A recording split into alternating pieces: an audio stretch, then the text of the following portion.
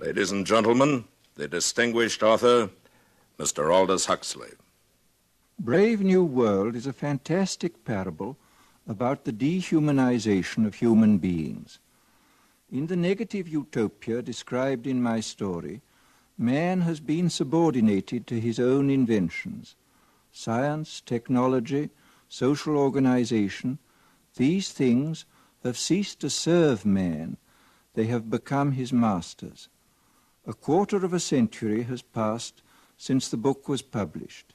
In that time, our world has taken so many steps in the wrong direction that if I were writing today, I would date my story not 600 years in the future, but at the most 200. The price of liberty and even of common humanity is eternal vigilance.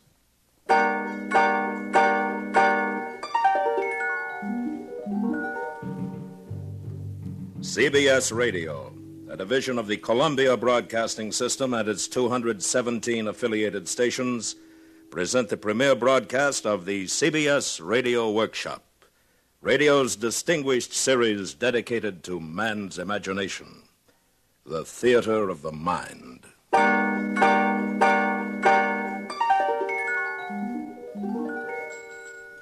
Tonight, part one of 2 half-hour programs devoted to one of the world's most shocking and famous novels, Aldous Huxley's terrifying forecast of the future, Brave New World. We are proud to have Mr. Huxley as narrator for these broadcasts. Original music is composed and conducted by Bernard Herrmann.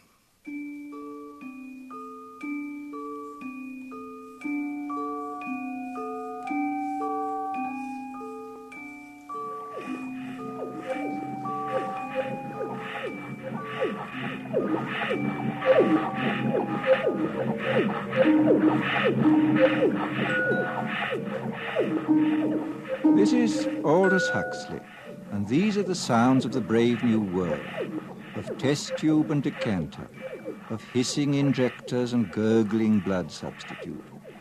The year is AF 632, 632 years after Ford. We are inside the London Hatchery and Conditioning Centre, and this is the fertilizing room, an enormous laboratory where the temperature is never allowed to fall below 98.6. And here comes the director of hatcheries and conditioning in person, bringing with him a group of young students. Tomorrow you'll be settling down to serious work. Today I just want to give you a general idea of things. These are the incubators, and here is the week's supply of ova, kept at blood heat. Come along, boys. Now here, we immerse the eggs into a warm bouillon containing free-swimming spermatozoa. Immersion continues until the eggs are all fertilized.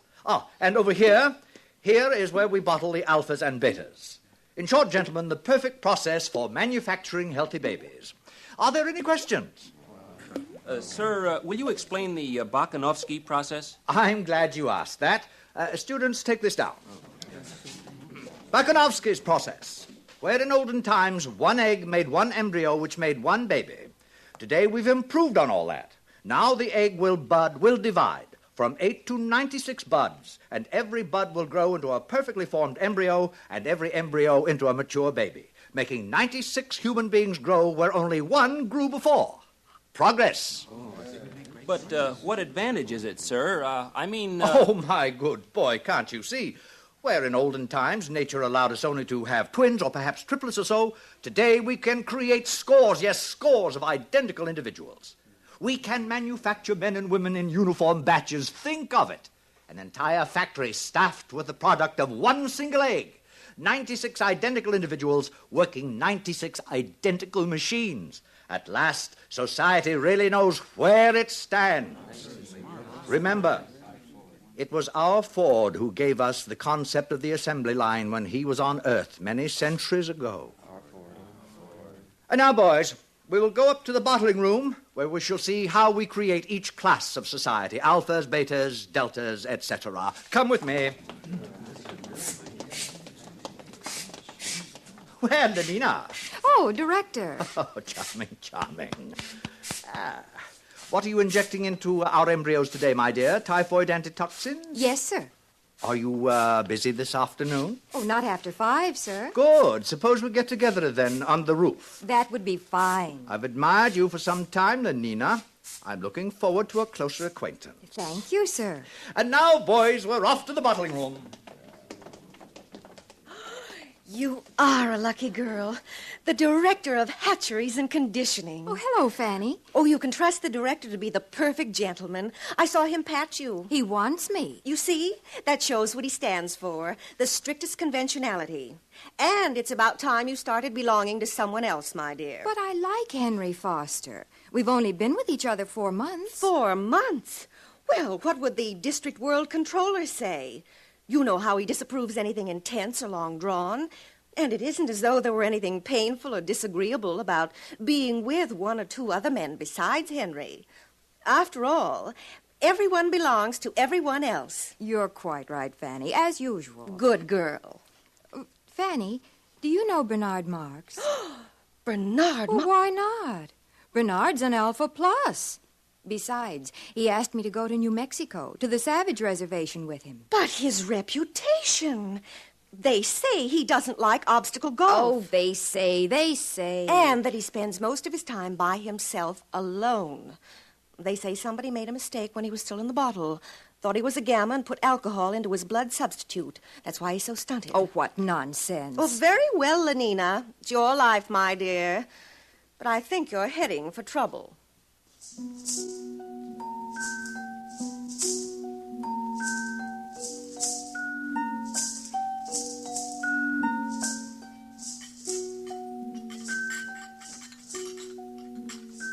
And here we have the bottling room.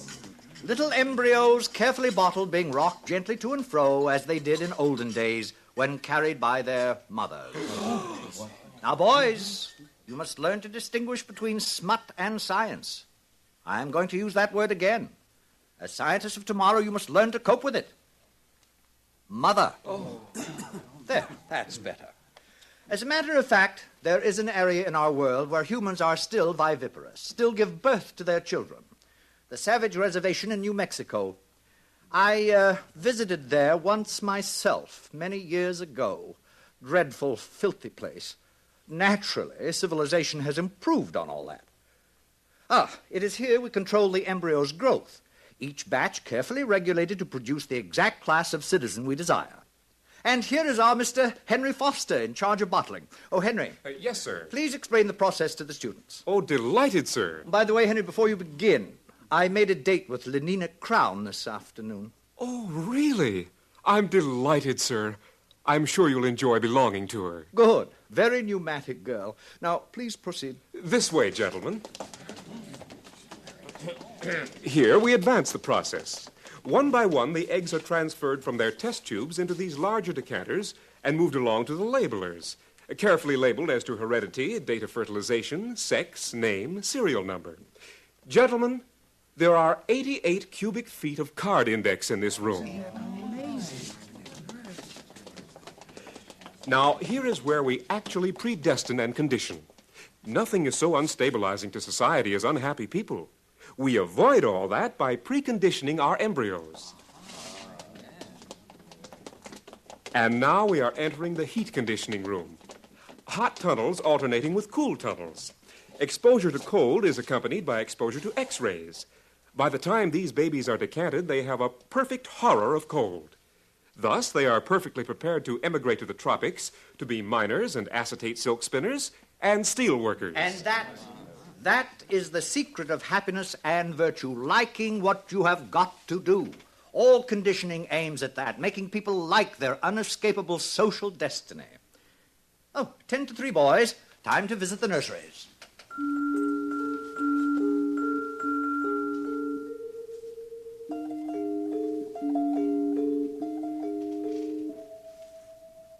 And so the director continued on his tour. Meanwhile, in his rooms high above the city, Bernard Marx nervously paced the floor. I'm taking Lenina Crown in New Mexico with me, Helmholtz, to the Savage Reservation. Well, it's about time. What do you mean by that? I'll be frank, Bernard. There's been a lot of talk about your behavior at the College of Emotional Engineering. Of course, I've been defending you. And I'm supposed to be grateful? Because you're a successful feelies writer? Because you're tall, well-built, have all the girls you want? Oh, Bernard. Now, you know how I feel. I want to write. I mean, seriously, not slogans or feelies. I want to write something important. Lately, I've been cutting out my committees and my girls. The director called me in just the other day. Are you in trouble, too? There's a poem I wrote, too emotional, he said. He gave me the lecture about being an Alpha Plus, about remembering to behave even as a little infant. I know. I tried to explain to Lenina, but she doesn't understand, or won't understand. Oh, those other men she belongs to, Henry Foster, Benito Hoover, they treat her like a side of beef. It's disgusting. It's socially proper. We share and we share alike, remember? But I want her for myself, alone. Bernard, you're my closest friend. Now, you listen to me. You can't win this way. Follow the rules. Play the game. Be happy.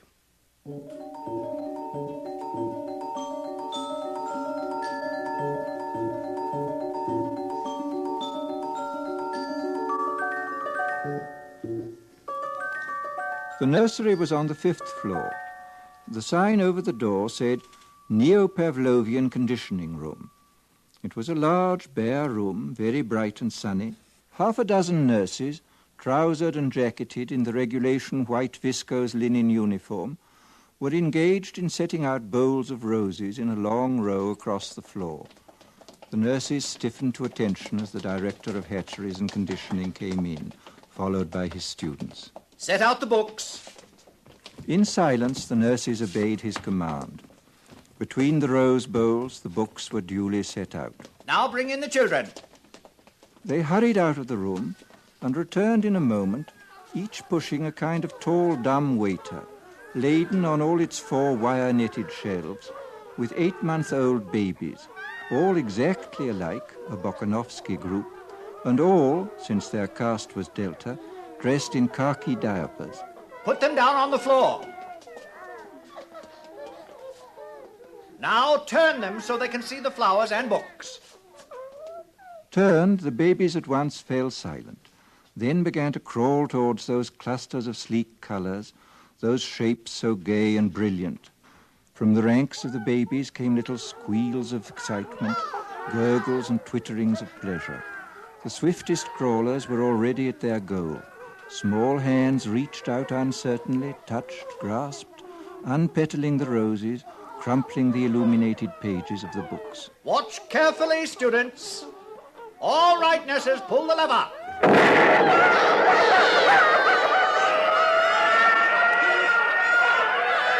And now we proceed to rub in the lesson with a mild electric shock.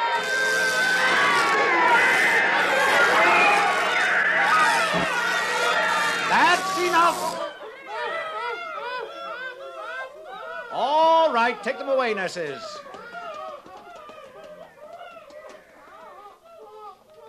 Observe.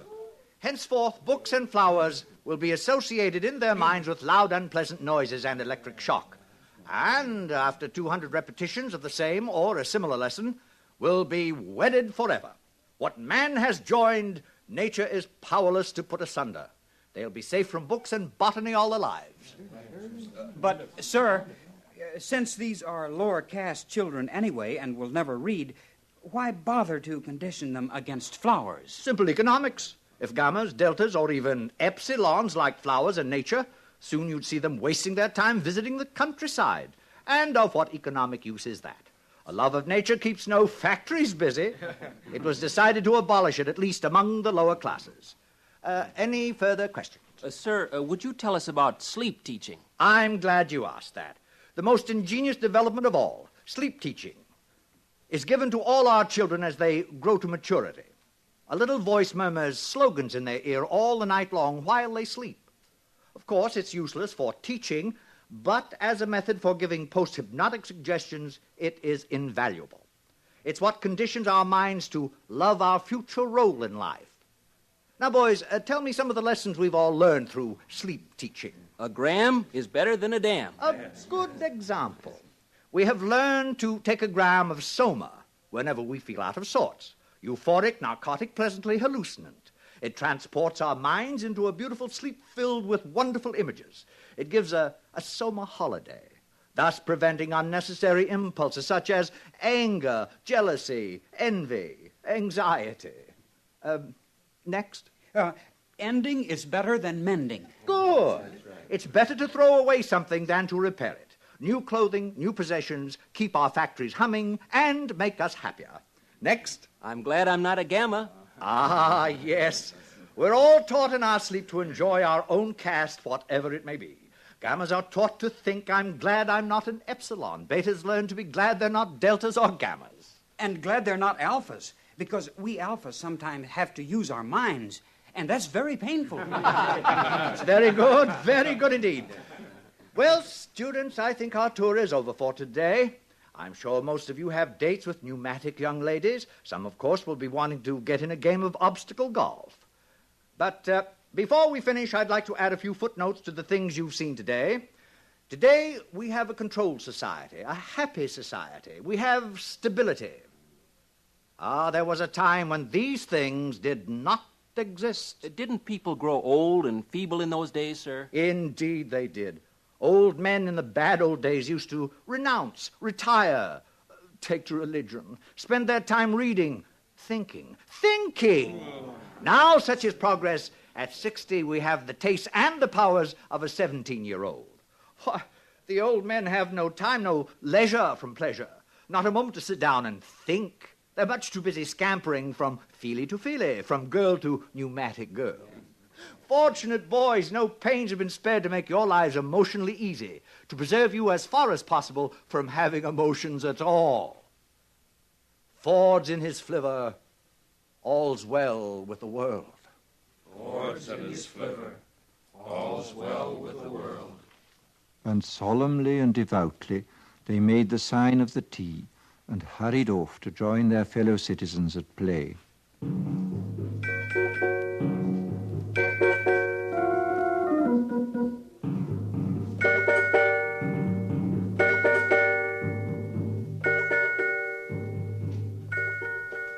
In spite of Fanny's dire warnings, Lenina Crown made a date that evening with the eccentric Mr. Marks, partly to show Fanny her courage, and partly because she was curious.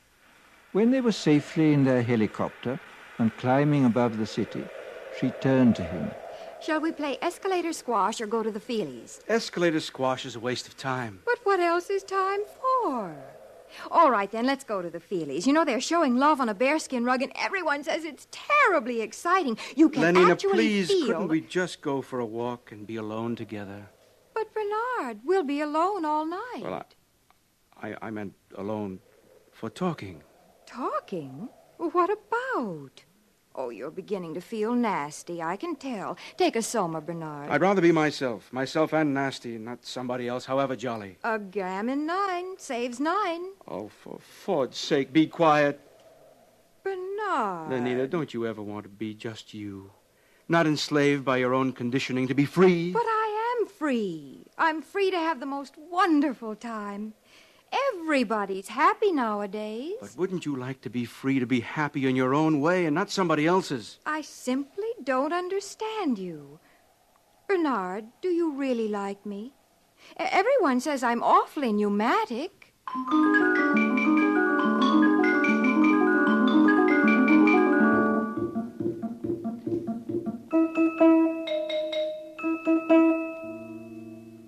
Eventually, Bernard took Lenina to the Westminster Abbey Cabaret, where Calvin Stopes and his 16 saxophonists were playing.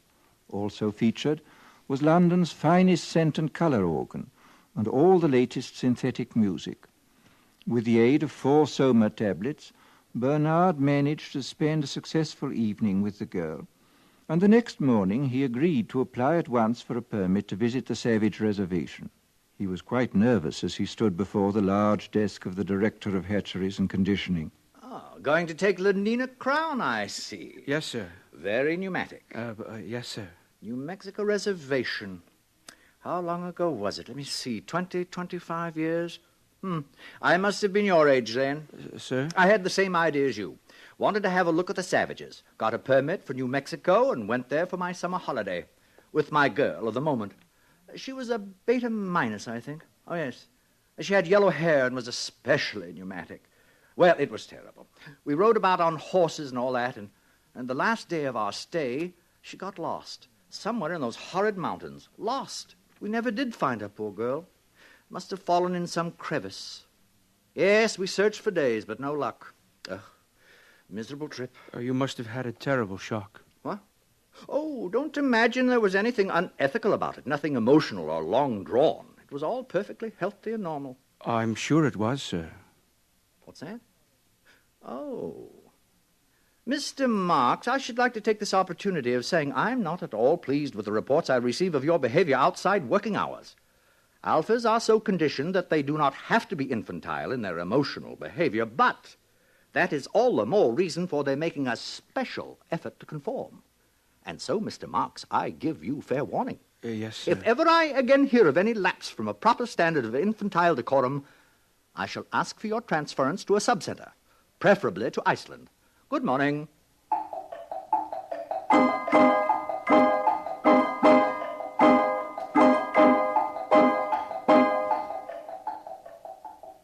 The journey was quite uneventful. The Blue Pacific rocket lost 4 minutes in a tornado over Texas, but was able to land at Santa Fe less than 40 seconds behind schedule. Lenina and Bernard slept that night at Santa Fe, and Lenina was very happy.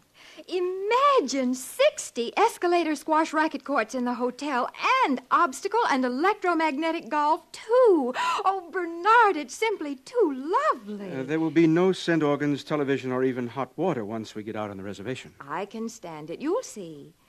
Only progress is lovely, isn't it?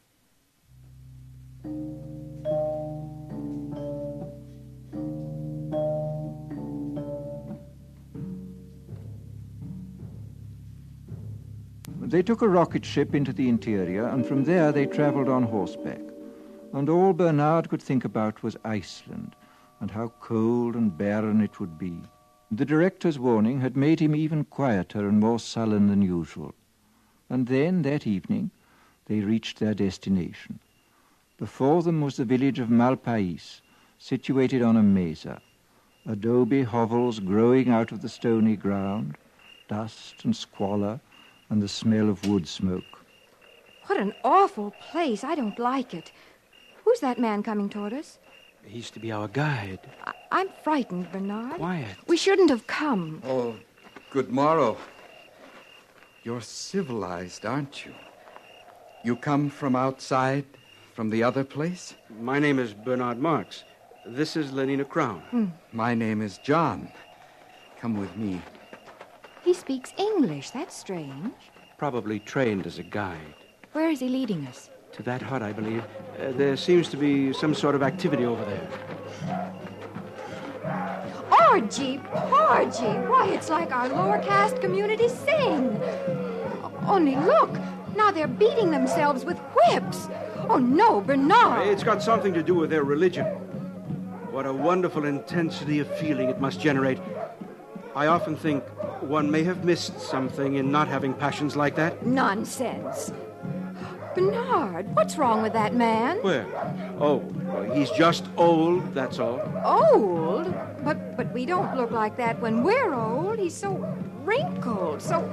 Oh, it's horrible. That's because we age all at once. We stay 17 until we're 60 or so, and then we die, and they burn our bodies and recover the phosphorus for the good of the world state, just as it should be. But this... What is it? That woman!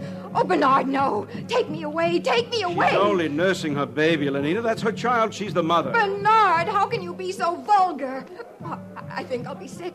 Please, Bernard, anywhere. Anywhere. Is something wrong? I think we'd better take Lenina inside. Over here. Follow me. My soma. I'm out of soma. Bernard. I'm sorry, Lenina. I didn't bring any. Oh. Here. Inside. This is my home. This is my home. You are welcome to remain here. John? John? Yes, Mother? Mother? These are people from the outside, Mother. They have come to see the reservation. From the other place? You're from the other place. Don't come near me. But don't you see, I'm from there, too. I'm civilized. I don't belong here. It's all terrible mistake. This is my mother, Linda. Were you born here? No, I tell you, I was decanted like normal people. Oh, thank Ford, someone has come.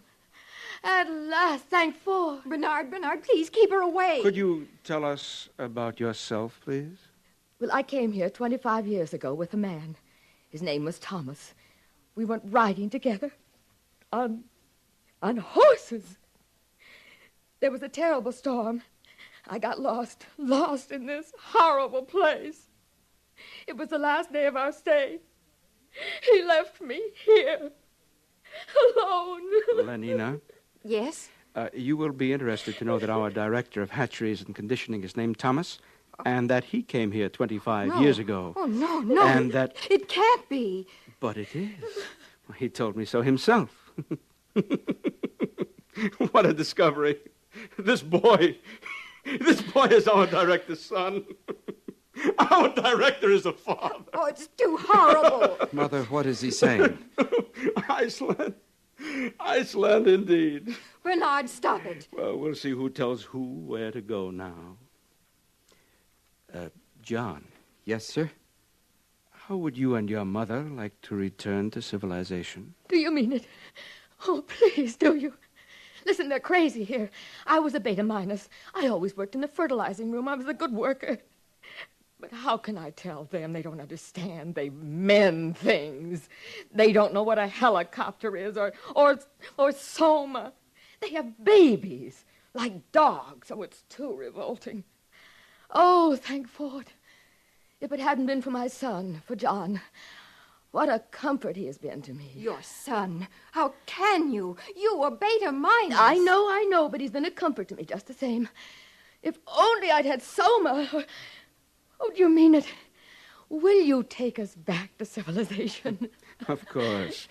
We'll leave tomorrow. You and your son back to civilization.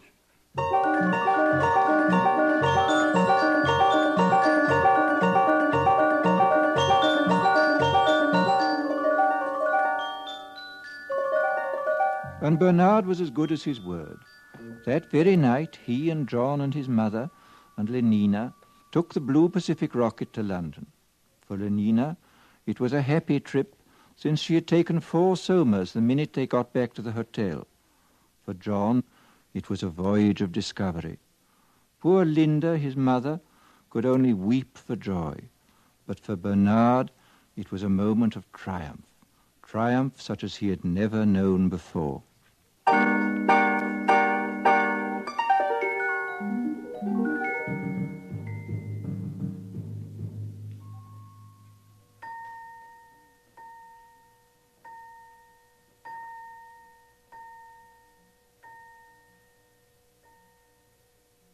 Brave New World, Part 1, by Aldous Huxley.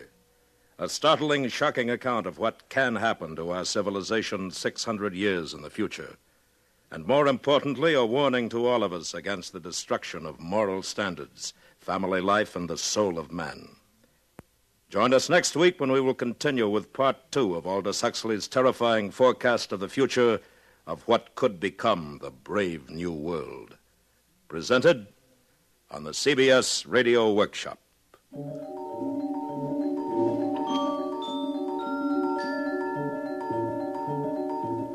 The CBS Radio Workshop is produced and directed by William Frug. Brave New World was adapted for radio by Mr. Frug. Featured in the cast were Joseph Kearns, Bill Idelson, Gloria Henry, Charlotte Lawrence, Byron Kane, Sam Edwards, Jack Crucian, Vic Perrin, and Lorene Tuttle. Original music composed and conducted by Bernard Herrmann. This is the CBS Radio Network.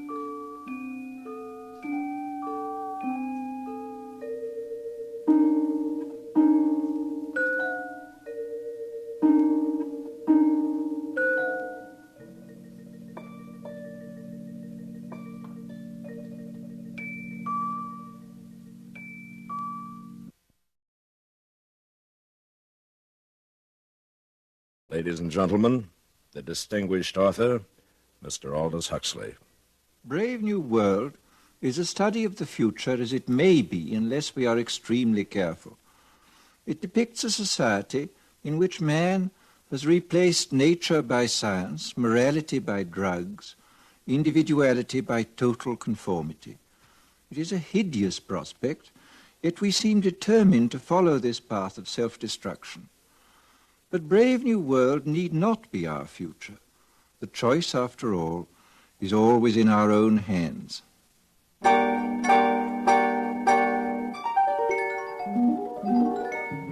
CBS Radio, a division of the Columbia Broadcasting System, and its 217 affiliated stations present the CBS Radio Workshop, radio's distinguished series dedicated to man's imagination, the theater of the mind.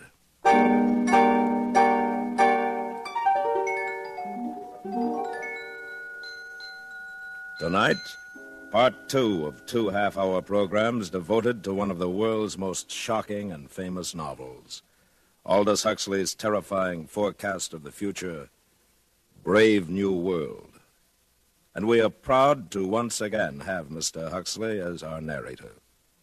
Original music is composed and conducted by Bernard Herrmann.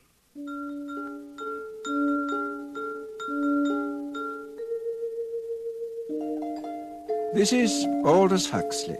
In the garden outside the London Hatchery and Conditioning Centre, it was playtime. Naked in the warm June sunshine, 600 or 700 little boys and girls were running with shrill yells over the lawns, or playing games, or squatting silently in 2s and 3s among the flowering shrubs.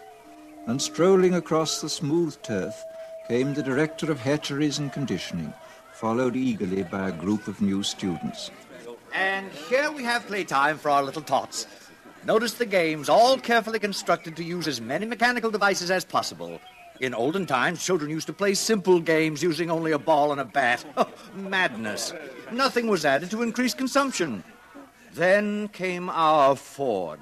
He taught us the principle of mass production in the assembly line many centuries ago and changed all that. Good morning, Director. Sir, what an unexpected pleasure. Boys, this is the resident controller for Western Europe. This is his Fordship, Mustafa Mond. Boys? Good morning, sir. Good morning, sir. I was just showing the students the children, sir. Lovely children. Busy as bees at their unrestricted play. Controller, if you have the time, I wonder if you might tell the students something about the bad old days. I might. Where are you taking them? To the Hatchery and Conditioning Center to see the manufacturing of the babies. Very well, I'll walk along with you.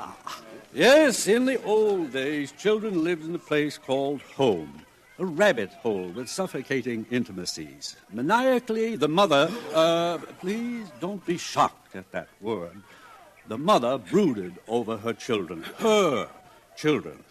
Our Ford, or our Freud, as for some inscrutable reason he chose to call himself whenever he spoke of psychological matters, our Freud was the first to reveal the appalling dangers of family life. Unpleasant as they may seem, students, these are facts. People used to be viviparous, gave birth to their children. What were the consequences? A world dominated by mothers and fathers was a world full of every kind of perversion, from sadism to chastity. There were also husbands, wives, and lovers. Now everyone belongs to everyone else. Thank Ford for progress. Yes, thank Ford. Actually, we still preserve a few outmoded ethics of pre-stable societies in our savage reservations. Did you ever visit a reservation, Director? Yes, I once went to look at the savages in New Mexico. Well, that must have been 25 years ago. Mother's, father's marriage. Oh, very repulsive. Yes. Well, here we are. I'll say goodbye. Goodbye, Controller, and thank you. Thank you, sir. Thank you, sir. You're welcome. And now, boys, if you'll follow me inside the hatchery.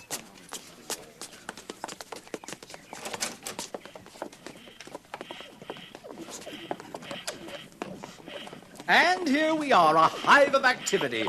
Alpha's superintending, Beta's doing the skilled work, Gamma's in green, busy at routine jobs, and Delta's in khaki, incapable of doing anything except sweeping the floor. Every member of society perfectly content to belong to his predestined caste. Except for a few criminal exceptions, which reminds me, one of those criminal exceptions is meeting us here at 11. An Alpha Plus, no less, Mr. Bernard Marks. What has he done, sir? What has he done? He refuses to participate in mechanical sports. He is lax. Here he comes now. Good morning, Director. Mr. Marks. You and Lenina Crown returned from the Savage Reservation last night, I understand. Yes, sir. We visited some of the places you told me about last week, Director. In fact, we silence. Your attention, please. Everyone step this way. If I have interrupted your labors, it is because a painful duty constrains me. This man who stands before you, this Alpha Plus, the highest level of society, has grossly betrayed the trust imposed in him by his heretical views on sports and Soma, by his scandalous refusal to be promiscuous. He has proved himself an enemy of society, a subverter, ladies and gentlemen, of all order and stability, a conspirator against civilization itself.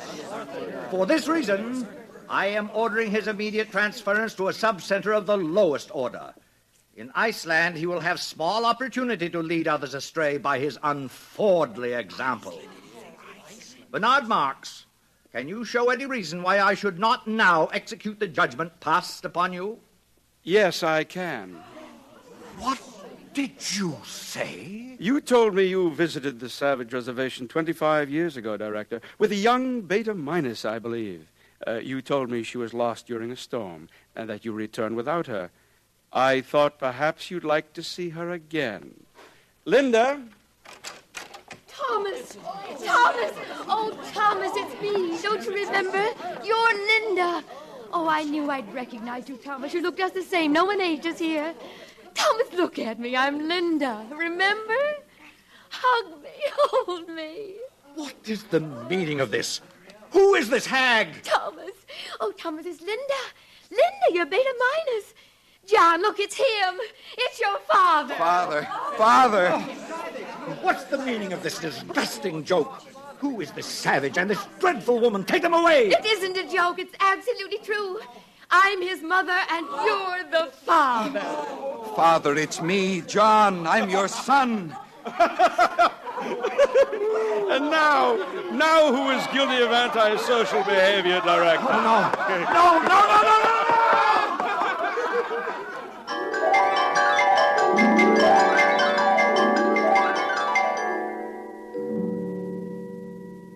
A father as director of hatcheries.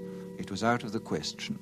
The controller asked for his resignation, and all upper caste London was wild to see the savage and his mother. Bernard Marks became a hero, and even Lenina Crown had her share of reflected glory. Good morning, Lenina. Oh, good morning, Fanny. Well, you certainly seem pleased with yourself. Yes, I am pleased. Bernard called up half an hour ago. He has to go to a party at the controller's, and he asked me if I'd take the savage to the Feelies this evening. Oh, lucky girl. What's he like, Lenina? I've heard he's terribly good-looking. Oh, he is, but so very odd. In what way? Well, the day Bernard and I left the reservation, the savage came into my room. I'd taken a soma, so I didn't notice him until suddenly I awakened, and there he was bending over me. What happened? Well, naturally, I assumed something was going to happen, but instead of that, he just ran out of the room. Well, how odd. What a terribly ungentlemanly thing to do. Doesn't he like you? Oh, I'm sure he does, so I can't make it out. And, please don't tell this to anyone, Fanny. It upsets me because I like him. I mean, I really like him. Lenina. I know it's immoral, but I just can't help myself. I do like him.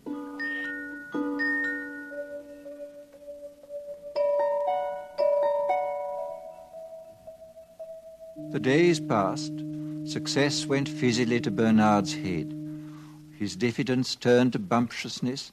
His nonconformity was forgotten, and he became completely orthodox. The resident world controller appointed him official escort for the savage and asked him to make regular reports on the young man's reactions to civilization. This Bernard did assiduously.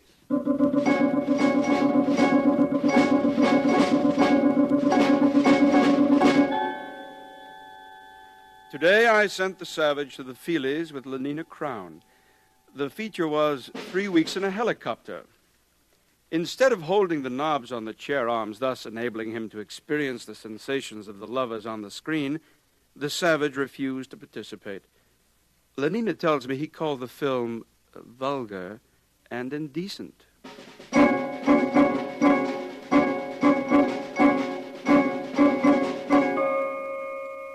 The savage refuses to take Soma and seems most distressed because the woman, Linda, his Mother, remains permanently on summer holiday. In spite of her senility and the extreme repulsiveness of her appearance, the savage frequently goes to see her and appears much attached to her.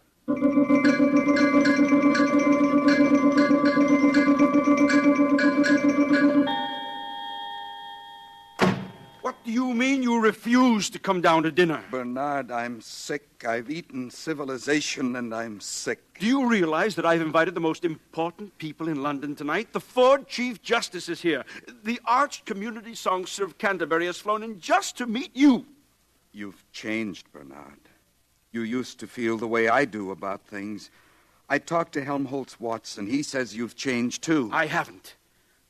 Listen, if you don't come downstairs for my dinner party, I'll be the laughingstock of London. I'll come. Just let me read this to you first. One day, many years ago, I found this book in my mother's room. One of the Indians had found it in a cave. It must be hundreds of years old. It's called The Complete Works of William Shakespeare. Oh, I've heard of him. We don't allow it. Smut. But he says all the things I feel about Lenina. Listen to this. Is there no pity sitting in the clouds that sees into the bottom of my grief? Oh, sweet my mother, cast me not away. Delay this marriage for a month, a week. Marriage? Oh, Ford, no. Bernard. Oh, marriage, that's too good, really. Bernard, stop it. And mother. Oh, sweet my mother. Oh, he's positively vulgar. You stop Wait it. till I tell Helmholtz about this. Stop it, or I'll hit you. Oh, come, now, where's your sense of humor? Bernard. Can't you see how funny it is? Get out. I said leave me alone. I'm leaving, John. I'm leaving. How beauteous mankind is. Oh, brave new world that has such people in it.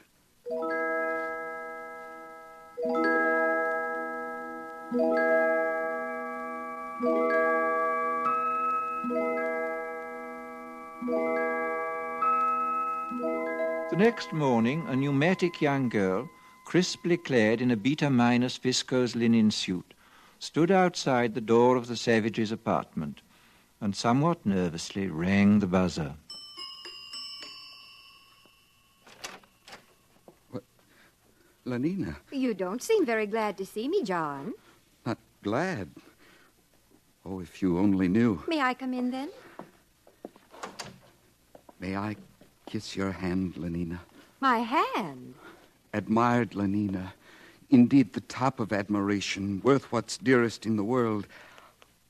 I wanted to do something first to show I was worthy of you. What are you talking about? Lenina, tell me something. I'll do anything you tell me, anything at all. I'd sweep the floor if you wanted. But we've got vacuum cleaners here. It isn't necessary. No, of course it isn't necessary.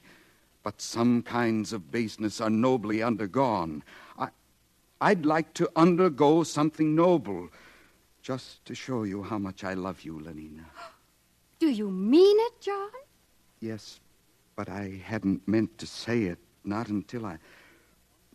Listen, Lenina, on the reservation, people get married. Get what? For always. They make a promise to live together for always. What a disgusting idea.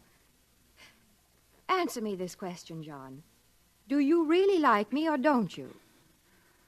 I love you more than anything in the world. Well, then, why on earth didn't you say so?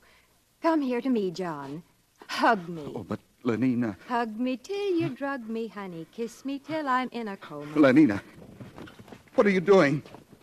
No, get away from me. Don't come near me. Hug me, honey. You strumpet. A gram is better than a dab. Get out.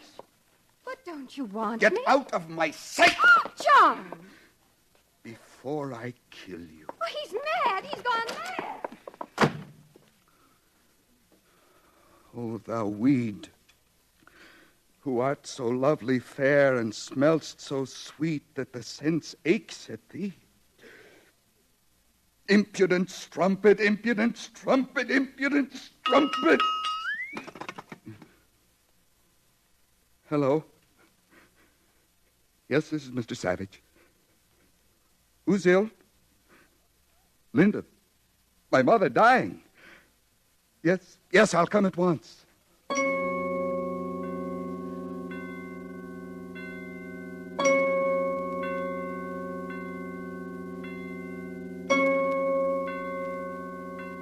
Welcome to the Park Lane Hospital for the Dying. You've come to see someone in the galloping senility ward? Yes. My mother. Oh, how vulgar. You know who I mean. Linda. Oh, yes. Room 43, bed 16. She'll be dying any minute now. This way, please.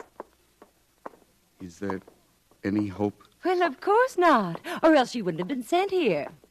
Through these doors.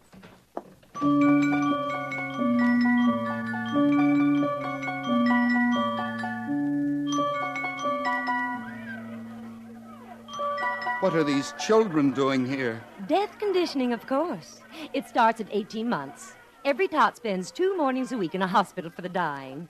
All the best toys are kept here, and they get chocolate ice cream on death days.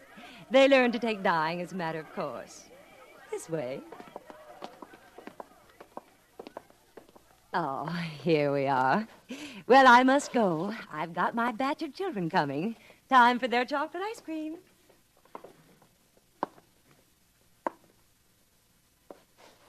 Linda? Linda, it's John. Your eyes are open, but you don't know me, do you? It's John, your son. Linda? Linda, don't you know me? Hug me till you drug me, honey. Kiss me till I'm in a coma. Linda. Linda? Oh. Mother. The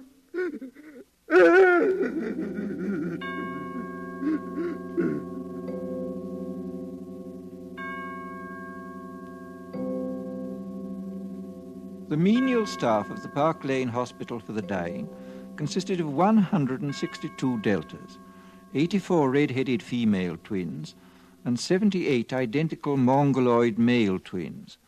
At 6, when their working day was over, the 2 groups assembled in the vestibule of the hospital and were served their daily soma ration. It was into this crowd that the savage walked, so overcome with his grief and his remorse that he did not realize he was shouldering his way into the gathering throng. All right, here it is, soma distribution. In good order, please. Oh, hurry up there. Stand in line for your soma. Linda died because of this. Oh, now don't grab. There's enough for everybody. 1 gram for an evening's delight, 2 for a trip to the gorgeous East, and 4 for a weekend in paradise. How beauteous mankind is. How brave new world that has such people in it. Stop! Stop!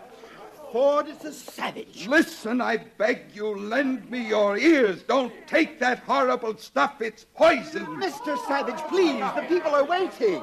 You're slaves, all of you. Don't you want to be men? Don't you want freedom? Freedom? Ford Almighty, call the police. From somewhere behind the milling, angry crowd, Bernard Marx saw the savage.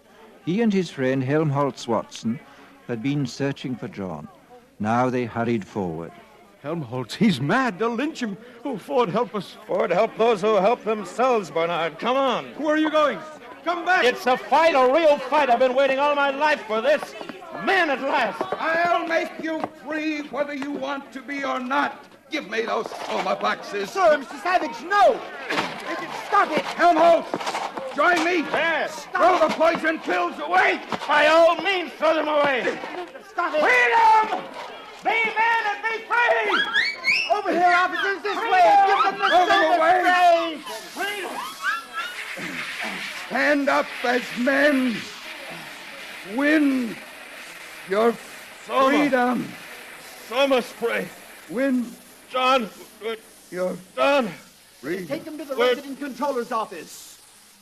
All right. All right, it's all over. We're all happy now. We're so happy we all love each other, don't we? Oh, yes, we all love each other. Line up for your Soma.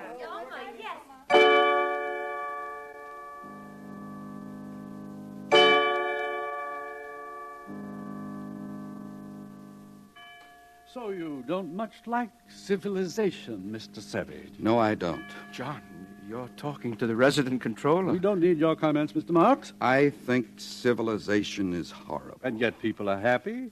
They get what they want, and they never want what they can't get. They're well off, they're safe, they're never ill, they're not afraid of death, they're blissfully ignorant of passion and old age, they're plagued with no mother or father, they've got no wives or children to feel strongly about. They're so conditioned that they practically can't help behaving as they ought to behave. And you ask them to chuck this all away for liberty? My good boy. All the same, it seems quite horrible to me. Of course it does. Actual happiness always looks pretty squalid in comparison with the overcompensations for misery. And being contented has none of the glamour of a good fight against misfortune. Happiness is never grand. They call this happiness. Working at an embryo assembly line, manufacturing babies. Science, my boy. Besides, they like it. Well, Mr. Marks, the time has come. You are being sent to an island. To an island? Oh, please, sir.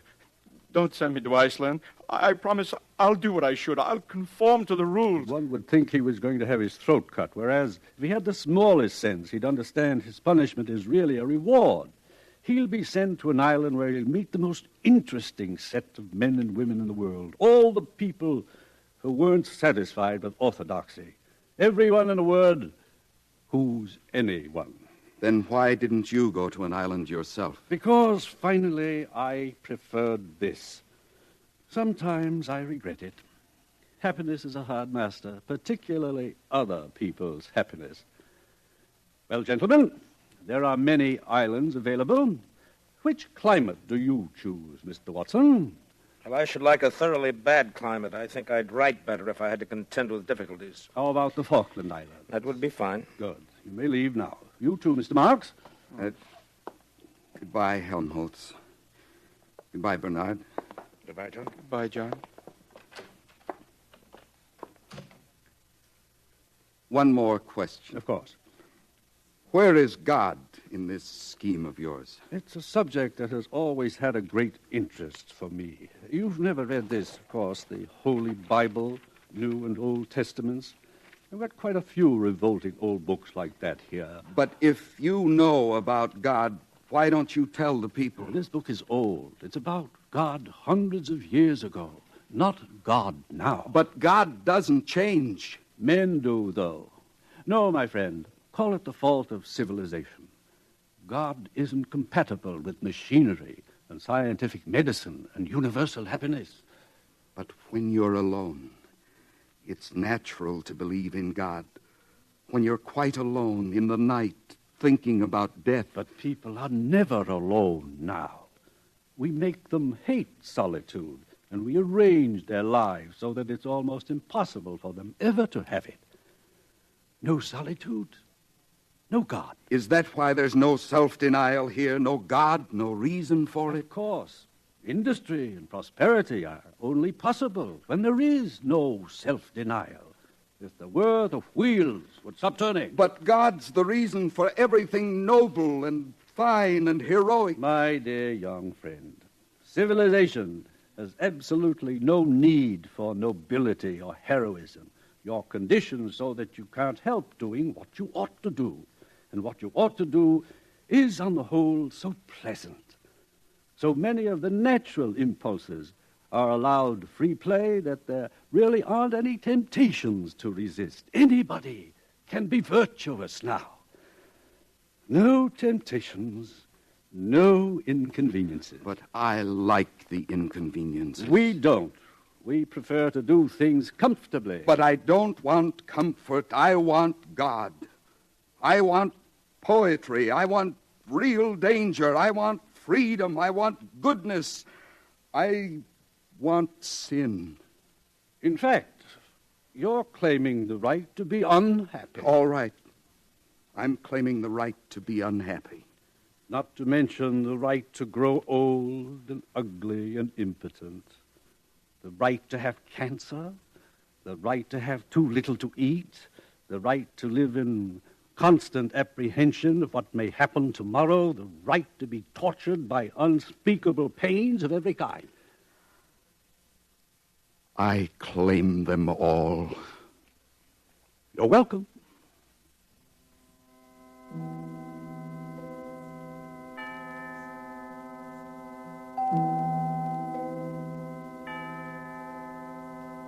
Bernard and Helmholtz left for their islands, but the savage was not allowed to go with them. The controller wished to continue the experiment. 3 weeks later, the savage ran away. After some days of wandering, he took refuge in an abandoned lighthouse.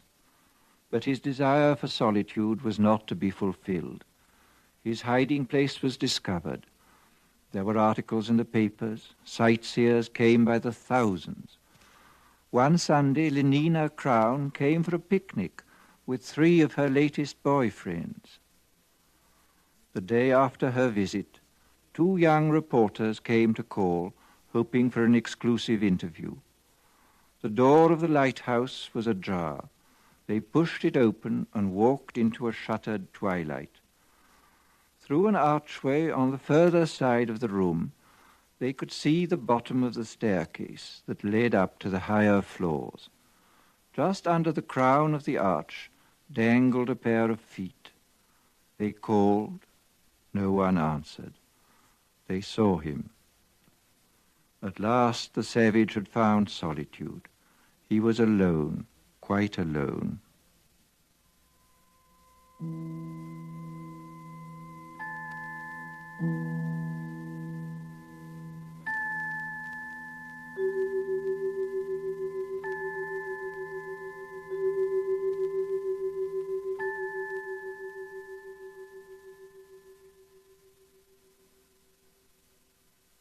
Thus concludes Brave New World by Aldous Huxley.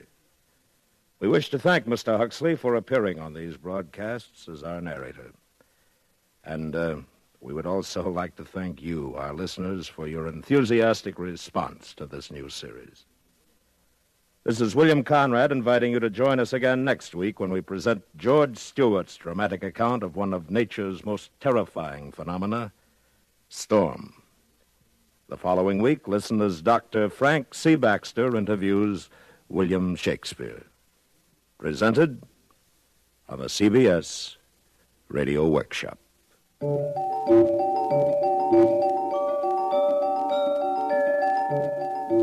CBS Radio Workshop is produced and directed by William Frug. Brave New World was adapted for radio by Mr. Frug. Featured in the cast were Joseph Kearns, Herb Butterfield, Bill Idelson, Gloria Henry, Charlotte Lawrence, Parley Bear, Dora Singleton, Jack Crucian, Vic Perrin, and Lorene Tuttle. Original music composed and conducted by Bernard Herrmann.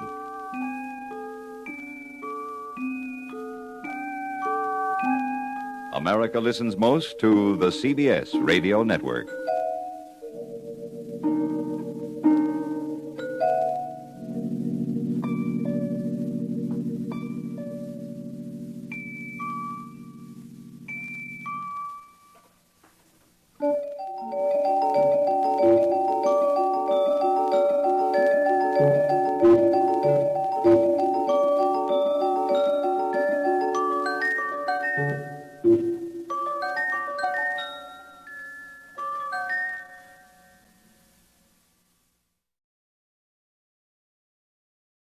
Transcribed.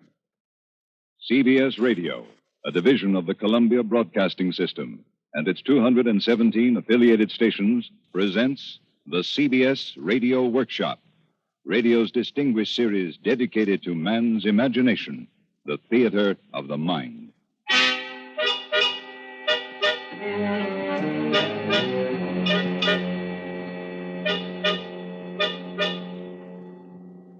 Tonight, from Hollywood, a graphic and dramatic account of one of nature's most terrifying phenomena, storm, from the famous book by George Stewart, adapted and directed by William N. Robeson, with William Conrad as narrator.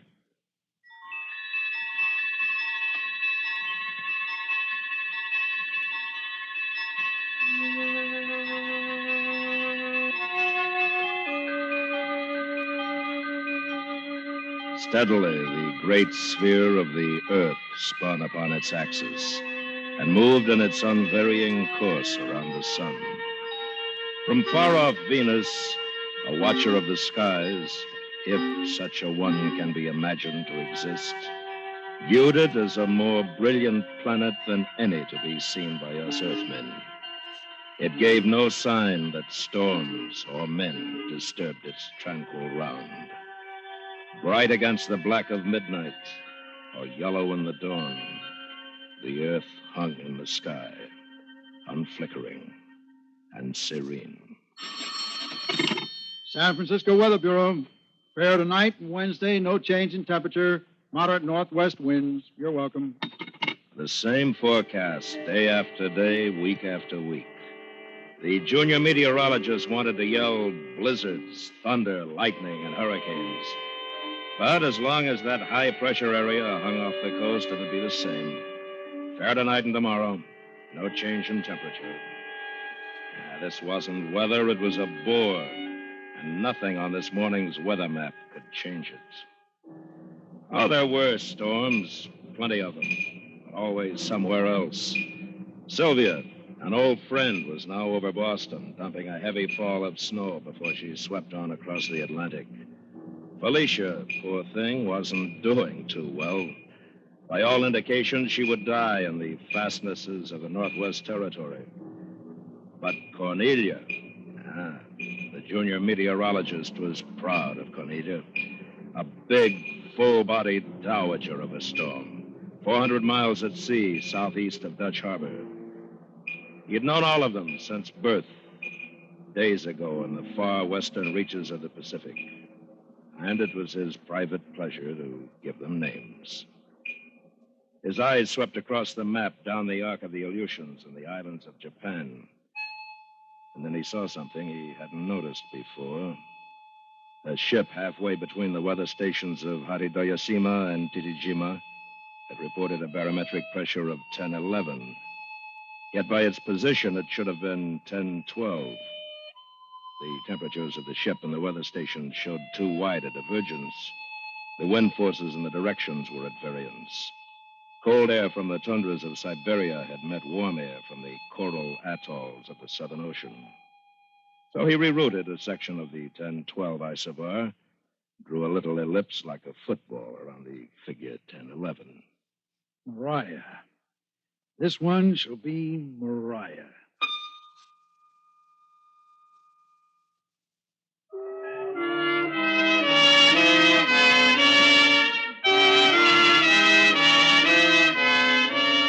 A proud city, San Francisco, set upon hills, pearl gray in the winter sun, swept clean of smoke and dust by the steady wind from the sea.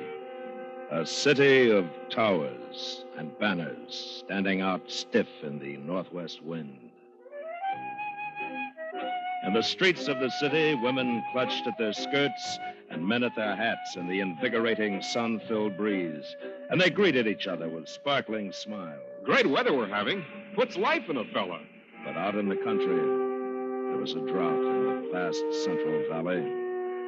The grain and the grasses curled by drought ceased growing. And the well-to-do cattlemen ordered cottonseed meal at the Fresno mills. And in Tehama County, a not-so-well-to-do cattleman received a polite but firm letter from his bank. And an hour later, in the barn, they found his body hanging.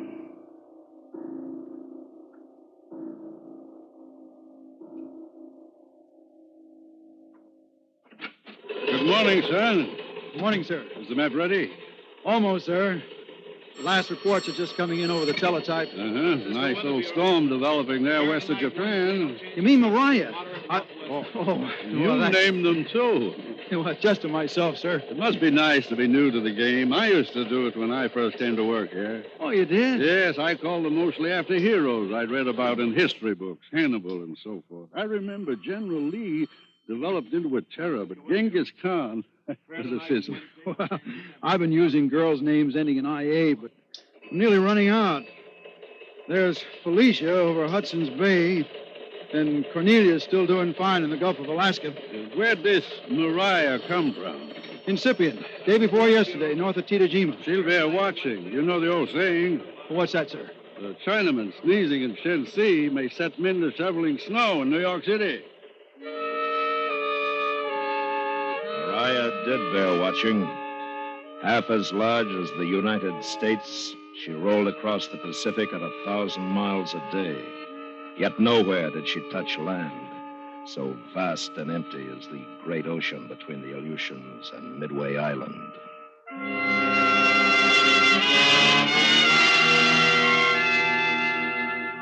All over the top of the world rested unbroken darkness like a cap.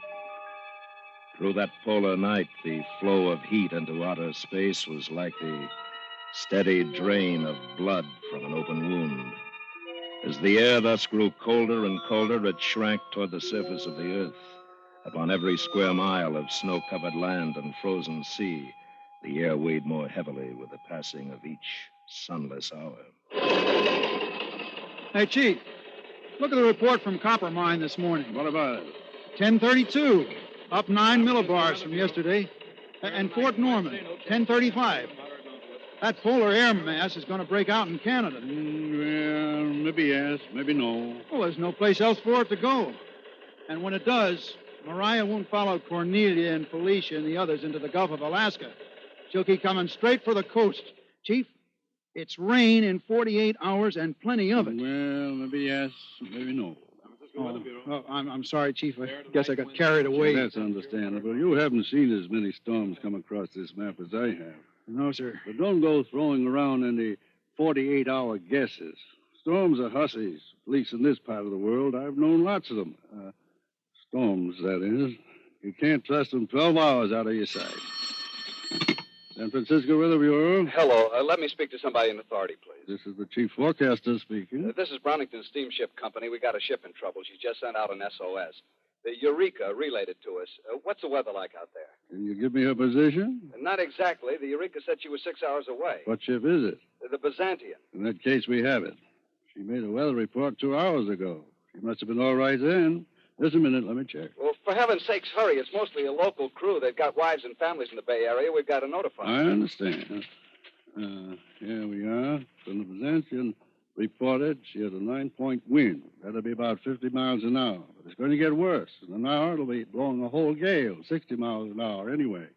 For another hour, it'll be even worse than that, with gusts up to 70. It's a hurricane, then, a typhoon. Look here, there's no sense in panicking. It's not a hurricane. It's not a typhoon. It's a storm, a very big storm. Make that clear to your people and to the newspapers. The Byzantium will be through the worst of it in the next 2 hours. After that, it'll fall off.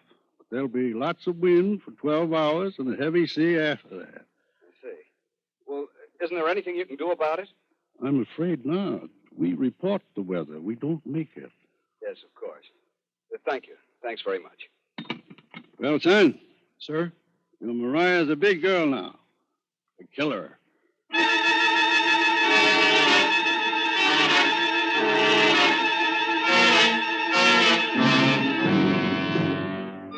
From the Arctic islands and the ice floes of the Beaufort Sea, the polar air swept southward across the plains at 50 miles an hour, across Alberta and Saskatchewan. By noon, it engulfed Edmonton. Just before the winter sunset, Saskatoon and Calgary.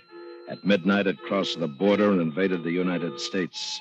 By daybreak, it had occupied much of Montana and North Dakota and was advancing on Minnesota, South Dakota, and Wyoming.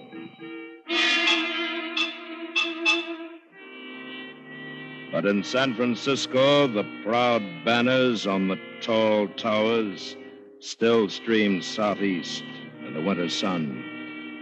Continued fair today. No change in temperature. Got the map filled in, son? Yes, sir. Just finishing. How's it look here this morning? Well, I said yesterday it'd rain inside 48 hours. I say now it'll rain inside of 24 hours. Pretty sure of that, huh? Positive. Let me have a look. Uh-huh. Your Mariah's come a long way in 5 days. Yes, sir. Look at that cold front east of the Rockies, right out of Canada. Just as I forecast. Did you forecast this, too? What's that, sir? Part of your cold front slipped west across Alaska, as far south as Seattle. No, sir, I didn't expect that. Care to forecast the possibility of it continuing south? Well, sir, my guess is that Mariah will get here before it does. Son, in this game, you can't afford to guess.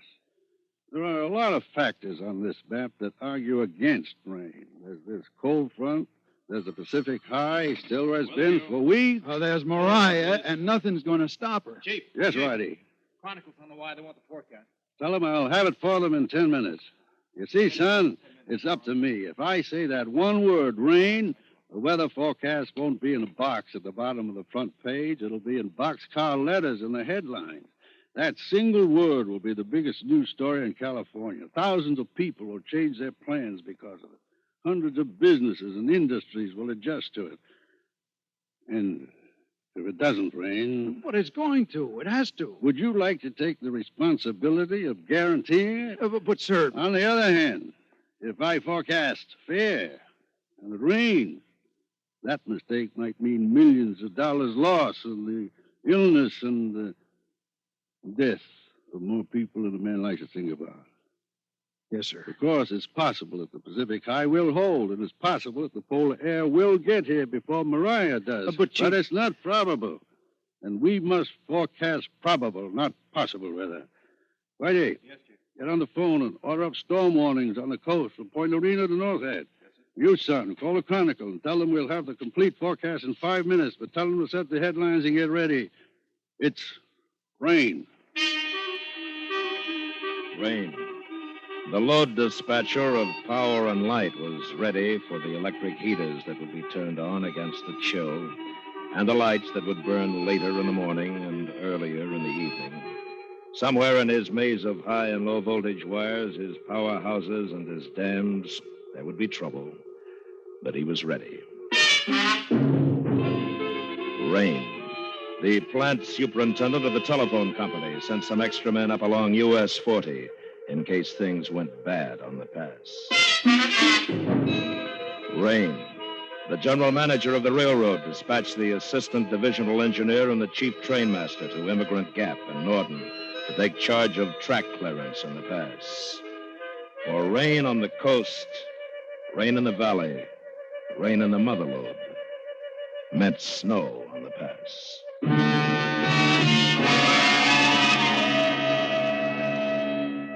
The pass, one of the 5 great gateways to California. The first covered wagons crossed the pass in 1844 from the high plateau of Nevada to the rapid valley of the Sacramento, where yet unsuspected, gold lay in the sands of foothill streams. 500 wagons crossed in 46, crossed safely. All but the last, the Donner Party. The snow caught them, and the horror of their story has imprinted their name upon the pass and broods still over peak and canyon like a legend of Greek tragedy. But today, gleaming streamliners glide between the snowy crags with 20th century ease. The transcontinental telephone carries chit-chat and the closing of deals, the word of birth and death, and the jokes and tunes of radio through the high canyons and over the summit. The great steel towers of the Power and Light High Line cut their wide path through the lodgepole pines and the tamaracks as they march with metal feet across the mountain. And feeling its way more subtly, following the contours of the convoluted land, is U.S. Highway 40, the all-weather road across the Sierras, one of the 5 great mountain gateways to California.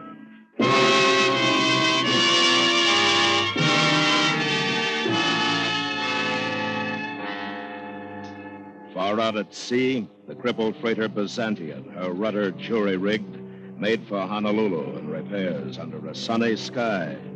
She had ridden out the storm, but she had lost her first officer overboard. Maria was indeed a killer, and she announced her coming with a wave of pain. As she moved steadily shoreward, old lumberjack joints grown stiff in the dripping of redwood forests twinged and throbbed. From Cape Disappointment to Point Arguello, overworked mothers winced with headaches. Nerve ends of leg stumps tingled. Old wounds of the Argonne and Guadalcanal ached again. In a moving belt 150 miles before the rain, renewed tortures prevailed in the hurt and maimed limbs of men.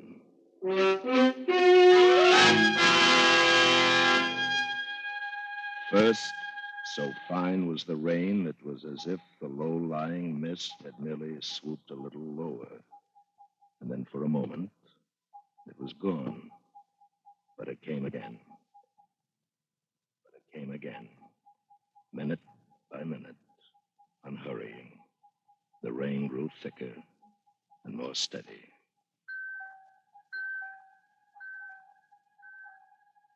East beyond the Sierras and the Rockies, the river of polar air swept on. Behind it, the snow-plastered houses of Cincinnati and Louisville, the quick frozen ponds of the Ozarks. In Abilene and Fort Worth and Dallas, they felt it now. And men battling their way along gale-swept streets reminded themselves. Between Texas and the North Pole, the only windbreak is a barbed wire fence.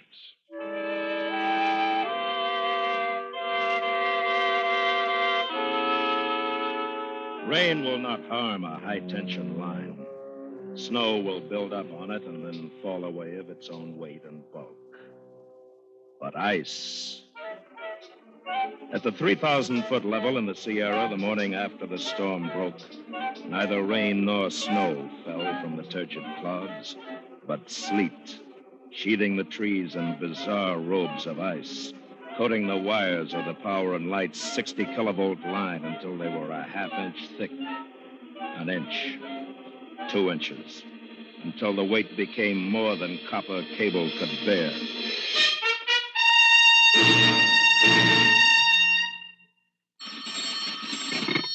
San Francisco load dispatcher. This is Ringo, substation operator. The French Bar 60-kilovolt line just went out. Don't say just. When did it go? 9:02. Look, I'm replacing it from Two Rivers and Buckskin Dam. Thank you. The load dispatcher looked at his desk clock and noted with satisfaction that it was a little past 9:03.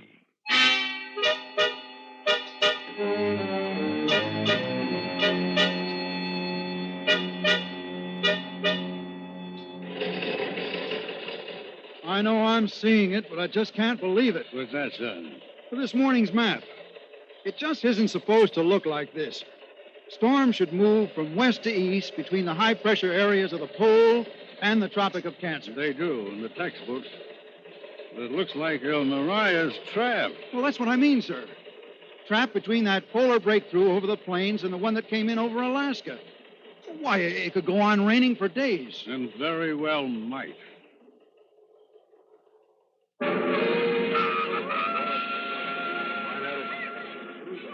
This is a miracle of electronics. This is the multiplex telephone cable, carrying 2 or 3 radio programs, half a dozen personal conversations, and several teletype messages. 6 of these cables cross the Donner Pass, strung from pole to telephone pole. The central transcontinental lead between San Francisco and the east.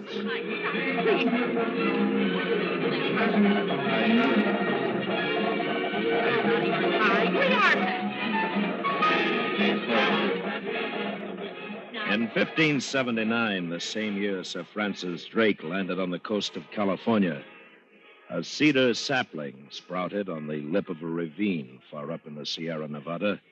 It was, however, somewhat insecurely rooted, and in 1789, a half-century before the first immigrant let his wagons down the canyon walls with ropes, a windstorm toppled it. Its trunk has lain athwart the ravine ever since, decaying but little in the high, dry mountain air. But last fall, a chipmunk burrowing beneath it dislodged a pound or so of gravel, and thus disturbed its delicate and ancient balance. And the weight of Mariah's snow finished the job. Now the log begins to roll, slides sidewise, upends and drops over the canyon's edge. 100 feet below, it strikes squarely among the crossarms of pole 1-243-76 of the Central Transcontinental League. Operator? Hello, operator. This is the operator. I've just been cut off from New York. I'm sorry, sir. Sorry's not enough. What's the matter with you people? Hold the line, sir. Company as big as yours, you'd think they'd give better service. Absolutely ridiculous. This is an important Here call. is your party, sir. I'm sorry for the delay. You should be. Hello, Harry. Yeah, what happened? Who knows? Well, anyway, let's pick it up where we were before. You can't pick it up exactly where you were before, sir. Before, you were talking from San Francisco via Salt Lake, Denver, and Chicago.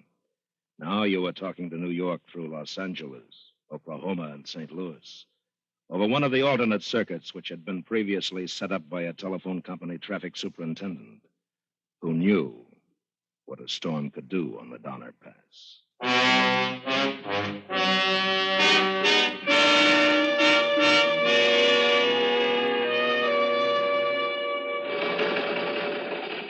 You were right, Chief. Huh? Look at this morning's map. That polar air that broke through over the plains finally made it across Mexico. It's out in the Pacific now. Uh-huh. Joining up with Mariah. That'll be the death of her. But she'll give us trouble tonight. How's that? That old polar air mass is only a few hundred miles wide, but she's cold and dry below and warm and moist on top. When she hits Mariah, she'll blow her into bits. Cloudburst, hail and snow, thunder, lightning, and damnation. Tonight'll be the night.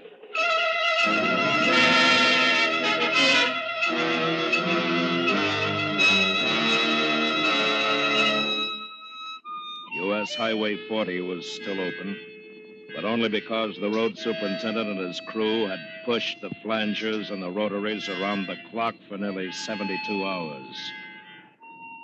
Now the snow was thicker than ever, and the superintendent standing at the doorway of the maintenance station garage was tired, bone tired. A heavily pounding truck came up grade from the west. A sedan, its headlights clawing the swirling snow, followed. And a few moments later, another. And then something began to bother the super. Something vague. And then he realized what it was. Wally. You. Let's get out on the road. What's up? She's blocked somewhere down the pass. Nothing's coming through from the east. She was blocked, all right. At Windy Point, a big truck and trailer was jackknifed across the road, and the drifts were already piling up. 4 cars were lined up grade, their motors running. Idiots. Motors idling, windows closed to keep warm. Wally, tell them to open up before they suffocate. You. I'll take the downgrade side. Anybody hurt here? Nobody hurt but this truck. Never mind the truck. You ran past the chain warnings yourself. If you'd had chains on, you wouldn't be stuck in that drift. Yeah, but look, hey, what am I going to do? I can... Hey, anybody in there? Oh, no. Hey, you! Oh, me? Yeah, you. Where are the people from this car? Oh, them? Yeah, what happened to them? Oh, yeah, old dame and a guy. She was sort of hysterical. She yelled something about we'd all get snowed in and froze like somebody named Donna. Then they started off down the road walking. Hey, you think maybe we ought to start walking like she said, huh? No, you stay where you are. We'll get you out of this. When did they leave? About 5 minutes ago. And that's long enough. Hey, what's the matter up ahead? Road's blocked. You see a couple of people walking down grade? Yes, we wonder. You got chains? Sure, I always got chains. I'm from Colorado. Good, then you must know mountains. Now listen to me, Jack. I'm the road superintendent here.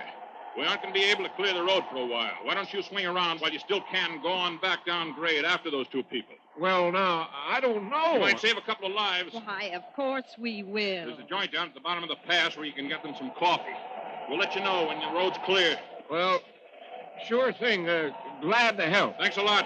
You better get going. One of my rotaries is coming up behind you. I had no idea you got so much snow out this well, way. we get enough. Shut the window, Emily, and let's get out of here. Hey, Steve! Hey, Peterson! Give me a lift. Hi, boss. What you doing down here? I'll tell you later. Raise the plow, Steve, and get me up the road as fast as you can. Radio hot? As a pistol. Well, let's go. KRDM4, KRDO1. KRDM4, calling KRDO1. KRDO1 is standing by for KRDM4. Hank, get this. Call to all eastbound cars at the summit. Phone the boys at the lake to stop all westbound cars at the gates. Contact the highway patrol and tell them there's a block at Windy Point. Get a couple of men off the day shift and send them down with a push plow and flanger. We're going to lose the road if we don't work fast. To lose the road was to lose his honor. But that night, as Maria thrashed across the Sierra and her death throes, the superintendent once more held the road. Once more, the storm gave out before his machines did, or his men. Once more, there would come a time and a storm, he reminded himself, when they might not. San Francisco Weather Bureau. Fair today and tomorrow. Moderate northwest winds. Slightly cooler. You're welcome. The junior meteorologist turned back to his map, filling in reports from land stations across half the world and ships spun out upon the great ocean. But soon he let his eyes wander down the Kuril Islands and across the Sea of Japan, where surely a new wave should be forming, a wave which might develop into another great storm, like Maria. But now, no ship happened to be at the proper location to tell him about it.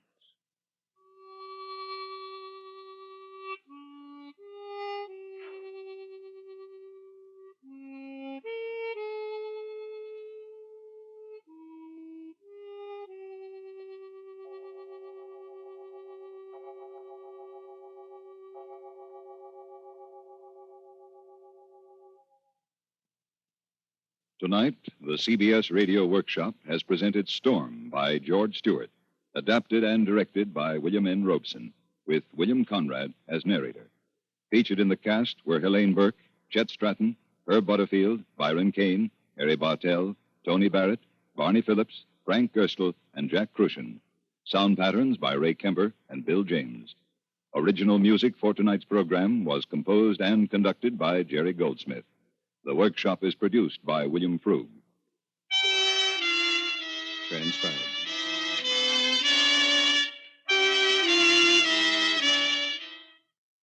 America listens most to the CBS Radio Network. CBS Radio, a division of the Columbia Broadcasting System, and its 217 affiliated stations present the CBS Radio Workshop, radio's distinguished series dedicated to man's imagination, the theater of the mind.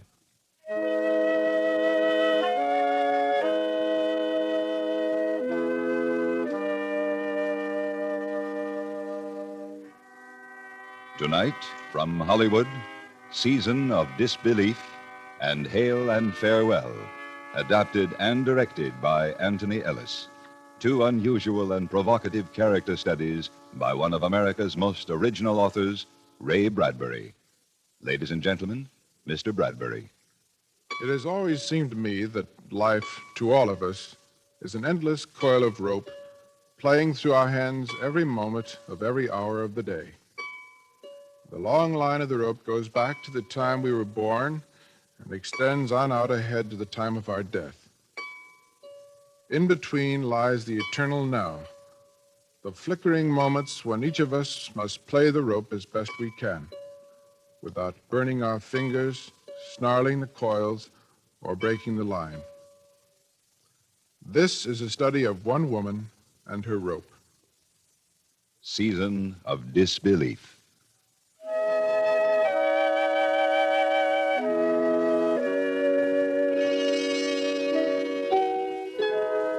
Old Mrs. Bentley was a saver. She saved tickets, old theater programs, bits of lace, scarves, railroad transfers, and such things. All the tags and tokens of her experience she saved. I have a stack of records.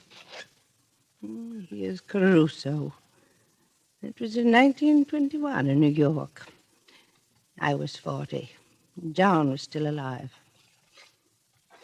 Here's June Moon, 1929, I think, right after Joan died. That was the huge regret of her life, in a way. The one thing she had most enjoyed touching and listening to and looking at, she hadn't saved. John was far out in the meadow country, dated and boxed and hidden under grasses. And nothing remained of him but his high silk hat, his cane, and his good suit in the closet. But what she could keep she had kept. Pink flower dresses crushed among mothballs and vast black trunks, and cut glass dishes from her childhood. Her past lived with her.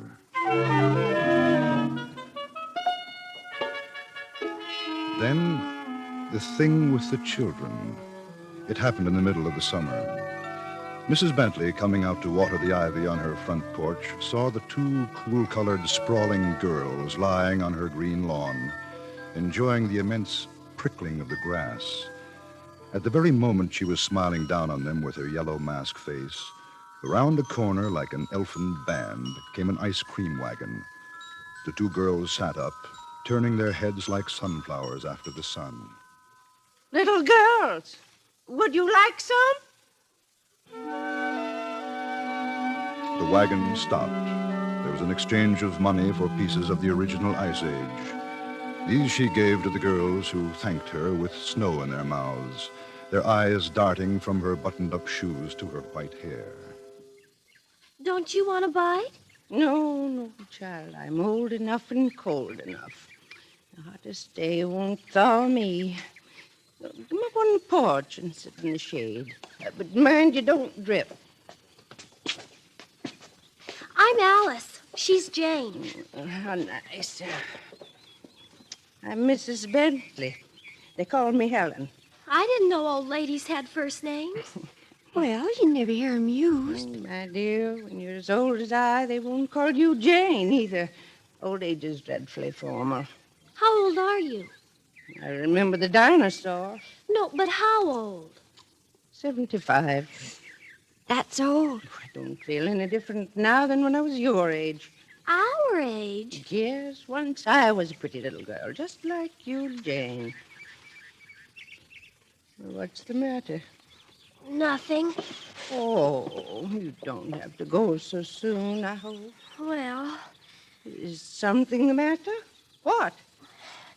My mother says it isn't nice to fib. Of course it isn't. And not to listen to fibs. Who was fibbing to you, Alice? You were. About what? About your age. About being a little girl. But I was. Many years ago, little girl like you. Come on, Jane. But how ridiculous. It's perfectly obvious. Everyone was young once. You're joking with us. You weren't really 10 ever, were you, Mrs. Bentley? You run on home. You get away from here. I won't have you laughing. And your name's not really Helen. Of course it's Helen. Goodbye. Thanks for the ice cream. Once I played hopscotch. You hear me? I did. The idea. No one ever doubted I was a girl before. What a silly, horrible thing to do. I don't mind being old. Not really. But I do resent having my childhood taken away from me.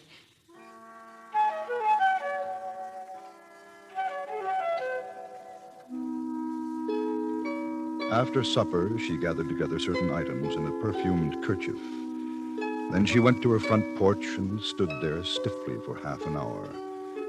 As suddenly as night birds, the two girls flew by, and Mrs. Bentley's voice brought them to a fluttering rest. Girls! Girls! Yes, Mrs. Bentley? Come up on the porch. Yes, Mrs. Bentley. I've got some treasures to show you. Sit down, both of you. Now, here. I wore this when I was 9. It's a comb. Let's see. Oh, it's pretty. And here's a tiny ring I wore when I was 8. It doesn't fit my finger now. Why, it just fits me. The comb fits my head. And here, a picture. Who's this little girl? It's me. Oh, it doesn't look like you. Anybody could get a picture like this somewhere. But it's the truth. Any more pictures, Mrs. Bentley? Of you later? You got a picture of you at 15, and one at 20, one at 40, 50? Oh, nonsense. I don't have to show you anything. And we don't have to believe you. But this picture proves I was young. That's some other little girl like us. You borrowed it. I was married. Where's Mr. Bentley? He's been gone a long time. If he were here, he'd tell you how young and pretty I was when I was 22. But he's not here, and he can't tell. I have a marriage certificate. You could have borrowed it. The only way I'll believe you were ever young is if you have someone say they saw you when you were 10. Thousands of people saw me, but they're dead, you little fool. Dead or ill or gone away in other towns. I don't know a soul here. Just moved here a few years ago, so no one saw me young. Well, there you are. Nobody saw her. Listen, you must take these things on faith. Someday you'll be as old as I. People will say the same. Oh, no. They'll say those vultures were never hummingbirds. Those owls were never orioles. Those parrots were never bluebirds. One day you'll be like me. No, I won't. Me. No, you wait and see. You, child, your mother. Haven't you noticed over the years the change? No, she's always the same. I guess we better go home. Thanks for the comb, it's fine. And thanks for the ring. It just fits. And the picture of the little girl. No, come back. You can't have those. They're mine. No, you stole them. They belong to some little girl. You stole them. No! Oh, come back! Oh, come back!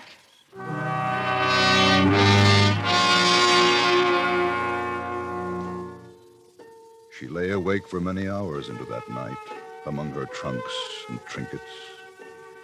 A night wind blew in the room. The white curtain fluttered against a dark cane, which had leaned against that wall near the other bric-a-brac for many years. The cane trembled and fell. Its gold ferrule glittered in the moonlight. It was her husband's opera cane. It seemed as if he were pointing it at her, as he often had, using his soft, sad, reasonable voice. Those children are right. They stole nothing from you, my dear. These things don't belong to you here, you now. They belong to her, that other you so long ago. And then, as though an ancient phonograph record had been set hissing under a steel needle, she remembered a conversation she had once with Mr. Bentley. Mr. Bentley, so prim, a pink carnation in his whisk-broomed lapel. My dear, you never will understand time, will you? Don't you see, no matter how hard you try to be what you once were, you can only be what you are here and now. Time plays tricks. When you're 9, you think you've always been 9 years old, and will always be. When you're 30, it seems you've always been balanced there on that bright rim of middle life. And then, when you become 70, you are always and forever 70. You are in the present. You are trapped in a young now or an old now. But there is no other now to be seen. Ticket stubs are trickery. Saving things is a magic trick with mirrors. You're saving cocoons, corsets in a way you can never fit again. Why save them? You can't really prove you were ever young. Pictures. pictures, John. No, they lie. You're not the picture. Affidavits. No, you're not the dates or the ink or the paper. You're not these trunks of junk and tricks. You're only here now, the present you. Yes. I see. I see. In the morning, I'll do something final about this and settle down to being only me and nobody else for many other year. That's what I'll do.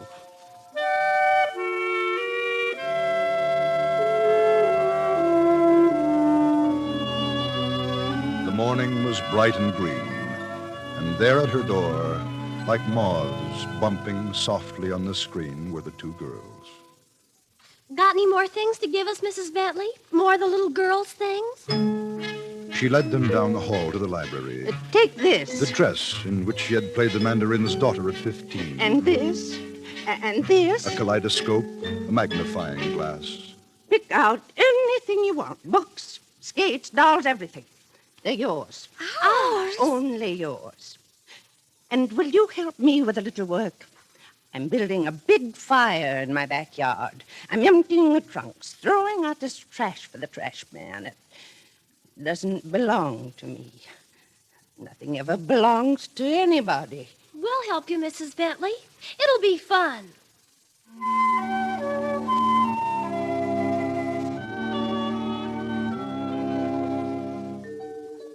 And now, on summer afternoons, you can see the two little girls like wrens on a wire on Mrs. Bentley's front porch. They sit in their cool dresses, not stirring, waiting for her.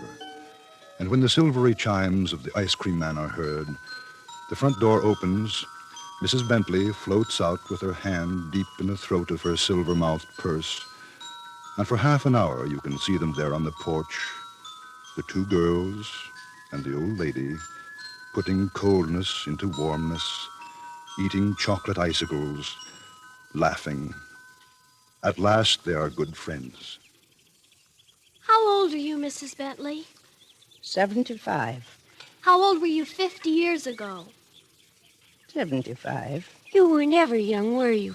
And never wore ribbons or dresses like these? No, Jane. Never. Have you got a first name? My name is Mrs. Bentley. And you've always lived in this one house?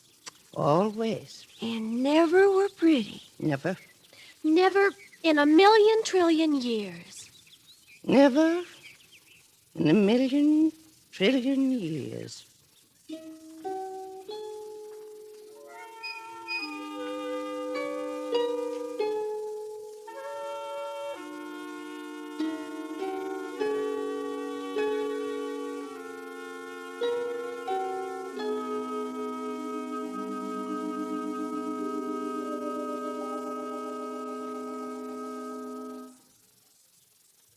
Presenting now the second of our duo, and Mr. Ray Bradbury. The rope of life hisses through our fingers. We reach, it's gone. The beauty of any particular flower, song, poem, or person lies often in the fact that roses must fade, songs die with the breath, poems burn in the fire, golden lads and girls all must, as chimney sweepers, come to dust. But what if beauty could be made to last? Would it still be beautiful or monstrous? Here's the study of a person who seized the traveling rope of life, a moment of beauty, and felt it freeze in his hands. Hail and farewell.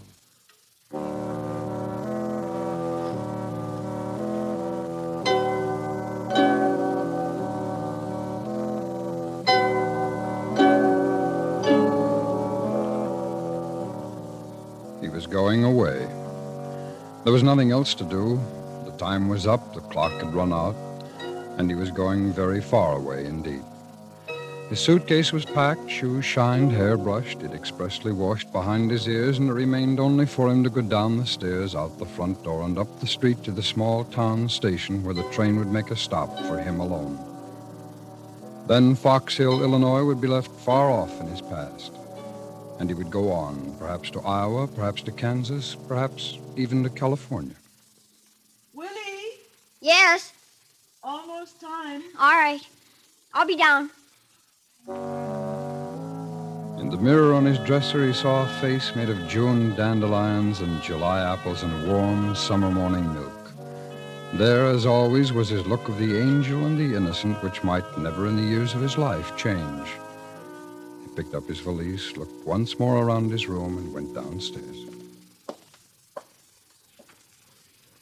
Here I am. You can't really be leaving us, Willie. People are beginning to talk. I've been here 3 years now, but when people begin to talk, I know it's time to put on my shoes and buy a railroad ticket. It's all so strange. I just don't understand. It's so sudden. We'll miss you, Willie. We'll miss you very much. I'll write you every Christmas. It's been a great pleasure and satisfaction. It's a shame it had to stop. Shame that you had to tell us about yourself. An awful shame you can't stay on. You're the nicest folks I ever had. Oh, Willie. Willie. It's not easy to go. You get used to things. You want to stay. But it doesn't work. I tried to stay on once after people began to suspect. How horrible, people said. All these years playing with our innocent children, they said. And us not guessing. Awful. And I finally had to leave town one night. It's not easy. You know darn well how much I love both of you. Thanks for 3 swell years. Well,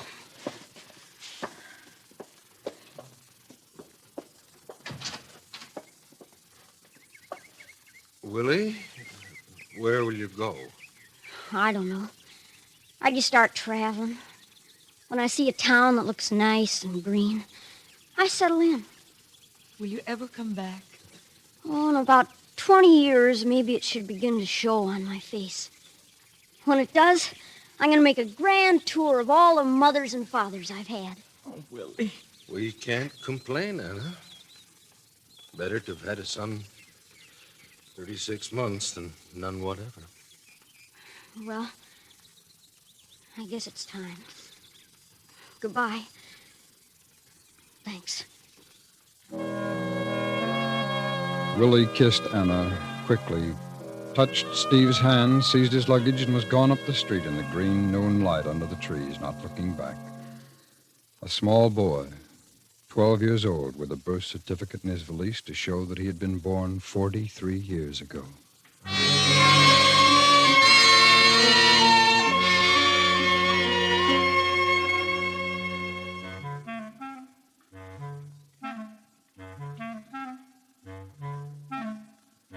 The boys were playing on the Green Park Diamond when he came by.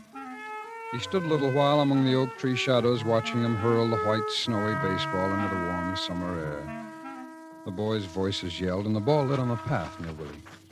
Hey, Willie! Where you going, Willie? Gonna visit a cousin of mine for a few days. Huh? You guys just throwing the ball around, huh? Yeah. You taking the train alone, Willie? Yeah. Boy, that's neat. Hey, how about a couple of throws? I got a little time. Sure, I guess so. Willie dropped his bag and ran back. The white baseball was already up in the sun and plunging down to him. And away again to their white figures, up in the sun again, rushing, life coming and going in a pattern. He thought of the last 3 years, now spent to the penny, and the 5 years before that, and so on down the line. The baseball flying here, there. Mr. and Mrs. Robert Hanlon, Creek Bend, Wisconsin, 1932, the first couple, the first year. Henry and Alice Bolts, Limeville, Iowa, 1935, the Smiths, the Eatons, Robinsons, 1939, 1945, husband and wife, no children, No children, no children. A knock on this door, a knock on that. Pardon me. My name is William. I wonder if I could... A sandwich? Come in. Come in and sit down. Where are you from, son? The sandwich, tall glass of cold milk, the smiling, the nodding, the comfortable, leisurely talking. Son, you look like you've been traveling. You run off from somewhere. No. Are you an orphan? We always wanted kids. Never worked out. Never knew why, one of those things. Well, getting late, son. Don't you think you better hit for home? I got no home. A boy like you? Not dry behind the ears? Your mother'll get worried. I got no home and no folks anywhere in the world. I wonder, could I sleep here tonight? Well, now. Oh, son, I don't just know. We never considered taking in a... We've got chicken for supper tonight. Enough for extras. Enough for company. The voices and the faces and the people and always the same first conversations. The years turning, flying away. The voice of Emily Robinson in a rocking chair in summer night darkness. The last night he stayed with her. The night she discovered his secret. Her voice saying, I look at all the little children's faces going by, and I sometimes think, what a shame. What a shame that all these flowers have to be cut. All these bright fires have to be put out. What a shame all these have to get tall and unsightly and wrinkle and turn gray or get bald and finally all bone and wheeze be dead and buried off away. When I hear them laugh, I can't believe they'll ever go the road I'm going. They're so eager for everything. I guess that's what I miss most in older folks. The eagerness gone 9 times out of 10. The freshness gone. So much of the drive and life down the drain. I like to watch school let out each day. It's like someone threw a bunch of flowers out of the school front doors. How does it feel, Willie? How does it feel to be young forever? Are you happy? Are you as fine as you seem? Oh, I worked with what I had. After my folks died, after I found I couldn't get man's work anywhere, I tried carnivals, but they only laughed. Son, they said, you're not a midget. And even if you are, you look like a boy. We want midgets with midgets' faces. Sorry, son. What was I? A boy? I looked like a boy, sounded like a boy. So I might as well go on being a boy. What could I do? What job was there for me? And then one day I saw this man in a restaurant looking at another man's pictures of his kids. Sure wish I had kids, he said. Sure wish I had kids. And that instant, sitting there, I knew what my job would be for all the rest of my life. There was work for me, making lonely people happy, keeping myself busy, playing forever. I knew I had to play forever, deliver a few papers, run a few errands, mow a few lawns. All I had to do was to be a mother's son and a father's pride. But, Willie, didn't you ever get lonely? Didn't you want things that grown-ups wanted? I fought that out alone. I'm a boy, I told myself. I'll have to live in a boy's world, read boys' books, play boys' games, cut myself off from everything else. And I played it that way. Oh, it wasn't easy. There were times. But it's nice being a child for over 40 years. It's a living, as they say. And when you make other people happy, then you're almost happy, too. And anyway, in a few years now, I'll be in my second childhood. All the fevers will be out of me, and all the unfulfilled things, and most of the dreams. Then I can relax.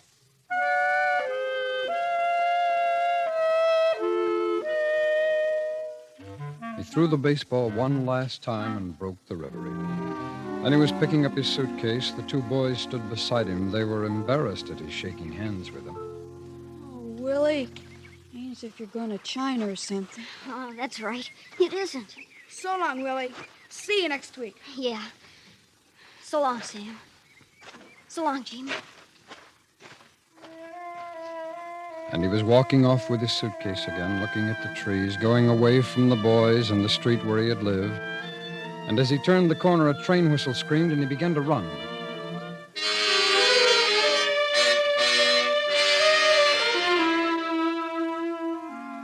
In the early morning, with the iron smell of the train around him and a full night of traveling shaking his bones and his body, he awoke and looked out on a small town just arising from sleep. A porter moved by, a shadow in the shadows. Sir, what town's this? Valleyville. How many people? 10,000. Why, this your stop? He looks green. He looks nice and quiet. Son, you know where you're going? Here. I hope you know what you're doing, boy. Yes, sir. I know what I'm doing. He was down the dark aisle, luggage lifted after him by the porter, and out into this smoking, steaming, cold, beginning to lighten morning. He stood looking at the porter in the black metal train against the few remaining stars. Boy! Wish me luck! What? Wish me luck! Oh, best of luck, son. Best of luck to you, boy. Thanks! He watched the black train. He didn't move all the time it was going. He stood quietly, a small boy, 12 years old again, on the worn wooden platform, and only after 3 entire minutes, until the train was completely gone away and out of sight, did he turn at last to face the empty streets below. Then, as the sun was rising, he began to walk very fast so as to keep warm down into the new town.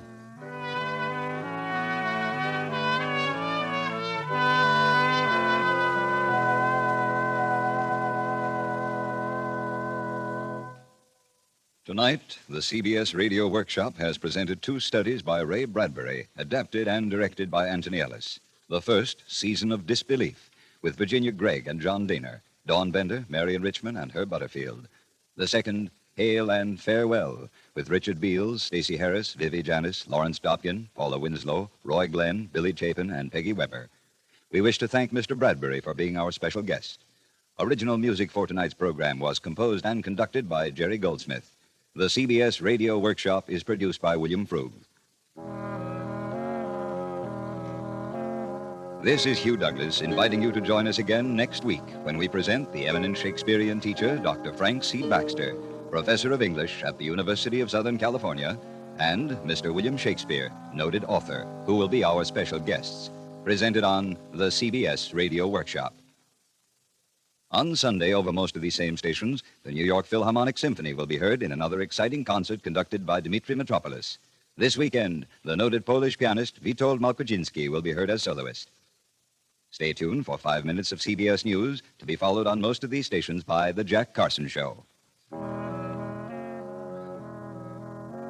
America listens most to the CBS Radio Network.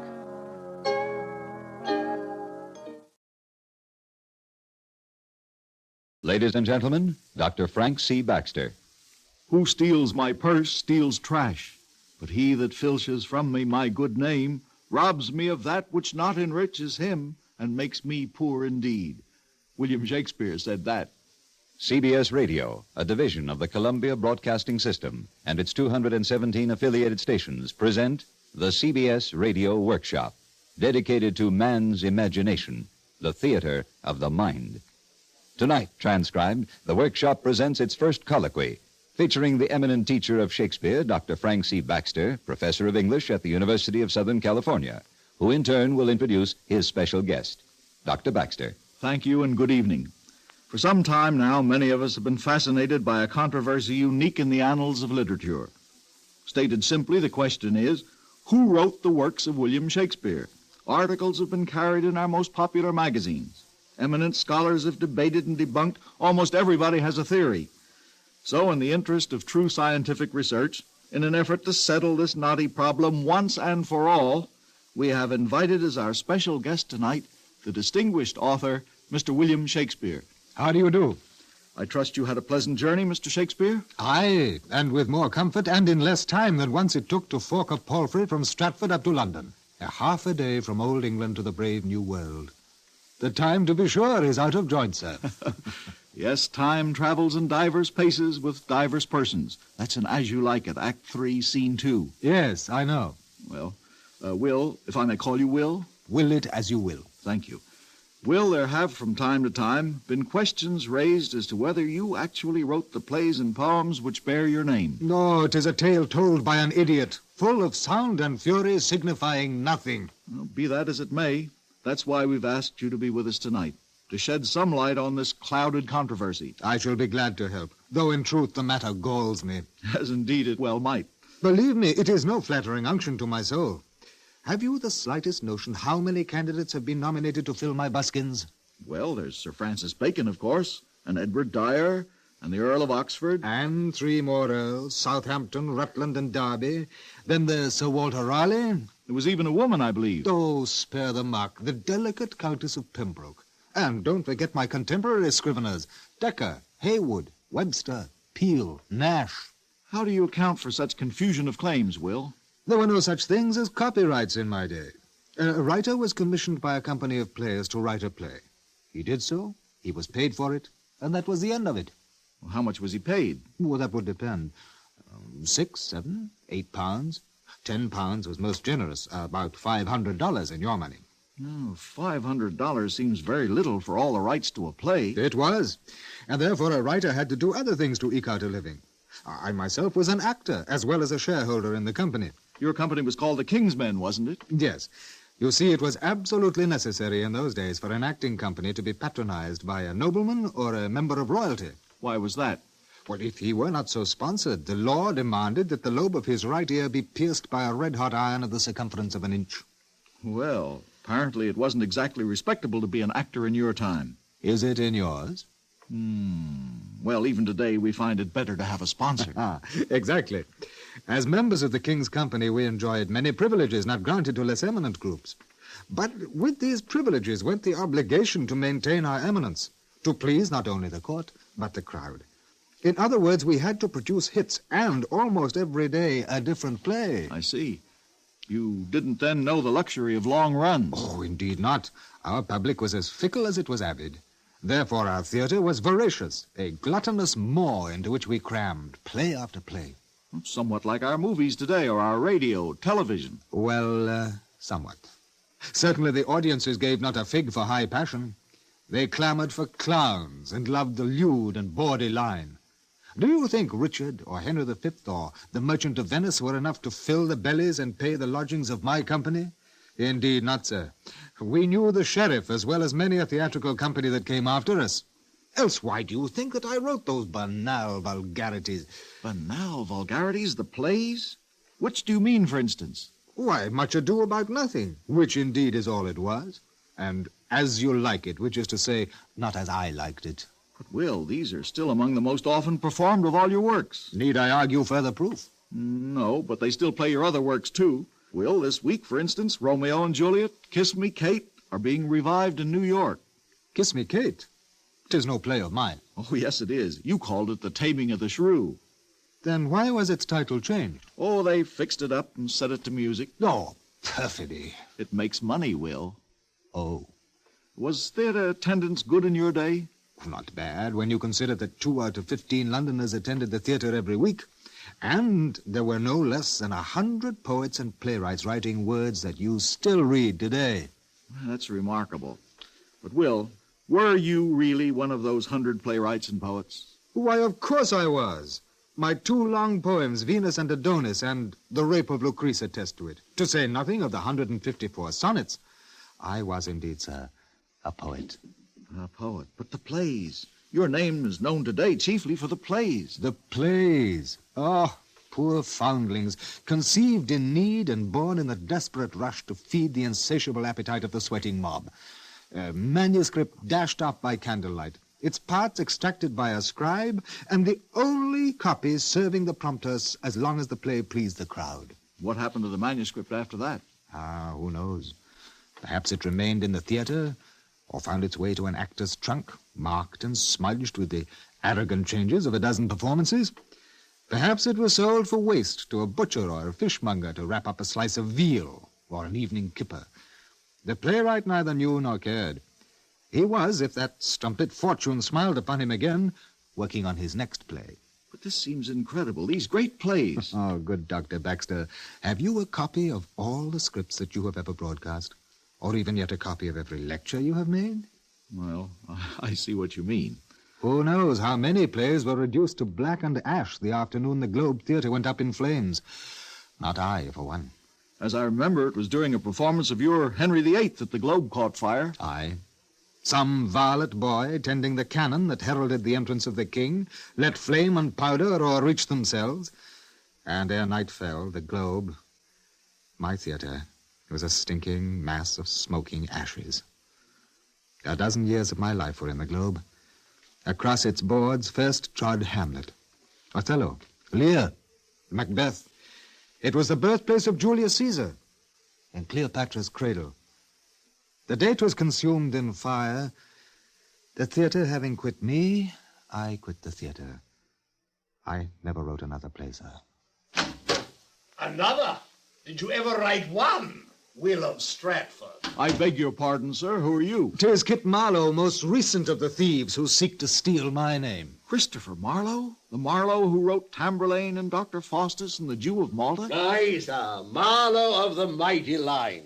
I've been listening to this drivel on the wireless in yon tavern till my gut could stand no more. This impostor, this clown must be answered, and I'm here to demand equal time to that which you've granted the poet ape of Stratford. Equal time, mark you. I believe that is the custom with your modern theater of electronic witchcraft. Indeed, sir, it is. Come in. Welcome. Our time is your time, or at least part of it. You understand, good sir, I can no longer stand silent whilst this unlettered bumpkin, this supporting player, palms himself off as the brightest jewel to grace the crown of England's Renaissance. Then it was you, Christopher Marlowe, who wrote the plays of William Shakespeare. Who else? I thought you were murdered in a tavern brawl in the very year that Will Shakespeare published his Venus and Adonis, the year of Richard III and the Comedy of Errors. Good professor, not you, too. Murdered, I? You've let your reading slip while overmuch you've taught your classes. There were reasons enough why I should disappear, reasons which yet I dare not fully tell, but murdered, not I, it was another. A likely tale. Likelier than the monstrous myth that a countryman, unschooled and uneducated, could have written the works which bear the name of Shakespeare. 'Tis true you will not find my plays as scholarly as yours, Kit Marlowe. 'Tis true I knew little Latin and less Greek. I was better acquainted with people than I was with books. Oh. Master Marlowe, since you insist that history lies in telling us that you were murdered at the age of 29, perhaps you'd be good enough to tell us what did happen to you. That I will, sir, and gladly. My friend, Sir Thomas Walsingham... Oh, that one. Arranged the deception. Having had some unknown and worthless varlet murdered, he gave forth the word 'twas I who died. Then all secured, I made my way to France, and thence south to Italy, where I learned the manners and the customs of those distant lands, where, incidentally, I gathered background material for Romeo and Juliet. Oh, what a lying rogue and peasant slave is he. I wrote that, yes, and other comedies and tragedies which I produced under the name of an obscure actor called William Shakespeare. But why use my name? Well, mine I could not use, being still suspect and with a price upon my head. Wanted, I believe, is the current phrase. So why not your name, since you were nothing, nobody, zero? Then why did you not attribute your own Tamburlaine the Great to me? Well, really? Now that it has flopped so dismally on Broadway. The Saturday Review called it a piece of classic theater. I have the notices, yeah. Yes, they look excellent. Master Marlowe, yours is the latest name to enter the list of claimants for the works that we know as Shakespeare's. Perhaps you'd like to take this opportunity to substantiate that claim. Indeed, I would, sir. That is, in fact, why I'm here. Therefore, hark ye. In Edward II, under my own name, I wrote, "Weep not for Mortimer that scorns the world, and as a traveler goes to discover countries yet unknown." And then I wrote Hamlet, using the name of Shakespeare, in which you'll find these words, the undiscovered country from whose bourne no traveler returns. You notice the similarity? Not exactly. Discover, undiscover. Very like. Nevertheless, Master Marlowe's claim is seriously presented, the result of years of somebody's thought. That indeed it is, sir, but to pursue the point. Note again in Edward II the line, "How now, why droops the Earl?" And as Shakespeare in Henry IV, Part 2, "Why droops me lord like over-ripened corn?" At least you had learned to make a simile when next you stole from yourself. Once more in Edward II I say, "I arrest you of high treason." And using Shakespeare's name in Henry VIII, I wrote, "I arrest thee of high treason." If you must arrest a man of high treason, is there a simpler way of saying it? Though it is clear that my way is more graceful. No, I could go on and onward he will go, unless somewhat stopped by lack of breath or the roving eye of a passing wench. Is there no way, good Dr. Baxter, to bring an end to it? Not an end, but the middle. For here, as is the custom in our CBS Radio Workshop Colloquy, we pause for a short announcement. You are listening to Colloquy 1, the first in a series of discussion programs to be presented from time to time as part of the CBS Radio Workshop. This evening, our special guest is Dr. Frank C. Baxter, professor of English at the University of Southern California, who is interviewing the noted author, William Shakespeare. Once again, here is Dr. Baxter. And we have an unexpected but very provocative guest, Christopher Marlowe, the great Elizabethan playwright, and the most recent of a score of Shakespeare's contemporaries who claim to have written his works. Or can there be any rational argument against such overwhelming proof? I would not deign to dignify such syllogistic sophistry. Will you? Your pardon, sirs. Yes? Were you looking for someone?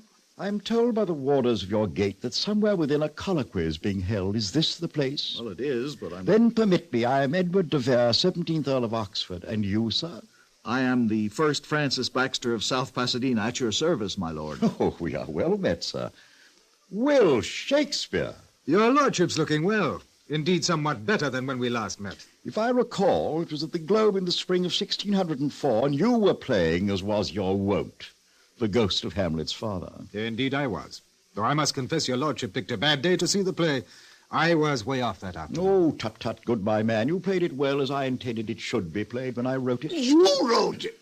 I don't believe that I've had the honor. Oh, pardon me, your lordship. May I present Christopher Marlowe? Ah, yes, Marlowe.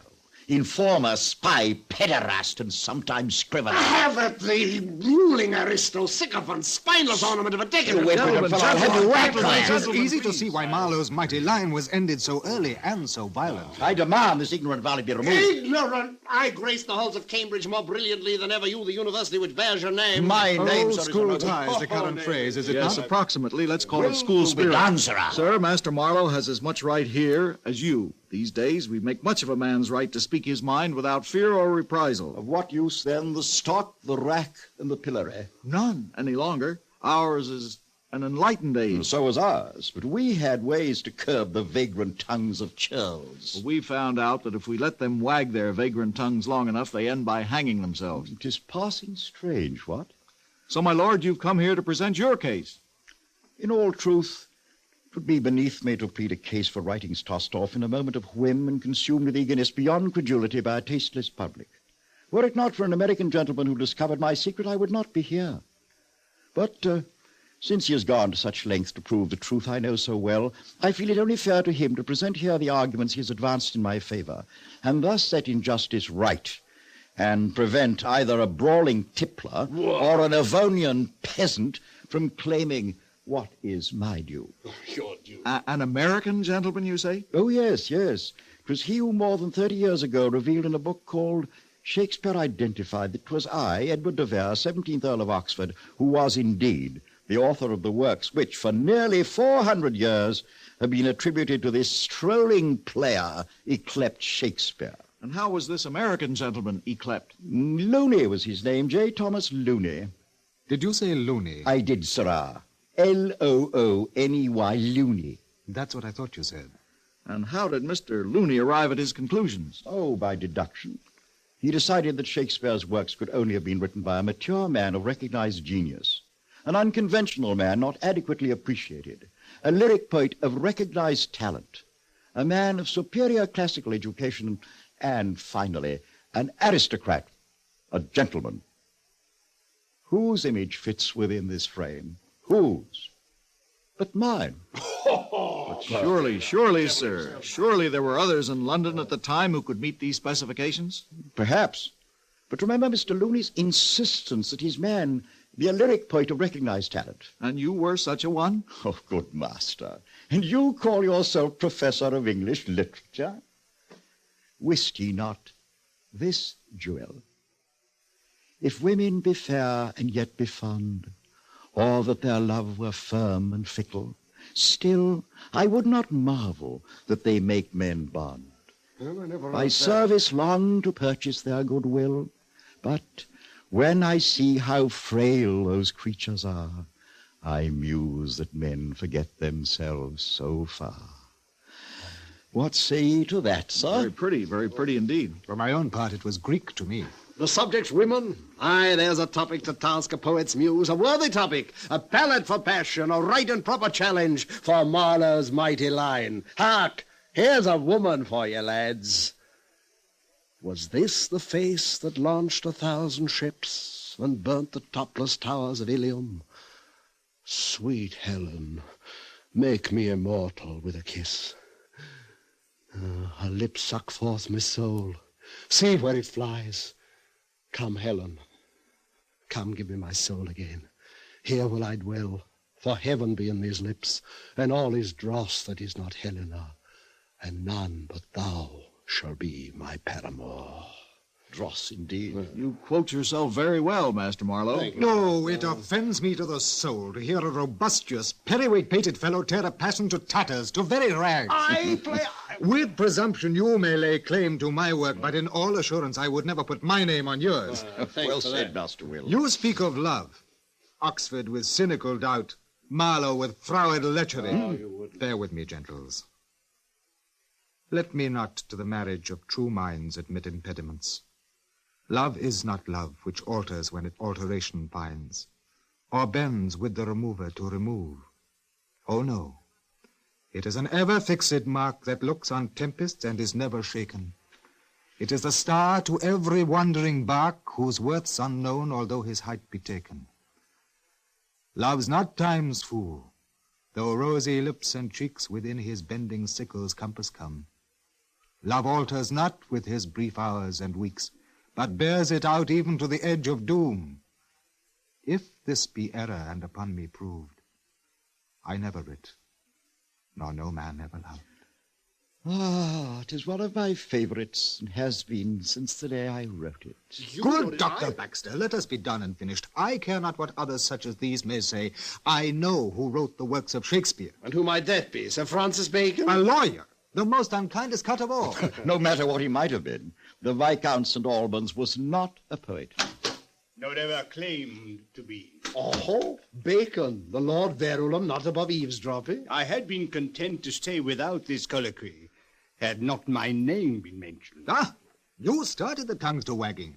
You let loose the dogs of rumour, my Lord High Chancellor. Not I, gentle Will. I lay no pretensions to any man's works save my own. No, Will, you really do Sir Francis an injustice. Just as an American presented the Earl of Oxford, and more recently another American put forth Kit Marlowe, so it was an American lady 100 years ago who proposed that Sir Francis was the moving spirit behind your works, and her name was Miss Delia Bacon. No relative of mine, let the record show. The record so shows. Don't you remember, Will, how she used to spend nightly vigils on your tomb? 100 years ago. Ah, yes. Slow memory knits the ravelled sleeve of time. A most disturbing woman. More ghost than I. Yes, after she published her book, The Philosophy of Shakespeare's Plays Unfolded, she requested permission of the mayor of Stratford to open your tomb. Is there no peace? Everybody wants to open a tomb. But the mayor refused, and perhaps because of it, shortly afterward, she became quite mad, died in a lunatic asylum. Where all who doubt me belong in truth, sir. Oh, now wait, just a minute, Will. A man named George Townsend, a staunch supporter of yours, who wrote an answer to Miss Bacon's book, also became mad and committed suicide. And you asked me, who's loony? The Baconians have flourished ever since. They claim to have found cryptograms in the Shakespeare texts which prove your authorship, Sir Francis. Indeed, well. They form societies and publish papers. They're quite sincere, almost fanatical about you. Some claim that you live to be 107. And there are extremists who insist that you still live today in some pleasant English country house, writing immortal works which someday will be revealed to us.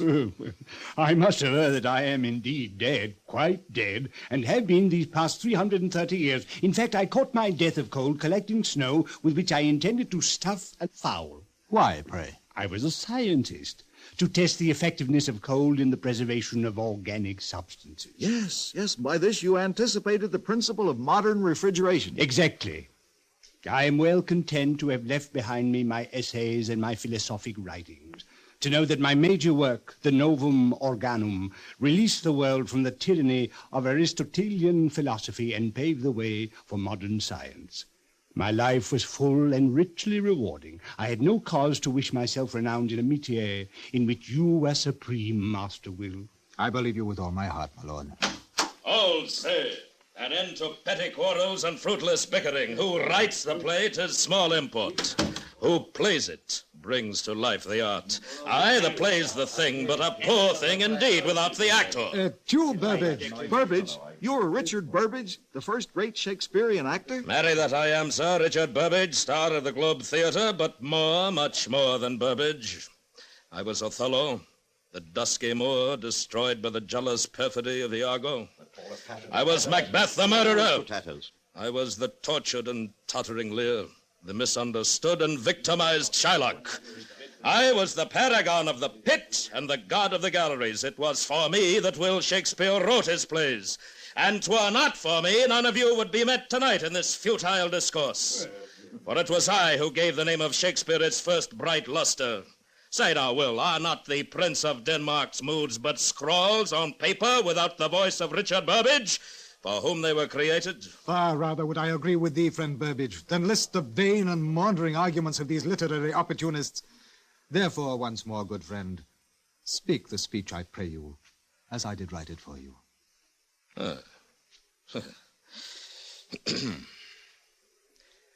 To be or not to be, that is the question.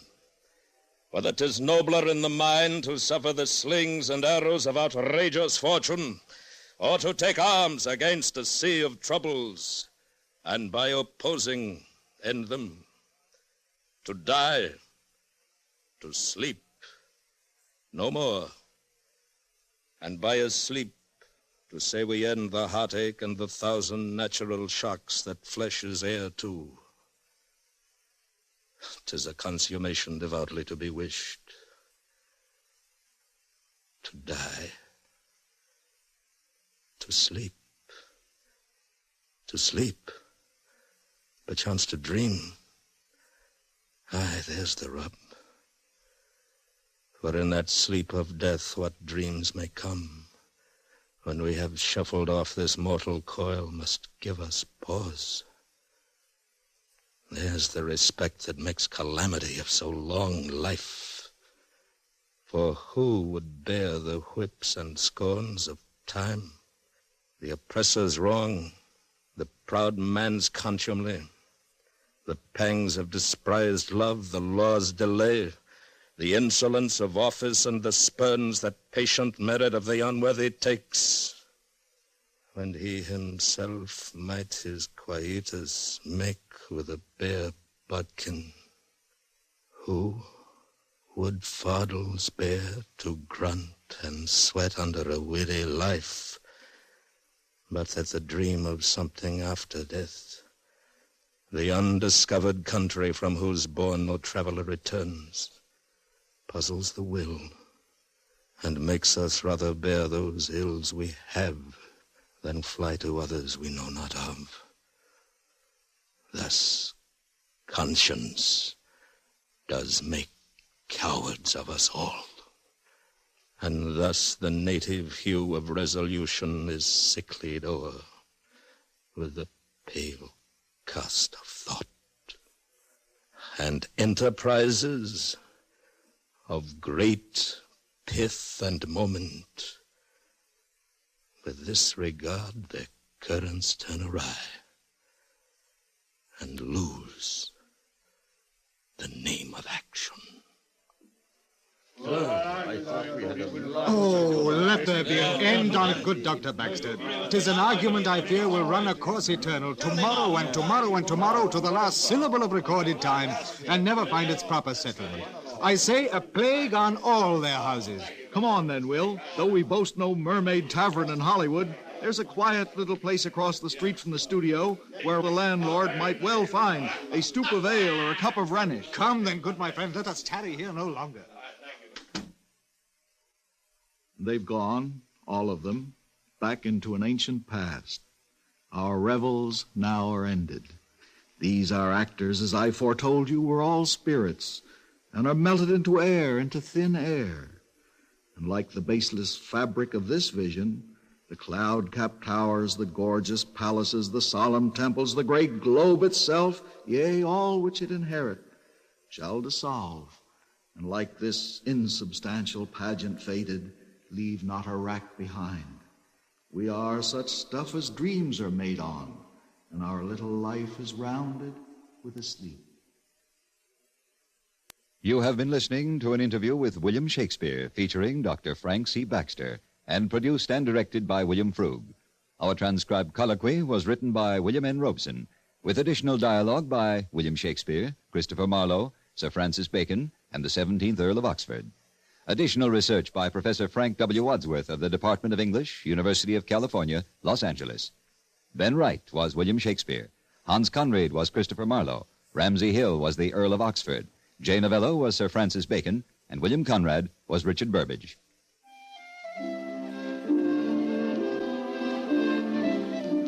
This is Hugh Douglas inviting you to listen next week to The Voice of New York, narrated by Clifton Fatiman, a unique venture in giving dramatic form and poetic mood to the actual sounds of New York City, presented on the CBS Radio Workshop.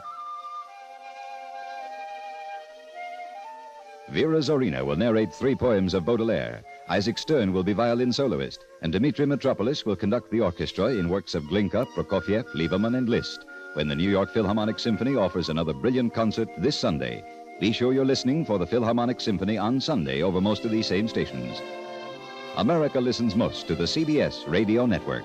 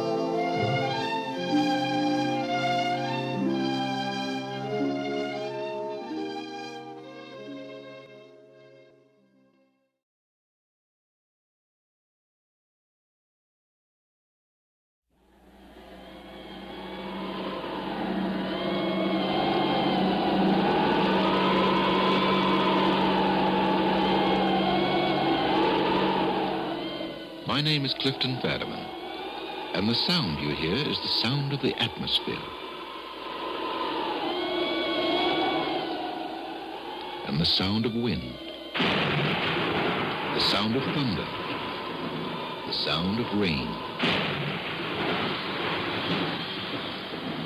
Universal sounds, sounds that are heard around the world, sounds that are the voices of eternity. But when you leave the heavens and approach the earth, you will hear the sounds of the living, the sound of the countryside, and the sound of a city. On any city block at any time of day or night, there's a world of sound, a special world for people who are willing to listen, for people who are willing to hear. New York is a city of sound, and that sound is the voice of a city. The voice of New York.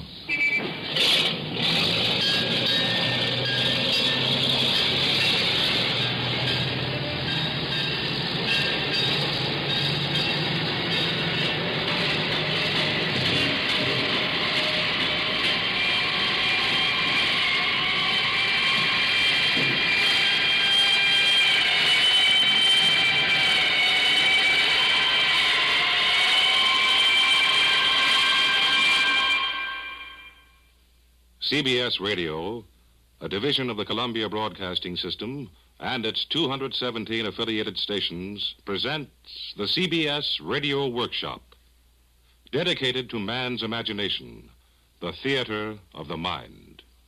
Tonight, a documentary in sound, as recorded by Tony Schwartz, a young man who walks the streets of a city as familiarly as a farmer walks his fields. He is a man who listens, and what he listens to, he records. Tony Schwartz and his portable tape recorder have recorded the voice of New York.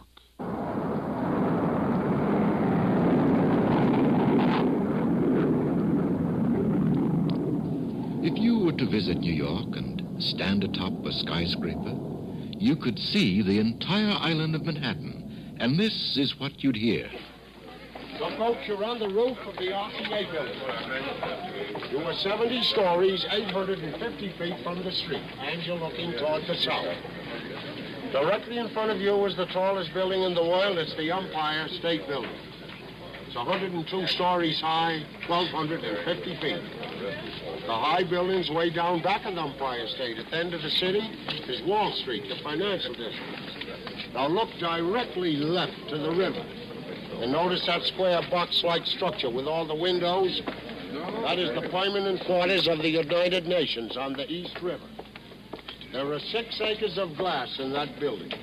Now come with me, folks, please, to the north side. This way. That's what you'd hear high above the city. A description, nothing more.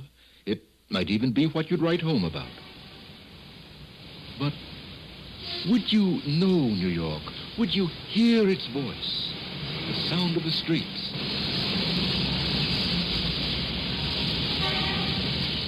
Sunday papers all 8 times Tribune American Newspaper.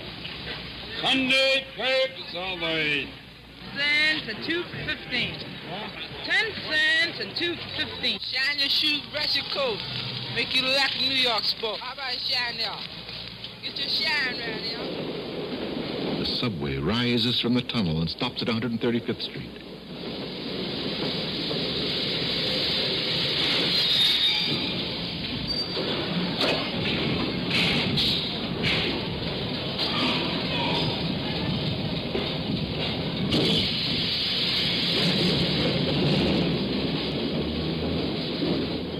Orchard Street on the Lower East Side. Sports gambling, shared by 250.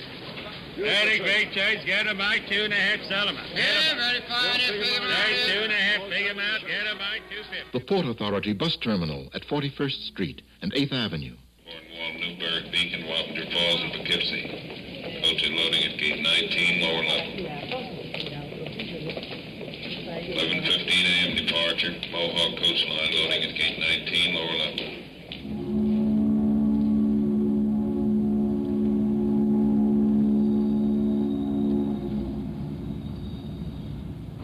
That's the city at ear level. The sound we, all of us, hear. But there are other voices. Voices we have to listen for. Listen as Tony Schwartz and his recorder listen. New York is a port city, the largest in the world. People from all the world settle here, and with them they bring customs, and they bring songs. They bring music.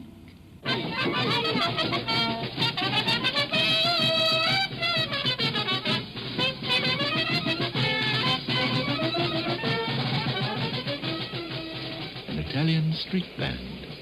You don't have to go into the hills for folk music, and you don't have to go back 100 years. It's woven into the rhythm of New York. It's all there if you listen.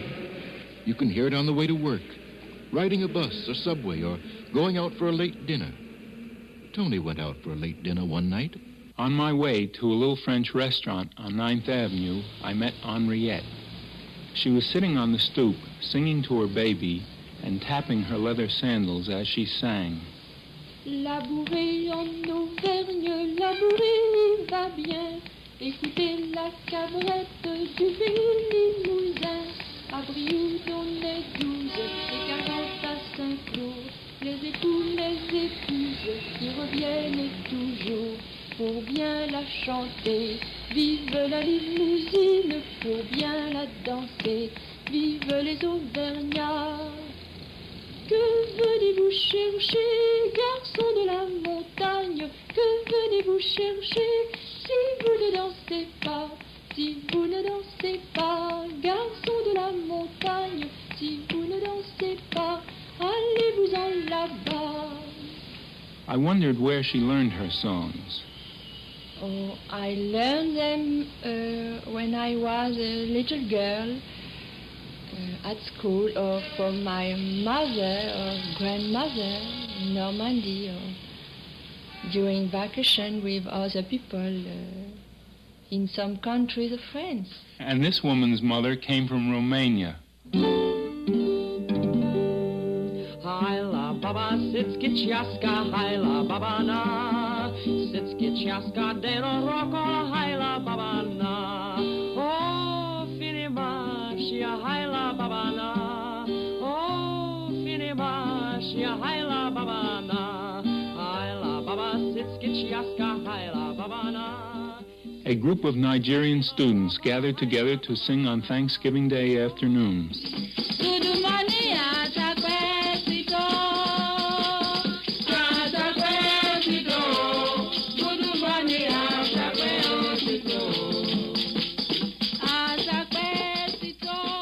And in Harlem, Joy to the World, a Sunday night service a week before Christmas.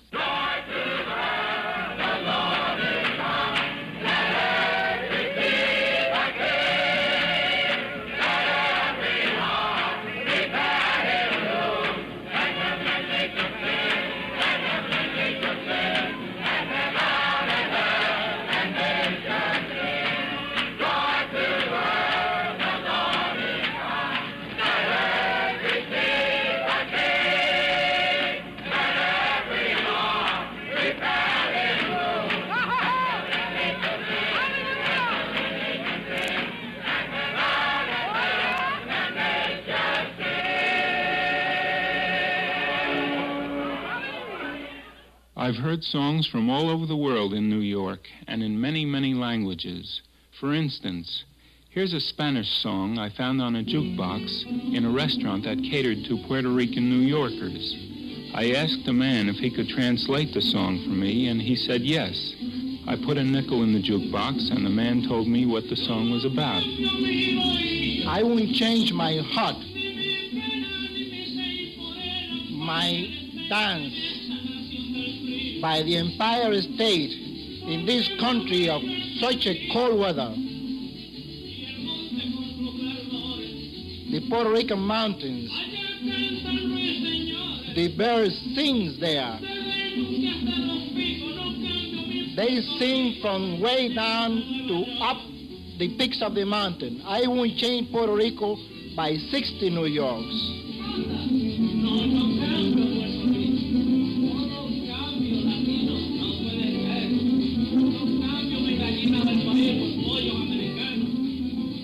I won't change Puerto Rican chickens by frozen chickens in the ice boxes here. When I saw the snow coming down like coconut flakes from heaven, I was going crazy seeing that kind of stuff coming down.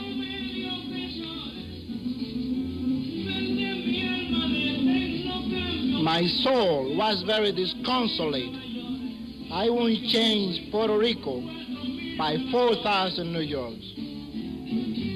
Not only do people from all the world settle in New York, but people come from all sections of the United States. These are men from the Carolinas working a fishing boat on the Hudson River, bringing their Carolina ways and their Carolina voices. A man from Mississippi now driving a car in New York, singing a spiritual and beating out time on the steering wheel while driving Tony down Park Avenue.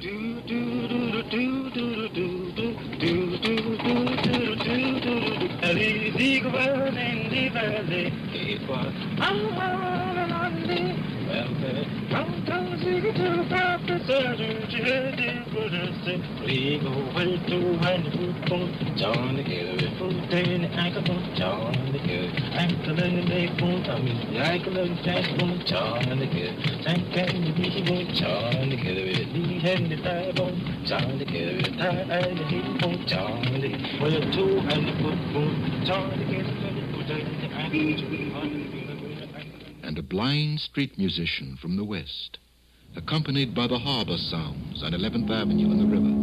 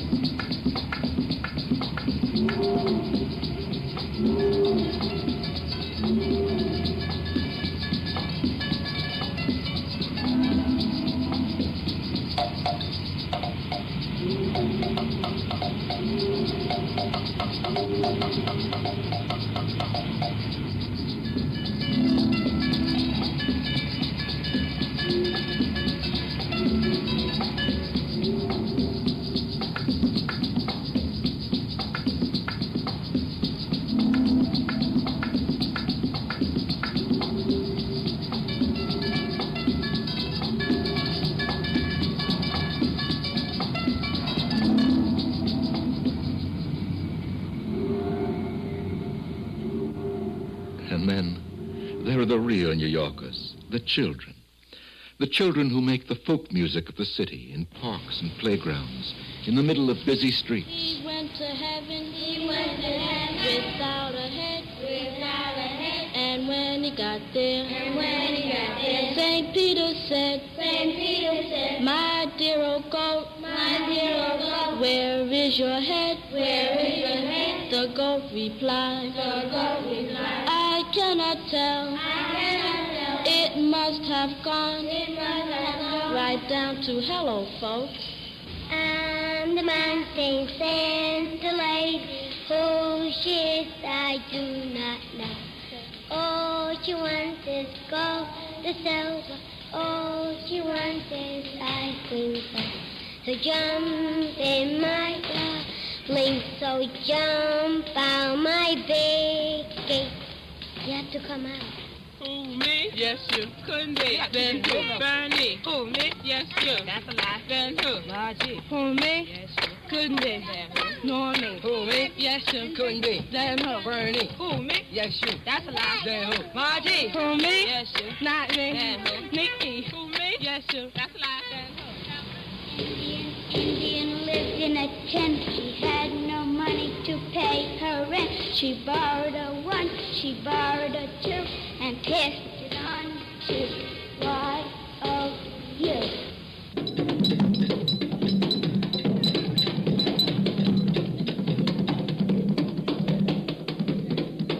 On my way home one night, I heard sounds coming through a basement window. I went downstairs and saw a group of teenagers. They were beating out rhythm on boxes, benches, one small drum, and a Pepsi-Cola bottle. I spoke to one of the boys. Tell me about your playing. Just talk about it. For about 5-10 minutes I'll be playing, It doesn't suit me then, But after a while, about 15 minutes, 20 minutes playing, well, I start, feeling good, And then I'd be able to bring out a few more beats better than the others. It brings a good feeling to me. You know that. After a while, it brings a good feeling. These are the rhythms in music, the voices of song. But there are other rhythms. There are other voices that make up the voice of the city. People talking, people asking to be heard. Number 2 is a fine line. Now, here is a pen that hasn't got the feature of a number on it, but it gives you any sort of line without changing the point. Now, if you understand, realize, and appreciate a real good value, and if my physiognomy is not too conspicuous to be comprehended, I'm going to clarify to such an extent that each and every individual standing here at the present time can very well afford it. I'm going to give you this Parker 51 type. Now, don't forget, you can take my pen and bring it into any pawn shop. Ask them for $10. See how quick they'll chase you out. But you ask them for $5, they may give it to you. Look, and today I'm not going to charge you no dollar bills for the pen, but the first lady or gentleman gives me 25 cents, gets the pen. And I think it's worth a quarter to anybody. Anyone who understands and realizes and appreciates something real good. You can go downtown, uptown, out of town, into time, in the summertime, in the wintertime, gets a sugar line. That was a pitchman trying to make a sale. You can hear it at any corner in New York. But if you want to hear people telling stories about themselves, stories that tell you what the people are like, well, all you have to do is ask. I asked a little boy to tell me a story. Do you know what? One time I went fishing with my Uncle Herman, and, you know what I did? I caught more fish than Uncle Herman. I caught more fish than Uncle Herman. I asked the little girl to tell me what she liked about stories. I like to hear people tell stories because when they tell stories, that you can picture in your mind what happened as they tell the story. I listened to a plumber who came to fix my sink. I mean, to me, when there's music, I'll stop anything. I don't know. I think music is everything. Without music, I think there'd be life. There won't be no world, I think. Everybody'd be downhearted. Don't you think so? I agree. I think that music is wonderful. Music is the only thing. A cab driver taking me to a date told me how to solve the traffic problem in New York. Very easy. I can straighten that traffic out in 48 hours. What would you do? The more parking lots in Midtown, the heavier traffic there is. Do away with your parking lots in Midtown from 14th Street to 59th Street. No parking allowed in the daytime, only after 6 o'clock. There's you solve your whole traffic problem. If you or me can't know that we have nowhere to park it, we're not going to bring it in there. But if Mr. Ashma Costello knows he's got a parking lot he can afford it at $1.02, he's going to bring his car in. That car doesn't stop him from coming in. Without the car, he'll have to come in just the same. And as long as you got them parking lots right around on Broadway in Midtown, you're going to have a traffic problem.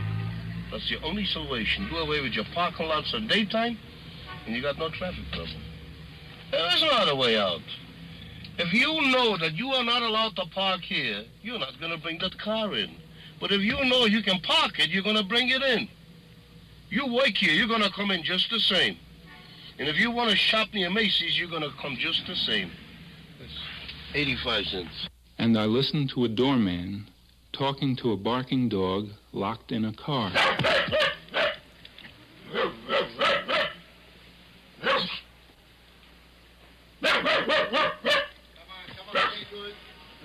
Why don't you be good?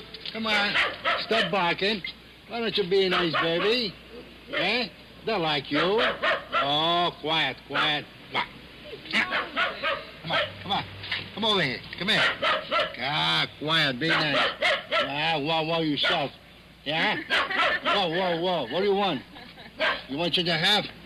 Eh? Frenchie? Whoa. That's right. Get him. That's a good one. I asked an old woman for her memories. Oh, my thistle cat was wonderful. His name was Thistleblossom, and he named himself because his fur was so soft, like that of the purple part of a thistle blossom. His little fingernails were like the prickers around the outside. And he got so that he knew everything. He could do all sorts of things, and he could almost talk. Thistle was a wonderful little cat. He knew so much. He had better table manners than the majority of children. I taught him to eat slowly. When he's a little kitten, I just let him take one piece of meat at a time, and I'd tell him to chew it well, and I'd make my jaws go as though I was chewing. He learned what I meant. He'd stop chewing. If I said, all right, he'd swallow it. If I said, chew it some more, he'd chew it some more. And he could take the tin cover off a jelly glass. He'd paw it with his right paw and tip over the glass, then put his left paw on to hold it, and then he would claw it till he got the cover off. Then he'd look up at me and smile. He curled the corners of his mouth up and back when he smiled. And he knew a waltz when he heard it on the radio. He'd put his paw on my foot and sit down in front of me. That meant pick me up. So I'd pick him up and waltz around the room, holding my arms. I'd jiggle him, and he liked that. And Thistle died March 12th, 1929. The voices of a city. The voice of New York. If you listen, you can hear the world of sound without leaving your chair. You don't have to look for it. It will come to you as it comes to Tony Schwartz, from the hour before dawn until well after dark. All the city up 5 stories through the windows and into his home. First there's silence. Then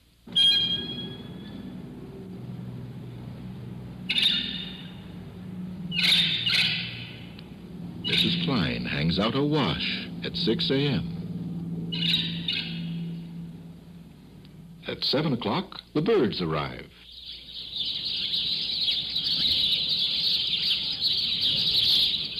At 7:30, they collect the garbage.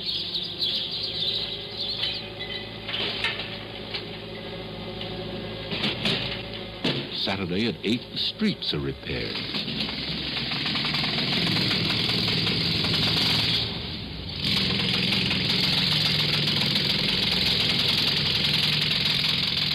Thursday, construction begins on the new Coliseum at Columbus Circle, 3 blocks away.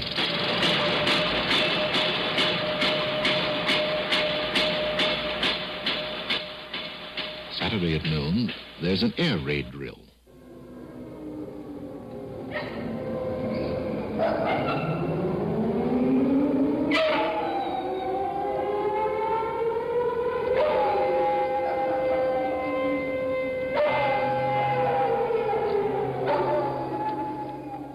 And on Sunday, there are church bells.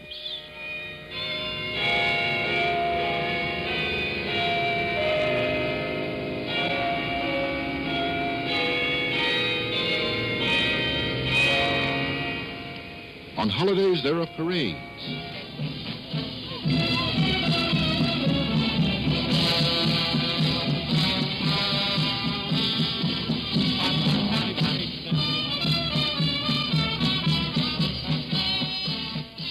And after school, there are football games in the street. Hey, put the ball down, Paul. You're going to get belted. Come on, get on the line. Give me the ball. Come on, right there. Take down. You want to play? You want to play? Signals on. Oh, hang on, Tommy. Go, Tom. Take down. Signals on. 1, 2, 3, 4, 5, 6, 7, 8, 9, 10. Hi. Hi, Philip. A street gospel group inviting you to a service.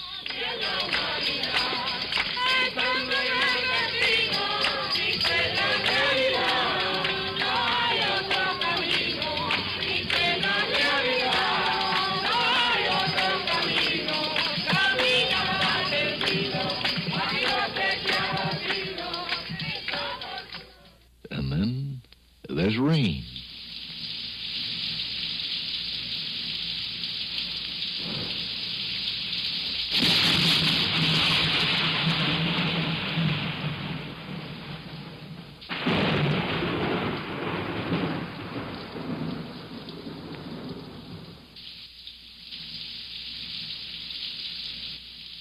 Any evening at election time, there are politicians and their sound trucks. We want the old custom of the janitor collecting the garbage every day.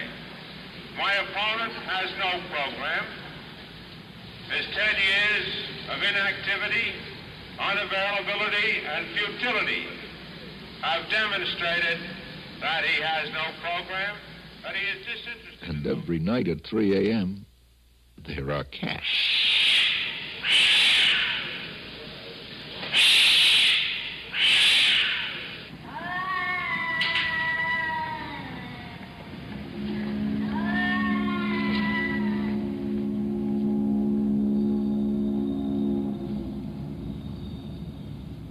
And so to sleep, while the city continues to speak. The city is a vast complex made up of millions of people in a perpetual sound. It is in these many and endless sounds that we find a single rhythm and a single voice.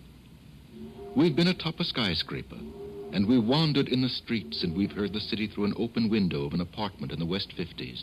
The rhythm is everywhere, and if you listen carefully, you'll find it right beside you, in the voice of a 14-month-old baby playing on the floor.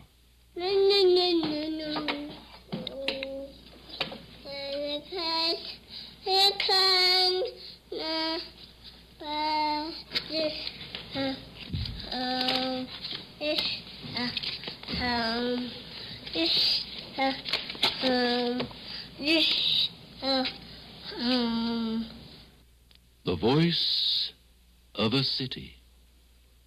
The voice of New York.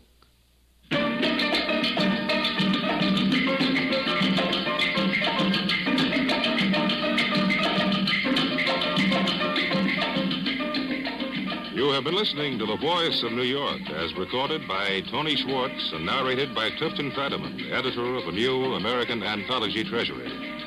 The narration was written by Norman Catcock. This is Warren Sweeney inviting you to listen to the CBS Radio Workshop next Friday, when we will present Report on the Unknown, a study of clairvoyancy, extrasensory perception, and telepathy. A dramatic account of actual cases and current research in the mysteries of supernormal communications. The CBS Radio Workshop was produced and directed by Paul Roberts.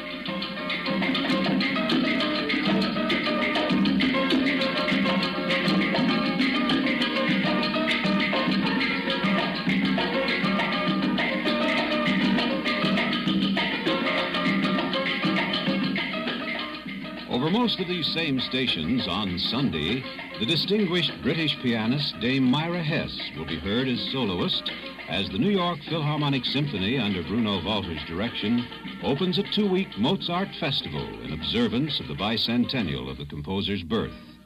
Hear Dame Myra Hess with the New York Philharmonic Symphony this Sunday. Stay tuned for 5 minutes of CBS News, to be followed on most of these stations by The Jack Carson Show. America listens most to the CBS Radio Network.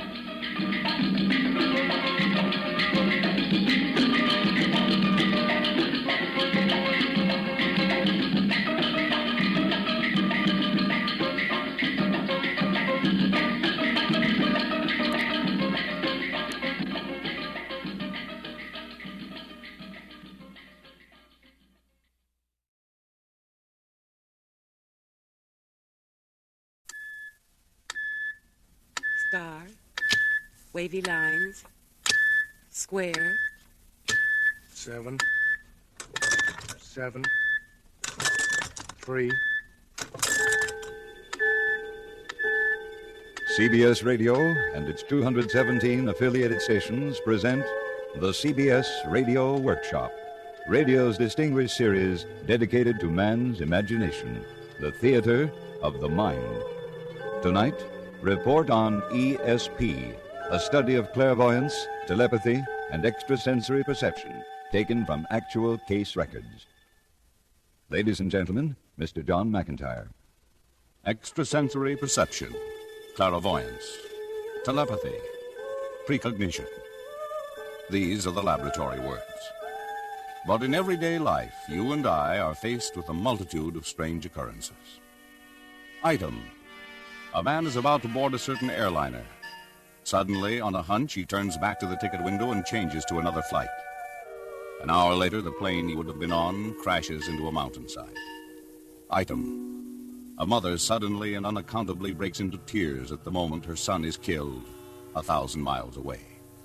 Reason: unknown, unexplained. Cross, square. Today, modern scientists are delving deeper and deeper into these mysteries. Star. In the science laboratory of a great university, a girl sits at a table and draws cards from an automatic shuffling machine. On the face of each card is one of 5 possible designs. a star, a circle, a cross, a square, 3 wavy lines. Without looking at the cards, the girl tries to identify the designs by mental impressions, by clairvoyance. At another table, a man watches dice tumble about in a revolving cage. The man calls out a number. 6. The dice are cast. The number is 6. At still another table, an experimenter stares at a photograph of a tree and tries to project a mental image of this tree to an artist at a drawing board in the next room. These are only a few of the experiments by which modern science hopes to probe into these unexplained phenomena, to solve one of life's greatest riddles. Mr. McIntyre, may I interrupt for just a moment? Certainly. My name is Lawrence Dobkin. Mr. Dobkin? Now, it's my contention most of these things can be explained. Properly investigated with adequate controls, science can show a perfectly normal, logical explanation for almost any of these so-called psychic phenomena. I see. Excuse me, Mr. McIntyre. I'm Russell Thorson, and I'd like to ask Mr. Dobkin a question. Well, go right ahead, Mr. Thorson. Mr. Dobkin, do you feel that science has been able to determine by what means certain men and women are able to consult a forked stick and discover water far underground? You mean a water dowser? Yes. Oh, that's a superstition that goes back to the Middle Ages. I believe it's more than a superstition. I believe it's extrasensory perception. Oh? Gentlemen, may I make a suggestion? Certainly, Mr. McIntyre. The workshop has included the case of a water dowser in tonight's report. For case number 1, we have invited a gentleman who can give us an eyewitness account of how a water dowser works. Mr. Robert Ballin. To begin with, let me say that my experience is limited to the method used by one particular dowser, Mr. Henry Gross, game warden of Biddeford, Maine, probably the country's best-known dowser. 2 books have been written about him by Kenneth Roberts, author of such bestsellers as Northwest Passage and Oliver Wiswell. As a result of reading of Mr. Roberts' books on Henry Gross, I decided to employ him to find water on my farm, which is just outside Manchester, Vermont. Shortly after I bought the farm, in the fall of 1954, the spring that supplied all my water suddenly went dry. Some of my neighbors said nothing could be done about it. Some said I should call in a geologist and try to drill a well. Instead, I got in touch with Kenneth Roberts and Mr. Henry Gross. I asked if Mr. Gross would be willing to come over from Maine and douse my farm. He said he would for a fee of $500 in expenses, and a day or so later he drove up to my front door. He was a man of about 60, a little less than medium height, quiet, soft-spoken country gentleman. I invited him into the house for a cup of coffee, and Mr. Gross explained the conditions that I must agree to. Now, Mr. Ballin, if I tell you where to dig your well, you must dig right there at that spot, and not maybe off a few feet north or south. Yes, I understand that, Mr. Gross. And don't bring in one of those big bulldozers for the digging. Oh? Oh, machine's too heavy. Would mash the earth down so tight it'd crush the veins, send the water off in a new direction. Yes, I could see that it might. All right, we can get started. Most of my farm is on a hillside with a good deal of natural growth. As we walked along, Mr. Gross pulled up a goldenrod plant and bent it into the shape of the letter V. He took one fork of the branch in each hand and held the point directly in front of him in a horizontal position. He aimed slowly to the right, then to the left. Suddenly, the branch dipped downward. Uh-huh. Yes, looks like your old spring, the one that dried out, is straight up the hill. I didn't tell you where it was, did I? Oh, didn't need to. That's where my rod says it is. That's why it dipped. Well, in other words, if the rod points down, that indicates water? Mm-hmm. Or if I'm asking the rod a question, a dip means yes. If it doesn't dip, that's no. Can the rod tell how near we are to the spring? I'll ask it. How far away is the old spring? More than 100 yards? We waited a moment, and then the rod dipped again. More than 200 yards? Another pause, then another dip. More than 500 yards? This time it was motionless. Seems to be less than 500. Is it 450 yards? Is it 460 yards?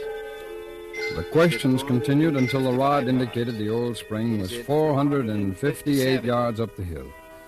We then paced off the distance and found it to be 457 yards. Now, considering that a man's stride cannot be exact, the rod's accuracy was phenomenal. You know why this spring went dry? It was off on a tributary, and this long drought parched it out. You think the main vein is still flowing? Mm-hmm. Just a question of finding it. We worked our way down the slope until the divining rod dipped again. Then Mr. Gross began walking back and forth and asking the rod questions. Finally, we had worked ourselves almost up to my back door, and then Mr. Gross laid the rod aside.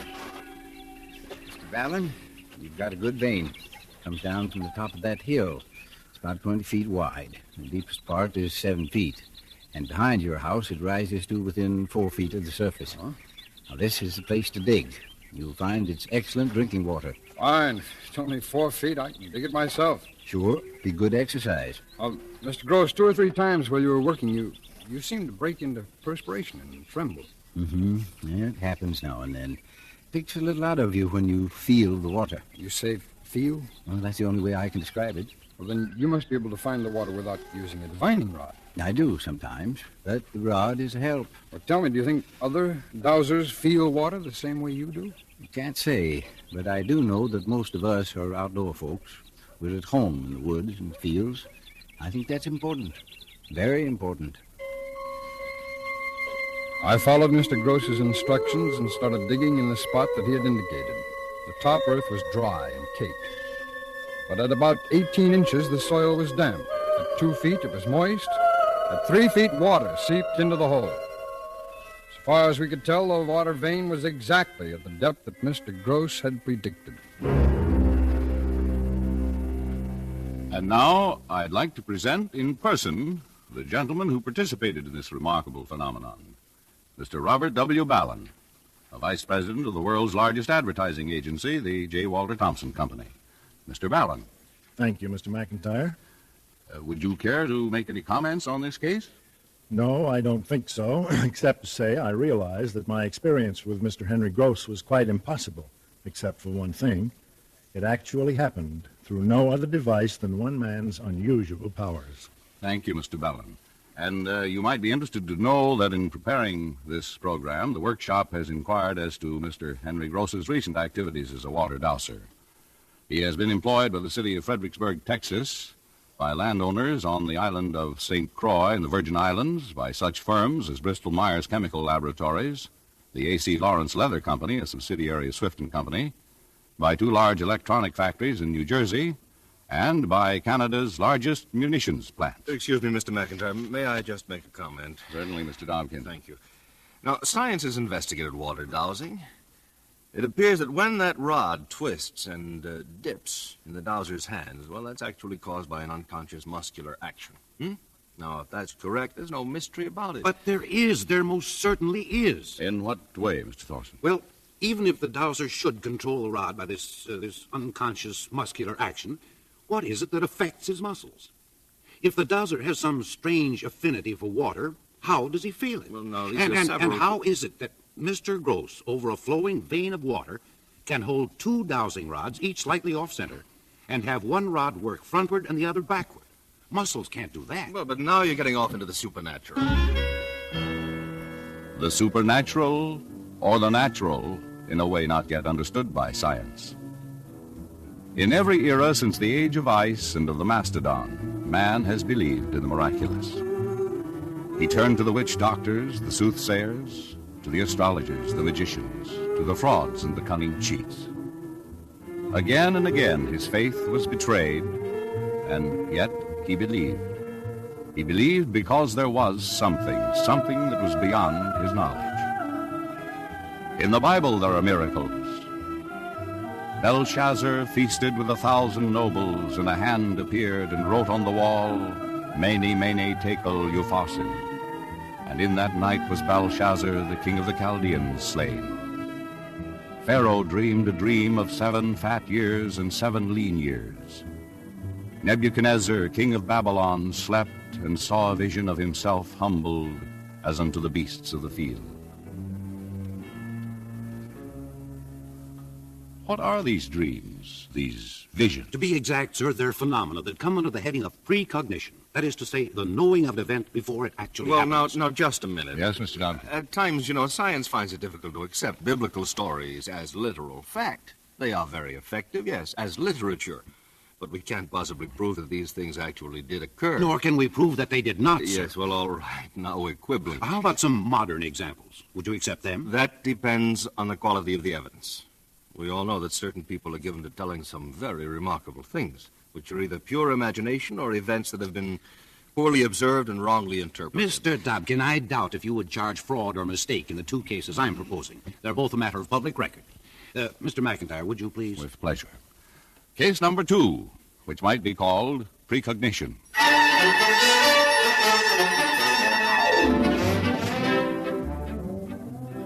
The year was 1858. The Mississippi Riverboat, Pennsylvania, was laying over at St. Louis.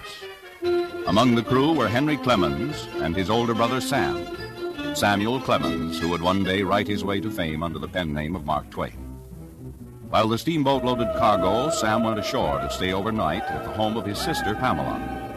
Early the following morning, Pamela was awakened by a noise downstairs and a voice. Henry! Henry! Pamela reached for her robe and hurried downstairs. She entered the sitting room to find her brother Samuel staring wildly about. Sam, what are you doing up at this hour? It seemed so real. What? I was so sure of it, I jumped out of bed and came down to look at him. Sam. When he wasn't here, I thought they'd moved him. Who, Sam? Moved who? Henry. He was dead. Oh, Sam, you were just having another one of your nightmares. It was as real as you are, Pamela. I saw Henry stretched out here in this sitting room. He was in a metal coffin. There was a bouquet on his chest. White flowers. All white. Except for one red rose in the center. It was so vivid. Sam, it was just a dream. Yes. A few weeks later, on June 13th, 60 miles below Memphis, the boilers of the steamboat Pennsylvania exploded. Among the 160 dead was Henry Clemens. In a Memphis warehouse, the victims were laid out in a long line of wooden coffins. There was but one metal coffin. Samuel Clemens stood beside it and gazed down at his brother's body. On the chest was a bouquet of white flowers, all white, except for one red rose in the center. Case number 3. 7 years later, in the second week of April, 1865, another man dreamed a dream. Afterward, he told it to his wife and to his best friend. There seemed to be a death-like stillness about me. Then I heard subdued sobs, as if a number of people were weeping. I thought I left my bed and wandered downstairs. I went from room to room. No living person was in sight, but the same mournful sounds of distress met me as I passed along. I was both puzzled and alarmed. I kept on until I arrived at the East Room. There before me was a catafalque on which rested a corpse wrapped in funeral vestments. Around it a throng of people, some gazing mournfully upon the corpse, others weeping pitifully. I asked one of the soldiers there, "Who is dead in the White House?" "The president," he said. "He was killed by an assassin."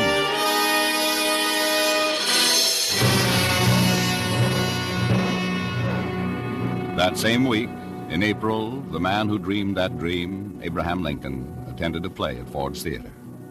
Later, his body lay in state in the East Room. Yes. Well, gentlemen? Well, first I'd like to ask Mr. Dobkin if he questions the validity of those two dreams. No, Mr. Thorson. I accept them as correct statements of actual events. Thank you. But now, tell me, have you never had a dream of dying or falling downstairs or being in an auto accident? Oh, I imagine I have, yes. I know I have. Well, let's suppose that everybody in the United States has had at least one dream of accident or of disaster. That's 165 million dreams. Now, the simple law of averages guarantees that some of those dreams will come true. I think this is a good time to quote Dr. Sigmund Freud. He said, if one regards oneself as a skeptic, it is well from time to time to be skeptical about one's skepticism. And on clairvoyant dreams, he said, just a minute. Mr. McIntyre, would you oblige me again? Certainly. In Vienna, in 1925, Dr. Sigmund Freud, the great pioneer in the science of psychoanalysis, had this to say. If there are such things as telepathic messages, the possibility cannot be dismissed of their reaching someone during sleep. The further possibility arises that telepathic messages received in the course of the day may only be dealt with during a dream of the following night. I hope you paid particular attention to that last part, Mr. Dobkin. There is a possibility that telepathic messages might come to a person only in a dream. Yes, I got that point. All right. Doesn't that suggest something to you? At the very time of President Lincoln's dream, John Wilkes Booth was planning his assassination. Using Freud's theory, Lincoln might have picked up Booth's murderous thoughts by telepathy. Therefore, the dream. Well, it's a startling idea, certainly, but again, there's no possible proof. The world is filled with things difficult to prove. Their mere existence is our proof. Well, we scientists have spent centuries studying the animal world. And what do we come up with? Mystery. Item, the homing pigeon. A homing pigeon can find its way back to its home loft over distances up to 100 miles. In some cases, the distance has approached 1,000 miles. Means by which the bird determines latitude, longitude, curvature of the earth, unknown.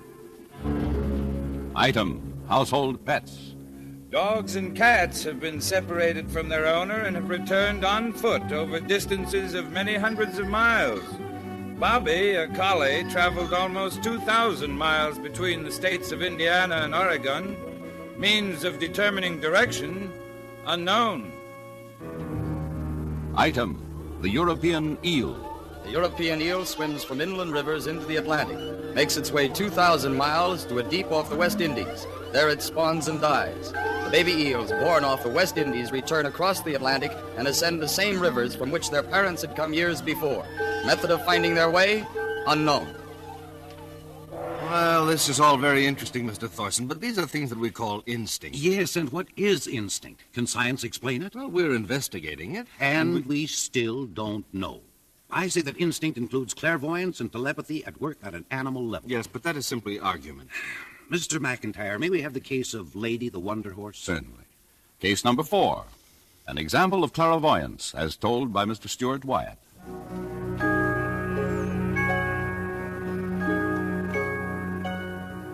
Well, it was back in the fall of 1950, late October. My wife Nancy and our 12-year-old boy Billy and I went up to spend a weekend at our mountain cabin. This was back in eastern Tennessee on the shore of a small lake. Late Saturday afternoon, Billy went out in a sailboat. I told him not to because it looked like there was a storm blowing up, but, well, you know how kids are. But, well, anyway, the wind kept getting stronger and stronger. And Nancy and I got worried. We saw Billy trying to take in sail, but he couldn't do it fast enough. Then the mast broke and the boat capsized. I swam out to the wreckage, but there was no sign of Billy. So we telephoned the nearest forest ranger station, and they sent over a couple of men with a search boat. They couldn't find anything either. That night in the pouring rain, we had over 200 volunteers combing the woods and the shore. They even brought in bloodhounds. But after 2 days of this, the chief ranger, Anderson, was pretty discouraged. Well, we've dragged the lake 3 times, Mr. Wyatt, and still nothing. I'm afraid the body must be caught under the ledge or something where our equipment can't reach it. Looks like there's nothing more we can do. When I told that to my wife, it's a funny thing, Mr. McIntyre. She just suddenly stopped crying. She said, "All right, now it's time to try that horse she'd read about. It was supposed to be able to find missing children, and its name was Lady." I told her it was ridiculous, but, well, we'd tried everything else.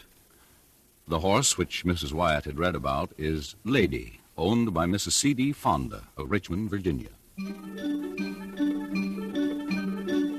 Mr. and Mrs. Wyatt found the 25-year-old mare waiting for them in her barn. In front of her was a strange contrivance of levers and wooden blocks with letters of the alphabet and numbers running from 1 to 10. Following instructions, the Wyatts asked Lady a test question. Lady, tell me, what was my maiden name? The horse moved toward one of the levers. She pressed her nose against the lever, and a block with the letter L came into view. L. E. E, that's right, Lee, Nancy Lee. Oh, this is impossible. Nobody around here knows your maiden name. Lady does. Well... Lady, is my son Billy alive? Lady? A. L. I. Alive. God, oh, God. Lady, where is Billy? Lady, where is Billy?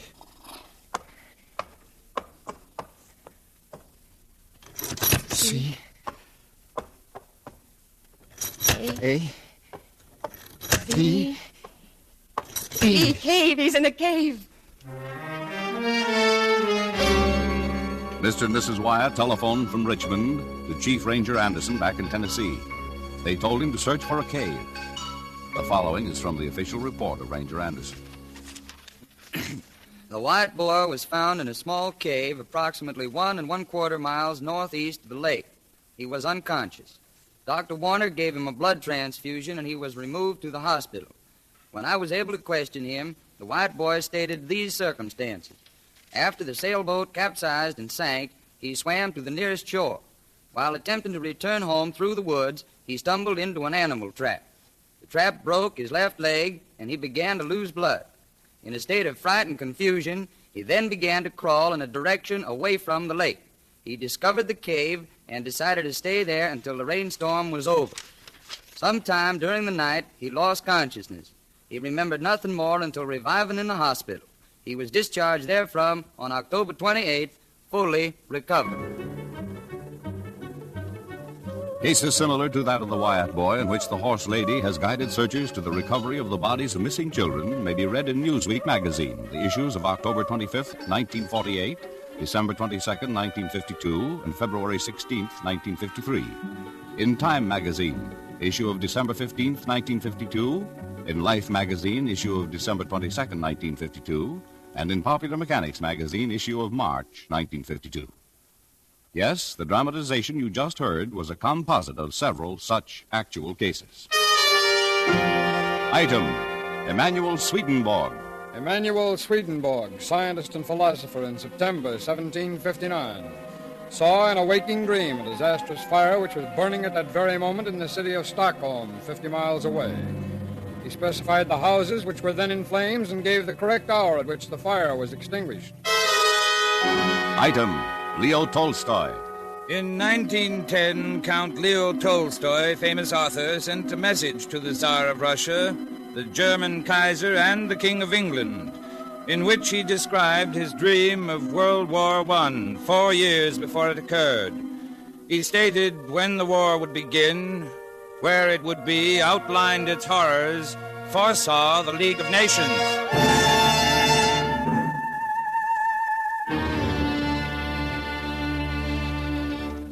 And now, gentlemen, any questions? You, Mr. Thorson? I rest my case. You, Mr. Dobkin? I rest my case. Wavy lines, star, circle. A girl sits at a table and draws cards from an automatic shuffling machine. Circle. By the mathematical laws of Square. chance, she should correctly identify, Wavy without looking at the cards, 5 out of every 25 drawn. Cross. This girl has Square. scored as high as 9 and 15 Star. cards consecutively correct. Star. In one such experiment, the score has Cross. exceeded the laws of chance by odds of Square. 400,000 to 1. Star.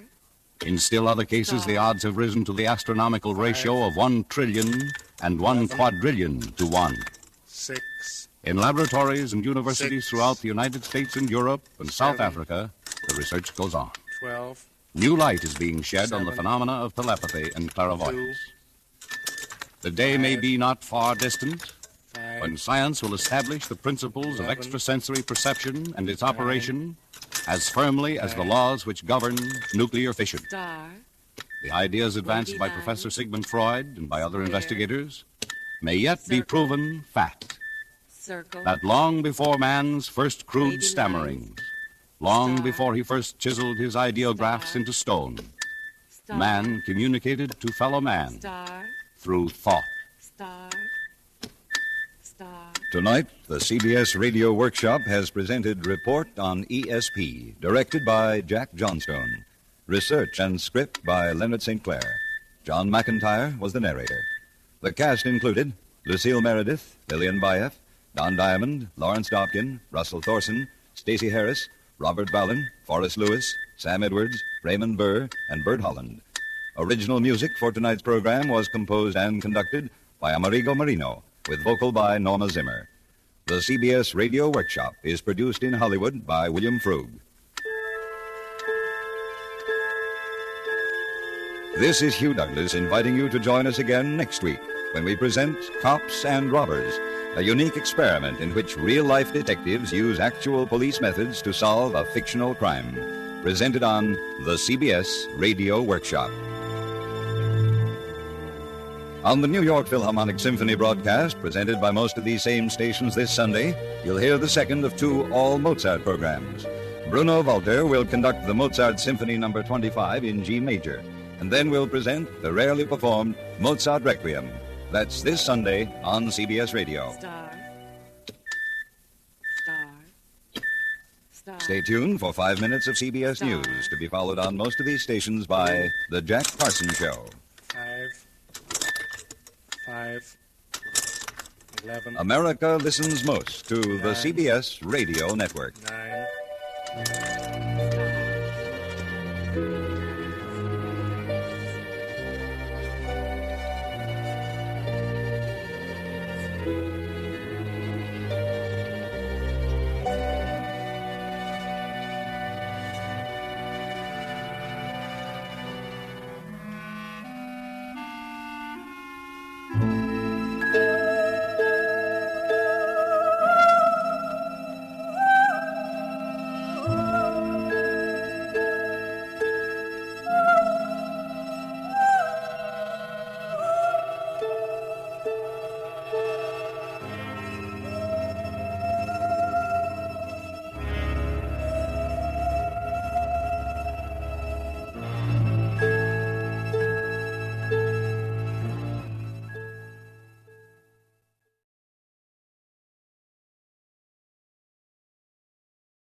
CBS Radio, a division of the Columbia Broadcasting System, and its 217 affiliated stations present the CBS Radio Workshop, radio's distinguished series dedicated to man's imagination, the theater of the mind. Transcribed.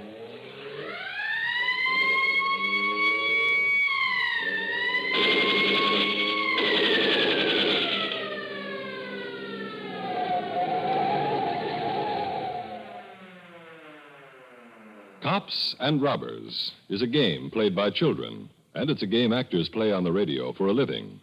Tonight, the actors, as usual, will be playing make-believe robbers, but the cops will be real. The CBS Radio Workshop presents Cops and Robbers. My name is Stanley Ness. I'm a writer, mostly of crime, criminals, and what police do about them. For a long time, I've wondered what real detectives would do when confronted with a fictitious crime. And tonight, the CBS Radio Workshop is giving me a chance to find out. First, so you, the actors, and I can start off knowing what the detectives will try to find out, I've written a short dramatic sketch which we've recorded while our detectives, all retired members of the police department, City of New York, are across the street having coffee. The scene, a one-room flat on the Upper East Side of New York.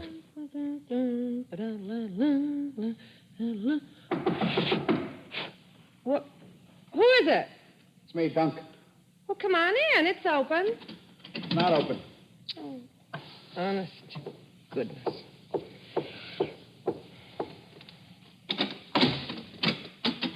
Hiya, baby. Be careful. My fingernails are wet. Oh. Well, where is it? Well, where's what? The chow mein. You were going to stop at the Chinese restaurant and bring back chow mein. Where you been? Oh, yeah, I was. I forgot. You forgot. How could you forget what you went out for? Ellie, baby, listen. You got to stand by me. I'm in a jam. You went out to get chow mein. How could you get in a jam? I did. That's all there is to it. What kind of a jam? I can't tell you right now. You expect me to stand by you and you can't tell me? Why don't you get the chow mein? Forget about the chow mein, will you? Listen, you got the telephone number of that bar and grill where Joe hangs out, that Glenham's? What's Joe got to do with this? Have you got the telephone number? Yeah, I got it. It's in the drawer there.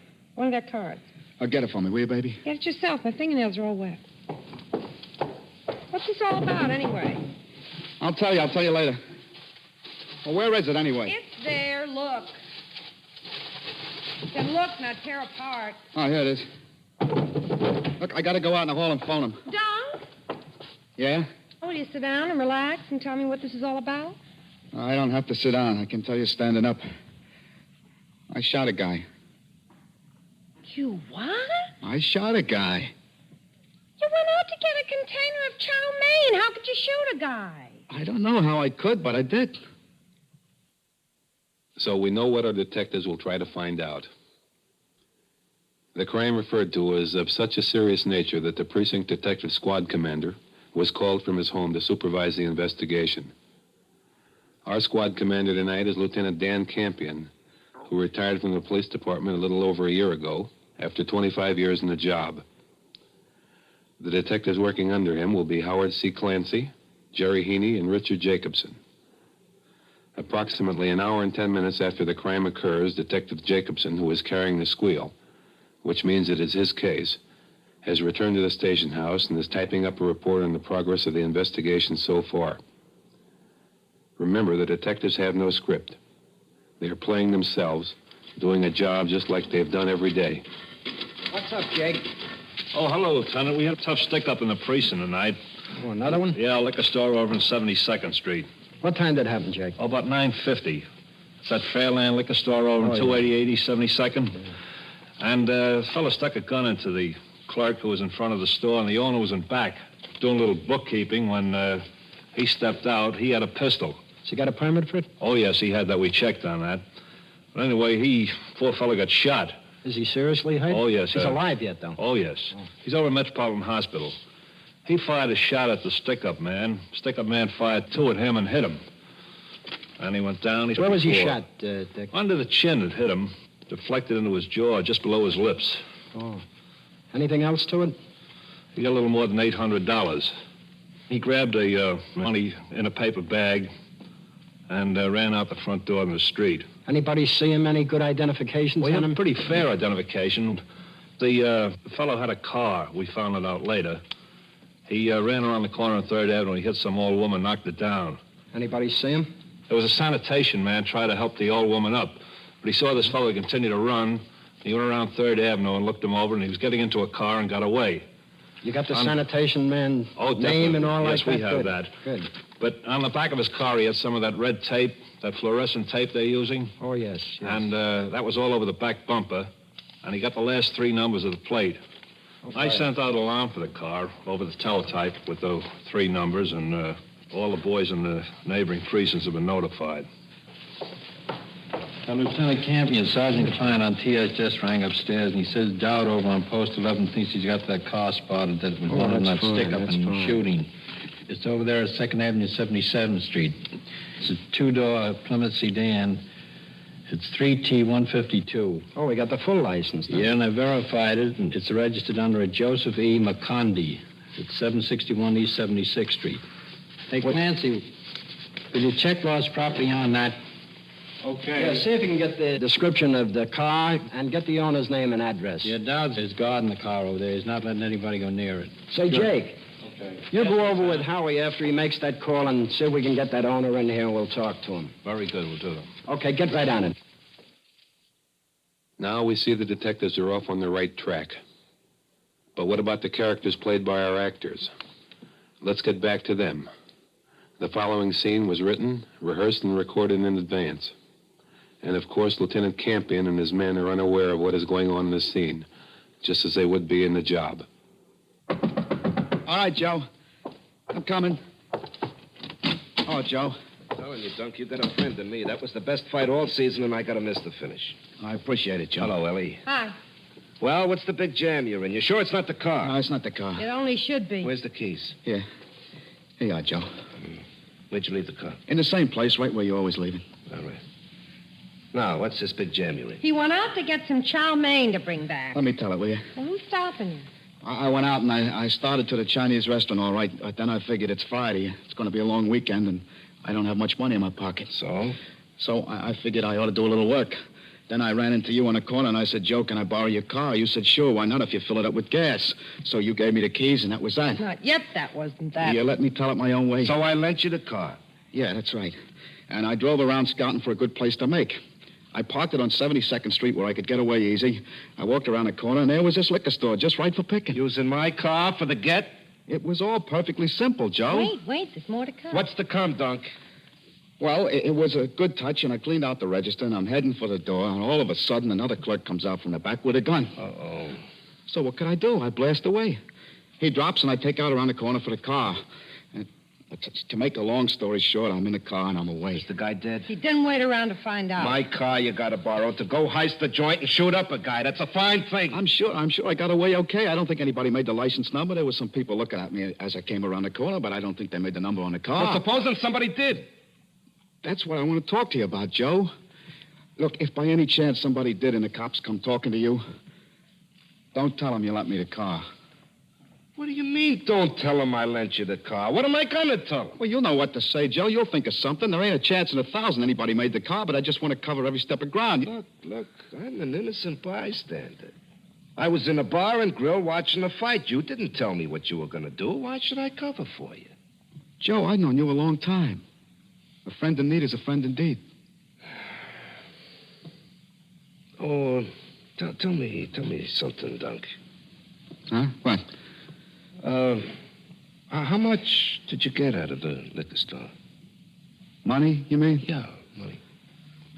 Over 500. How much over 500? $812. Well, that wasn't bad. Was it worth shooting a man for? Joe, you got to help me. I help you plenty. Give me 400. What do you mean, give you 400? You want me to help you, don't you? But that's half. It ain't half. You got 812. All I'm asking is 400. But there's not a chance in 1,000 there'll be a kickback. All right, then what are you worried about? Now, let's forget the whole thing. I'll go home and go to sleep, and if the cops talk to me, all I can tell them is the truth. Well, you got me in a box, Joe. Oh, it's your box. Give him the 400, Dunk. What are you taking chances? Well, what are you going to tell them if they talk to you? I don't know yet. I'll think of something. Yeah, but what? Well, you give me a chance. The deal was just sprung on me. I got to work it out. All right, Joe. You cover me now. Don't forget. Yeah, I'll cover you if they talk to me. Thanks, Joe. I knew I could count on you. Oh, boy, this is a load off my mind. What a relief. Now that it's such a relief, please go down and get the chow mein. Now, with sufficient information on which to act, Lieutenant Campion has instructed his men on their next step in the investigation. Detectives Clancy and Jacobson, for instance, go to 761 East 76th Street, the address listed for Joseph P. McCondy, in whose name the car is registered. Remember, from now on, there is no script. The actors are on their own. So are the detectives. Let's see what happens. Hey, Mike. McCondy. Mike? Is there something I could do for you, gentlemen? What's your name, Chief? Joseph P. McCondy. We're detectives. Do you own an automobile? Yes, I do. What kind of a car do you have? I have a 1950 Plymouth, two-door. Did you have a little accident tonight with it? No, sir. Do you have a license? Yes, sir. I have it right here. Can you see it? Sure. Is there something wrong, gentlemen? Well, You were just checking had a little on accident something. tonight, I'm sure, someplace, didn't you? No, sir. You sure of that? Absolutely. You loaned the car to anybody? No, sir. Where is the car now? Well, I left it on 2nd Avenue between 77th and 78th Street. What did you leave it around there for? Well, I was at a bar all night. I was watching the fights. Anybody with you? No, sir.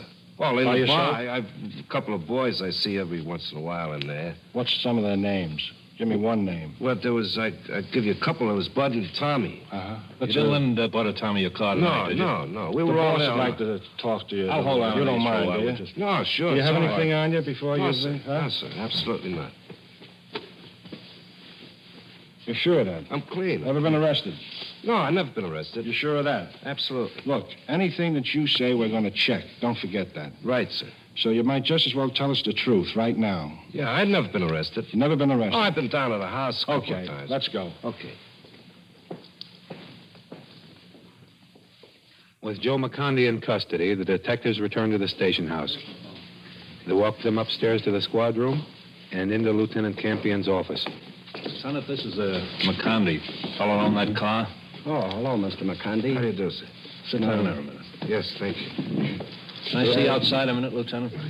Yeah, you stay in here with him, Howie. Yeah, and okay. I'll be right back, Mr. McCondy. We have some other business to take care of. Could I smoke in here? Is that all right? Yeah, go ahead. Yeah, but Smoke. don't throw the butts on the floor. Oh, no, I wouldn't do that. You want any coffee? Yeah, I wouldn't mind a little Okay, black. stand up. Yeah, sure. Everything you have in your pockets, take them out and put it on the desk here. All right. Everything, no matter what it is. Okay. If it's money, count it. All right. In front of me. Yeah. It's embarrassing because I'm not too well healed. I only got $5, $10, $11, $12, $13. 13, okay, put it back. Okay. Okay, any other cards or I have his slips on wallet you? here, Howie. Okay. Yeah, let's look at that, will you?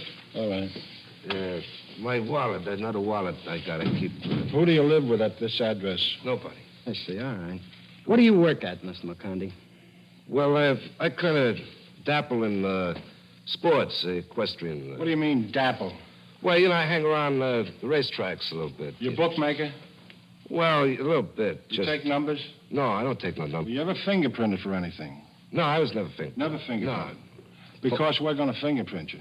Well, that's all right. It's your privilege, I guess. Excuse me a minute. Spot tonight. Lieutenant, he was in the spot up on the avenue tonight. Yeah, we'll come to that. Fine. Say, Jerry, check the BCI on this fellow's name and address, and you got a pretty good description of him. Okay. And then I want you to check the Information Bureau and see if he's been... Do you ever get a summons for anything? No. Never had a summons in your life? No. Yeah. Oh, you mean a parking summons and something Yeah. like that? Well, I got a ticket for speeding there once or twice. How long ago was summons, that? isn't it? Yeah, Why don't you answer the question? Well, I call those tickets, you know. You were convicted Summons. then? It's Is polite. that right? You were fined? Yeah, I was fined. Well, that's a conviction. Now, where were you at 9:20? I was at Glenham's Bar and Grill on 2nd Avenue between about 75th and 76th Street. I got there about 9 o'clock. I had some real rotten chow there, and then had a few beers with Spud and Tommy, what I told you about. And we were chewing the rag there for about an hour. The fight went on at about 10 o'clock. And we made a couple of bets, me and this Bud and Tommy, and... You didn't leave the premises No, between 9 and 10 No, o'clock? no. Did you see the whole fight? Yeah, I went 10 rounds. Who won the fight? Amero. I won. What odds did you get? 2-1. I gave the odds. Oh, you gave the Yeah. odds, huh? What did you get on that, Jerry? Anything? Hey, McCondy, what are you handing out here? You did a bit in 1952 for petty larceny. What kind of a petty larceny was You it? went to the island for it. Oh. What kind of a petty larceny was that? Was that grand larceny and reduced to petty larceny? You took a plea on it, didn't you? Yeah. It was grand larceny then, wasn't it? Well, yeah, I don't know the technical words for these things. Oh, you Why don't know talk? just as much about it as we do. Well, You were asked You the know question. more law about Now, that hold than... it, fellas. Listen, who used your car tonight? We haven't got all night. There's a man dying. I told you when we picked you up at your house that we were going to verify everything that you told us. Remember me saying that? Yeah, I know that. Listen, Mac, why don't you stop kidding? We're bringing the bartender over here. And Well, you stop could bring him kidding. in. Well, he's coming in. That's okay with me. Howie, now. take this guy over and fingerprint him and let him think this thing over. And if he don't come up with something different, boy, you're in. It's after 1 in the morning. A detective has gone to Glenham's Bar and Grill on 2nd Avenue to get the bartender, Whitey. He brings him into Lieutenant Campion's office. Hi, Luke. Hello. This is Harry White, and they call him Whitey. He's the bartender. This is Lieutenant Campion in charge of the squad here. Hello, Whitey. How are you? Lieutenant. This is Detective Haney and Detective Jacobson. here. Hi, Whitey. How do you do? How long you been in our precinct, Whitey? Oh, I've been working a joint up there about 8 years now. 8 years, huh? Yeah. All right, if I sit down? No, go ahead. Sit down. You can smoke. Do what you want. You know Joe McCondy, Whitey? Yeah, I know Joe a long time. You see him tonight? Yeah, he was in tonight. Was he in the General tonight? Yeah. Was he there all night? Well, wait a minute now. Pretty busy night. He came in a little after 9 o'clock, and it was about 9 o'clock, yeah. Was he there all night then? Yeah, he was there, well, let's see now, the fights. He was watching the fights. He was there till about 11:15, I think. Anyway. Who was he with, because, Whitey? I had a couple of pals of his. Who are they? Oh, I don't know. The last name's Tom and Bud something. He's always with them. What time did Joe come in there, did you say? Well, I think it was around 9 o'clock. Sure wasn't 10 o'clock? Oh, no. He was in at 10 o'clock. Was he there at 7:30? No, he wasn't there at 7:30. No, did you miss him any time at all between 9 and 10 o'clock? Between 9 and 10? Yeah. Did you miss him? No. You took a bet off him. No, he was there. He was drinking all the time. Well, he said he was there since about 7:30. All evening and all night. No, Somebody's lying here, Whitey. Either you or him. Now, No, come on. I remember. Listen, I know Joe very well. What about his two pals, Whitey? Did they leave the place at all tonight? No, the two pals were there. They were there all the time. They came in with him? Wait a minute. I tell you one thing. The phone rang, and I picked it up, and the call was for Joe. But this was about 10:30, I think. So I called Joe, and Joe went up the phone. I forgot about it. I was busy, like I said, you know. And suddenly Joe comes running up the bar. He says, "I gotta go." What time was that? Well, this was about right after the fight. Was this male or female voice? You mean the guy that called for? It was a male voice. Male voice, yeah. And he called, and then Joe said he had to leave right away? Yeah, he said something about, he says, I got to go up to Ellie's, I think it was. What time was that about? I think it was about 11:15. It was right after the fights were over. Yeah. Oh, we don't need a lineup for this. Bring Joe in and make sure he identifies him. Dick, go out and bring Joe in. Is this the fella here? Yeah. Hey, Whitey. Hi, Joe. Hey, Joe. Yeah. You said that you were in the bar all night. Yeah. Until the time you come home, the detectives met you at your door. Yeah. What are you lying about? Well, I was there. Well, all night. Now, stop. Whitey said you weren't there. He said you left there. What? Who's Ellie? I don't know no Ellie. Well, you got a phone call and you left the place all excited. Well, I wasn't excited. It's Who true. called you? I got a phone call at Whitey's place, you see? Now, here's the way it works. And like I told you before, I take a little book here and there, see? Listen, Joe. No, that's the truth. Book. That's true. You want to hold a bag for everybody, hold it, because you're gonna hold it unless you tell us who you loan your card to, or if somebody else uses your Maybe card. Joe would rather talk to us with Whitey outside. You wait outside a while, Yeah, Whitey. okay. Go on out with him, Dick, huh? Very good. Good luck, Joe. All right, Whitey, thanks. Are you going to tell us who you loan your car to or not? I didn't lend it to All right, nobody. nobody had your car tonight? No. You had it the all only night. one had It the was keys? it was on the street. Hold it, fellas. Does the car belong to you? There's no mortgage on it or No, anything else? no. It all belongs to you? Yeah. Does everything in the car belong to you? That stuff in the back, on the trunk and all like Everything's that? all- Everything belongs Yeah, to you, huh? Is that right? That's right. All right, well, how about the gun under the seat? I don't know nothing about no gun. Now, you fellas heard him say everything belongs to him. And Come do you on. know with a previous misdemeanor, boy, this is a felony. You're not kidding anybody. You're in. Well, There's a man dying over there. All I know is you could check with the Whitey and with Bud. Bud works in the garage on First Avenue. We'll have somebody check. McCondy, I want to tell you something. Yeah. Now, we found this gun in your car, and what we're going to do, we're going to send this gun down to the Ballistic Bureau to have a test made and to see if it conforms with the bullets that were shot into that man tonight. So we're just going to hold you. You are now arrested. You're arrested for 1897 of the penal law, which happens to be a felony.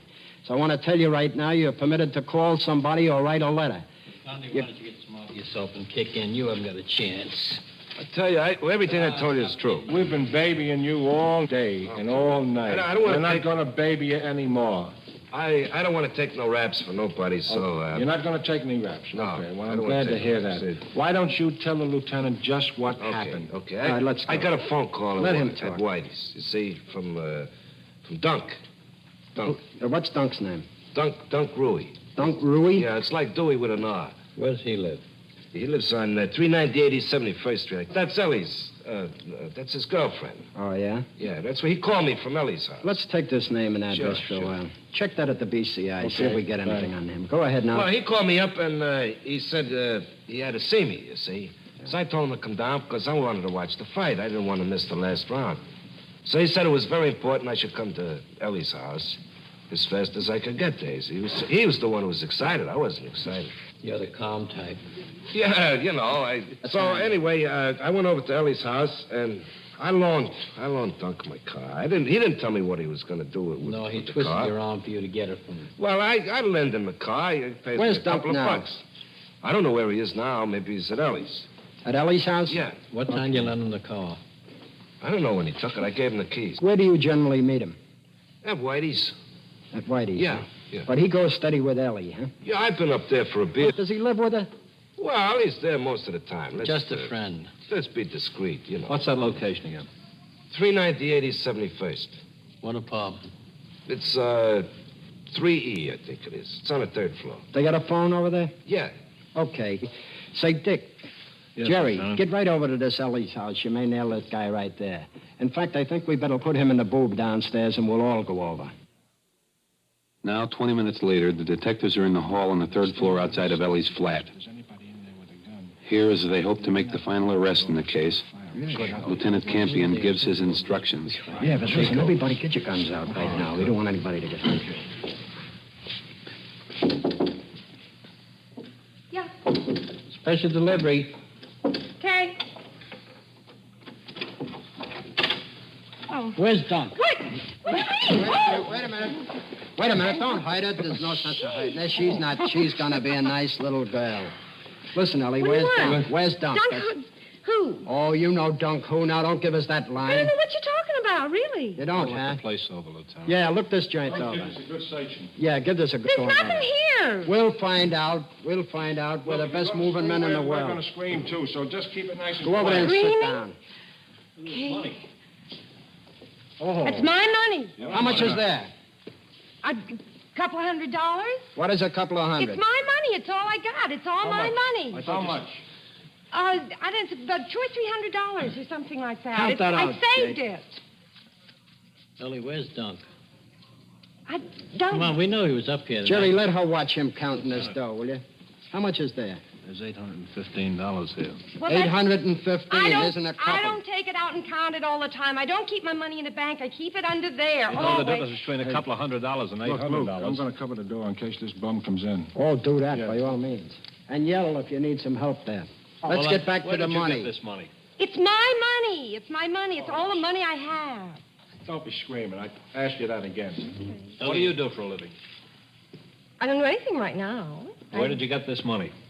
I saved it. I've worked other times. I've been on the What kind of work do you do? Well, I've been on the stage. How long ago? Several years ago, just for a little while, and then I've had other jobs. Well, how do you maintain yourself right now? Right now, I'm unemployed. For how long? Oh, about 6 months or something like that. 6 months, and you got 815 fish under the cover there? You live here alone, Ellie? Yes, sir, I do. What's the men's clothes doing in the closet? That's, Your father's. no, not my father's. Somebody left them here. No, She'll it's explain. Come on, she'll explain. You've been arrested before, Ellie? No. Never been arrested? No. Hold on. Ellie, Doc. Yeah, man. Pick him up, man. Wait, Pick him up. oh, Give him a wait. quick Hey, fan. take Give your him hands a off. frisk. What's this, Ellie? Give him a frisk. I don't know. Sit They down. didn't. Sit down. Sit down there. You didn't know Dunk, huh?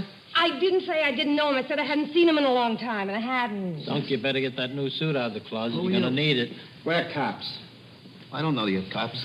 Oh, do you want to be shown? Sure, I want to be shown. What do you Shut up, work you at? bum. We'll show you.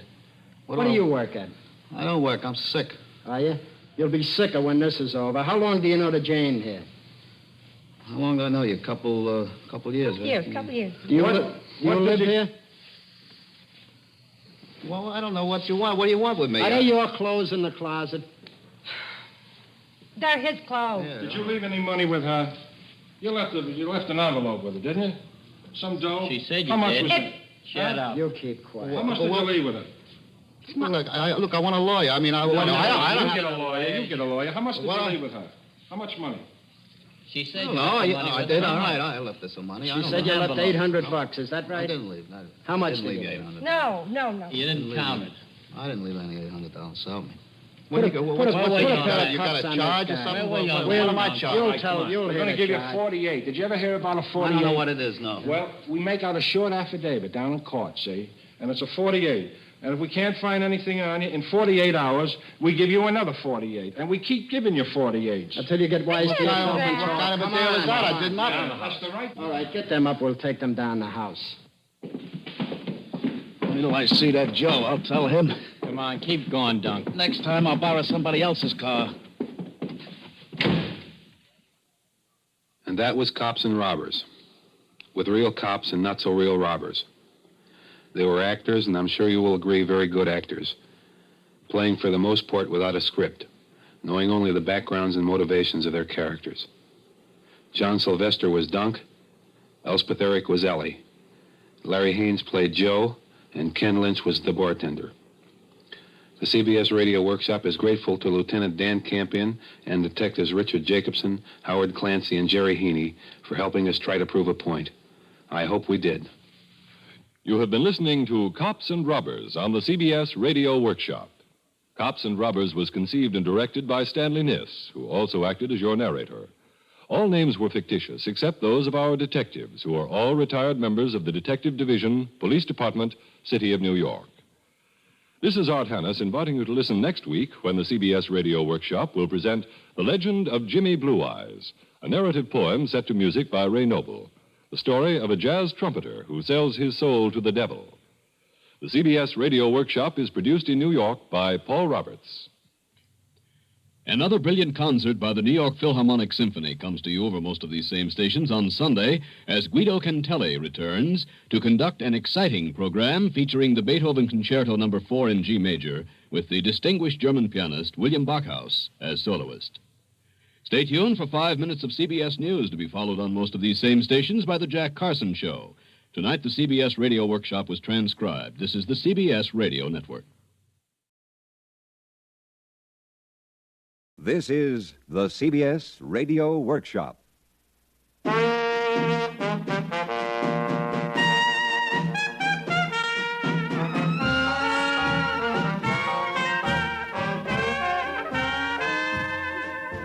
Blues is a woman, and a woman is the blues. Sometimes she pains like a pair of tight shoes. 'Cause blues is a woman, and a woman is the blues. Sad news and glad news, but mostly bad news.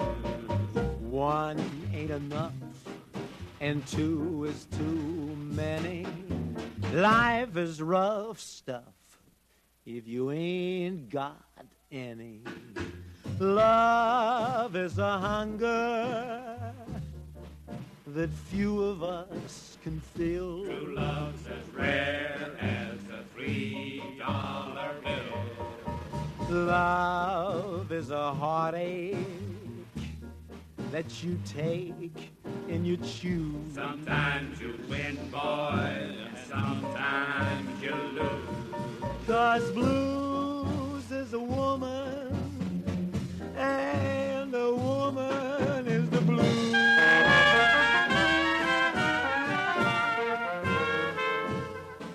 CBS Radio, a division of the Columbia Broadcasting System, and its 217 affiliated stations present the CBS Radio Workshop, radio's distinguished series dedicated to man's imagination, the theater of the mind. 'Cause blues is a woman, and a woman is the blues.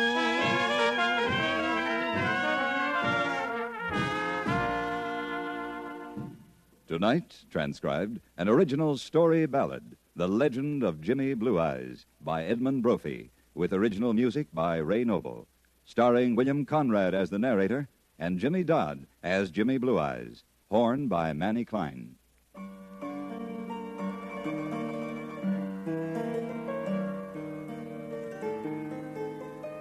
In Storyville, where blues were born, there's a legend of the Golden Horn and a hot-lipped kid, blue-eyed and fair, who tried for a note that wasn't there. So come along Perdido Street, where the hot licks tickle dancing feet that shuffle in patent leather shoes, where Jimmy Blue Eyes blew the blues. Now, Jimmy Blue Eyes came on earth a child of hunger from his birth. He played all day round the streets of sin, and they spiked his milk with Old Tom gin.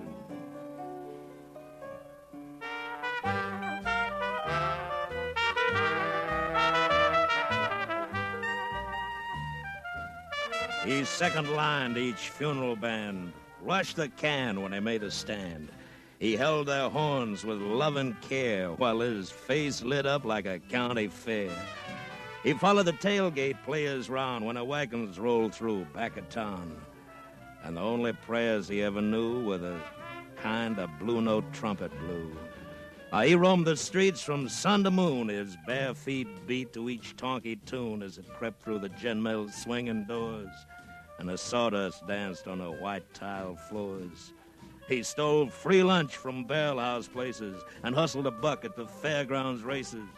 He talked to dice like a lover can, and he aimed for the life of a sporting man.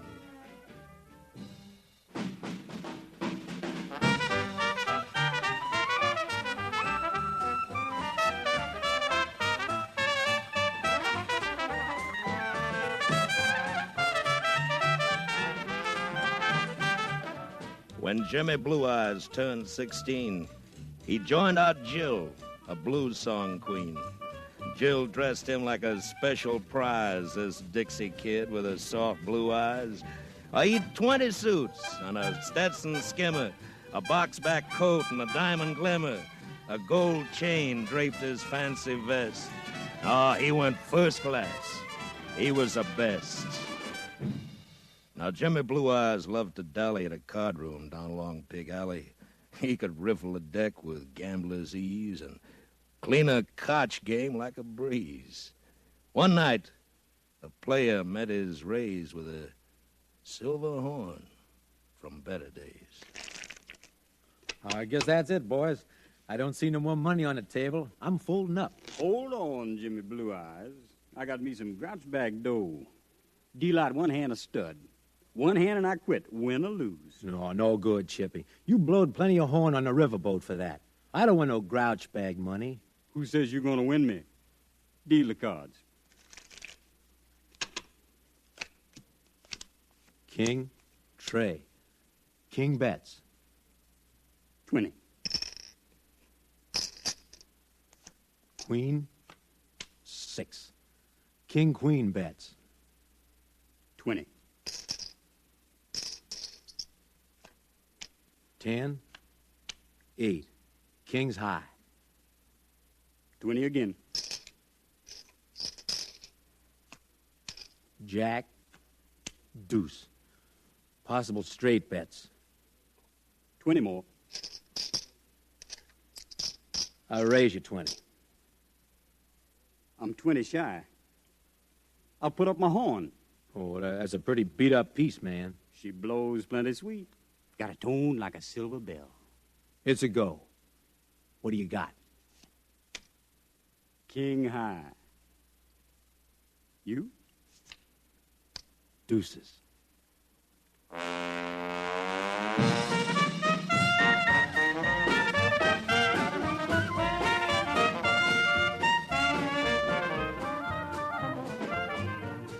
Jim showed his win to his loving Jill in her fancy flat in the morning still. Why, Jimmy, honey, you couldn't call home the cows at sundown with that old thing. Why, she's a singing dream, baby. I'll call the children home like Buddy Bolden used to do. I tried her out walking up Rampart Street. You could hear the echo down the riverside.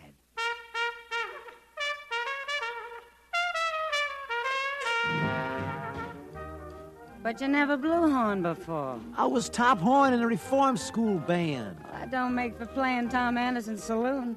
And you're not filling in alongside King Oliver in a funeral band. That's a cinch.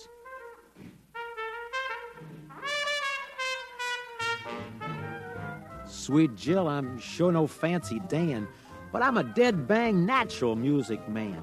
I'll take this battered silver horn and make it talk come Mardi Gras morn.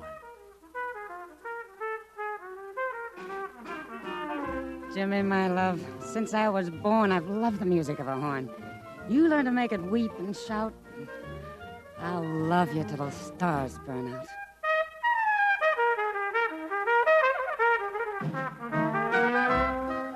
While me and the blues are Kid and Candy, or St. Louis and Memphis and Mr. Handy. If you stuck a pin in my heart, it's true, a drop of my blood would come out pure blue. But summers came and winters went, and Jimmy's loving heart was bent, as before he hit that master blow, his sweet Jill blew with Hot Lips Joe. Now, Hot Lips Joe, he had no peer. He could shave the head from a glass of beer with the wind from his educated horn, just as sure as you were born, just as sure as you were born.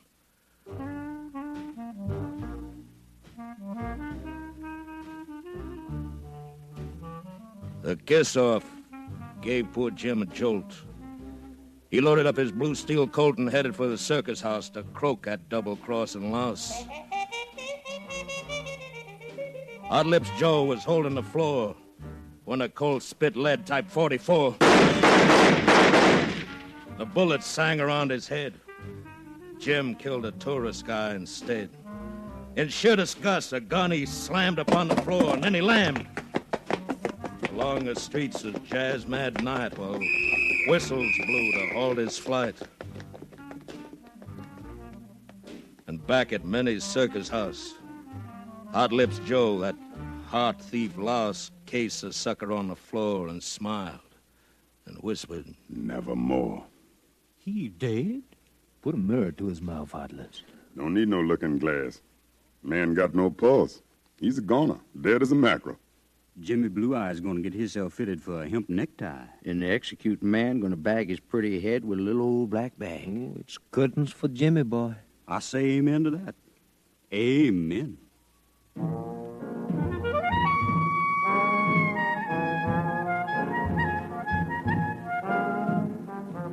No, nevermore will Jimmy Blue Eyes catch me with a lead surprise.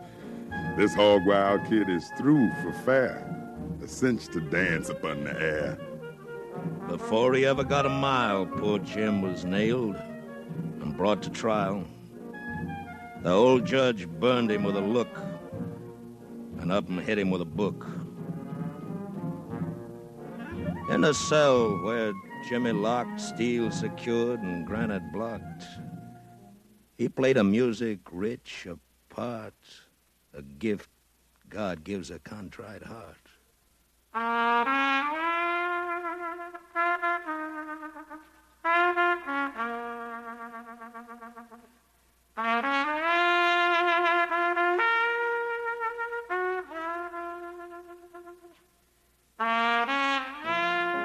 Long summers came, long winters went, and all of Jimmy's time was spent to reach a chord, to cut the air and blow that note that wasn't there.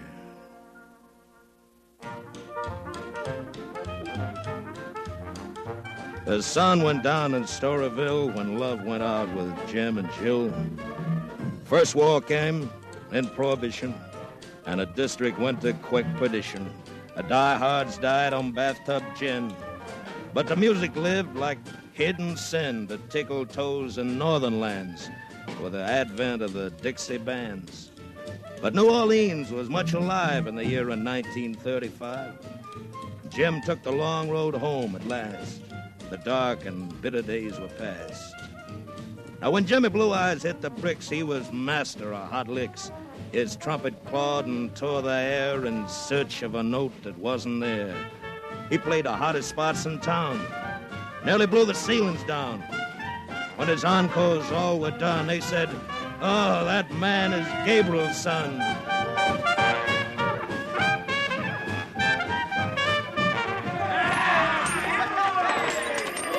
The throw money fell at Jimmy's feet in full-blown gale, a silver sleet. He smiled and played right on until his mind ran back to his heartbeat, Jill. Now, you show me an artist, fine or fair, who seeks a note that isn't there, and I'll show you a guy that most men ain't, He's alone in the clouds, an uncrowned saint. For he scatters joy to his fellow man, though he might wind up and also ran to drive past glory, fortune, fame. It's nirvana, sure, but a heartbreak game.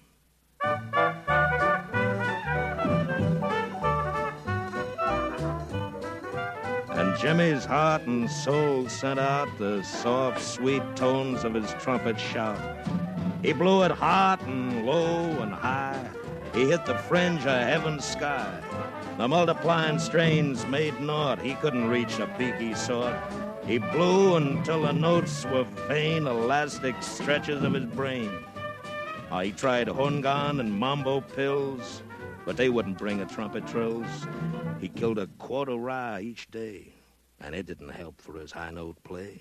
Jimmy, boy, your case is tragic. You'd best resort to mammy magic.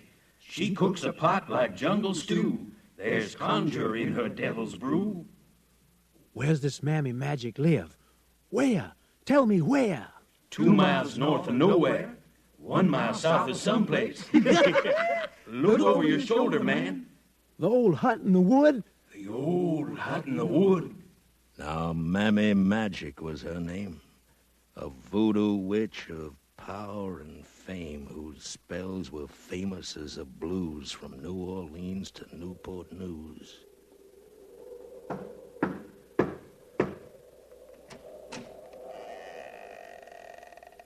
Monsieur Jimmy Blue Eyes, entrez. You know me, Mammy Magic? You know my name? Few things are secret to one who has a third eye. You are troubled. Speak. Some walls and windows have ears. I read your thoughts. Well? Your desire is beyond my power. You lie, witch. I got the price, woman of darkness. I'm desperate. Do you hear me? Desperate. Level with me. I tell you, Jimmy, on the level. You got to see my boss, the devil. You're asking one thing I can't do, despite the magic I can brew. I'll have no truck with devils. I'm selling. You are here to buy. What's he asking for price? I don't make out his bills. He keeps them plenty private. Get your devil man. We'll cut up a deal, me and him. So Mammy Magic cast a spell to summon up the king of hell. Dambala. Dambala.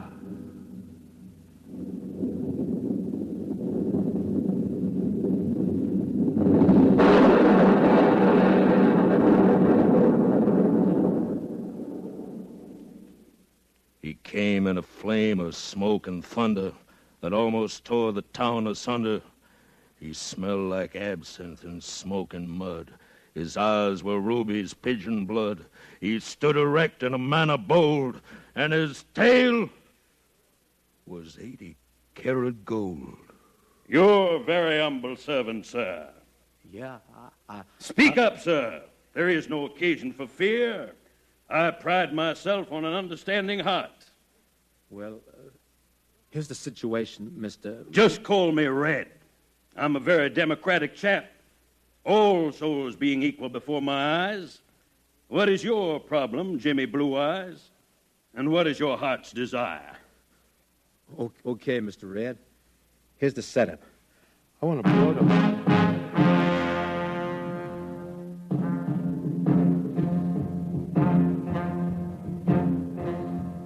So the Red King made a deal with him, had a secret locked inside of Jim. And then with the evil art of old Red turned that silver horn to gold. Jimmy Blue Eyes walked on feet which never touched upon the street. He wore a broad smile upon his face, for that never, never note was his. That long, elusive note was there, the most immortal anywhere. But when he blew it, come what may, he had an awful price to pay.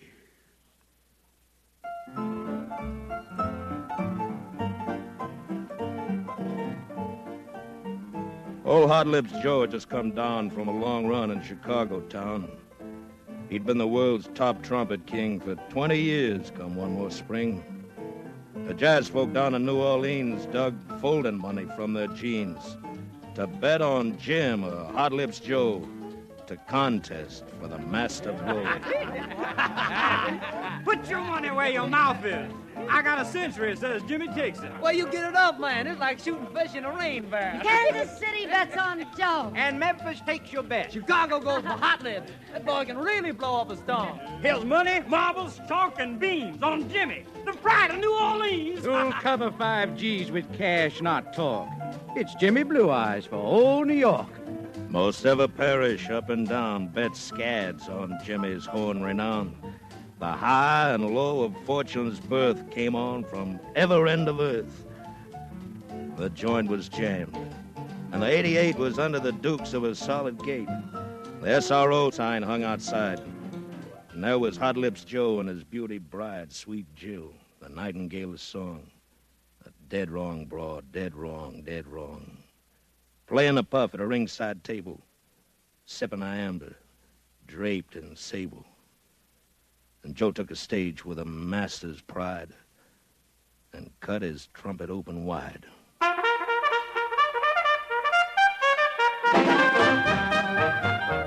He blew hot notes heard round about. He turned that trumpet inside out.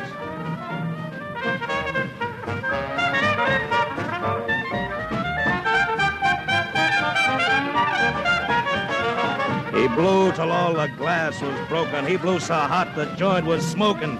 His horn turned inside out and curled. The last note traveled round the world.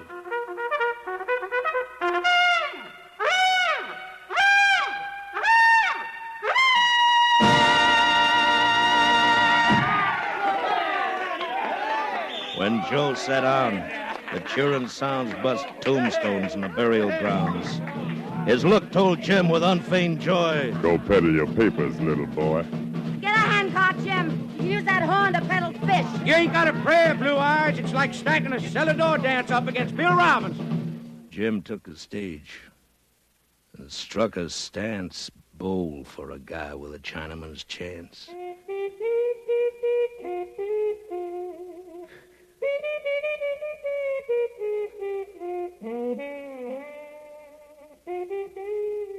He warmed the hot notes, let 'em fry to a whisper tone, like strong men cry.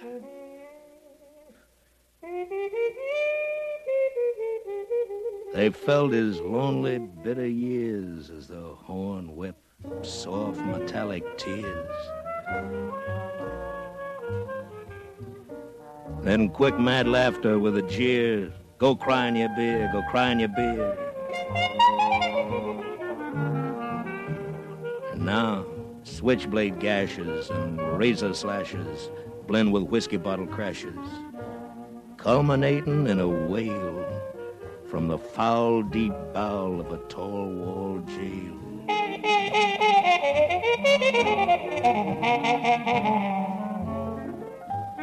He ran the scale of man's emotions like changing tides upon the ocean. A harsh note cursed, another prayed, "Have mercy, brother, I'm so afraid."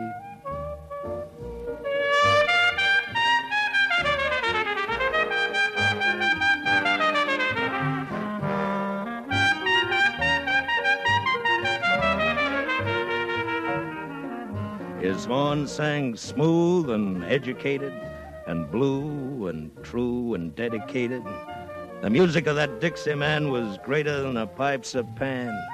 The high, soft sigh of a trumpet's cry can tell what magic words can't try. For the horn sings true as it only can, unmatched by nature, bird, or man.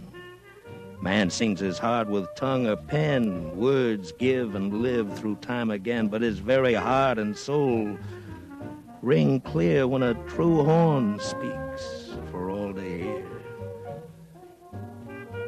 and the crowd sat frozen round the gaff. Jim split the ceiling right in half.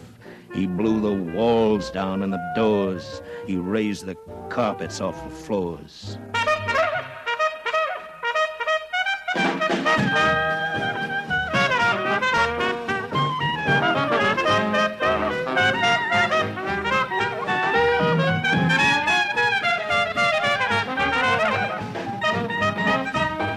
This genius boy from a land of cotton, this disinherited, misbegotten son of a slum and sin and gin, blew that scatter outside in. And yet, he seemed like a tired life going home from a weary earth and a heartbreak roam to that promised land of a fairer clime out there on the other side of time. Tear it for Jill, sweet. Blow it high, and you might love it till I die.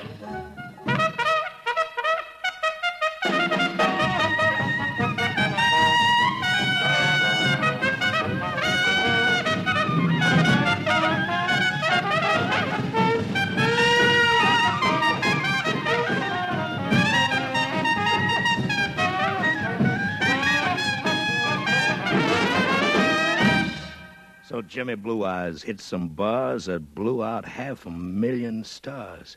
And then, that never, never note went clear 10 jillion miles to heaven's ear.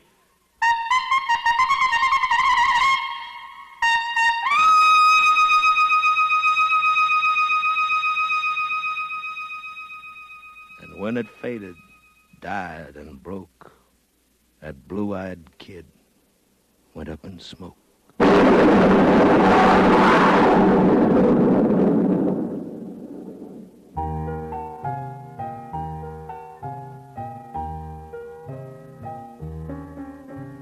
Now, some rounders claim they're in the know that Jimmy Blue Eyes fries below. But in New Orleans, they'll lay you odds. He's playing trumpet with the gods. For a deacon man was there who preached that before the last note cut and reached the edges of eternity and died. Father, forgive me, his trumpet cried. No matter where or when hot music blows, if you're not half-assed Dad, he knows. Jim's golden horn, the love of faithless Jill, when blues and we were young in Storyville. Now, Jimmy Blue Eyes came on earth a child of hunger from his birth. They spiked his milk with old-time gin, and he played all day round the streets of sin. So come along Perdido Street, where the hot licks tickle dancing feet that shuffle in patent leather shoes. But Jimmy Blue Eyes blew the blues.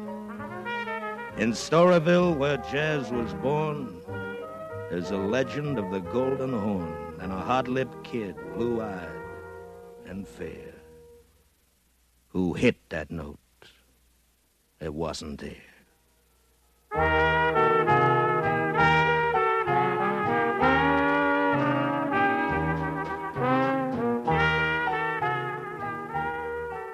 Tonight, transcribed from Hollywood, the CBS Radio Workshop has presented The Legend of Jimmy Blue Eyes, an original story ballad by Edmund Brophy, with original music by Ray Noble, and starring William Conrad as narrator, with trumpet by Manny Klein. Adapted and directed by Sam Pierce. Jimmy Dodd, in the part of Jimmy Blue Eyes, appeared by arrangement with Walt Disney, producer of the full-length motion picture in Technicolor, Song of the South, starring Uncle Remus and the Critters. Song of the South will be released nationally Easter week. Also featured in the cast were Roy Glenn, Georgia Ellis, Sam Edwards, Lou Merrill, Nan Boardman, Jack Moyles, and Tony Barrett. Featured in the all-star band were Tom Peterson on trombone, Matty Matlock on clarinet, Sammy Weiss drums, Nat Farber piano, and Larry Breen bass. The Workshop is produced in Hollywood by William Frug.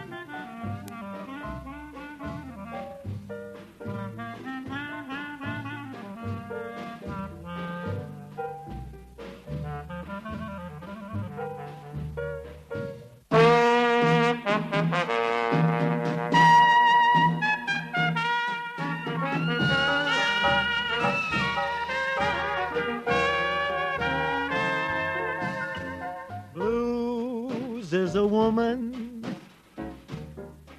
and a woman is the blues. Sometimes she fades like a pair of high shoes. 'Cause blues is a woman, and a woman is the blues. Sad news and glad news, but mostly bad news. One ain't enough, and two is too many. Life is rough stuff if you ain't got any. Love is a hunger that few of us can fill. True love's as rare as a $3 bill. Love is a heartache that you take and you choose. Sometimes you win, boy, and sometimes you lose. 'Cause blues is a woman, and a woman is the blues.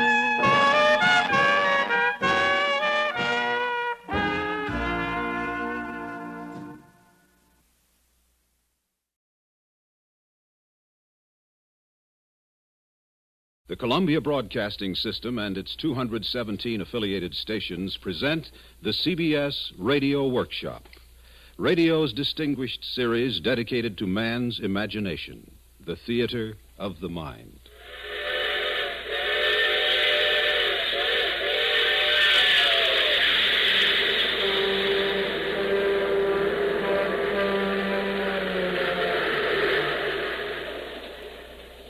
Tonight, for the first time on the air, a treatment of A.C. Spatorsky's current and sensational bestseller, a factual yet incredible report of those New Yorkers who try to mix work in the city with country living, and who almost invariably end up behind the eight ball.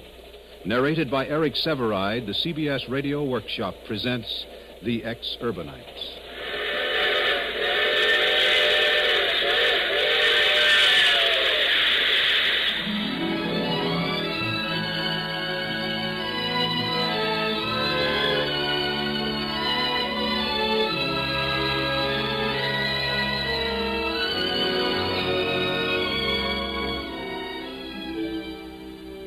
This is Eric Severide. Since The Exurbanites became a bestseller, it has been called terrifying, hilarious, penetrating, savage. What you will call it depends entirely on you. But you can be sure of this: whoever you are, wherever you live, The Exurbanites will strike home to you. Because it's the account of the men who publish your magazines, who hold sway over your radio and television programs, who shape your buying habits in their advertising agencies. Every day of your life, they encourage you to tremendous dreams, because they themselves earn their rich living by dreaming tremendously.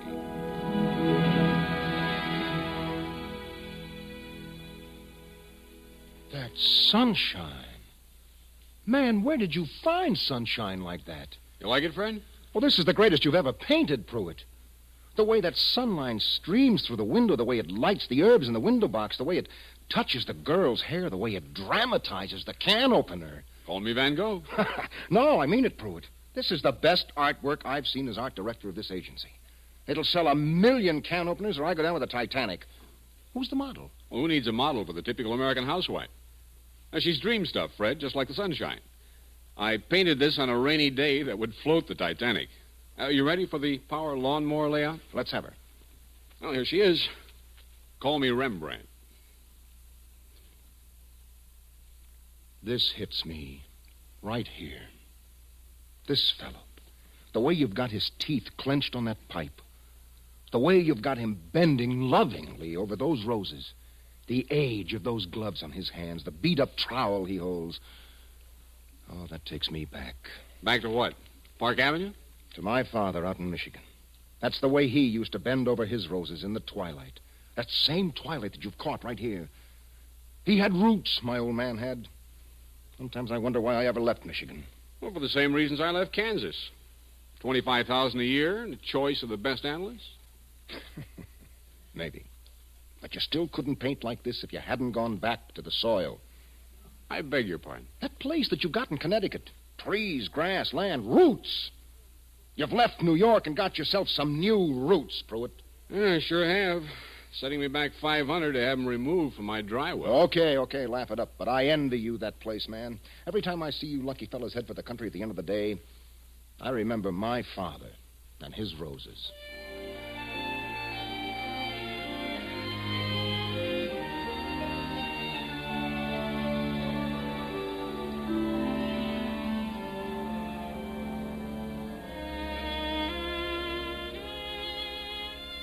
Some Exurbanites have a highly developed talent for remembering events that have never occurred.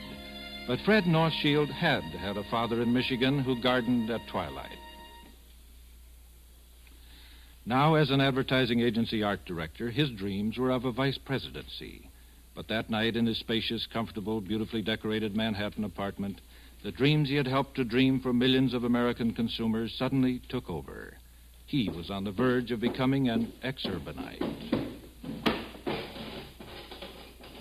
Liz, where's the bottle opener? Right here, on the wall.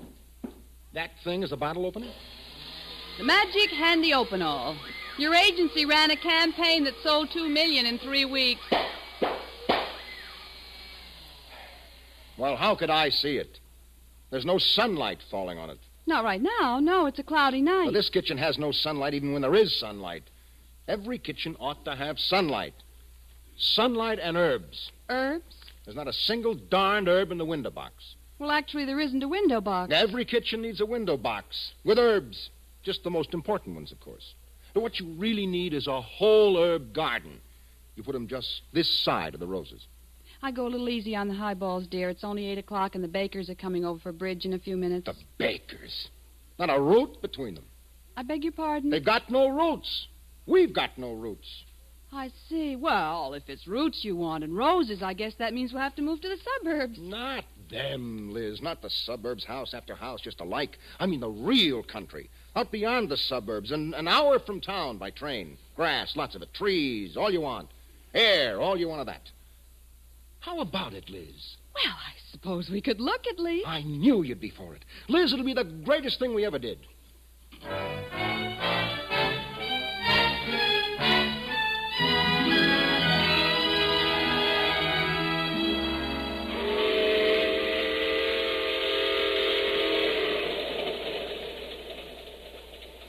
Thus, to the New Yorker, the country is that land that lies beyond the crowded suburbs, yet remains within 60 minutes train time of his office.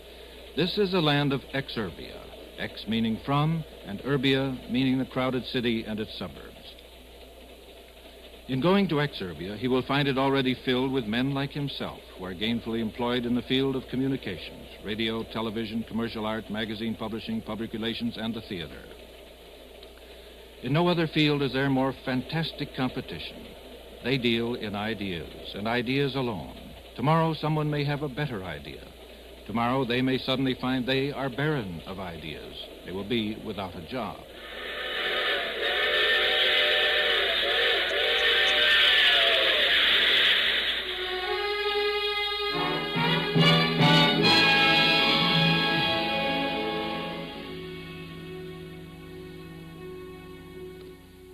The escape to exurbia, then, is their attempt to realize a secret dream, that once they are away from the rat race at nightfall, they will ride the superhighway to happiness. And so they begin to look for a place in the country.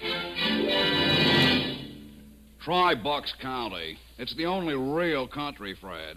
Take a fast train from Penn Station, 1 hour to read a couple of chapters of a good book, and you're in Trenton, ready for real country living across the river in Bucks County. Bucks. Lousy, with beautiful old stone houses ready for a right guy like you to take over. Oscar Hammerstein, Dorothy Parker, Morse Hart, Bud Schulberg. They went to Bucks. You can raise black Angus, hens, pigs, pheasant. Or let one of the local men do it for you while you live off the fat of the land. Sleep all night with cows mooing in your ears. Real music.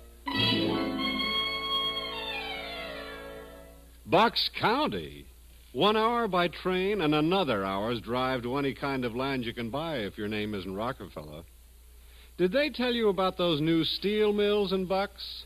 The new Levittown, thousands of homes just like on Long Island? That's country living? It'll be worse than Jersey 5 years from now. If you want old homes, people who really belong to the land, ever been in Rockland County? Quaint, charming, quiet. Try Sneeden's Landing, New City. Look around there. The real artists, the real writers, the real theater people. They're all in Rockland, and they leave you alone. Alone? Oh, don't be dreary, Fred. Rockland County?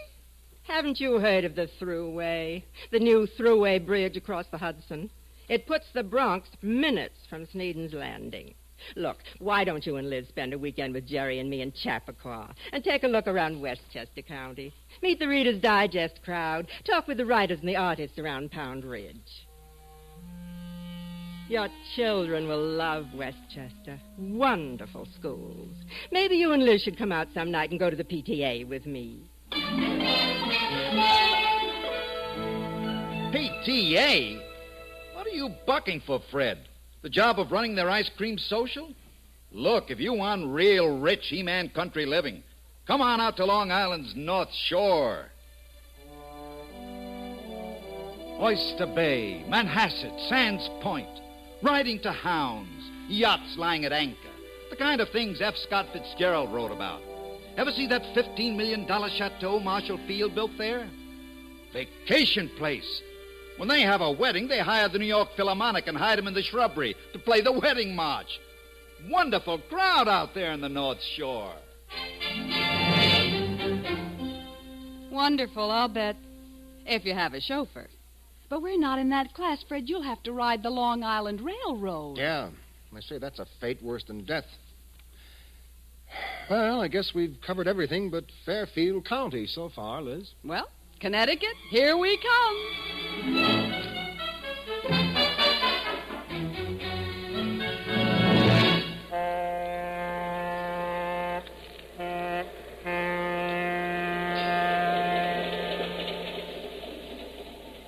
In considering a move to the exurbs, it is inevitable that the departing New Yorker gives strong consideration to Fairfield County, Connecticut.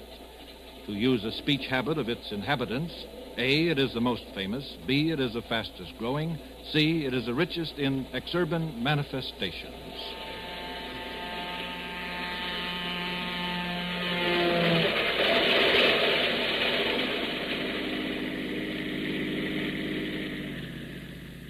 I suppose you already know a lot of people already living here in Fairfield, Mr. Northshield. Oh, yes, Mr. Barnum. Several men in our agency live out here. Now, I'm going to show you folks a beautiful house just put on the market. 9 rooms, 3 baths, and 12 coach lamps. Coach lamps? Oh, everybody in Fairfield County has coach lamps, Mrs. Northshield. This place even has 2 besides the outdoor barbecue. You realize what that means, Liz? We can cook our steaks outdoors every evening.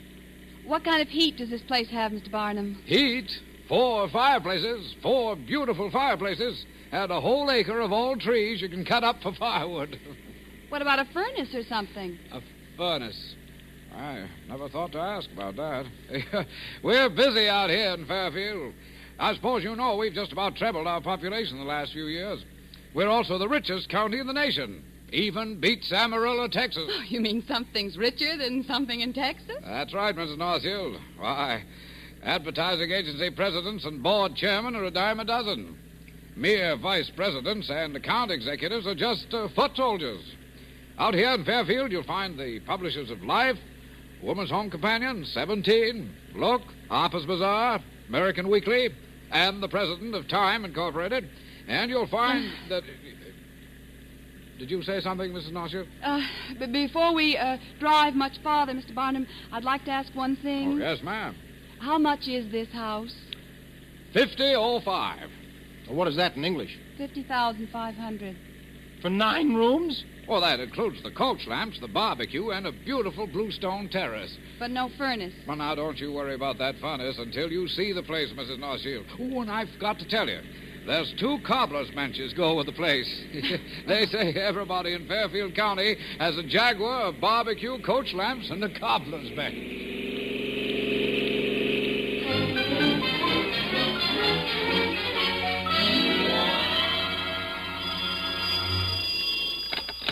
Hello? Oh, Liz, Fred, listen, it's ours. The old lady met our counteroffer of $49, and Barnum wants to see us about arranging the mortgage tomorrow. Which house is this? The first one we looked at. Oh, yes, the one that needs a furnace and a new leg on the second cobbler's bench. Oh, come off of it. Aren't you excited? Of course, dear. By the way, do we get a free timetable with a mortgage? What about the timetable? Well, Marge Holt used to live in that section, and she says that you'll have to rise and shine at 7 a.m. to dress, have breakfast, and drive to the 15 miles to the station to catch the 8:15.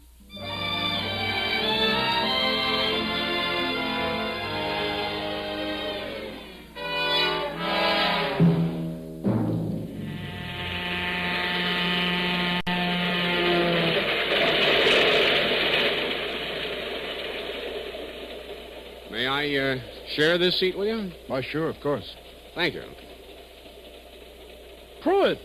My gosh, I didn't even look up when you asked if you could sit down. One never asks if one can sit down, Fred. One asks if one may share one seat. That's the Officers' Club code of our Army. What army? Well, the Army you've just joined.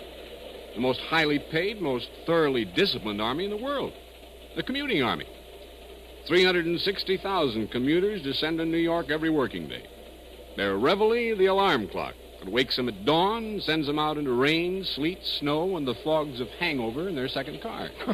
Yeah, that's right. You know, we hadn't counted on buying a second car, but Liz had to use one car to take the kids to school and back and to do her shopping. Well, what did you get for parking at the station? Jeep? Jaguar? Station wagon? What difference does it make? Well, Fred, it's very important for a man who wants to become a vice president. Are you kidding? Well, to men in your position, the car you drive to the station testifies to your sensitivity to what is expected of you.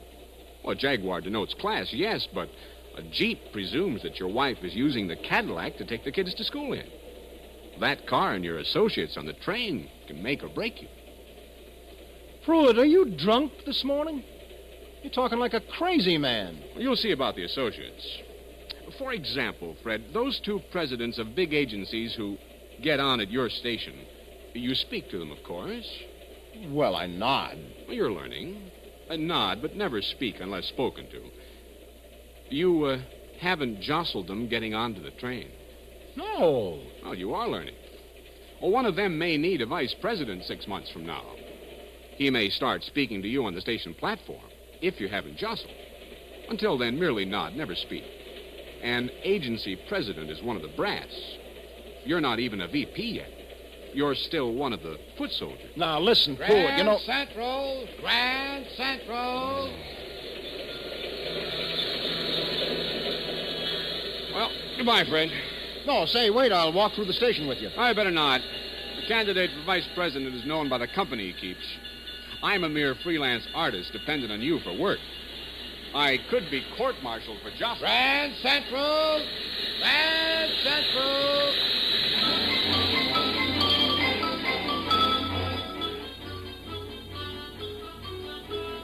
Fred is a new Exurbanite, of course, but already he had learned that the rat race from which he has tried to escape now begins the moment his car appears at the station in the morning. It continues as he boards the train, nodding to lesser foot soldiers and to higher brass. It continues as he rides to his working day, and soon it is with him as he starts to leave the office. On your way home, Fred? Something you wanted, J.P.? Oh, no, nothing very much. I've been trying to get to you all day, but I got tied in with the brass at BBD&O and couldn't make it. No, I just want to talk to you about Hubble, that young assistant of yours. What's wrong, J.P.? Wrong? Nothing's wrong. You ought to be congratulated for picking such a bright young guy. He was around last night after most of the shop had gone home, and he and Dorfmeyer and I got to polishing some ideas. Well, why didn't you call me in? Well, we looked for you, but you'd gone and catch the train already. Well, I'd been glad to stay. Well, don't worry about it, Fred. I can give you all that in a memo, but, you know, it seems to me we need a fresh slant on things. A couple of times recently, with one client or another, I've been left standing with egg on my face. I wonder if we don't have an awful lot of fat around here. We've got spear holders that haven't had their tails kicked in years. You know, if we're going places with the chief's new program for increased billings, we've got to get some new blood, like Hubble, Real hot guys. Young, aggressive. Fact is, I've been thinking of one young fella who's over at McCann right now. He, well, I'll sum this up in a memo, and we'll wax our skis together some morning. You better hurry and catch your train.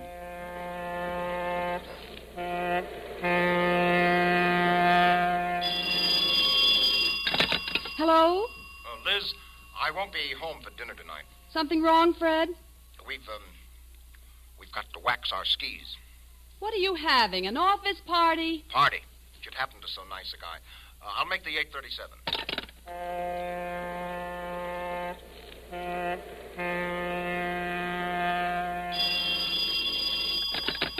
Yes. Liz, I'm in Bridgeport. Bridgeport? I fell asleep on the 8:37. Now, look, Liz, don't be sore. I'll catch the 10:03 back from Bridgeport, and I'll drive home at once.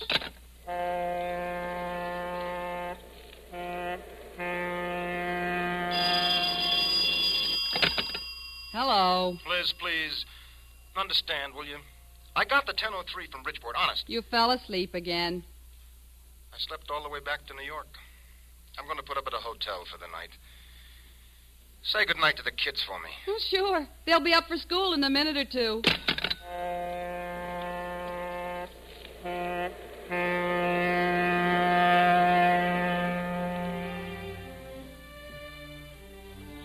If Liz seems something less than the sweetheart of Sigma Chi, consider the case for her and her sisters of Exurbia.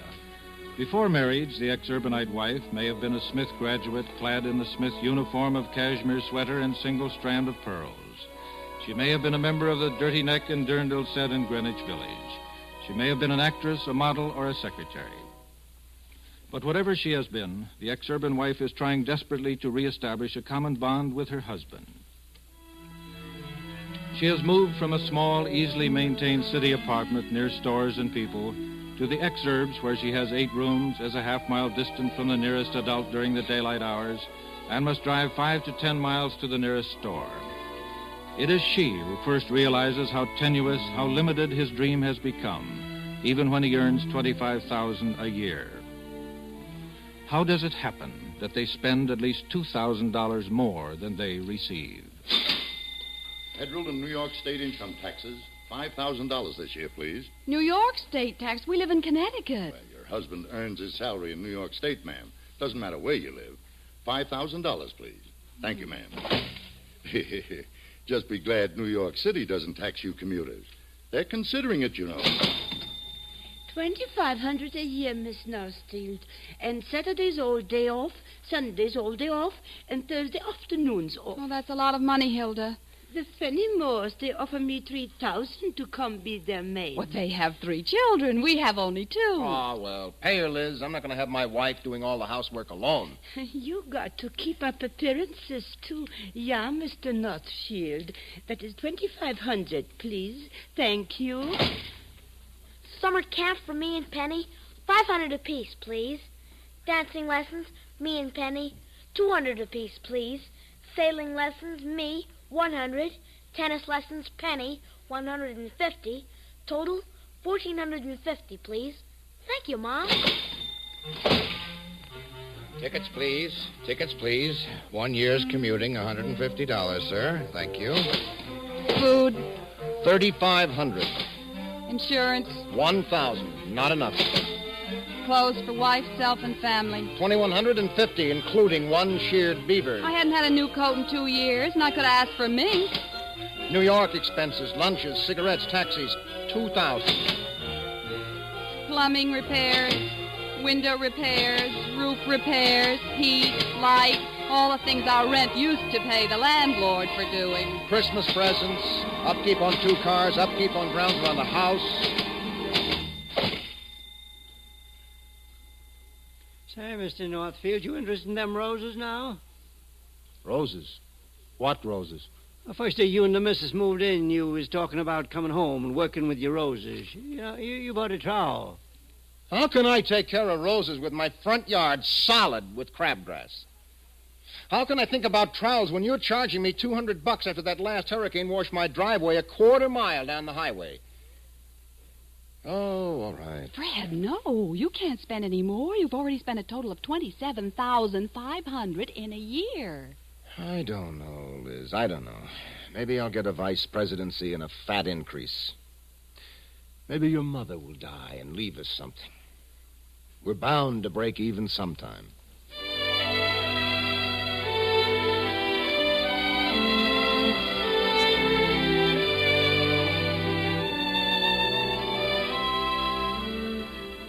Fred's plight. Is it deplorable, comical, tragic, incredible? It depends on the state of your own bank account and on your own morality. But in Exurbia, it is not an isolated case. As a general rule, whether he lives in Bucks, Rockland, Westchester, or Fairfield County, or on Long Island, the Exurbanite consumer indomitably spends far more than he can earn. An exurban lawyer, himself a counselor on tax and investment matters to other exurbanites, estimates that around the time the high-spending exurbanite makes $60,000 a year, he is beginning to make ends meet. Until then, it's murder. Why doesn't he get out, quit, move to another place, give up the rat race? I'll tell you why. Anywhere else you live in these United States, it's a matter of keeping up with the Joneses.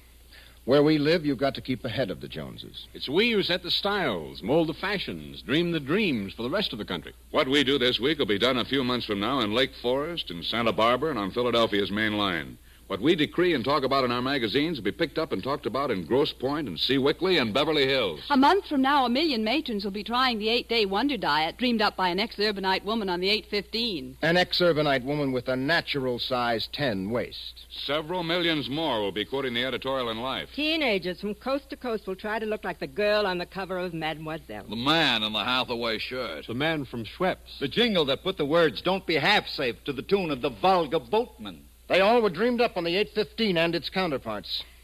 There isn't an advertising man, a writer, an artist, an actor, photographer. There isn't anybody in the United States with ideas who wouldn't give his shirt to crack New York.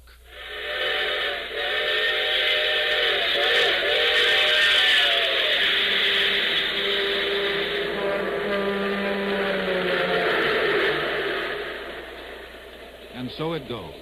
These exurbanites come from all over the United States to New York with dreams of writing that great book, painting those great pictures, staging that great play.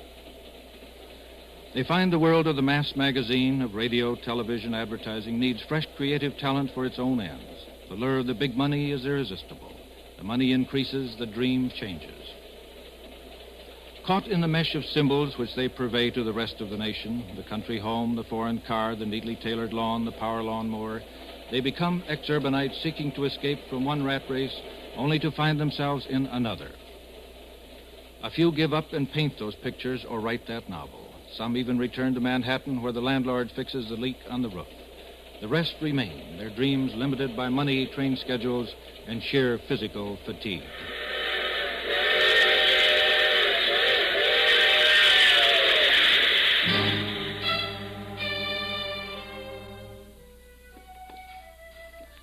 Yet through all this, as you see him at home with his family, at the office, with his companions on the train, the exurbanite is witty, amusing, clever, entertaining.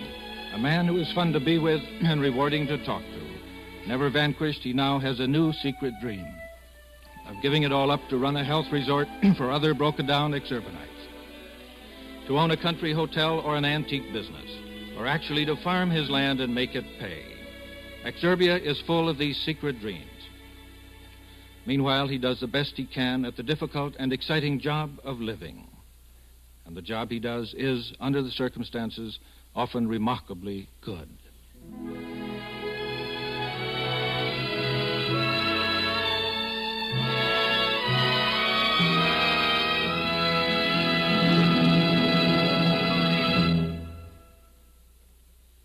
You have been listening to The Exurbanites, a special treatment of A.C. Spektorsky's report on New Yorkers in the communications field. Prepared by Charles S. Monroe, narrated by Eric Severide, and directed by Paul Roberts. The music was composed by Ben Ludlow and conducted by Alfredo Antonini. Featured in the cast were John Larkin as Fred, Jan Miner as Liz, and Joe Helgeson as Pruitt. This is Bob Hite inviting you to listen to the CBS Radio Workshop next Friday for The Enormous Radio by John Cheever. The CBS Radio Workshop is produced in New York by Paul Roberts.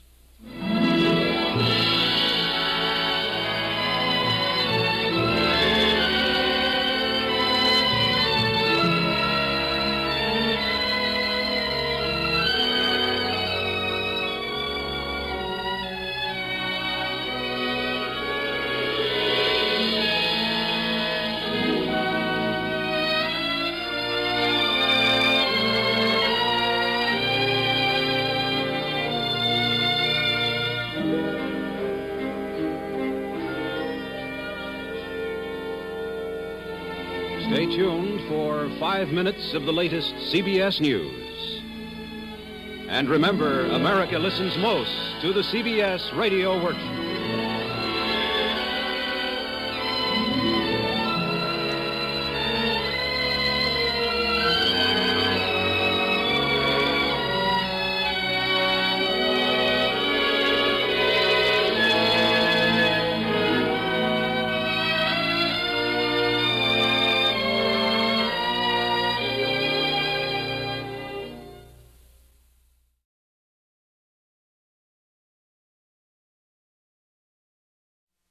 Ladies and gentlemen, Miss Lorene Tuttle and I have been having a little argument as to the relative merits of... Having a little discussion regarding two different schools of literary thought. I've been maintaining to Mr. Price... You may call me Vincent. Oh, thank you. You're welcome. Vincent. I've been maintaining that our whole lives are enriched by the warmth and beauty of romanticism. Romanticism, my dear Lorene, is for those weak, lily-livered individuals who haven't the courage to face the realities of life. Realism is life. Now, I'll take Eugene O'Neill any day in preference to Winnie the Pooh. And I'll take Cinderella any day rather than Hedda Gabler. Cinderella. Now, she's exactly what I mean. A smudge-faced juvenile delinquent, if you ask me. It's only one of the most beautiful fairy tales ever told. I defy any realist to tell such a moving story. Oh, you would, eh? Well, very well. To prove my point, I'll tell the real story of Cinderella. Very well, but ladies first. Please. To prove my point, I'll tell the romantic story of Cinderella.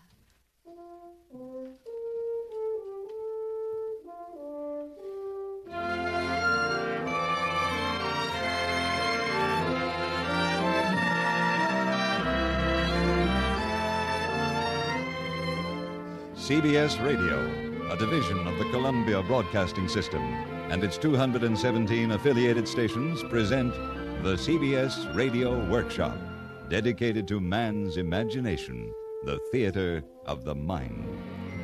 Tonight, Ed Verdier and Don Clark's dramatic excursion into the realm of realism versus romance, as the workshop presents Speaking of Cinderella, or If the Shoe Fits, starring Vincent Price and Lorene Tuttle. Special music composed and conducted by Jeff Alexander.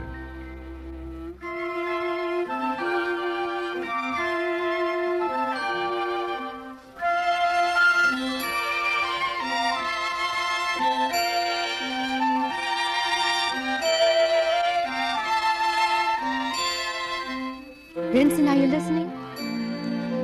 Once upon a time in a faraway country, there lived a lovely young girl named Cinderella. Unfortunately, she had a cruel stepmother and two stepsisters who were hard-hearted and ill-tempered.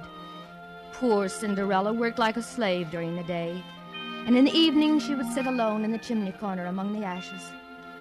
Now it happened that the king of the land was giving a ball, and all the people of rank and fashion were invited.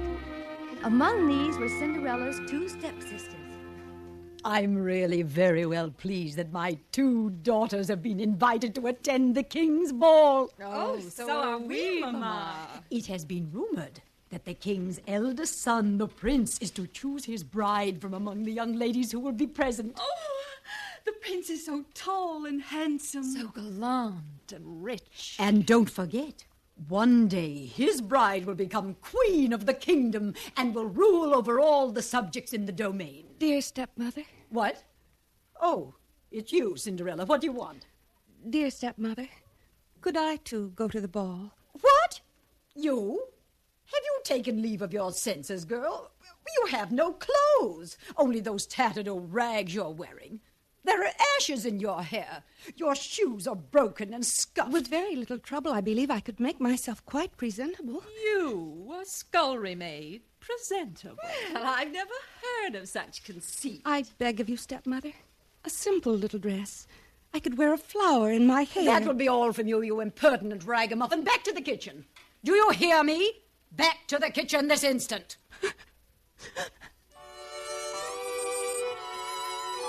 And so poor Cinderella went back to her chimney corner and wept bitter tears. She knew that Wait a minute.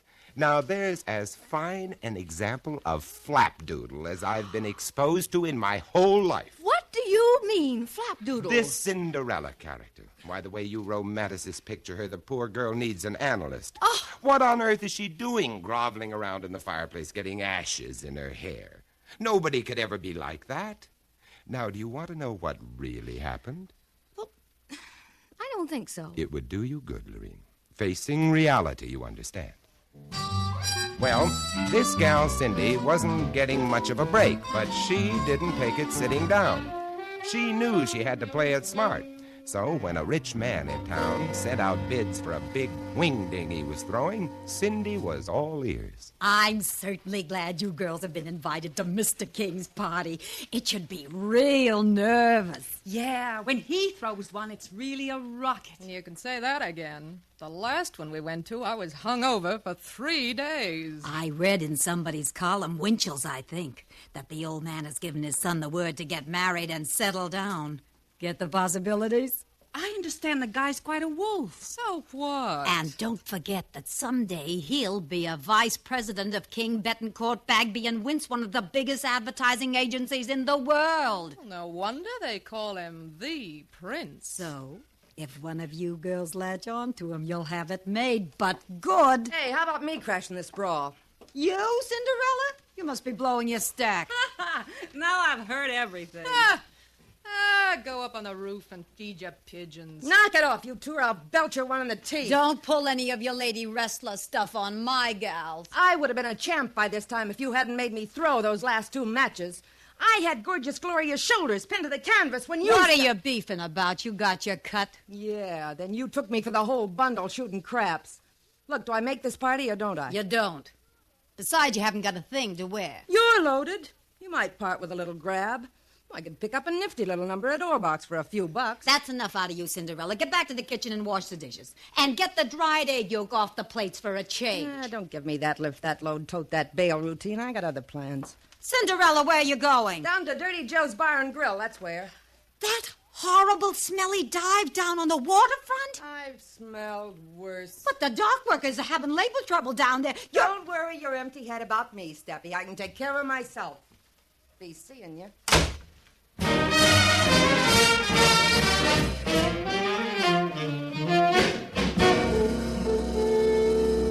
Oh, I have never in all my life heard anything so outrageous. Vincent, you should be ashamed of yourself.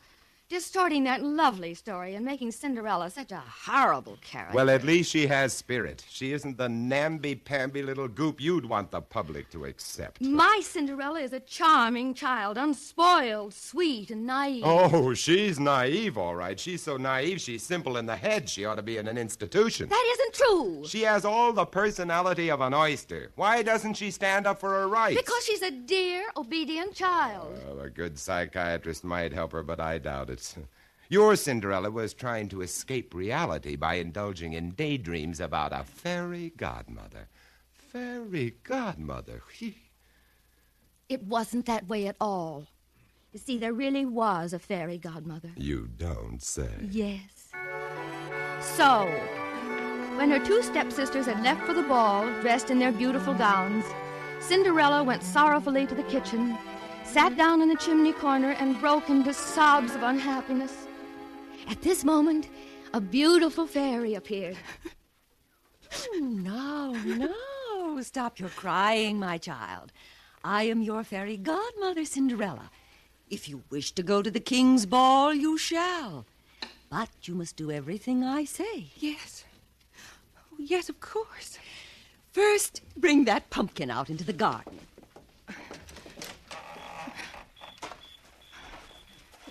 Where shall I put it? Right there. Yeah, that's right. Now, I'll touch it with my magic wand like this. And there. Oh, my. A splendid coat, all gold and silver. Now, bring me those 6 mice in yonder trap. Yes. All right. What shall I do with them? Put them there, in front of the carriage. Yeah, that's it. So, a touch of my wand and...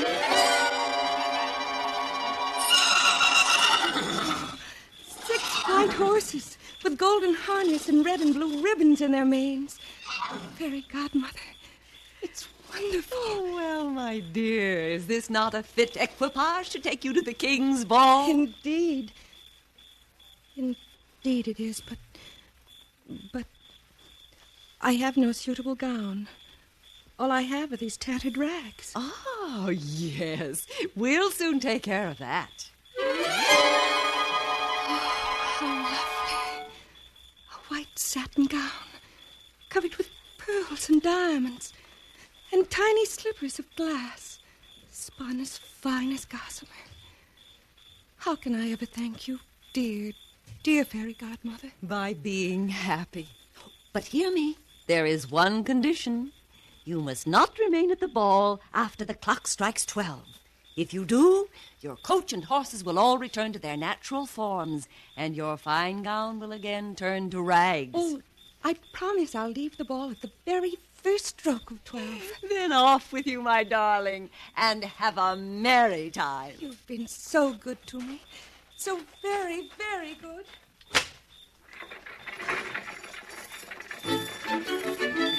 And so, in all her finery, Cinderella started off for the king's ball, looking more like a princess than anyone who would be there.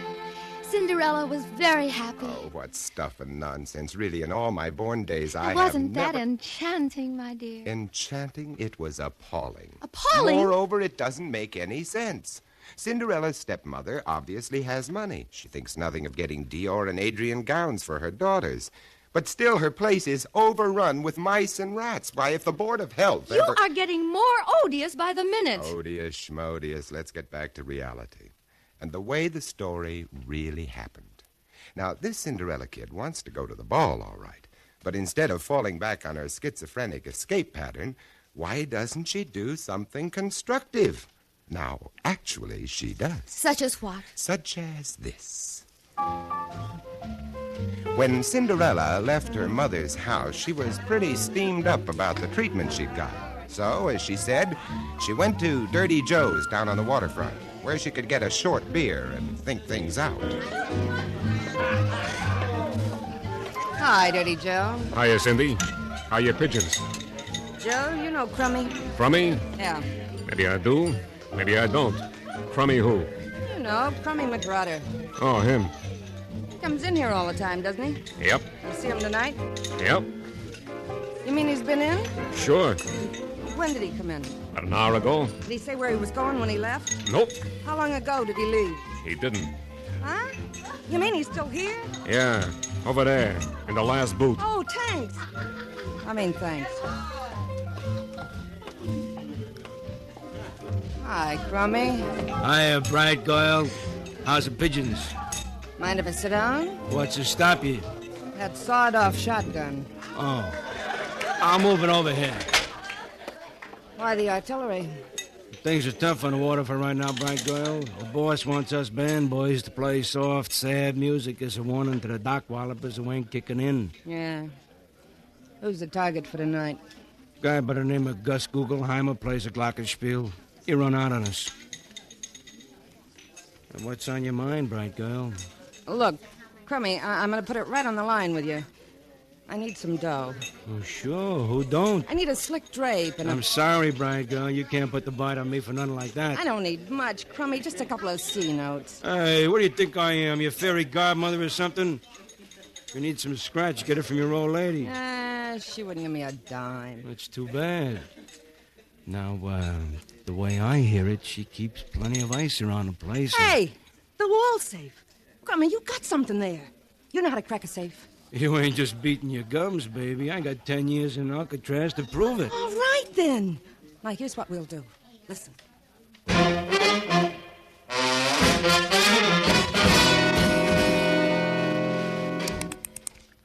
You getting it, Crummy? Will you shut up and leave me listen? One thing I've got to remember. Yeah, what's that? Except for the bracelet I'm going to give you for this caper.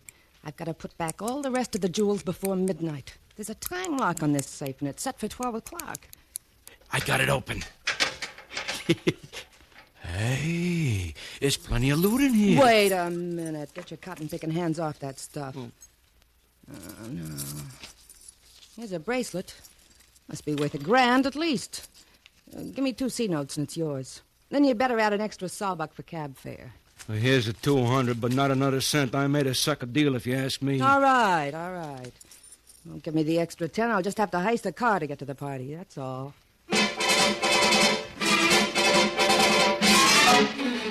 Code 3, 768W43798, HF22. Be on the lookout for a pumpkin yellow Cadillac convertible just stolen from the corner of 4th and Spruce Streets. Repeating, code 3, 768W43798, HF22. You see what I mean? My Cinderella is a realist. She has spirit. Oh, really, Vincent? You know this whole thing is impossible. I don't quite agree with you. Your version of the Cinderella story is impossible. Mine is possible. But continue, my dear. And I'm not sure that I want to, but I suppose I must if any semblance of dignity and decorum is to remain in this lovely story. Well, when Cinderella arrived at the king's palace, she was surrounded by courtiers who led her into the ballroom. All eyes were directed toward her, for everyone was struck by her grace and beauty. No one knew who she was. Even her cruel stepsisters did not recognize her. So rich and splendid was her dress. All the king's courtiers, one after another, asked Cinderella to dance, and they were all highly pleased with her grace and elegance, as well as enchanted by the wit and brilliance of her conversation. The prince himself arrived quite late. Seeing Cinderella, he so admired her appearance and manners, he immediately offered her his hand to the dance.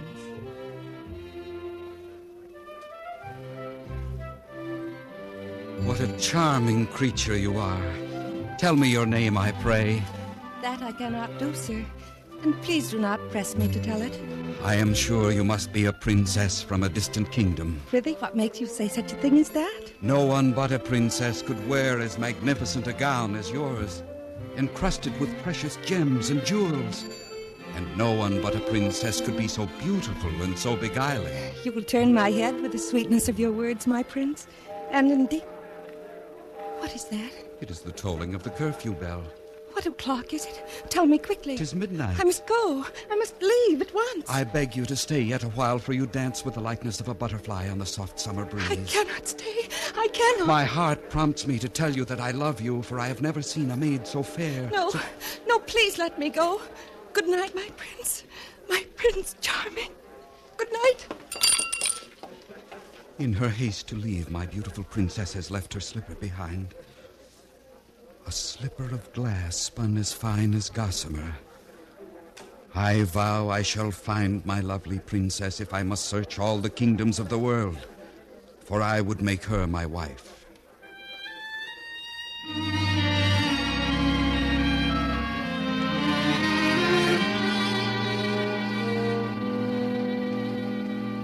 Now, there's a real basis for a successful marriage. The prince has one dance with Cinderella. One dance, mind you, and he wants to marry her. Well, why not? I wonder what a marriage counselor would say about that. Must you be so literal? And she is such a bird brain, she runs off leaving one of her shoes behind. It was a slipper of glass, spun as fine as gossamer. And those 2 stepsisters of Cinderella's, they can't be very bright. They're right there at the ball, and they don't recognize her just because she's wearing a new dress. Now, I ask you, what sort of an IQ would those 2 have? Now, you take my Cinderella. You take her, and you can have her. My Cinderella has moxie. She goes after what she wants. No fairy godmother nonsense about her. When she arrived at Mr. King's party, the place was really jumping. The minute she wiggle-walked into the joint, all the cats began to yowl.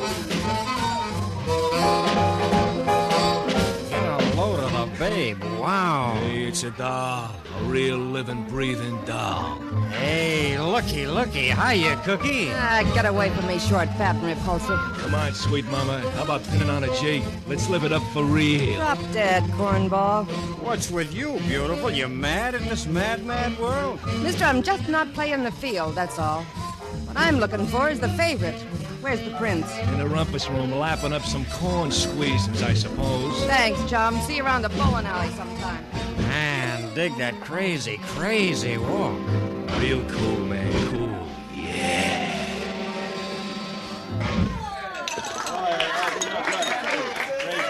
Well, hiya, babe. You the character they call the prince? That's right. My old man is J. Walter King, a King, Betancourt, Bagby, and Winch. Sure, I know. You're in the advertising racket. Big deal. You know something? You're okay. Sounds as if this advertising dodge pays off in blue chips. You mind if I park the bustle? My dogs are killing me. Yeah, sit right here next to me, doll. That's it. Would you like a slug gun? Yeah, I don't mind if I do. Double bourbon on the rocks with a twist of lemon peel. There you are. I like you, sweetie. You're a real dish of stuff. It's the spot. Fill her up again, Buster. You and your old men are throwing quite a bash tonight. Entertaining the sponsors is what they call an occupational headache. Oh, yeah, I'll bet. Met a couple of the jokers when I came in. Well, here's mud in your eye, Prince. Cheers. It's a real sharp bunch of threads you're filling. It's just a little something I picked up. And diamonds and pearls. Yeah, I picked them up, too. So you're the original man in the gray flannel suit, huh, kiddo? I suppose one of these days I'll make vice president. How come you haven't pressured your old man before this? He's just made me an account executive for Bimbo's no-bunion shoes, but I think he's throwing me a curve. The radio and TV ratings are doing a nosedive. What you need is a gimmick, Princey. You can say that again. Come on, they're playing a rock and roll, and that's for me, sugar. Okay, honey. A gimmick, I think. No giveaway, no panels. These kind of notes really send me. A gimmick that... Oh, doggone it. What's the matter, baby? I'm losing my slipper. Hey, wait a minute, Princey. Wait a minute. I think I got your gimmick. What's with you? You flipping your lid or something? Now, listen. I leave my slipper behind when I leave here tonight. Nobody knows who I am, so you put big ads in the newspapers and buy spots on radio and television. A coast-to-coast campaign, a big build-up in Ballyhoo to find the Bimbo no-bunion shoe girl. You got it, Princey? Hey, I really think you got something there. Jumping catfish, is that 12 o'clock? Sure is. The time lock on the wall safe. This stuff's got to be back there before midnight. I got to scram out of here. What are you yakking about? If I don't get going right now, I'm a dead pigeon. Here's my slipper. You take it from there. So long, Princey.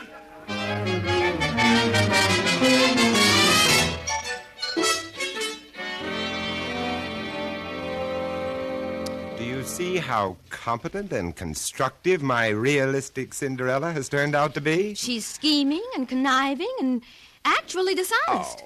She stole her stepmother's jewelry. Oh, nonsense. She only borrowed it for a little while. She's hurrying home right now to put it back in the wall safe. How about the bracelet she gave to Crummy? Don't you worry about my girl. She's ingenious. She'll find some way of getting around that. She's an uncouth, unprincipled creature. Well, at least she isn't inane and innocuous like your girl. But please, go on with your story. Thank you. The prince searched everywhere for Cinderella. But alas, he could not find her. And when his search had quite failed, he grew ill with disappointment and vexation. Then the king, who dearly loved his son, called a privy council and asked his ministers what was to be done. They decided to send out heralds throughout the kingdom, proclaiming that the prince would marry the lady who could wear the tiny slippers spun of glass, as fine as gossamer.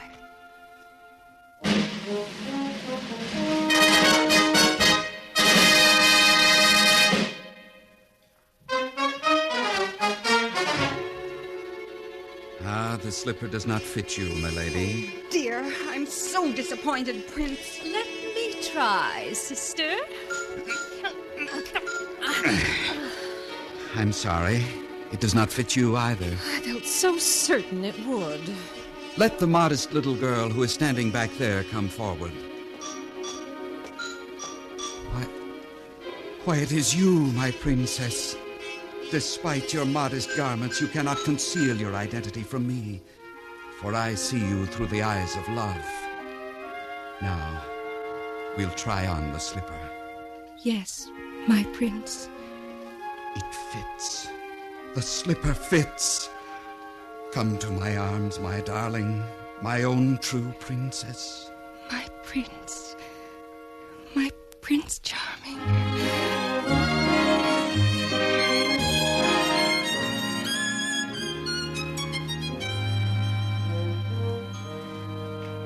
And so they were married and lived happily ever afterwards.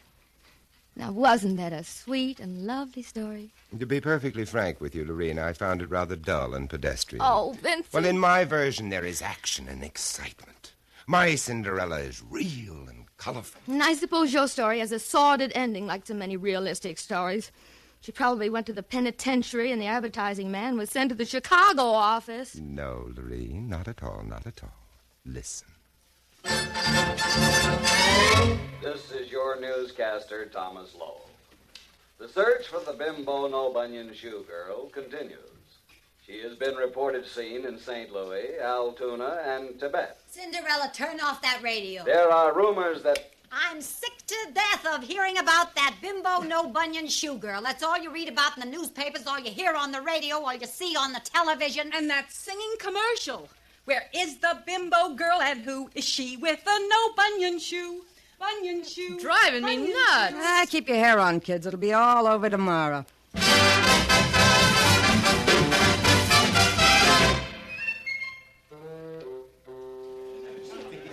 It's been the greatest search since Bridie Murphy. And, Dad, the rating's a neat 43. The bimbo shoe sales are up 72.9. A terrific campaign. This makes you a vice president, my boy. I owe it all to you, Cinderella. That's okay, Princey. But when do we get hitched? Whenever you say, baby. You better see how soon we can line up the network so we can get full coverage. We want this wedding to be a real doozy. Bimbo's No Bunion Shoes will sponsor the whole works. I better let the press and photographers in. They're getting impatient. You're smooth, Cinderella. Real frantic smooth. Oh, and Princey, you're the most.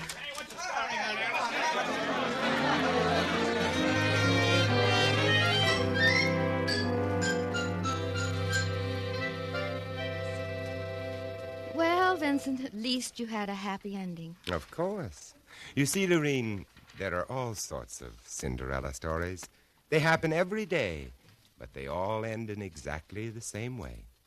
Even today, the beautiful girl can marry the handsome prince, and of course, they'll live happily ever after.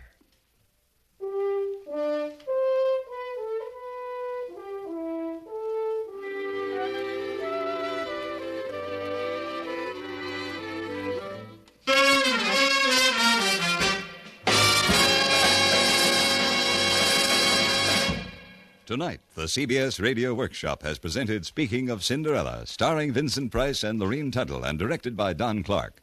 Original script by Ed Verdier and Don Clark. The cast included Virginia Gregg, Jeanette Nolan, Louise Arthur, Gene Bates, Vic Perrin, Irene Tedrow, Harry Bartell, Sam Edwards, Peter Leeds, Jack Crucian, and Byron Kane. Original music for tonight's program was composed and conducted by Jeff Alexander. The CBS Radio Workshop is produced in Hollywood by William Frug.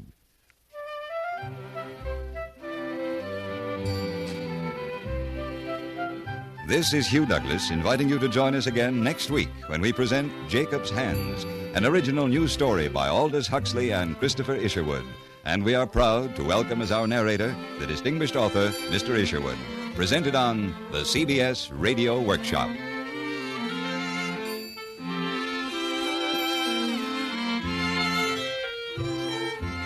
Sunday, over most of these same stations, the New York Philharmonic Symphony will be heard playing the Brahms Piano Concerto No. 1 in D minor, with Guido Cantelli conducting and Rudolph Firkushny as soloist. Stay tuned for 5 minutes of CBS News, to be followed on most of these stations by My Son Jeep. America listens most to the CBS Radio Network.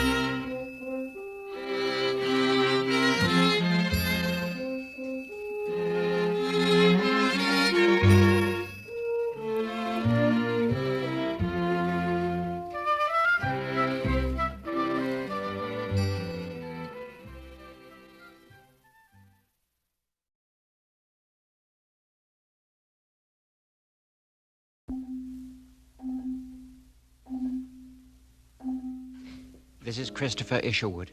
The story you're about to hear was written by Aldous Huxley and myself.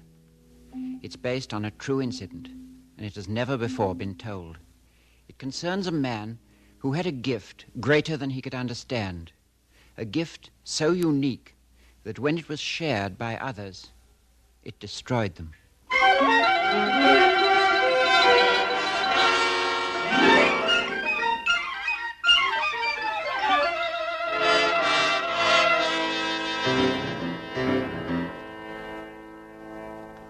CBS Radio, a division of the Columbia Broadcasting System, and its 217 affiliated stations present the CBS Radio Workshop, dedicated to man's imagination, the theater of the mind. Tonight, Jacob's Hands, an original news story by Aldous Huxley and Christopher Isherwood. We are proud to have Mr. Isherwood as our narrator. Original music composed and conducted by Jerry Goldsmith.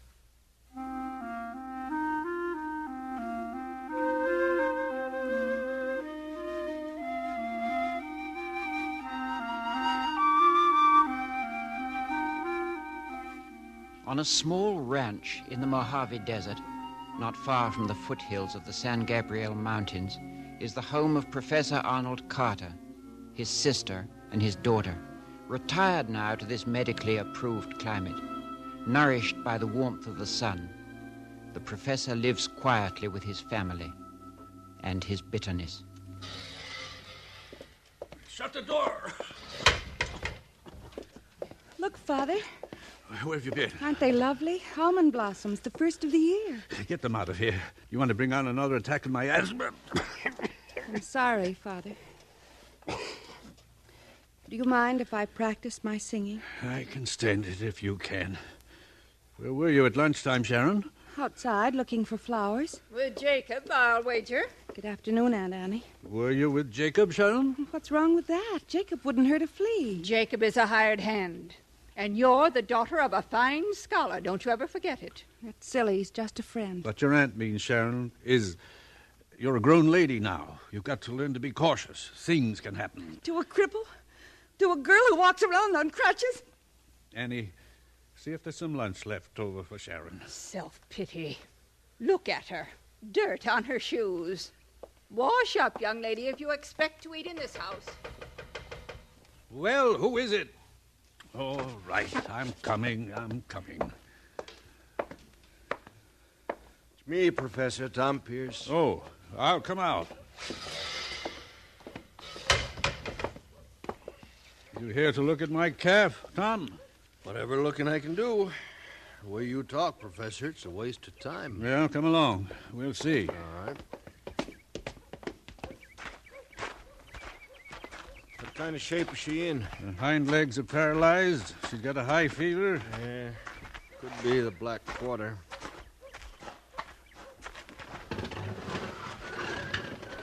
She's over here, Tom. Tried to keep her away from the other animals. You never can be sure. Jacob! What are you doing with that calf?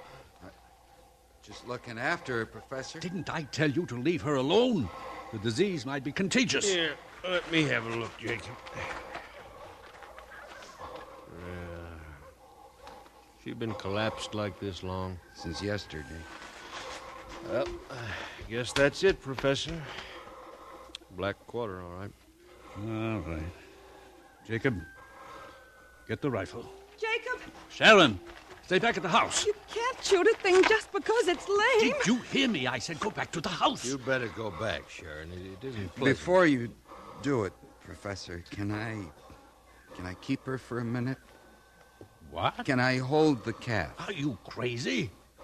Get my gun. Let's not hear any more of this claptrap. You're not going to die. I won't let you die. Why? Why are you touching her, Jacob? I won't let you die. I won't. Take your hands off my calf. Do you hear? You won't die. You won't die. Jacob, the calf's on her feet. What did you do to that calf? I demand to know. I don't know. Well, you must have done something, Jacob. She's on her feet now. Her hind legs move. It's not anything I did. just came to me, a feeling, something I could feel moving into my hands. That's ridiculous. That calf wasn't sick to begin with. Oh, I examined him. I say he was sick. Jacob here, he's a healer. He's no such thing. You think as a scientist I could Just accept... the same, I'm going to try him out. Listen here, Jacob, I got me a lame dog down at my place. You try it on him? I guess so, if you want. Yeah, and there's others around here might like to see this thing work. Nonsense. You're making too much of it. Jacob, give that calf some water. And you, Sharon, come in the house. And Jacob healed the dog and a cat from another nearby ranch. And the following week, a colt said to be suffering from an incurable disease. And the editor of the local newspaper. Jacob, open the door. There's a man here to see you. Ed Burton from the paper. I'd like to speak to you, Mr. Erickson. All right. There's a lot of talk around. Some of our folks seem to think that you have the power to heal. Is that right? Well, Jacob, answer Mr. Burton. I guess so. Sometimes it happens. I touch an animal, a dog or a calf, and he seems to get well. I see. And do you charge money for this healing? No, sir, I couldn't do that. Why not? Because, well, it isn't mine. Whatever this thing is, it just comes over me. A strange feeling, I don't know. First I feel it in my hands, then it passes on to the animal. It's quite a story, Mr. Erickson. I'd like to write it up. I think everybody should know about this power. All right with you? Sure, if that's what you want to do, I don't mind. Thanks, Mr. Erickson. Good day.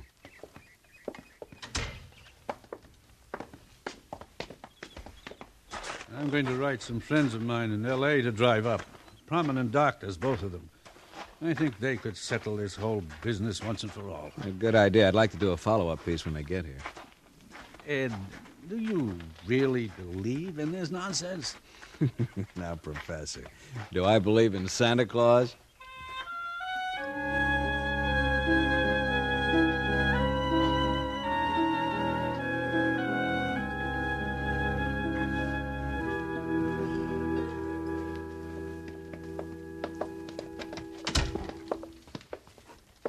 Jacob, this is Dr. Marlowe and Dr. Carruthers.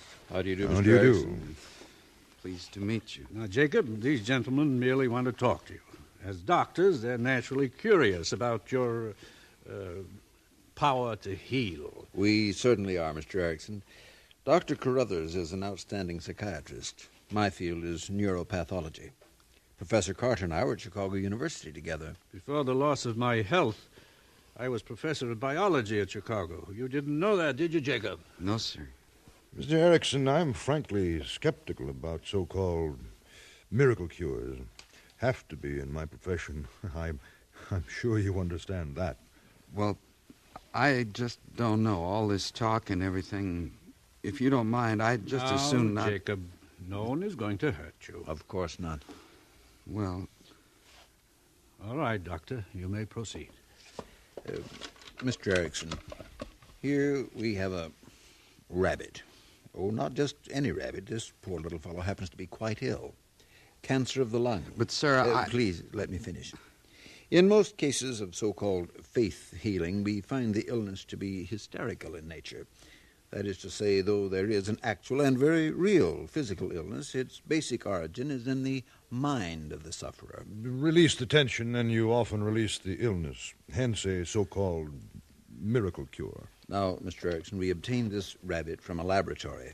We know the animal's disease. It is entirely organic in nature. We ask you to cure it. But I don't cure things. It's this feeling that comes into my hands. Yes, we understand all that, Jacob, but whatever it is, you seem to impress some people of our neighborhood. Why not let these two gentlemen in on it? They're men of science, Jacob. Yes, sir. Only I don't know if anything will happen. Sometimes it doesn't. There was a hen last week up at Tillman's, and We understand, Mr. Erickson. You just do it any way you like. We have plenty of time. Here you are, Mr. Erickson. Go ahead, Jacob. Talk to it. You're going to get well.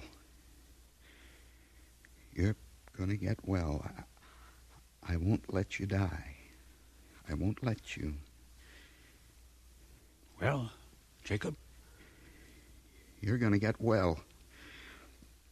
You're going to get well. I won't let you die. I won't let you die. I won't. Gentlemen?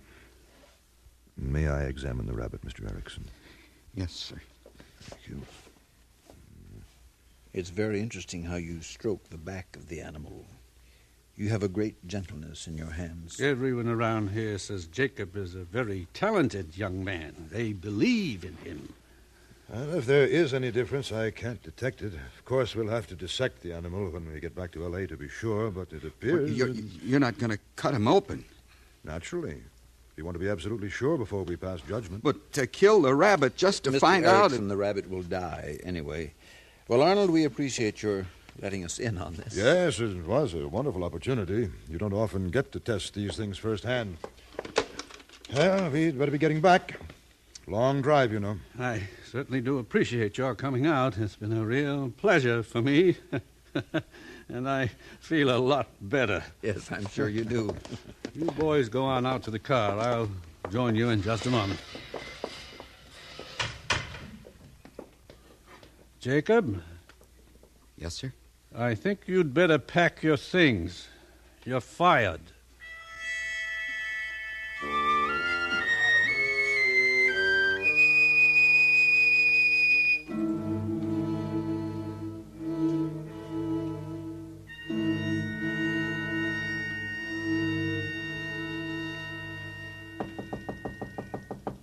Who is it? It's me, Jacob. Sharon. Can I talk to you? Oh, I guess so, only it's kind of messy in here. Oh, I don't mind. Your father wouldn't like it if he knew that... What he doesn't know won't hurt him. I heard what happened today. I'm sorry, Jacob. They don't understand. They wouldn't listen. I understand. You do? It wasn't your fault. It just didn't happen, that's all. Where will you go now, Jacob? I don't know. You know where I'd go if I could. Where? To Los Angeles. Oh, me, I was in cities before. I didn't like it. Where? What cities? Well, when I was in the Army, they shipped me overseas from New York. It was noisy and crowded. So was Paris. Paris? Oh, they have the opera there, Jacob. Imagine if I could sing in Paris at the opera. A great stage and people in fancy clothes. And a girl on crutches singing opera. Well, what's wrong with that? Everybody in the audience would laugh. I wouldn't. I wouldn't think of your leg at all. I'd be listening to your voice and looking at your face. And... Jacob. Yes? What if you could cure my leg? Sharon. I mean, it isn't as though it was deformed or anything. It isn't. It's just lame, like the dog you cured. Oh, please, will you try for me? But I couldn't. Why? Well, don't you see? People and animals, they're not the same. I loved animals all my life. I understand them. Do I mean less to you than a dog? But that was different. Why? Because animals can't talk back to you? Do you like me, Jacob? Yes. I mean a real whole lot? Yes. Then cure me. I don't know how. Kneel down. Take my foot. Take it in your hands. But Sharon, Now do it. Do what you did to the calf and to the dog and to the colt. Jacob, don't you see you have the power to make me well? I'm begging you. I want to walk. Do it for me, Jacob, please. Don't let her limp anymore. She's going to get well. She's going to get strong and well. I'm going to get well. I know it. I'm going to get well. She's going to get well. She won't be lame anymore. She'll walk like everyone else. She'll walk again. She's getting well now. The lameness is leaving her, and she's getting well. Jacob! I can walk! Look at me! Look at me! I'm walking! Jacob! Oh, Jacob! Sharon. Oh, it's the happiest night of my life. Look at the night. At the beautiful, beautiful night. 1,000,000 stars all shining for me. I own this night. I own the world. Jacob, it's mine now. I can heal. I can heal people. I'm going to walk and run and dance the rest of my life. Jacob. What? When you leave here tomorrow, I'm going with you. No, but you can't run I'm away. going with you. Sharon, no, you can't. But I am. You're going to take me to Los Angeles, Jacob. And I'm going to sing and dance the rest of my life.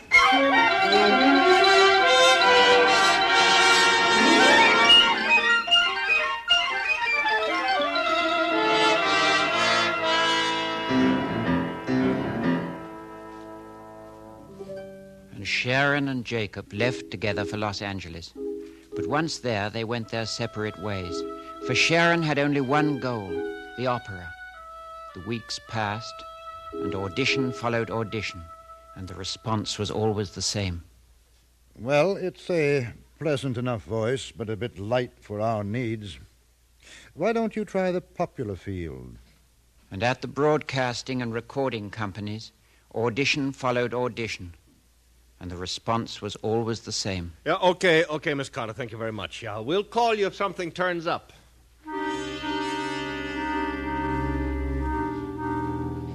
For Jacob, too, there was only one goal now, to heal the sick. But he chose another direction, a small mission near downtown Los Angeles, in an area called Skid Row. And a year passed. I want you to get well. I want you to get well. I won't let you stay sick. You feel my hands on your foot. Now you're well again. You're feeling better. You see? Now you can walk. Well, what do you think of that, huh? Hello? Doc, that boy's got an act. He's for us, ain't he, Lo? Would that pull him into the art theater, or would that pull him in? I tell you, we should hire that guy. You put him on top of the bill. After Flossie does a strip number, we got it made. Lou, you crazy or something? We packed the house.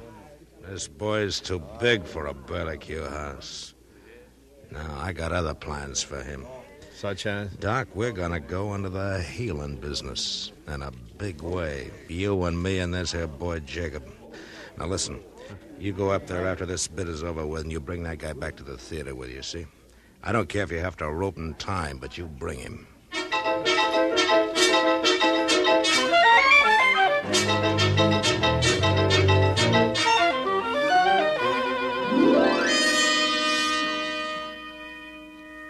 Lou, listen, I need money.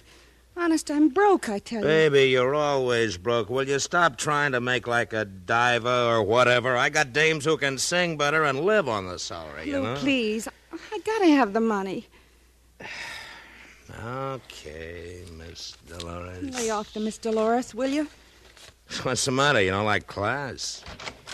Okay, Lou, here he is. Wow, well, Mr. Jacob. Are we ever glad to see you? Step right in. Jacob! Oh, Jacob! Sharon, what are you doing here?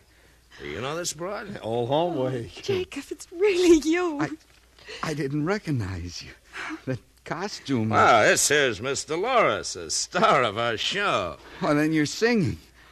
Well, that's wonderful, Sharon. Well, give us a knockdown, baby. Oh, Jacob, this is Lou Zacconi, the owner of the theater, and this is his assistant, Doc Waldo. Well, I'm pleased to know you, Mr. Zacconi. Doctor? Yeah, I'm Pleased sure. to know you. This is the man who... This is my oldest friend. Wow, is that right? Why, you're just the girl to tell him what a deal he's got coming, huh? Why don't you stick around, baby? Oh, no, not Jacob. Mr. Jacob, the doctor here and me, we got a little proposition we was wanting to talk over with you. It's a very high-class, ethical kind of operation. That's very ethical. Jacob, don't listen. Baby, you're forgetting where the 10 spots are coming from. Mr. Jacob, what we got in mind is a sort of a clinic, see? With a doctor's medical education and my business management, this here clinic could help everybody. Not just a few bums. Well, I don't know. Ain't that right, Sharon? Why don't you tell Jacob? Yeah. Yeah, I guess that's right. There, you see? Well, now you sit down, Mr. Jacob, so we can talk.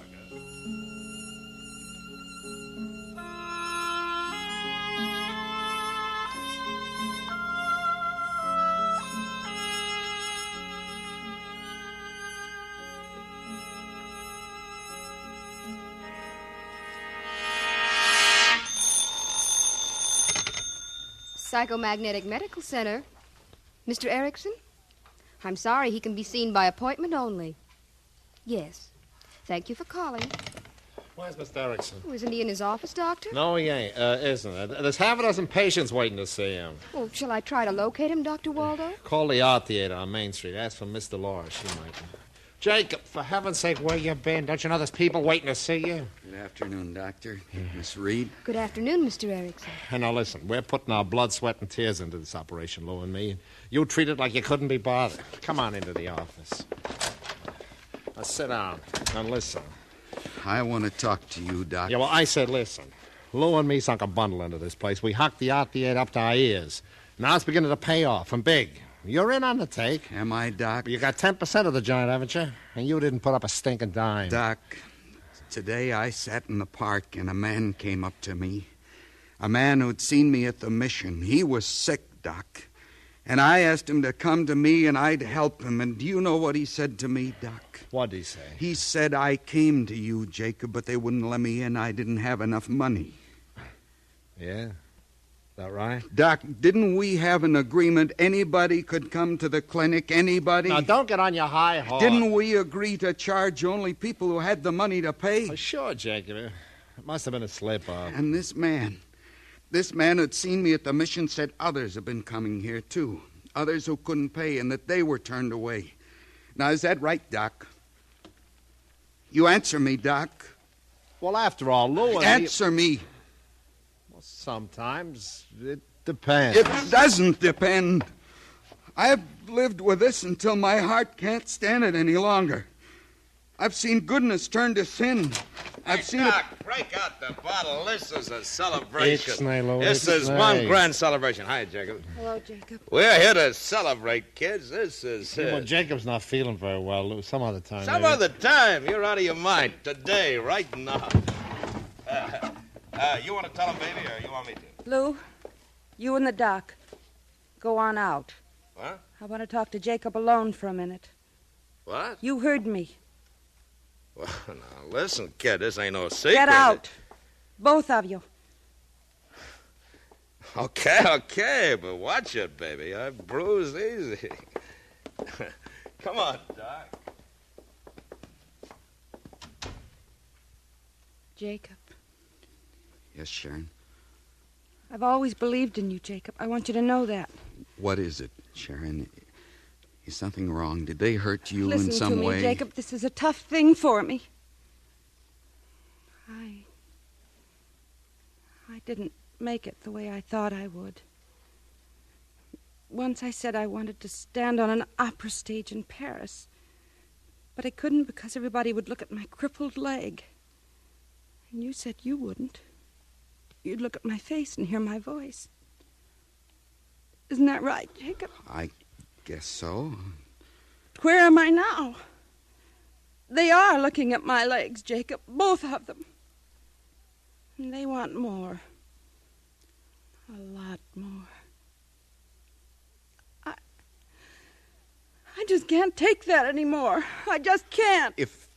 If I had money, Sharon, you could have it. You could always have it. Your money? You give it back to the patients, don't you, Jacob? They shouldn't I've known have that to for a pay. long time, Jacob. I'm going to marry Lou. What? I'm going to marry Lou. Lou? Lou Zacconi? I've got to, don't you see? There's nowhere else I can go. There's nothing else I can do. Sharon, if you'd have me... I'll spend the rest of my life without a dime, living in flop houses, watching you get taken by every sucker. Now, don't say that. Well, isn't it the truth? Isn't that what you are, Jacob? A sucker for every con man who ever came along? I was the first one. I got you here, then Doc, and then Lou. You always took care of the other guy, Jacob, but what did you ever do for yourself? I thought you understood. I do. That's why I've got to marry Lou. He's made a lot of money out of this place. And I need money, Jacob. I'm through with flop houses and cheap clothes. Jacob, wait! Hey, what's that, Jacob? You sore or something? Jacob, Hey, now listen, this is going too far. Jacob, take it easy. All of it! All of it! Destroy it! Destroy it! It's sinful, don't you see? What I've been doing is sinful. I was wrong. I did do these things. I'm to blame. It's not your fault, any of you. I did it. These hands are mine. Doc, get the police. Lou, no. Let him alone. He built it. He can tear it down if he wants to.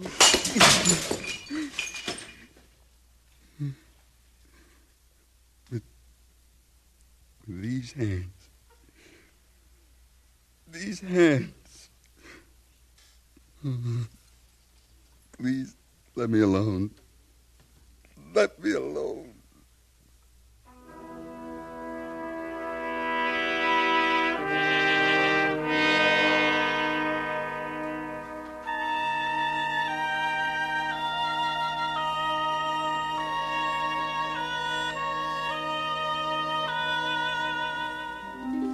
Jacob returned to a ranch in the Mojave Desert to work that he knew. And he cared for the animals, and sometimes he healed them. But never again would he minister to a human being. For now he understood how dangerous it is to heal the body if you cannot also heal the spirit. He knew the meaning of Christ's question, whether it is easier to say to the sick, "Thy sins be forgiven thee," or to say, "Arise and take up thy bed and walk."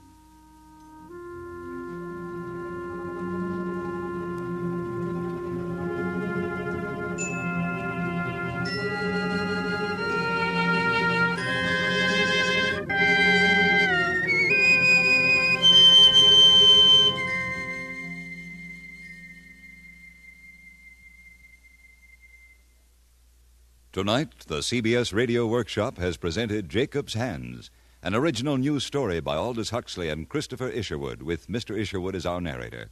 Jacob's Hands was adapted for radio and directed by William Frug. Vic Perrin was featured as Jacob, with Virginia Gregg as Sharon. Others in our cast were Herb Butterfield, Helen Klebe, Larry Dobkin, Harry Bartell, Parley Bear, John Daner, Hans Conried, Bill Conrad, and Janet Stewart. The CBS Radio Workshop is produced in Hollywood by William Frug. This is Hugh Douglas inviting you to join us again next week when from New York we present Living Portrait, an unusual study of one of the nation's most imaginative businessmen, Mr. William Zeckendorf. Whatever your own views on religion may be, CBS Radio believes that you'll be pleased to know that much time, thought, and effort is being devoted to giving children a strong spiritual foundation in Sunday schools throughout America. If your children are not attending Sunday school now, this week, Sunday School Week, is a good time to enroll them. Stay tuned for 5 minutes of CBS News, to be followed on most of these stations by My Son Jeep. America listens most to the CBS Radio Network.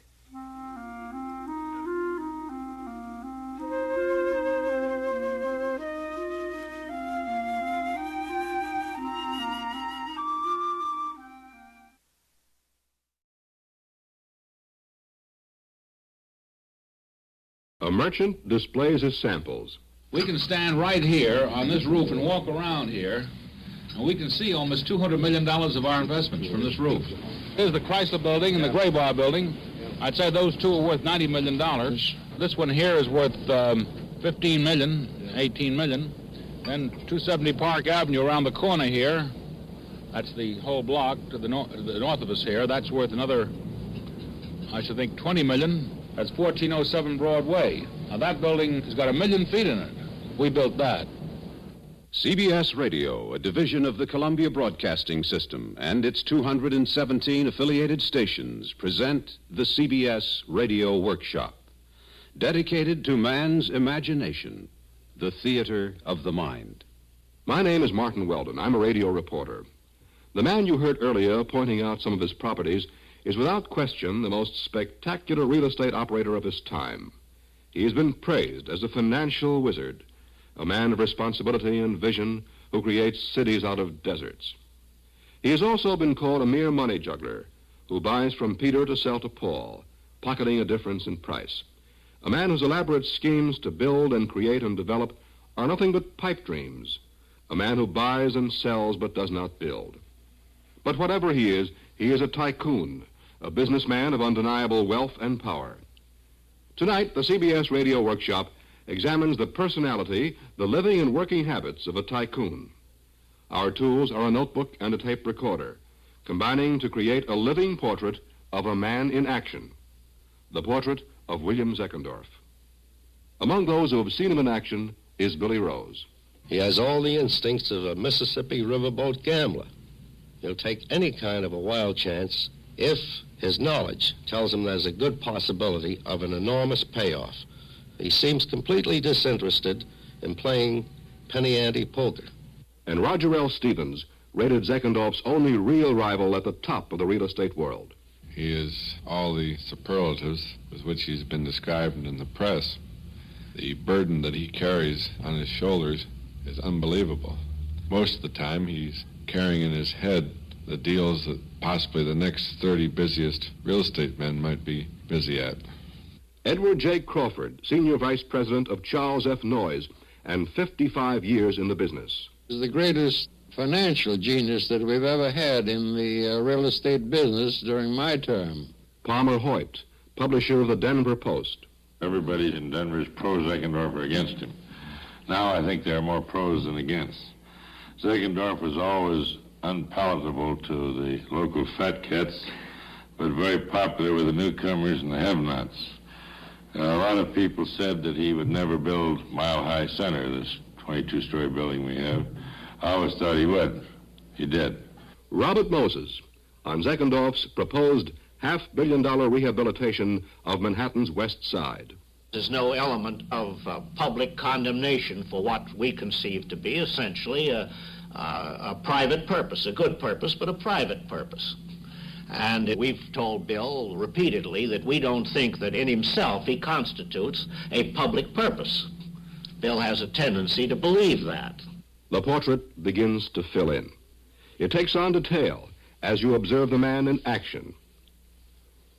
One recent morning, Zeckendorf gave one of his 8 o'clock business breakfasts in his private penthouse dining room in the offices of Webb & Knapp, the firm he heads, on the 14th floor at 385 Madison Avenue. His guests were 2 financiers from San Francisco, Harry McClelland and Edward Ryan. We'll expect you to put up the money. Well, we learned a long while ago. We fell for that line for years. We put in the know-how and you put up the money. We don't do that anymore. We'll furnish the know-how and the other fellow puts up the money. Well, we don't care as long as you find the other fella. I'm not kidding about this, because if you're not going to put up most of the money, we don't need you. No, that's fine. Well, we'll talk about that. We don't want any free ride, because we've got a little money of our own to put up. No, I understand that. But we haven't got enough money to do all the business we're doing. Okay. Now, I'll tell you, we haven't got it. Hello? And we're all through straining ourselves for money, because opportunities are too great for us to get money from people who want to be with us. And we've been wonderful money makers for everybody we ever touched. Now, we'll cover that a little later. Here are the properties I want you to show these fellas. You're going to be over on Wednesday? I want to show them 270 Park Avenue. I'll give you this list. The reason I wanted to see what a conversion job looks like from a hotel and an apartment house to an office building. Well, I think they ought to see the United Nations area. Show them what we did over there. Flushing, Roosevelt Field, 42nd Street Post Office, the Airlines Terminal Building. You know the Channon Building over here? 42nd? We bought that land just now. Yeah, that isn't all, is it? No, there's more. No. We got more in New York. That's enough. That's enough? That's enough. Before Zeckendorf could start showing his guests around, an important phone call came in, asking an aide to use the time to show McClelland and Ryan around the Webb and Knapp offices. He picked up the phone. It was Harry Helmsley, a broker, representing a syndicate headed by Lawrence Sween, negotiating for the purchase from Zeckendorf of 120 Broadway. The mortgage is extended. Right. We simply, the mortgage runs with the lease. Right. Except at the end of the 50th year, we have the right to buy you out. Right. $10 million over the then balance of the mortgage. That's right. I'll clear this with Larry right away, and I'll call you right. Hold the wire a minute. Wait a minute. Jim Alive wants to say something. And for such period as we do not buy you out, it continues just at 6%, and the rent that we pay you is $179 a month. Is that $1.3 million a year? That's the $1.3 million and the $850 on the ground. Right. Well, it continues at 6%. Because that's what it is. Yeah, sure. Yeah. Well, there's no question about that, Harry, is there? Well, I guess not. Well, we're already paying ourselves our own interest, so what are you talking about? Well, the interest would be $510,000, and the $850, and the $1.3 million, or are you not including the $510? So you were including the $510. I said, okay.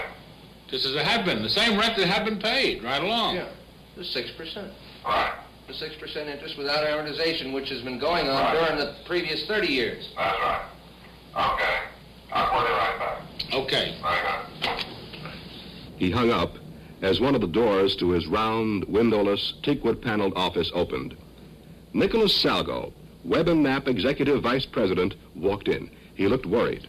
Listen, this is a tremendously important thing. Yes, Bill. I know you're aware of that. I am in favor of knowing where we're going at once. Now, this letter that you've got from them, that's fine. I want to know what lawyers are doing what on the deal. Bill, do you want to handle it? No. Then let me handle it, heaven's sake. I'm asking you a question. What lawyers are doing? What are they doing? Besides, I told you what lawyers are handling and what difference it makes. I ask you if it is if the fellows what the fellows' names are. I'm not going to tell you every detail on it. That's wasting your time on it. I don't want to have my time wasted. I want to know, Nick. Are we drawing papers, Nick? Yeah. This thing is perhaps the most important deal in this office right now. I guess so. All right, and I want to know what's going on. Did you cover the question? No assets we are selling, Bill. A long-distance call demanded Zeckendorf's attention, leaving this problem in the air. This time, it was Angus Wynne, Jr., his associate in a proposed $200 million development between Dallas and Fort Worth. I hate that. In a bad market, you might say that, but this is a good market, and it's good enough to get the securities off now. I don't want to make a profit. I want to make it in the deal. Not off the public. So even if the market was better, I wouldn't want to mark the property up and have it known that we took a big kill out of it before the public got in. So I can't see that argument. I think what we've got to do, I think I ought to pay you a visit down there or let them come up. I think maybe it'd be better to bring Dallas Roop up here and let them see what we can do, what we've done. You see, what I want to do is draw a picture of a stock like Roosevelt Field, which was in exactly the condition this thing is in. They cost us $2 and is now split 3 for 1 4 years later and selling for 13. They'll understand that, won't they? By this time, Messrs. McClelland and Ryan were back from their tour around the offices. It was time to get down to cases. Now, what do you got in mind on Saturday? I really don't know. All I say is, let's get together. Let's do it together. San Francisco may not be anything for us to do together. Now, you're not limiting this to San Francisco. No. There may be other projects that we need an organization like yours to put over. So we have the team. We have the manpower. Our overhead is almost like the Bank of America. Yeah. We've got a payroll here of $3 million a year. Is that so? That's the best investment we got. Yeah. That's better than buildings. Yeah, sure. If you have the right kind of manpower, you get the buildings. That's how you get these things. Now, I don't... Sure. I want to make my position very clear as far as San Francisco is concerned, because we want to know more about it, and... Well, you've got no commitment to us. We're not asking you for any commitment. No, I understand it, but I wanted to find out what you had in mind so we could... Have nothing in mind. Nothing in mind. We'd like to have a powerful friend out there. Yes, sir. This can take a lot of dough. Yeah. It may be that we're walking too much the same side of the street that we have no interest in each other. No, we haven't got the organization to handle a lot of deals that we simply can't touch because we haven't got the organization. They all put on their hats and coats and started for lunch. At the restaurant, the conversation veered away from the business at hand. I just came back from testifying in defense of a lawsuit against us for $300 million. Did you hear about that? No, but that's the greatest compliment was ever paid to you. Guy sued us for $300 million. The judge asked me if I had any comment to make, and I said, yes, Your Honor. I said, I'd like to match the gentleman double or nothing. That's how the morning went. A typical business morning in the life of a tycoon, a man of undeniable wealth and increasing power. What is the power that he's reaching for? I think the most important city to study is Florence, where you had a marriage of the de Medicis, the Borgias, the other great merchant families and banking families, with the Da Vincis and the Michelangelos, the Berninis, and the other great men of art, engineering, and architecture. I feel that our country is rapidly approaching that point. I wish to work out some means by which the parallel interest of businessmen, builders like ourselves, could somehow be merged with the interest of the artist and create something that is both beautiful and functional and economically sound.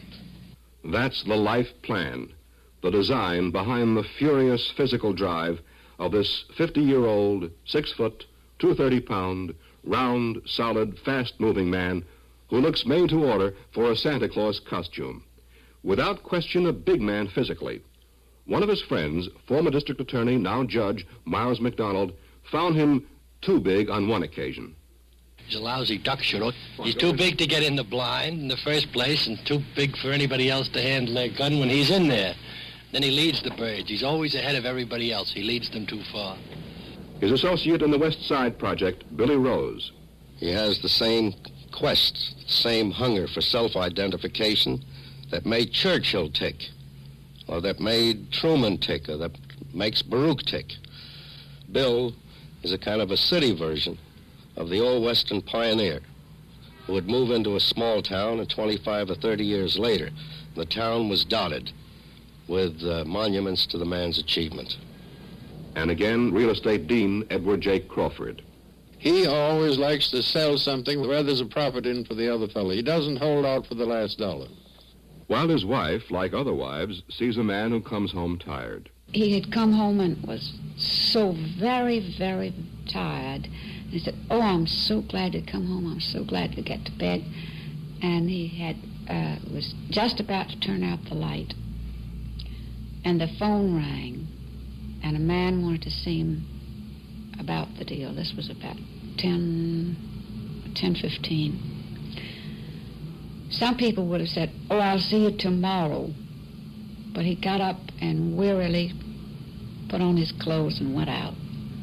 And that took a lot of willpower to get up when he was tired and exhausted and go out and meet a man and talk to him about a deal. I've admired him greatly for that. A man, whether clerk or tycoon, is revealed by what others say about him. He's also revealed by his own words. There was the time Zeckendorf became a father-in-law.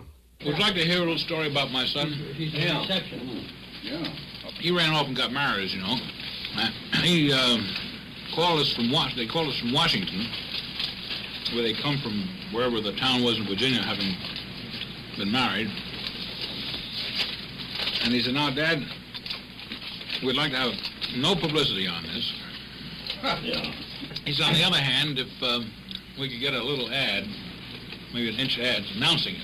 I said, well, I'll tell you, Bill, you handle this one yourself. I said, I'm not sure what's going to happen, but I don't want you to blame it on me.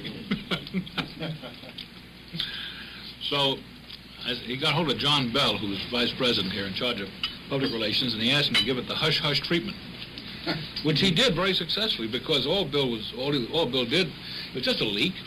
It only hit page 1 of the News, the Mirror, the Herald Tribune, and three columns in the social section of the Times. You see that? Yeah. I'd have to shoot 3 men to get that. The time he did business with Branch Rickey, then part owner of the Brooklyn Dodgers, and willing to sell his interest in the club 1/4 for $1 million. We started drawing the papers, and the papers were all ready for signature. He said, now, by the way, I forgot to tell you that you'll have to wait 90 days before you know that you've got the deal. I said, why? He said, well, because I've got an agreement with 2 of my other 3 partners that they or I always will have a right to match any outside bid. Well, I said, Branch, what you are saying to me is that I haven't got a contract. What you have asked me to do is to give you a put, that if they don't want it, I have to take it. Well, he said, I guess that's right. Well, I said, I'm not in the business of giving puts. But I said, if you want to buy one, I'll sell you a put. He said, what do you mean by that? Well, I said, this is $1 million deal. I've got to stand here ready to pay you $1 million for 90 days or whatever the time is. And I may not get it, in which case it's too bad. Or I may be a big panic in the meantime, in which case I'll surely get it. I can't turn around. I said, I'll tell you what we'll do. If I get it, it'll cost you nothing. But if your partners match the bid, I want $50,000 for my trouble. He said, that'll be all right. So 90 days later, he sent me $50,000. $50,000 in a couple of weeks. A side deal with a friend. Well, maybe it isn't the amount involved that gives a man his real satisfaction. Maybe it's getting the best of a bargain. Is it that? Or is it something else? My vocation and avocation are very much alike. I like being constructive. I enjoy the excitement of going off into the atmosphere of the unknown. I never like to do a deal where you can see the end of the road. The speculative possibilities inherent in the unforeseeable are the things that attract me most. It's like a game. Furthermore, I have a fundamental desire to be constructive and to create things. Is it also the fun of manipulating? Money, bricks, people. How does a modern tycoon maneuver his way through a deal? For example, if a man's coming in to sell you something, you turn on lights with a blue tint. If you want to sell something to somebody else, you put on a rosy tint. And if things are looking dull, put on a bright light.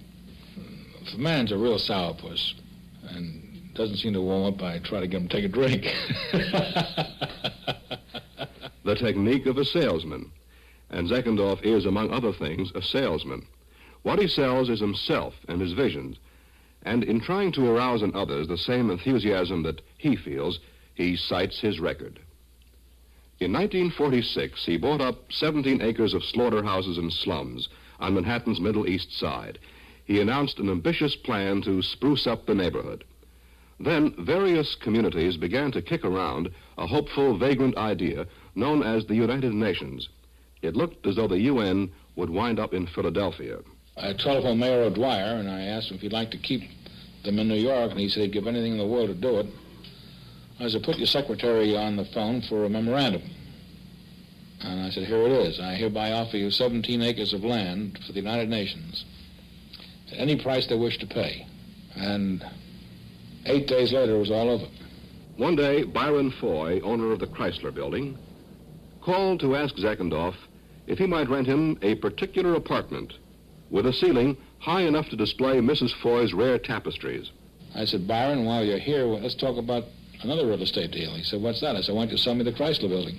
You see, Mrs. Foy was a Miss Chrysler. And he said, get hold of Walter and talk to him about it. About 2 months later, we drew up a contract and signed it to buy the Chrysler Building and the Chrysler East. While we were doing that, there was a property across the street called the Gray Bar Building.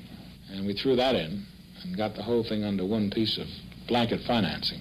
It ran about $52 million, and the Equitable Life Assurance Society made their biggest mortgage, the biggest one they ever made on a piece of real estate in the United States. And I think that probably is the largest real estate deal in this city ever. And one day, Zeckendorf was stopped by a traffic light. I remember riding through 66th Street one day after being offered the famous Drill and Riding Academy, which is on that block, and I turned it down because it was presumed primarily valuable for land to be used to build a new apartment house.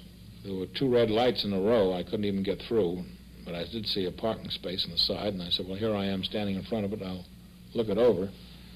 I walked in and saw these horses riding around a ring, and I saw this wonderful high ceiling and clear span and all the different rooms they had for rehearsals, for shows, and so on. And I said, this isn't a riding academy. This would make a wonderful television studio. So we bought it, and I offered the television studio to all the companies.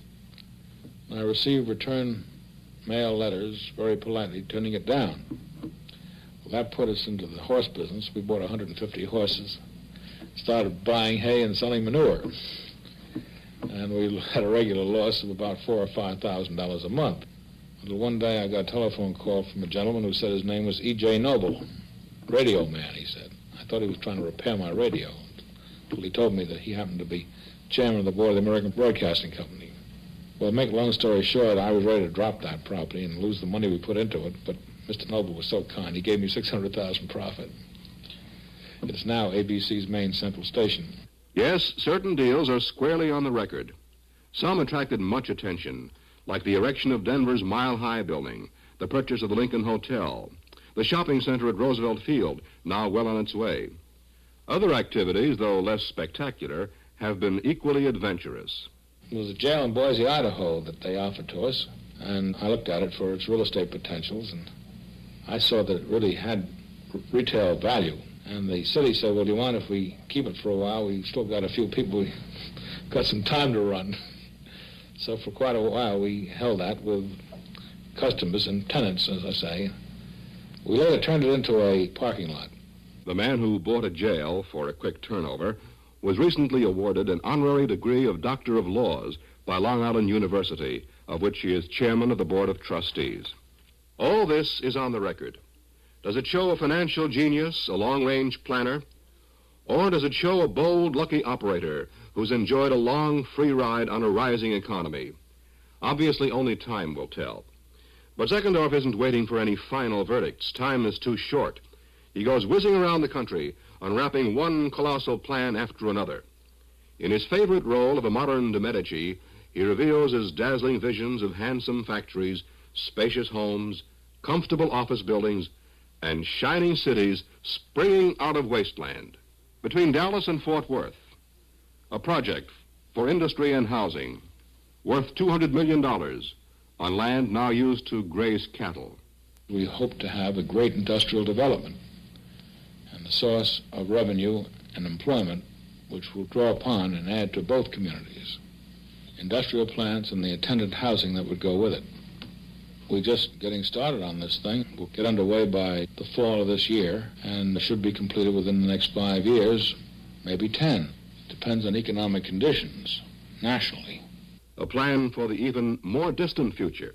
We are the largest property owners in Los Angeles. There we bought property way ahead of its time.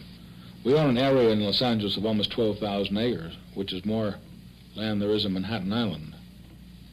But it's wild land. It's in the northwest area where it runs from the sea back to the San Fernando Valley, mostly through mountain country. But while its future is considerably off at some unknown date, it is rapidly coming because that's the only direction in which the city can grow.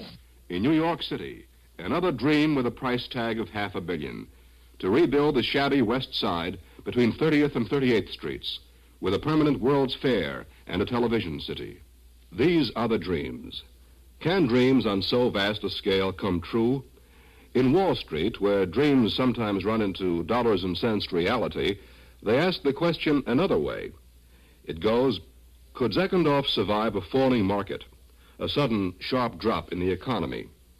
It's a highly pertinent question.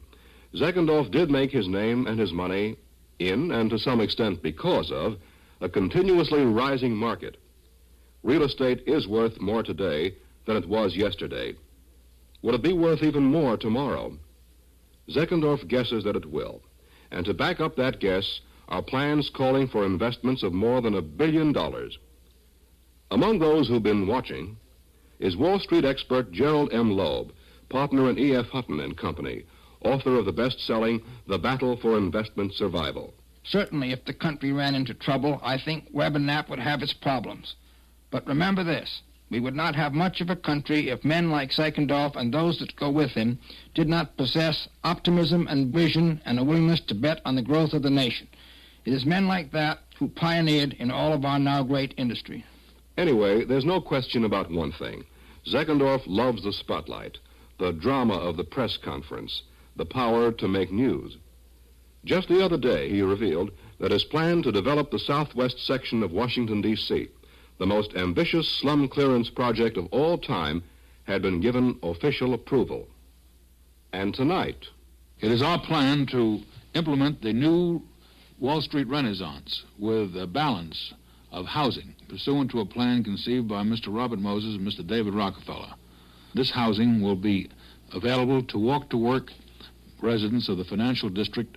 They'll be extraordinary in character, type, and style, in that they'll all be round buildings, 30 stories high, 4 or 5 or 6 of them, sitting in the midst of a garden with 360-degree marine view, visible from the ships at sea, either going to or from the harbor. We have actually started our planning for it, and we have volunteered to act as sponsors of this Title I urban redevelopment project. That's the story of a tycoon in action. Just yesterday, he was making another deal. Moses Richter, a textile man who's thinking of buying up an Atlanta cotton company, which makes bags, asked Zeckendorf to come in with him. Billy Rose brought them together. Well, if you're interested in having us join you, I think it's something we should certainly give serious consideration to. May I tell you some of the ground rules we like to employ in joining people in ventures? We like to supply the personality, the know-how, the organization, and we love to have the other fellow put up all the money. Does that appeal to you? Well, I thought that we possessed the personality, but... You mean we have a clash of personalities? Well, I can see we're both walking the same side of the street. It's a question... Well, I wish to assure you that you do not possess the money, the other one. You don't possess the money? No. Well, then we both lack the same thing. Both have the yes. I think we need a third partner. Well, I don't think we're having any trouble. You don't? Well, maybe Billy Rose, he's back there. He'll put up the money. He always likes to put money up for other people. Bill, come on over here. You've been getting angels to back you for so many years. Why don't you back 2 guys in the rag business? I have it right here in my shoe. If we're looking for the secret of one man's ability to do things, maybe this is it. He enjoys what he does. Tonight, the CBS Radio Workshop has presented A Living Portrait, the story of a tycoon in action. Living Portrait was conceived, taped, and narrated by Martin Weldon. This is Bob Hite inviting you to join us next week when we present The Record Collectors, an unusual symposium of early American popular music. Among our special guests will be the noted singer Margaret Whiting and composer-conductor Lynn Murray. The CBS Radio Workshop is produced in New York by Paul Roberts.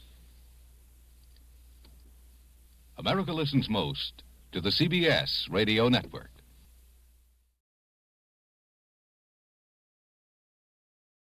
Who played the rhythmic bones on Nora Bay's 1919 recording of The Village Vamp?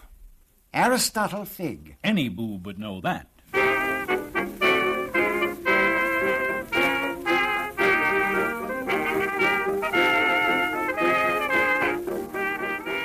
CBS Radio, a division of the Columbia Broadcasting System, and its 217 affiliated stations present the CBS Radio Workshop, dedicated to man's imagination, the theater of the mind. Tonight we spin the hands of the clock backward into the fascinating past to bring you an unusual symposium of early American popular music, explored by the eminent Dr. Vincent Arbogast and Mr. Titus McFatridge, the record collectors. Our special guests will be the noted singer, Miss Margaret Whiting, composer-conductor, Mr. Lynn Murray, and a great voice from the past, Miss Margaret Young. And now here is our moderator, Mr. John Daner. Good evening.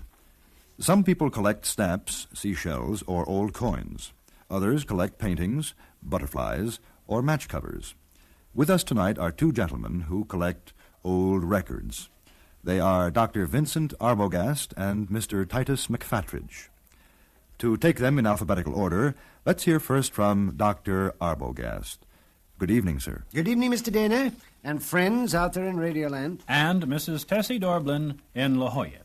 Before we get to our records, I'd like to talk about what you two gentlemen do. I mean in the field of commerce as opposed to your hobby.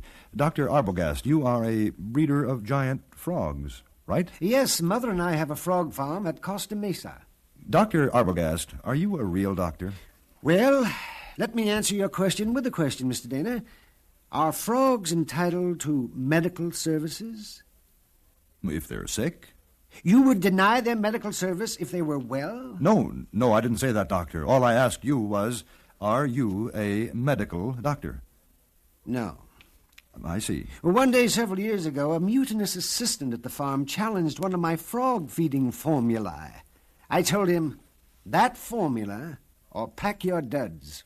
An ultimatum? Pack your duds. He simpered. You're the doctor. The weasel. That's how you became Dr. Vincent Arbogast. Yes. Now, Mr. McFatridge, you, I believe, are engaged in the field of teratology, right? Roger? Titus heard an aeronautist use that as a form of agreement. Oh. Well, what is teratology, Mr. McFatridge? The science of creating monsters. Monsters? I made a dilly for a Christmas parade in Muncie, Indiana, for a department store. Well, what kind of monster was it? Specifically, I mean. Well, sir, I took the body of a crocodile, the head of the bearded yak, and the wings of the condor. Beautiful. I felt I had something here that would frighten any child. At a Christmas parade, is that what you wanted? Yes. Did it work? No. There were no children to frighten. They had all fled in terror from the first exhibit in the parade, a monster 5 floats ahead. What was that? Well, sir, it was a man-like thing stuffed into a flaming red suit with a raging white beard. As it lashed its reindeer, it waved ferociously in all directions, shouting threats at the crowd. The children left. Now, as I understand it, you two gentlemen plan to present tonight your views on American popular music. So, may we have your first recording, please? It is the hit tune of 1923, Toot Toot Tootsie. It is sang by that very popular duo of vaudeville and records, Billy Murray and Ed Smalley. And note the realistic train whistle interpolated into the rendition.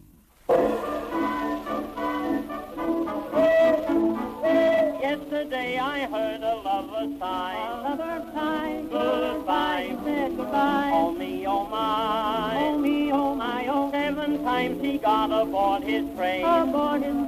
And 7 times he hurried back to kiss his love again and tell her to see goodbye. To see, don't cry. Oh, please don't cry, little Tootsie. The choo-choo train that takes me far away from you. No word can tell how sad it makes me. Kiss me, Tootsie, and then do it over again. Kiss me again, sweet mama. Watch for the mail. I promise I'll never fail. You know if you don't get a letter, then you'll know I'm in jail.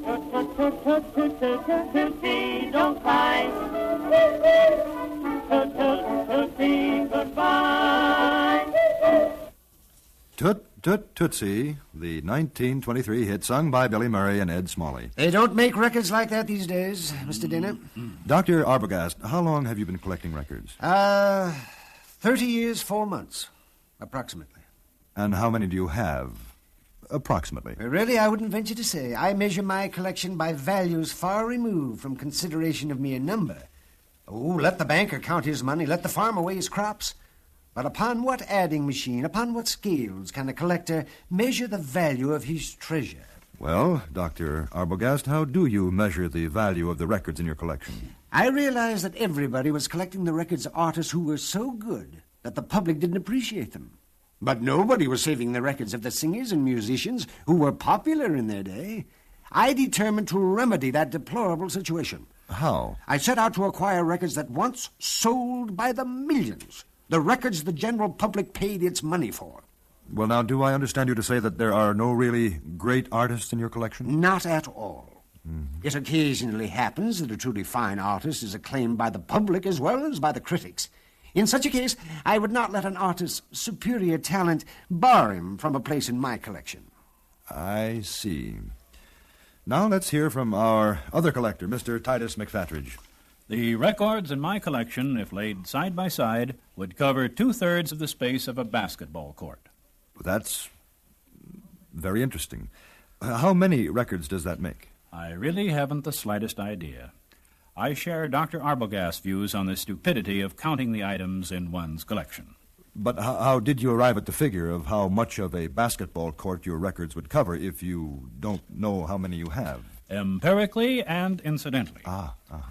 At one time, I resided at the YMCA at Muncie, Indiana. I needed to catalog and sort out my records. Since my room was small, the secretary of the YMCA, Stanley Proctor by name, kindly gave me permission to spread out my records in the gym while the fellows on the team were in the showers. I noted that my records took up 2/3 of the basketball court. Now, those wishing to know exactly the number of records might write to the Muncie, Indiana YMCA for the dimensions of the court, and by the aid of simple arithmetic, compute the number of records I had at that time. Stanley Proctor, however, is no longer there. He was, I believe, transferred to Terre Haute in 1932. Well, it doesn't matter, Mr. Fort Wayne, not Terre Haute, pardon me. Now, gentlemen, we move on to our first guest. Mr. Lynn Murray is a distinguished conductor in the field of popular music. His background might best be summed up by referring to his work on the hit parade with the excellent Lynn Murray choristers. For many years, Mr. Murray has brought Americans live, vibrant interpretations of their most popular ballads. Mr. Murray, it's a pleasure and privilege to have you here and to introduce you to my two colleagues, Dr. Arbogast and Mr. McFatridge. Yes, how old are you? Well, now, Dr. Arbogast, it's not necessary to... A man's age is very necessary. But I have no objections to giving my age. Oh, so by the way, did you say Billy Murray? Lynn, L-Y-N. I was born in 1909. Oh.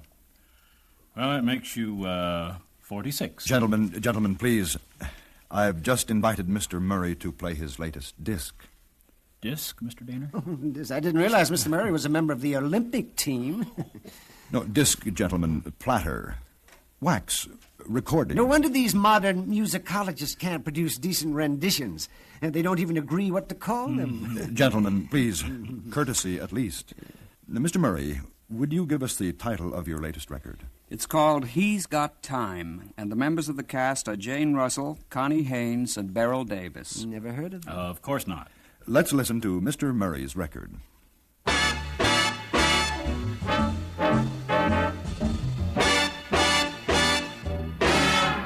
He's got time.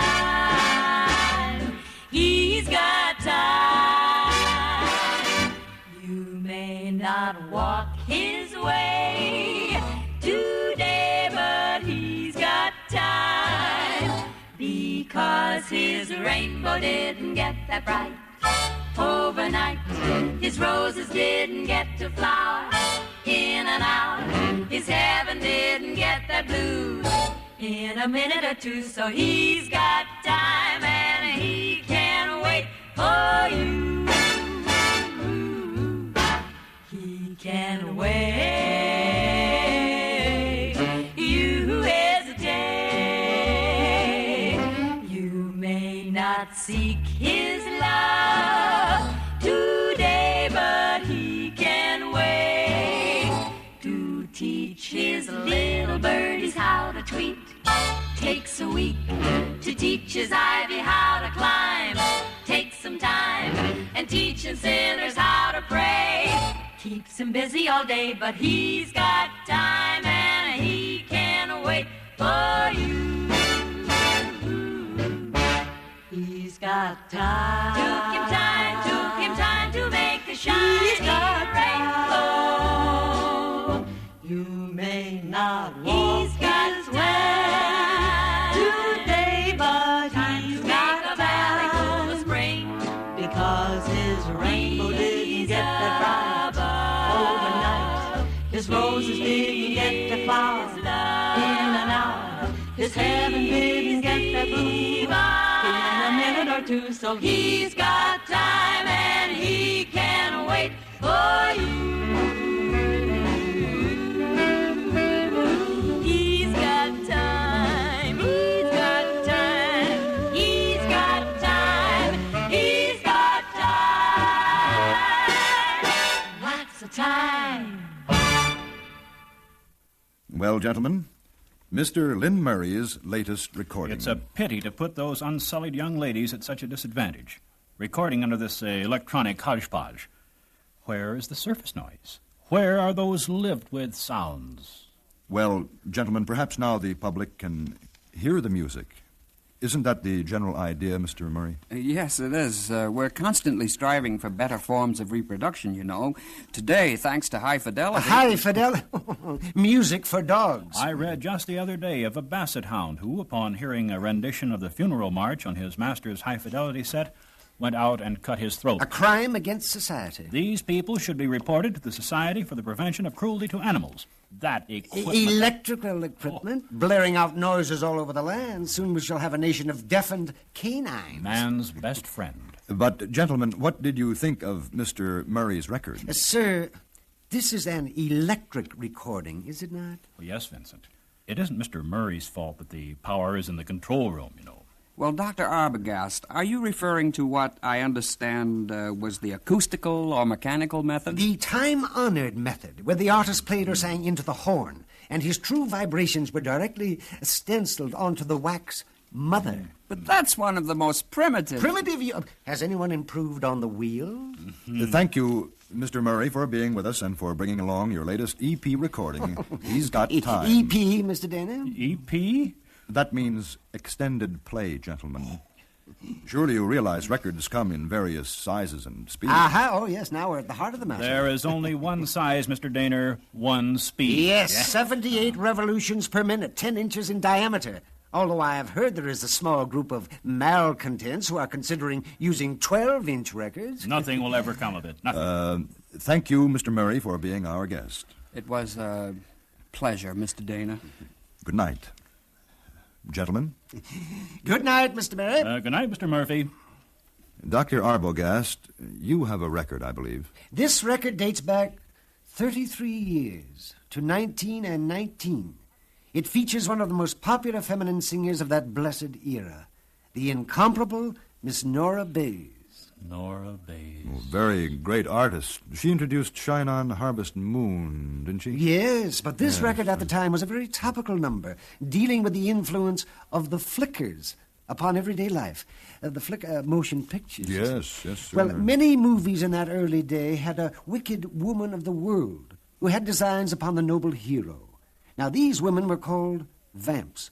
Among them were, well, let me see, Theda Bara. Nita Naldi, Jetta Goodall. Never belabor a point, Mr. McFadden. This record is entitled The Village Vamp and shows the effect of this type of movie upon a simple country girl. The Village Vamp, as sung by Miss Nora Bayes. Have you heard about Miss Sally Green? Sally Green, Sally Green. Back home she was called the village queen. Sally Green was queen. She took one trip to the city, came back home, oh, what a pity. Now the folks call her the village vamp. She's a vamp. She wears high-heel shoes and fancy hose. She's a vamp, she's a vamp. Paints her face and powders up her nose. She's a vamp, she's a vamp. Folks all say down in the valley, look what Broadway did to Sally. Everywhere she goes, the roofs all say, hey, there goes the vamp.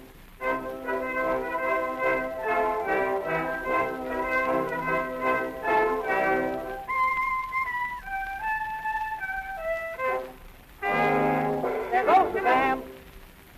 What? Oh, my. It's wonderful, wonderful, beautiful. Now, Mr. McFattridge, do you have any special information about this record we just played? Well, sir, Aristotle Figg was to have played the rhythmic bones on that record date. Was to have? They wrote him out at the last minute. Oh, it's too bad. Well, Figg never wanted to play the bones anyway.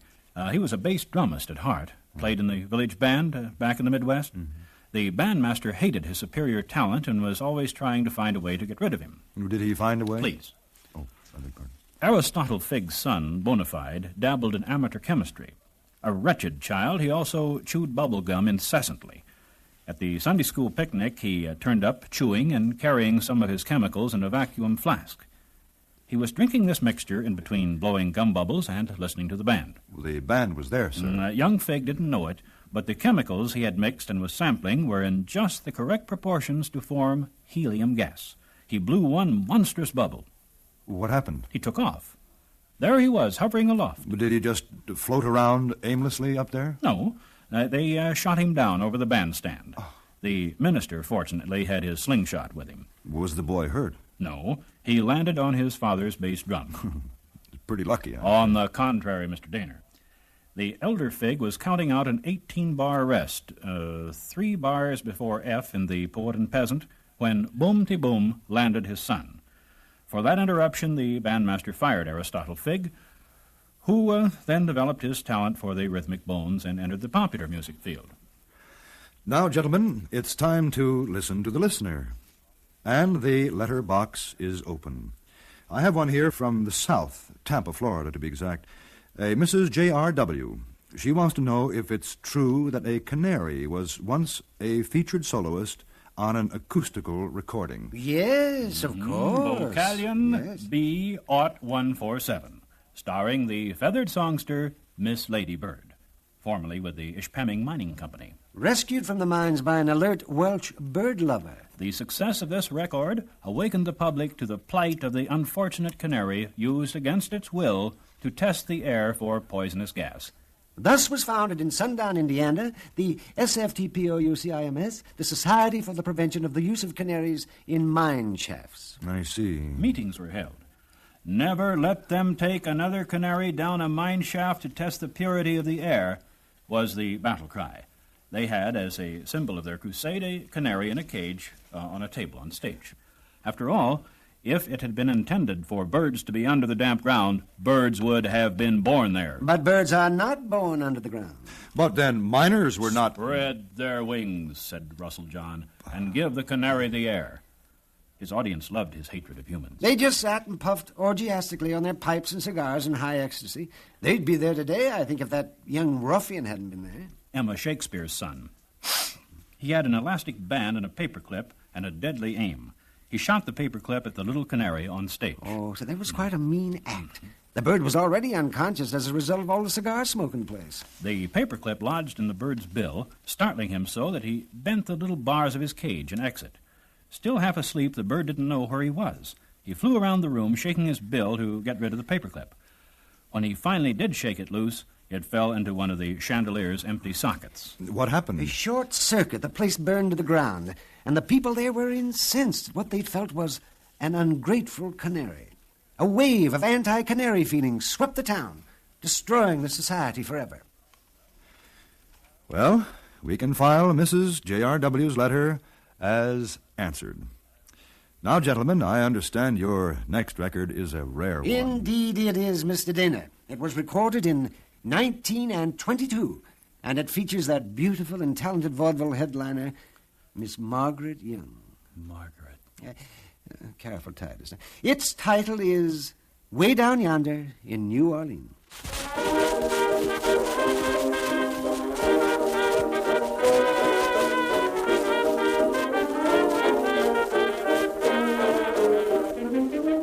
Way down yonder in New Orleans, in the land of dreamy scenes, there's a garden of Eden, that's what I mean. Creole babies with flashing eyes, softly whisper with tender sighs. Stop, oh, won't you give your lady fair a little smile? Stop, you bet your life you'll linger there a little while. There is heaven right here on earth with those beautiful queens way down yonder in New Orleans. Way Down Yonder in New Orleans, featuring Miss Margaret Young. Now, gentlemen, I have a surprise for you. We have as our special guest this evening none other than Miss Margaret Young. Oh, bravo. Thank you, boys. Maggie, we've been admirers of yours for many, many years. They just don't make records like that anymore. They certainly don't. Youngsters today have no appreciation for basic values. Maggie, how many copies of that recording were sold? Oh, over 1 million. There, you see? But listen, I didn't come here to play my record. I came to introduce you to my niece. She's the singing star of our family now, and I thought you'd like to meet her and hear one of her records. Well, if you insist. Well, boys, just meet my talented niece, whose name is also Maggie. How do you do? How do you do? What's your last name, young lady? My full name is Margaret Whiting. Whiting? A whiting is a fish. Will you walk a little faster, said the whiting to the snail? Lewis Carroll, Allison Munro. The Reverend William Dodson, nom de plume, Lewis Carroll. Oh, thank you, Titus. Gentlemen, I should think that you would be quite honored to have as your guest tonight one of America's most popular singers. Margaret Whiting is known from coast to coast. Her records have sold by the millions. Name one. Well, there's Come Rain or Come Shine. That one alone sold over 1 million copies. And would you rank such a song in the same class with Out of a City of 10,000 People, Why Did You Pick on Me? Oh, that was lovely. Yes, it was, but I remember it well. That song sold over 1 million copies, Mr. Daner. Well, gentlemen, that was a little before my time.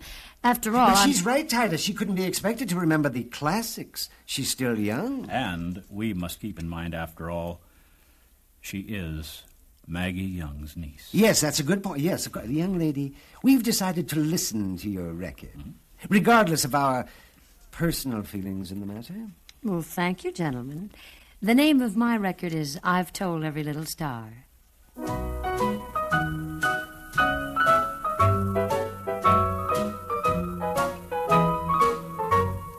I've told every little star just how sweet I think you are. Why haven't I told you? I've told ripples in a brook, made my heart an open book.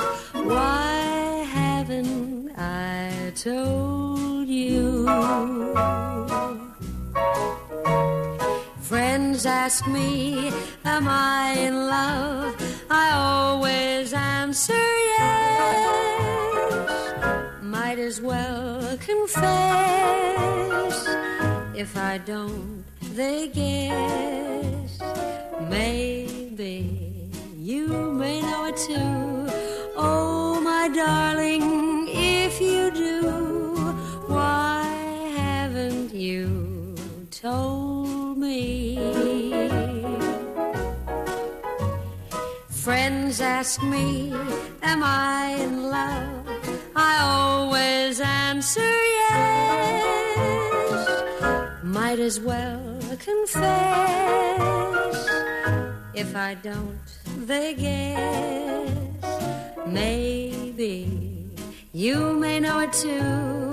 Oh, my darling, if you do, why haven't you told me?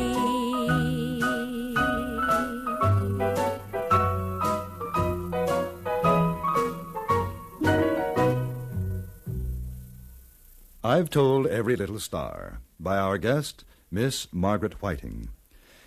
Well, gentlemen, what did you think?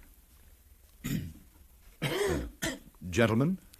Well, perhaps you could tell us something about the record, Miss Whiting. Well, I'd be delighted. See, it's from a recent LP album I recorded for Capitol. LP? First it's EP, and now it's LP. One must need a code book just to talk to you people. LP means long playing, approximately 20 minutes on each side of the record.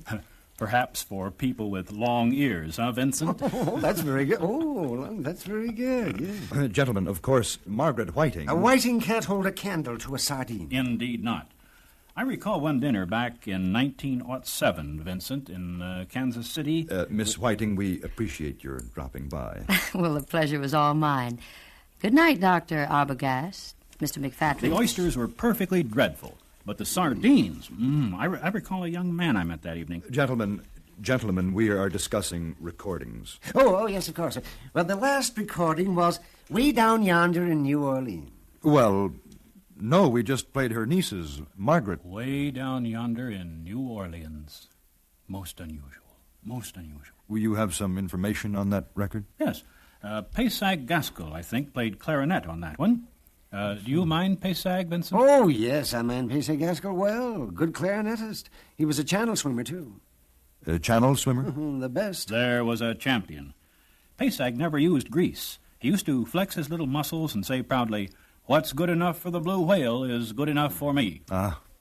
Well, gentlemen, our time is up. Pesag Gaskell was an excellent channel swimmer, and at the drop of a towel he would plunge into empty water that even resembled a channel. He was once compared favorably with the lemming. Well, that's it, gentlemen. Our time is up. Now say good night to our listeners. Good night, friends, out there in Radioland. And Mrs. Carrie Mumaw in the Needles Public Library.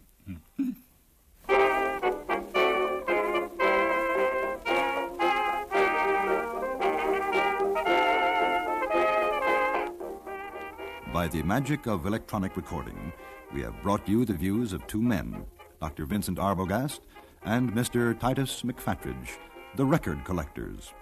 Their guests were Mr. Lynn Murray, noted composer and conductor, the popular singing star Miss Margaret Whiting, and Miss Maggie Young. This is John Daner saying good night. The CBS Radio Workshop is produced and directed in Hollywood by William Frug. The Record Collectors was written by William Woodson, Lou Houston, and Larry Thor. Howard McNear was Dr. Arbogast, and Lou Houston was Mr. McFattridge. The moderator was John Daner. Next week, a new and unusual musical presentation, an original one-act opera for radio composed and conducted by David Brookman, based on the first war between the states, the story of the battle between Michigan and Ohio over the city of Toledo, told in music and presented on the CBS Radio Workshop. Some letters tied with glue, a photograph or two. I see a roll from you among my souvenirs. A few more tokens rest within my treasure chest, and though they do their best to give a consolation, I count them all apart, and as the teardrops start, I find a broken heart among my souvenirs.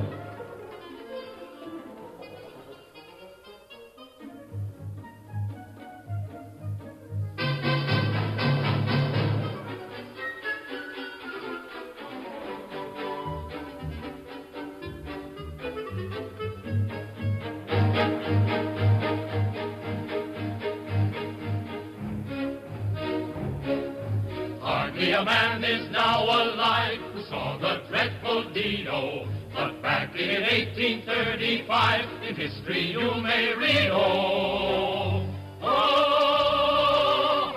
fought with Michigan. They fought as hard as two states can to prove which was the better man, and prove just how their border ran, and where the rights of each began, and which would have Toledo. The CBS Radio Workshop, dedicated to man's imagination, the theater of the mind. Tonight, The Toledo War, a new opera performed for the first time, with words by Edward Eager and music composed and conducted by David Brookman. It was in 1835, when Michigan was still a territory, that the young governor, Stevens Thompson Mason, claimed that a strip of land, including the town of Toledo, rightfully belonged to Michigan. But some people in Ohio thought differently, and so it was war, the first war between the states. Exactly what happened isn't too clear, but it might have been something like this. Just tell the storm and strife occurred. We're here to show you. And you will have to take our word that all we say is true. Hard by Lake Erie's fearful foam, the shark began to fly. Oh, we take you to the happy home of Federal Judge Phineas Fustian and his wife Vermelia Fustian and his daughter Annabelle Fustian of Toledo, Ohio.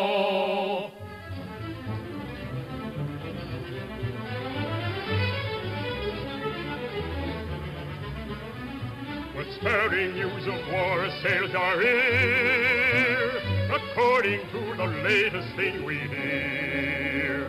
The men of Michigan have made complaints.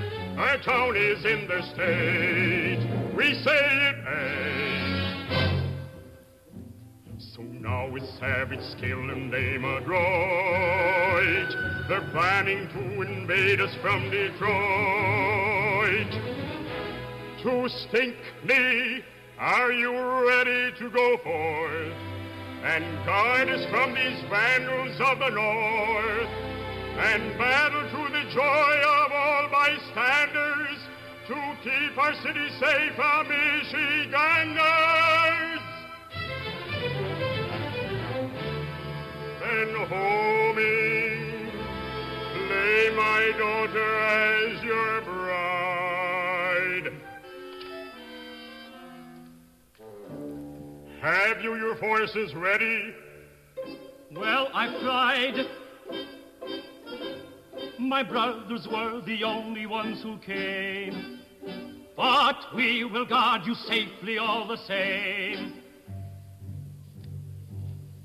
They're waiting just outside the door. My brother 1, my brother 3, my brother 4. Good evening, 1. I'm 3. Oh, I see. My father was a military man, and he named us by a military plan. And he formed us in a group, and he trained us in a troop to be as military as we can. We're the 1, 2, 3, 4. 1, 2, 3, 4. Sing me, brothers.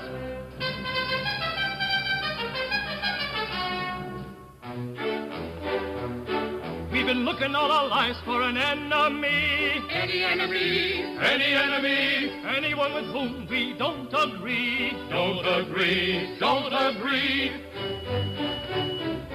And should any sneak and spy come here to peek and pry, we'll hit him in the eye and sit around and watch him die, just to show Ohio that Ohio can rely. On the 1, 2, 3, 4. 1, 2, 3, 4. So are we for Ohio is who we be for.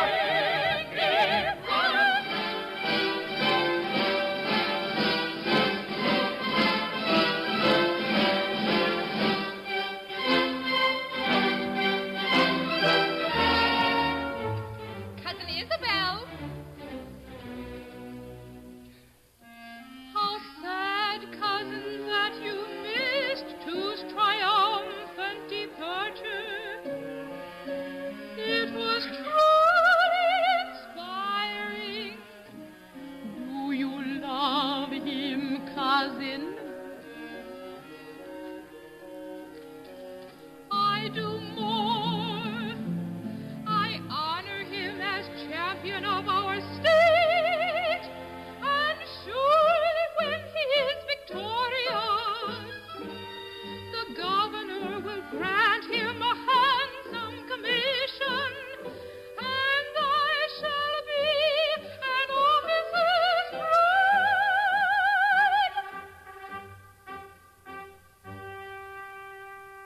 Oh, few men are as plain as 2, and much more brawn than brain as 2.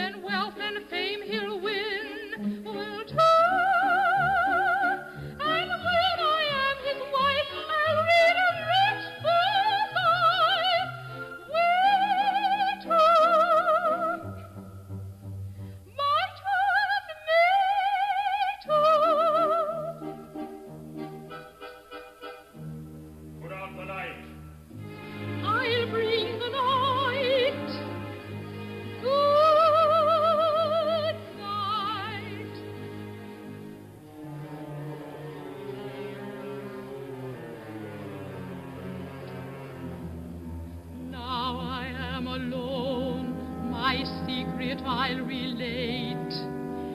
I love a man from an enemy state. I try to forget him, but how can I forget the kiss he gave me the day we met, and the words he said that I dream of yet? By the shore of the muddy Marie, under the shade of a shad blue tree, on April the 10th at 2:45, I stood in the arms of somebody, and he promised his love would be strong as the earth and deep as the sea and fair as the bloom on the shad blow tree, and last as long as the muddy morning.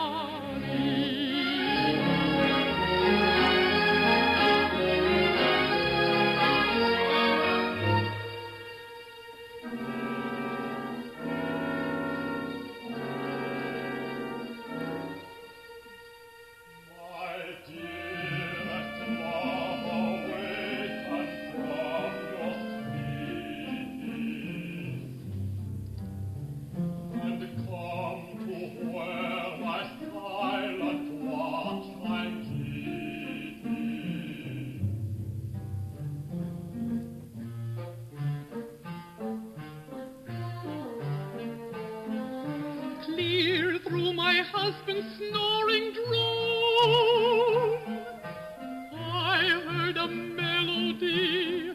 Who could it be? Who could it be? And where I lay in bed alone, I heard a melody. Who could it be? Not distinctly.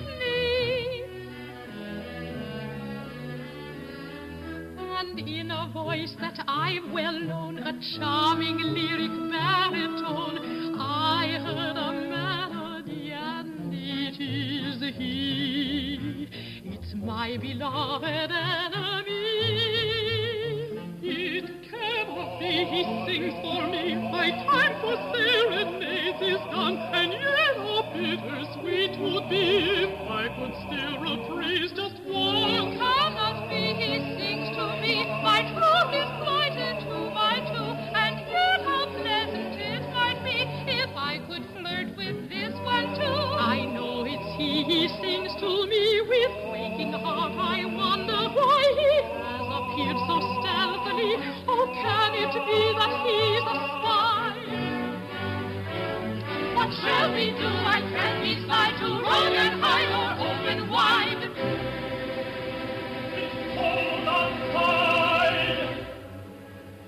It's cold outside. Then I think we're justified. To be a faithful wife I've tried. I'll try to when I'm a bride. And up to now I've never spied. But when it is so cold outside, but when it is so cold outside, but when it is so cold outside, I think we're justified.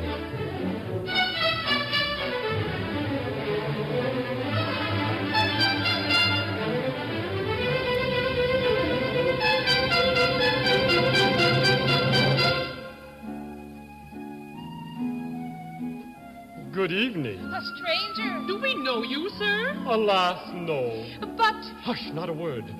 Forgive me. I lost my way, and having my mandolin with me, improvised a serenade to warm my fingers.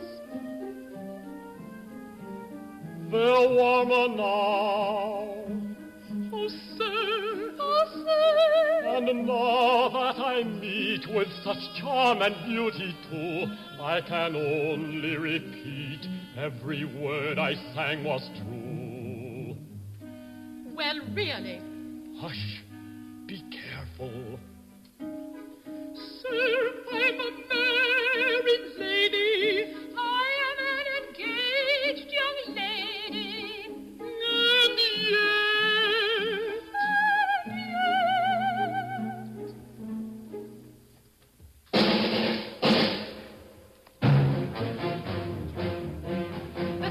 be brothers. If you are recognized, you will be killed and will be compromised. Where can I hide? Under there. Where? There, get inside. Quick, move the chair. I see his hair. There. We seen a man from Michigan, but then he ran. You seen a man? As quiet as a mouse, we saw him creeping. We'd better search the house. No, my uncle's sleeping. How did you know he was from Michigan? Did he wear a uniform? No, that's so. He didn't wear a uniform. It would be just like them dirty Michiganders not to wear a uniform. It would, that's good. Them dirty brutes wear business suits. Oh, dear, too, how can you think that I would hide a spy? No.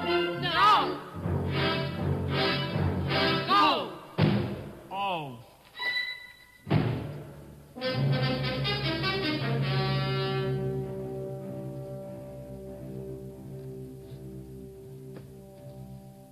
It is safe now. You may emerge. How can I thank you? It was nothing. And now you must be weary from your exertion. Girls, some refreshment for the gentlemen. The cold roast lamb, a slice of ham, some cider cool, and gooseberry full and cream. Wait! When the state you love is at war, and a stranger comes to your door, how can you feed him your gooseberry fool and cream? Suppose he is a spy, come here to lurk and scheme. Hush! What are you saying? Well, suppose he is a spy, what then? War is the concern of men. And when the stranger has such manly grace, such a lofty mind, such a noble face, supposing it were so, I'd rather never know and think of him as though he were a lovely dream. Well, I can only say I consider your behavior hypocritical in the extreme.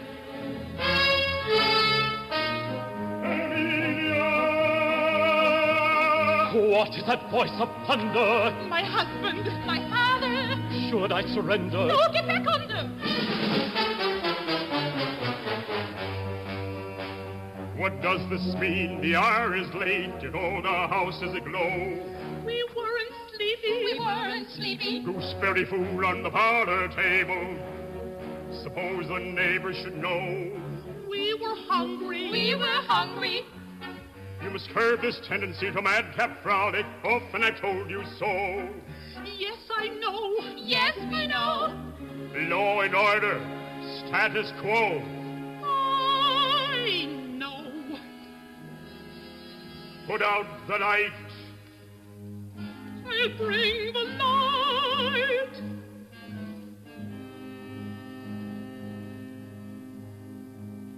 Come out now. It's all right.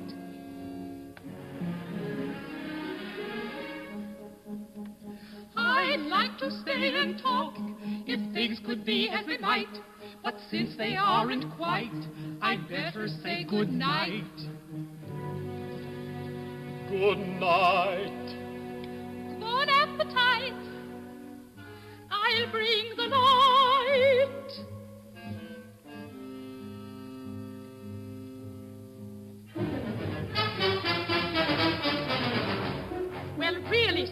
hypocrisy. They pretend to be for a while, then all for the sake of a handsome face they entertain a spy. Oh! What about you, my dear? I'm not your dear. I look on you with loathing, you sneaking Wolverine in buck-eye clothing. I knew you were a spy, but I thought you'd spy with candor, not stoop to lie and flirt and philander. But a spy must lie. I don't see why. Nathan Hale and I could tell you that a spy must learn to lie and lie if he'd be a good spy. Well, of course, that's different. If it's true what you say, I'm learning something new every day. My uncle convinced me to fight for my state, but now my state is Michigan, the state of my mate. So now I'm a spy, and I think if I try, I can learn to lie and be a good spy.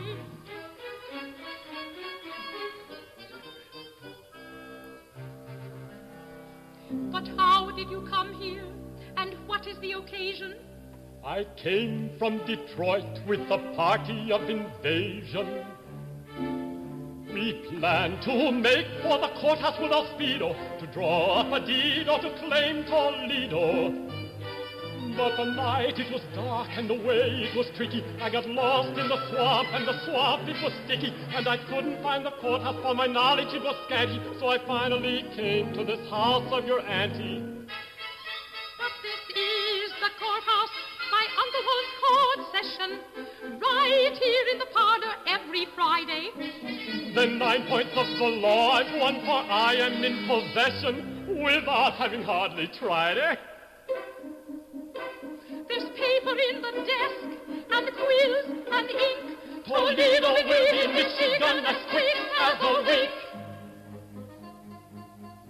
Now to draw up the deeds and writs. Order in the court sits.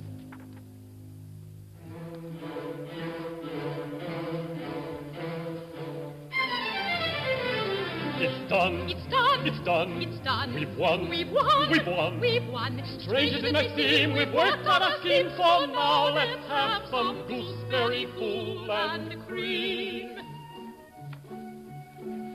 Delicious, sweetheart, darling, you eat part. Thank you, my dear.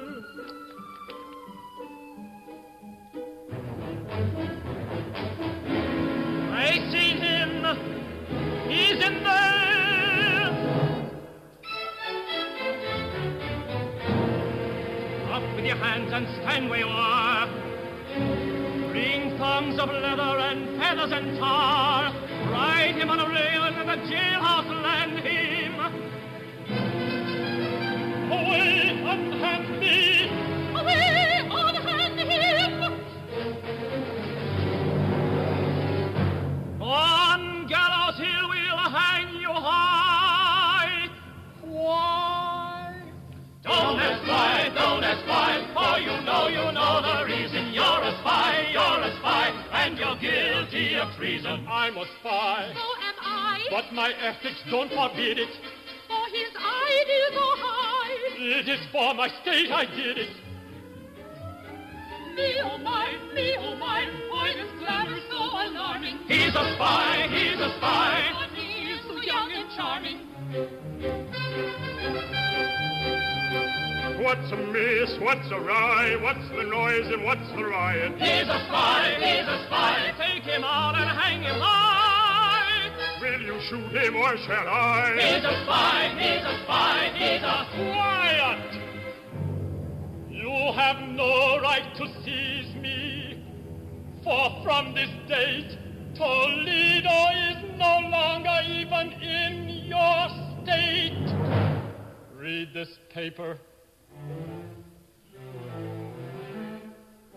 heaven forbid. Niece, you signed this? Yes, I did. You are guilty of fraud, impersonating an officer, and contempt. Not at all. I am exempt. You told me states' rights are the highest right. Sustained. And that's when I decided to join the fight. Sustained.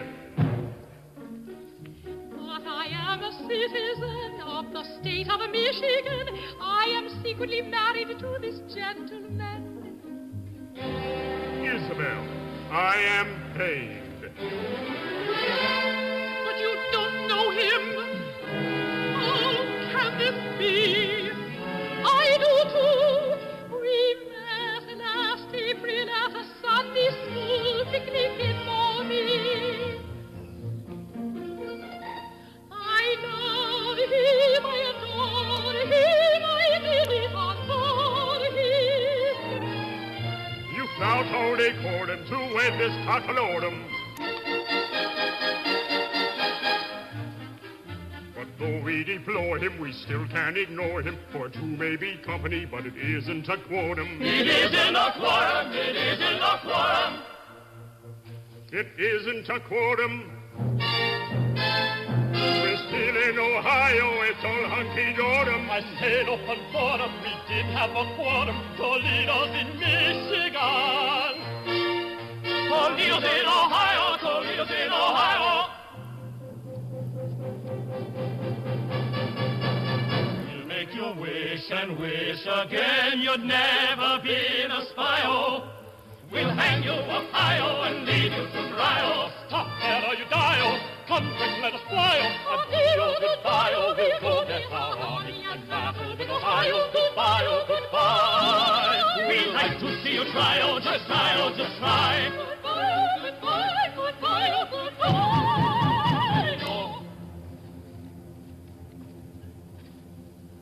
Who knocks? Who knocks? At such an hour unorthodox, when 10 is striking on the clocks. Who knocks? Who knocks? Unlock the locks. Let's see who knocks.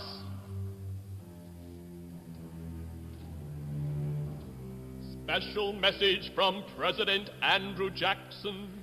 Andrew Jackson? In the interest of national unity, the President decrees that this community, up to now in a state of ambiguity, shall be in Ohio for perpetuity.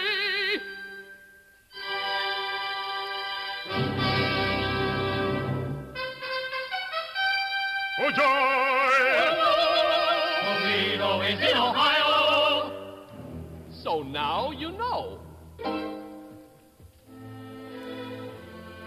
Sadly, I bow to the President's order. I linger no longer south of the border. Come home with me, Isabel, and find safe harbor, and live happy ever after in Ann Arbor.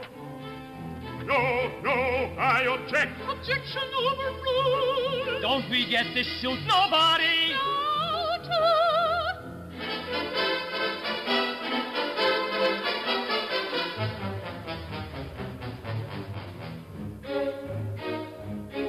The battle had a happy end the same night it began, and each man was each other's friend by President Jackson's plan. So let's be glad it turned out right, as battles seldom can. And let's be happy that tonight, though years and years have passed in flight, Toledo still is shining bright. Wheels are turning left and right, and champions Sparkplug and Willis Knight, and Mather Spring and Autolite are in Ohio.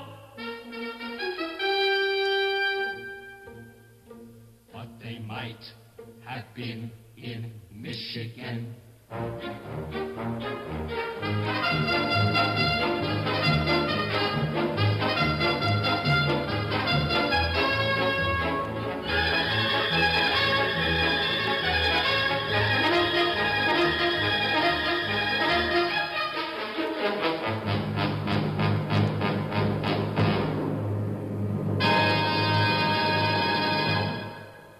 Tonight, the CBS Radio Workshop has presented The Toledo War, a parlor piece for music, with words by Edward Eager and music composed and conducted by David Brookman.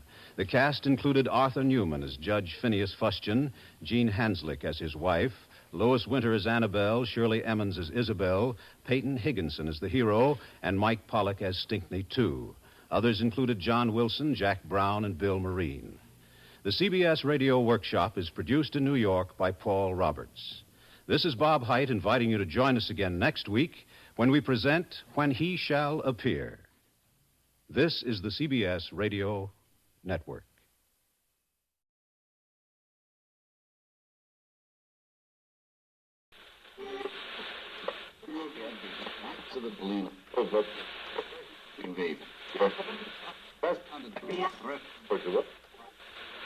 CBS Radio presents the CBS Radio Workshop, dedicated to man's imagination, the theater of the mind.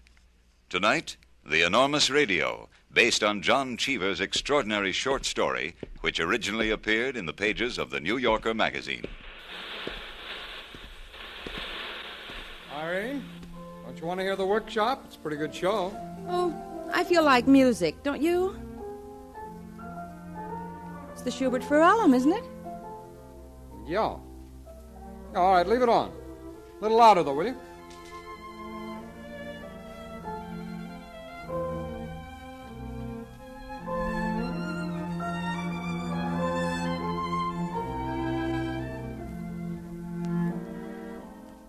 Jem and Irene Westcott were the kind of people who seemed to strike that satisfactory average of income, endeavor, and respectability that is reached by the statistical reports and college alumni bulletins. They differed from their friends, their classmates, and their neighbors only in an interest they shared in serious music.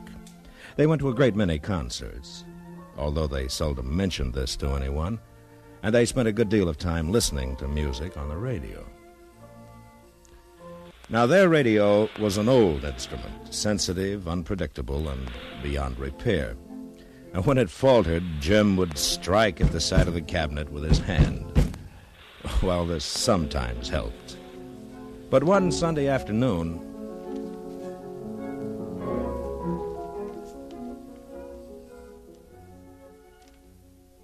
Darling, the radio. Oh, Lord.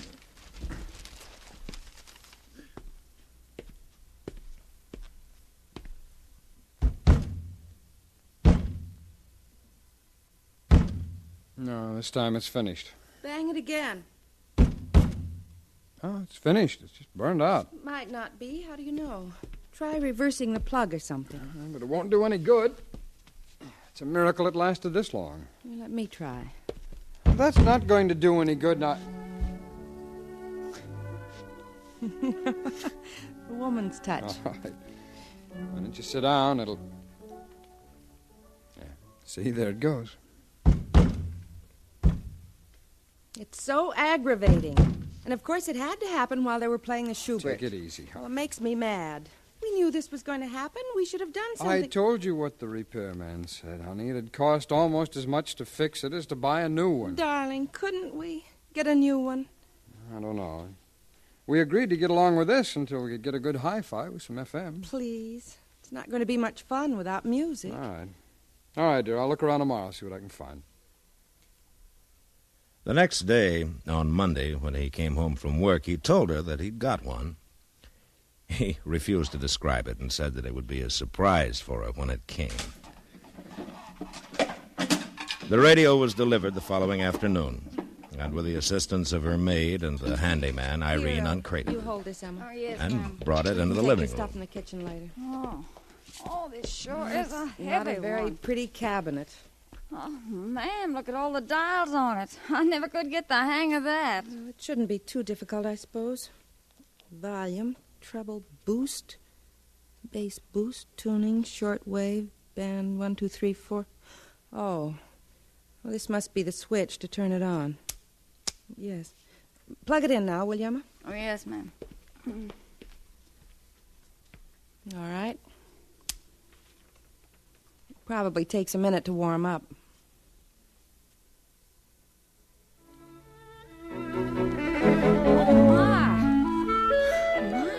Loud, isn't it, ma'am? Much louder than the old one. Yes. It'll take a little getting used to, tuning it in. My, you certainly do know how to find good music, I'll say. It is nice. Well, we'd better see about getting supper now. Yes, ma'am.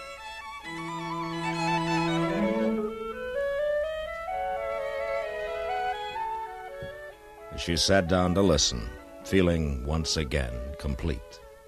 The music came through clearly. The new instrument had a much purer tone, she thought, than the old one. Well, she decided that tone was most important, and she could conceal the ugly gumwood cabinet behind a sofa. But as soon as she had made her peace with the radio, the interference began. Oh, dear.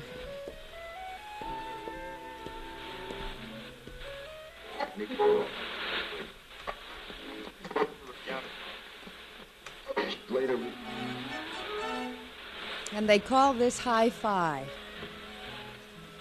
Nothing she did with the switches and dials dimmed the interference. As she sat down again, disappointed and bewildered, and tried to trace the flight of the melody. The elevator shaft in her building ran beside the living room wall, and it was the noise of the elevator that gave her a clue to the character of the static. The rattling of the elevator cables were reproduced in her loudspeaker. And realizing that the radio was sensitive to electrical currents of all sorts, she began to discern through the Mozart the various other sounds.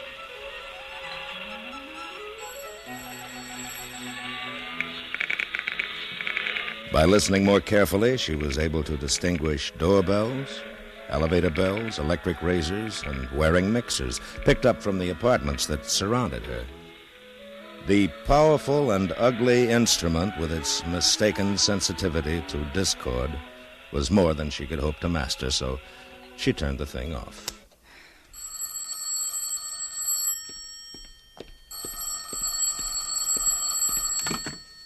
Hello? Hello, Irene. Did it get there? Oh, the radio. Yes, dear. Oh, how do you like it? Well, it's fine, but... But what? Well, there's all kinds of sounds, noises coming through. What do you mean? Like static?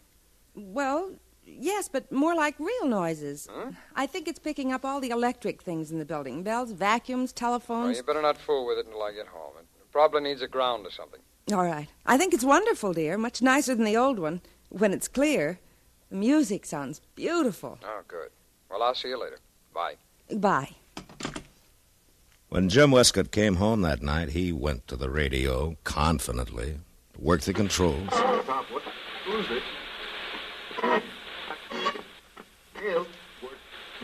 low-pressure area, which developed over the southwest yesterday, is moving rapidly toward the north and east, with lower temperatures following. What the devil?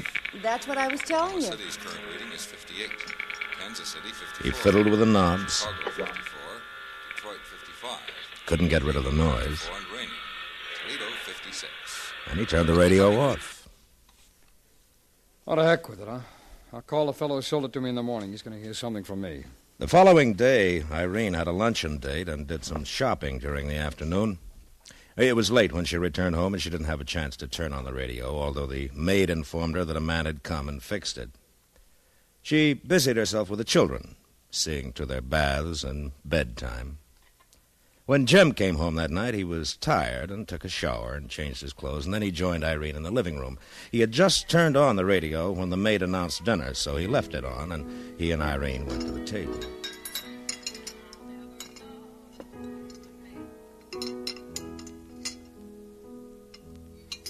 I saw the sweetest dress this afternoon. Of course, I didn't buy well, it, that's just as well. I mean, we better go slow for a bit. Hard day, dear? Yeah, I had a rotten day. Music does sound nice, doesn't it? Very nice. For heaven's sake, Kathy, do you always have to play the piano when I get home? Well, it's the only chance I have. I'm at the office all day. So am I. I wish you'd. Did you hear that? Yeah, but it's probably a play. I don't think it is a play. What's the matter? Where are you going? I want to see what that was. Well, try another station.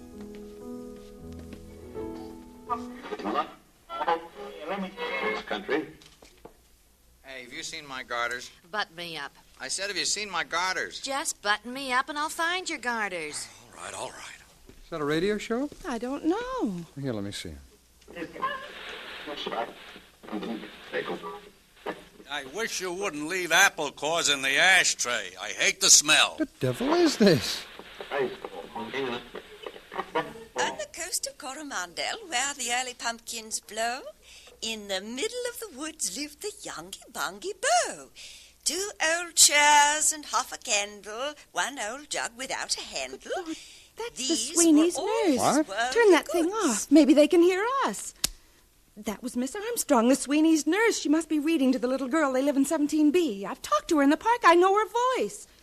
We must be getting other people's apartments. That's impossible. Well, that was Sweeney's nurse. I know her voice. I know it very All right, now, well. wait a minute. Lady Jingly, sitting where the pumpkins blow. Maybe they can hear You us. Be my How can wife. I'm tired of living singly on this Hello? coast so wild and singly. Hello? I'm weary of my life. If you'd come and be my wife, I guess she quite can't hear us. serene would Try be my something life. else. Right.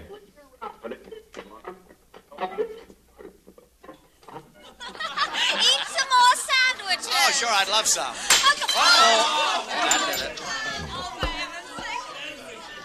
Those must be the Hutchinsons in 15B. I knew they were giving a party this afternoon. I saw her in the liquor store. Isn't this divine? Try something else. All right, wait a See if minute, you wait can a get minute. those people in 18C. Well, Yeah, and the other fellow's using salmon. 2 no trump. Pass. 3 no trump. Double. And look at George in the grass skirt. Isn't that... The Westcotts overheard that evening a monologue on salmon fishing in Canada, a bridge game, running comments on home movies, and a bitter family quarrel about an overdraft at the bank. They turned off the radio at midnight, went to bed, weak with laughter.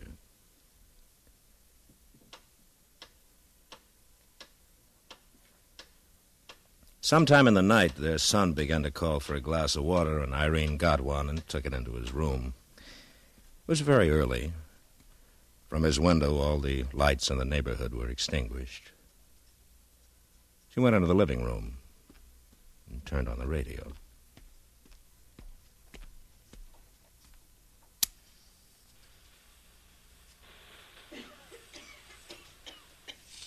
Are you all right, darling? Yes.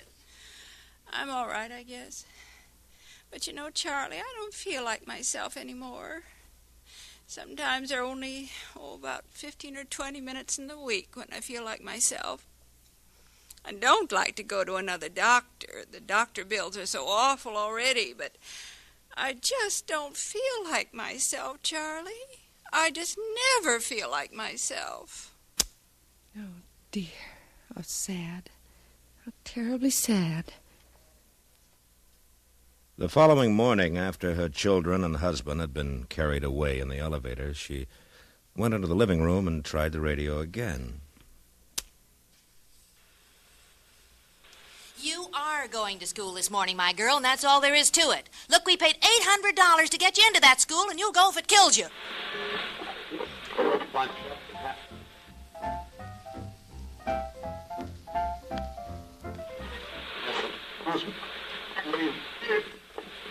If you think he's so hot, why don't you just tell us?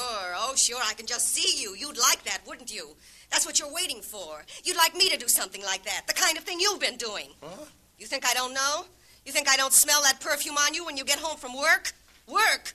You think I haven't seen the lipstick on your handkerchief? That's you the look through Johnsons. my pockets again, I'll break your arm.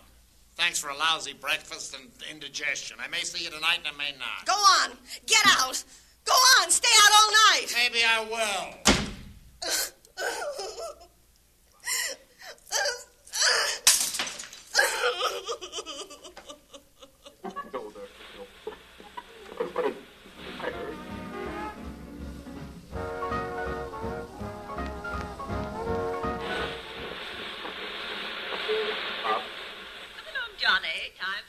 Irene shifted the control and invaded the privacy of several breakfast tables.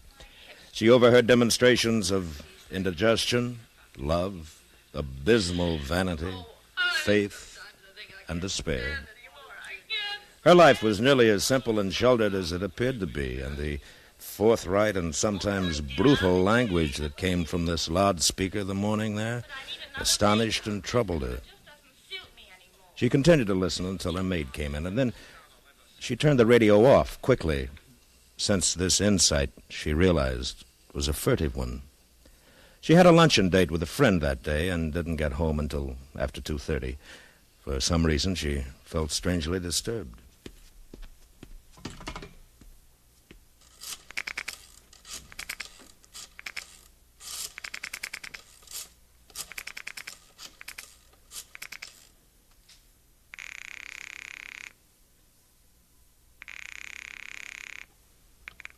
Hello. Oh, hello, dear. I expected Miss Cummings. No, she's out getting me some coffee, honey. My, what an efficient secretary. Something wrong? No. You won't forget we're going out for dinner tonight. No, I won't forget.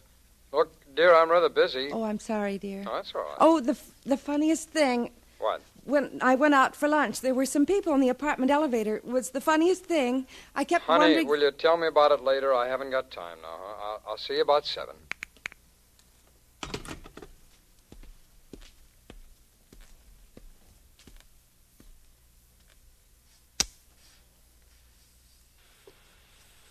Give the best scotch to anyone who hasn't white hair. And see if you can get rid of that liver paste before you pass those hot things.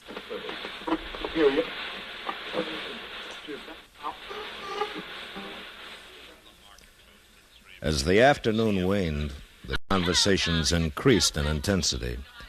On her radio, she could hear the arrival of cocktail guests, the return of children and businessmen from their schools and offices. The voices swirled around her. I found a good-sized diamond on the bathroom floor this morning. What? It must have fallen out of that bracelet Mrs. Dunstan was wearing last night. Let me see it. Here it is. We'll sell it. We'll take it down to the jeweler on Madison Avenue and sell it. Well, Mrs. Dunstan won't know the difference, and we could use a couple of $100, I'll tell you. No. How horrible. Oranges and lemons, say the bells of St. Clemens. Halfpence and farthings, say the bells of St. Martin's. When will you pay me, say the bells at Old Bailey. It's not a hat. It's not a hat. It's a love affair. Oh, that's what Walter Florell said. He said it's not a hat. It's a love affair. Talk to somebody, honey. Talk to somebody. If she catches you standing here not talking to anyone, she'll take us off her invitation list, and I love these parties. I hate these things. I think they stink. I love them. The Westcotts were going out for dinner, and when Jim came home, Irene was dressing. She seemed sad and vague, and he brought her a drink. They were dining with friends in the neighborhood, and they walked to where they were going. It was one of those splendid spring evenings that excite memory and desire. And the air that touched their hands and faces felt very soft. A Salvation Army band was on the corner playing.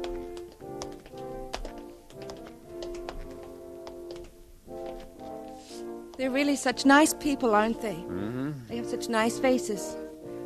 Actually, they're so much nicer than a lot of people we know. She took a bill out of her purse and walked over and dropped it into the tambourine.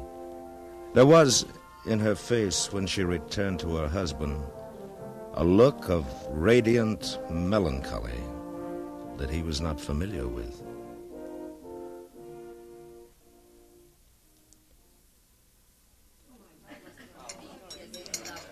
And her conduct at the dinner party seemed strange to him, too.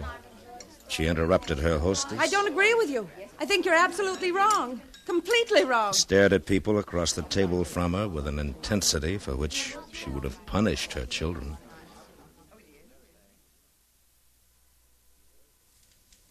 She waited that night until Jim had fallen asleep, and then went into the living room and turned on the radio.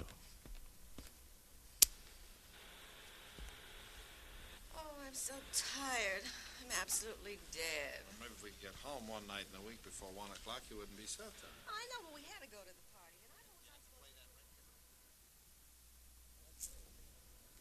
The next day, she had a slight headache and didn't keep an appointment she had. At 2 o'clock, Jim called her from the office. Everything all right? Yes, I suppose so. Aren't you feeling well? I've got a bit of a headache. No. What'd you find out about the car? No, I didn't. Well, I asked you to be sure to, honey. We won't get it until tomorrow now. Now, will you please call them right away and tell them I've got to have it by tomorrow? Yes.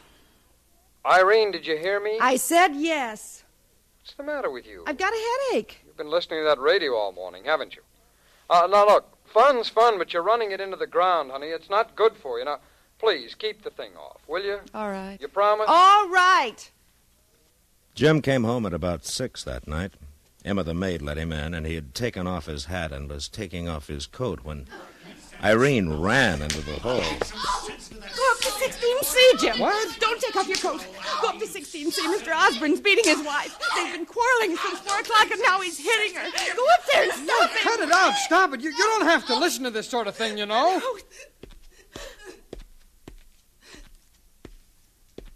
It's indecent. It's like looking in windows. You know you don't have to listen to this sort of thing. You can just turn it off. Horrible. It's so dreadful. I've been listening all Honey, day. why do you listen to it? Why? I bought the filthy thing to give you some pleasure. I paid a lot for it. I thought it might make you happy. I wanted to make you happy. No. Don't quarrel with me, please. Please. All the others have been quarreling all day. Everybody's quarreling. They're all worried about money. Mrs. Hutchinson's mother's dying in Florida, and they don't have enough money to send her to the Mayo Clinic. And Mrs. Melville has heart trouble, and some woman is playing around with the superintendent. It's disgusting. And Mr. Hendricks is going to lose his job. And that girl who plays the Missouri Waltz all the time. And Mr. Osborne beating Mrs. Osborne. Irene, listen to me. Why do you have to turn it on? Why do you have to listen to that stuff? It makes you so miserable. No, don't. Life is too terrible. It's too sordid and too awful. But we've never been like that, have we, darling? Have we? I mean, we've always been good and decent and loving, haven't we? And we have 2 children, beautiful children. Our lives aren't sordid, are they, darling? Are they? We're happy, aren't we? We are happy. Of course we're happy, darling, of course. Now, look, I'll have the fool radio fixed or taken away tomorrow. Come on. It's all right, honey. It's all right. You love me, don't you? And we're not hypercritical or worried about money or dishonest, are we? No. Darling, no.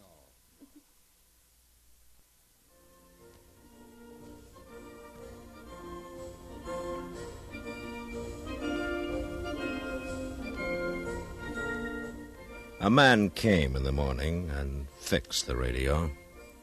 And Irene was happy to hear a recording of the Beethoven Ninth, including Schiller's Ode to Joy. She kept the radio on all day, and nothing untoward came from the speaker.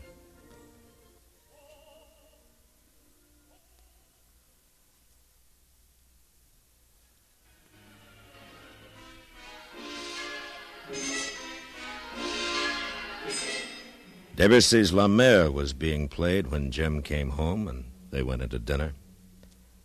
His face was pale, she thought. I paid the bill for the radio today. It cost $400. I just hope you get some enjoyment out of it. I'm sure I will, darling. Well, $400 is a good deal more than I can afford. But I wanted to get something you'd enjoy. It's the last extravagance we'll be able to indulge ourselves in this year. All right, dear, of course. I understand. Maureen, by the way, I noticed you hadn't paid your clothing bills yet. I saw them on your dressing table. Oh, I suppose I must have forgotten. Well, why did you tell me you'd paid them? Why did you lie to me? Oh, I just didn't want to worry you, Jim. I'll be able to pay my bills out of this month's allowance. There were slip covers last month from that party we had to give. Well, you just got to learn to handle the money I give you a little more intelligently, Irene. Yes, darling, I will. I really will. You just got to understand that we won't have as much money this year as we had last, eh? I had a very sobering talk with Mitchell today. No one's buying anything. We're spending all our time promoting new issues, and you know how long that takes. I'm not getting any younger, you know. I'm 37, and I haven't done as well as I hoped I'd do. I don't suppose things will get any better. Yes, dear. We just got to start cutting down. Start thinking of the children. To be perfectly frank with you, I worry about money a great deal. I'm not at all sure of the future. No one is. I've worked very hard to give you and the children a comfortable life, and I don't like to see all that energy wasted in fur coats, radios, and slip covers. Please, Jim, please, they'll hear us. Who'll hear us? Emma can't hear us. The radio. Radio? I'm sick of it. I'm sick to death of you. That radio can't hear us. Nobody can hear us. And what if they can hear us? Who cares? Why are you so holier than thou all of a sudden? What's turned you overnight into a nice girl? You stole your mother's jewelry before they probated a will. You never gave your sister a cent of that money that was intended for her. Not even when she needed it. Irene stood for a minute before the hideous radio, disgraced and sickened. But she held her hand on the switch before she extinguished the music, hoping that the instrument might speak to her kindly, that she might hear the Sweeney's nurse. And as she turned the dial, the voice on the radio was suave and noncommittal. Buffalo. A fire in a hospital near Buffalo for the care of blind children was put out early this morning. There were several injuries, but no fatalities. And that's the news. The temperature downtown is 64. Humidity, 90. And now an interlude of music.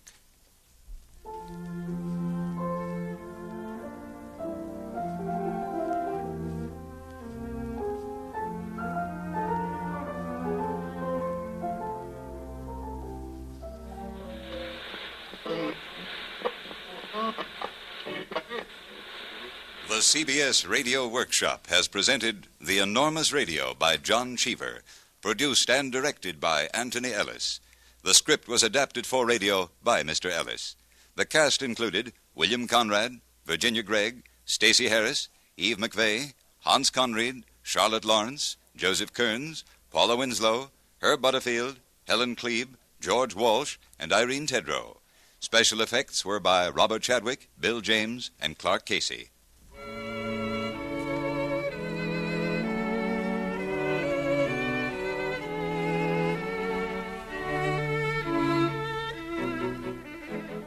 This is Hugh Douglas inviting you to join us again next week when from New York we present a special production by the Helen Hayes Drama Group, Lovers, Villains, and Fools, with the famous actress as narrator. The title of the piece is derived from the three principal categories of character portrayals which are basic equipment for which members of this theater group strive. The narration is written by Albert G. Miller. Special music has been composed and will be conducted by Alex Steinert. That's next week on the CBS Radio Workshop. How many people are there in a crowd of 10 million? Do you have any picture in your mind, or is that figure too overwhelming? Well, 10 million is more people than there are in Chicago, Philadelphia, and Los Angeles combined. And that's how many men, women, and children in our country are suffering from some form of mental illness. Yes, 10 million. Among that 10 million, maybe there's someone you know, a neighbor, friend, or a relative. So you see, mental illness is a problem that concerns us all. And that's why we are all being asked to give to our local mental health campaign to fight mental illness. The best weapon is research. Research to find out how to prevent mental illness. Your doctors can be helped by your dollars. They can learn enough to really lick this number one problem, mental illness. The victims of mental illness need your help desperately. Give to your local mental health campaign. Stay tuned for 5 minutes of CBS News, to be followed on most of these same stations by My Son Jeep.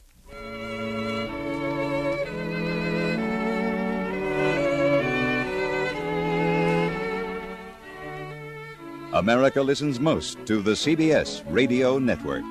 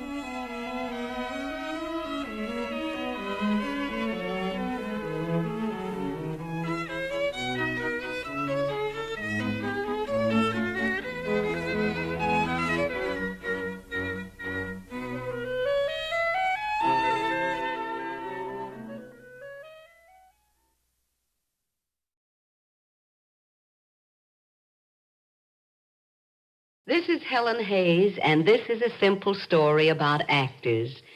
I guess I know pretty much about actors because I've been one for 50 years.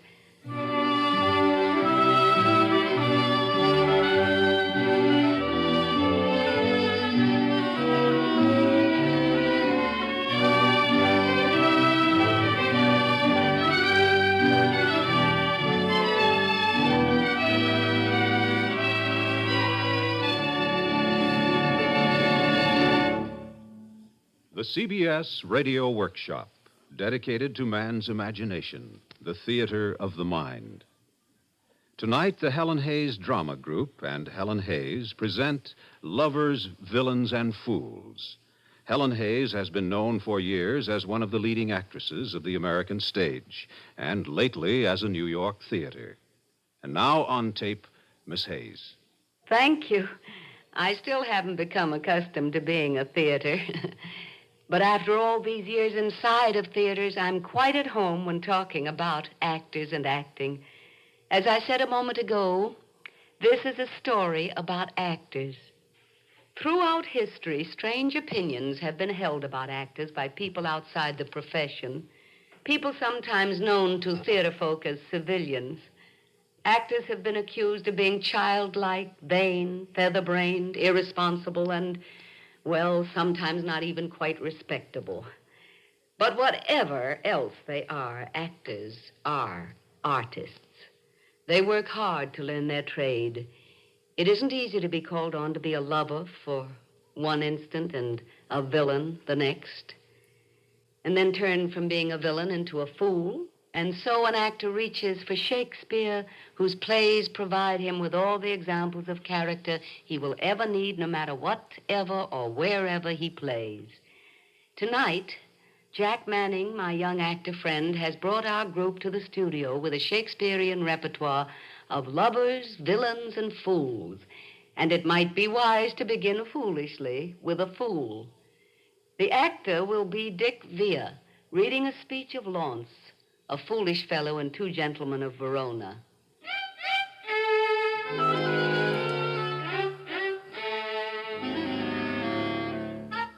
Launce is the clownish servant of Proteus, one of the two gentlemen. He is especially appreciated for his soliloquies to his dog Crab, the sourest-natured dog that lives. The stage direction, enter Launce leading a dog.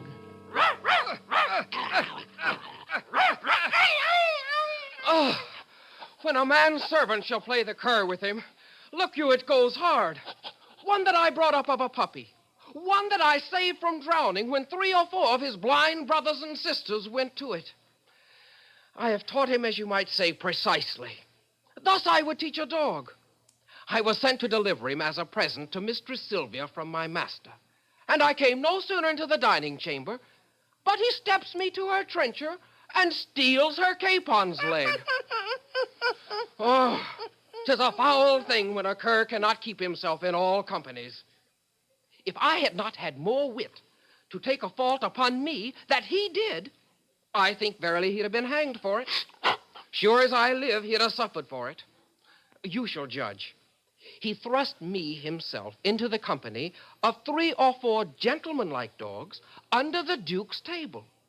He'd not been there, bless the mark, but all the chamber smelt him. Out with the dog, says one. Whew. What cur is that, says another. Whip him out, says a third. Hang him up, says the Duke.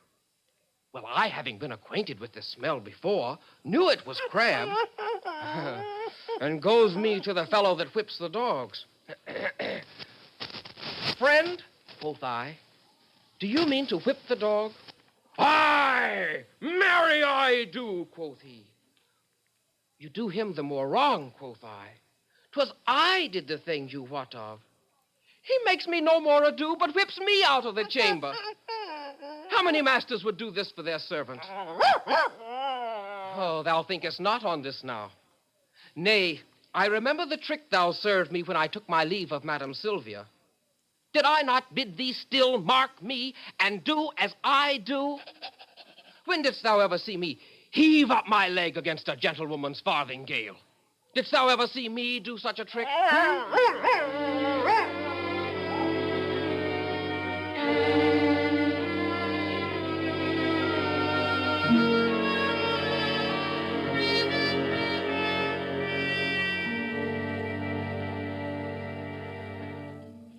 Certain people may think it's easy for an actor to play a fool because they fondly believe that an actor is a fool to begin with.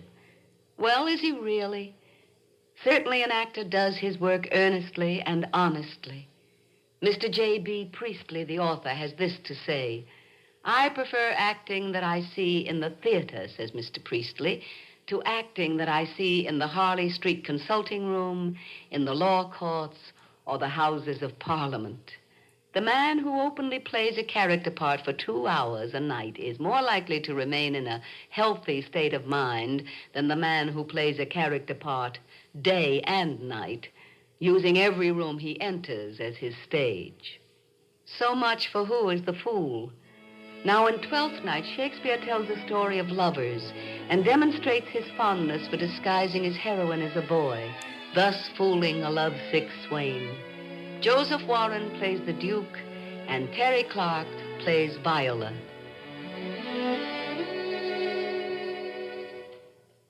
Give me some music. Come, the song we had last night. Mark it, Cesario. It is old and plain. The spinsters and the knitters in the sun and the free maids that weave their thread with bones do used to chant it. It is silly sooth, and dallies with the innocence of love, like the old age. Come hither, boy. How dost thou like this tune? It gives a very echo to the seat where love is throned. Thou dost speak masterly. My life upon it, young though thou art, thine eye hath stayed upon some favor that it loves. Hath it not, boy? A little by your favor. What kind of woman is't? Of your complexion. She is not worth thee, then. What years, i' faith? About your years, my lord. Too old, by heaven. Let thy love be younger than thyself, or thy affection cannot hold the bent.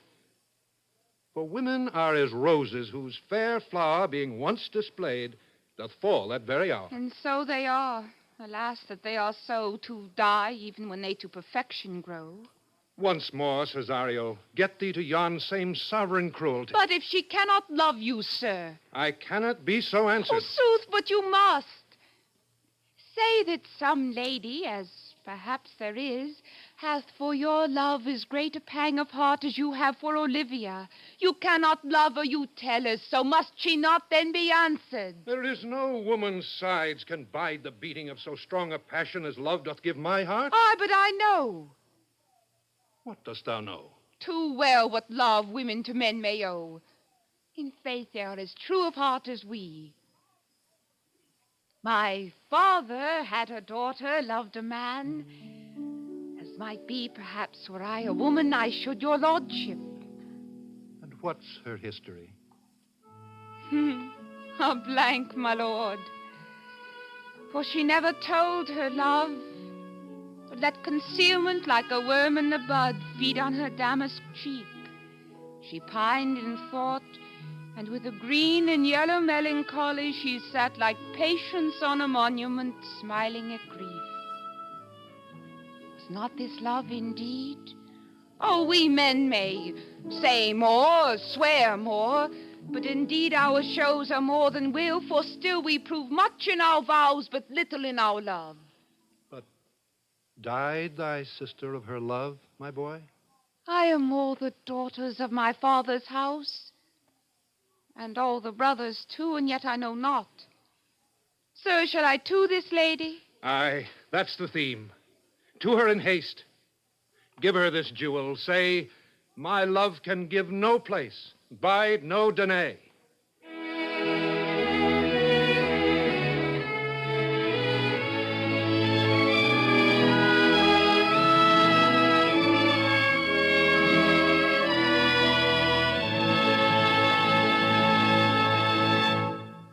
The players who are illustrating this story about actors are all young.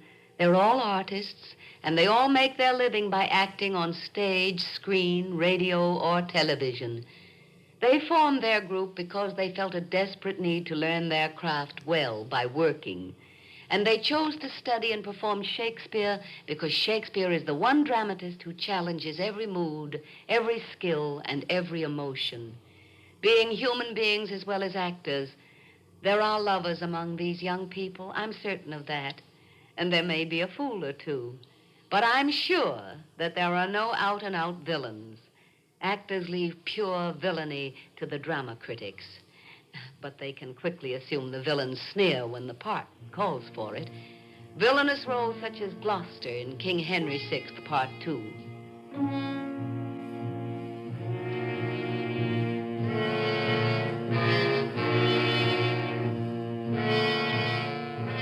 Here's Jack Manning as Gloucester, the man who can smile and murder while he smiles.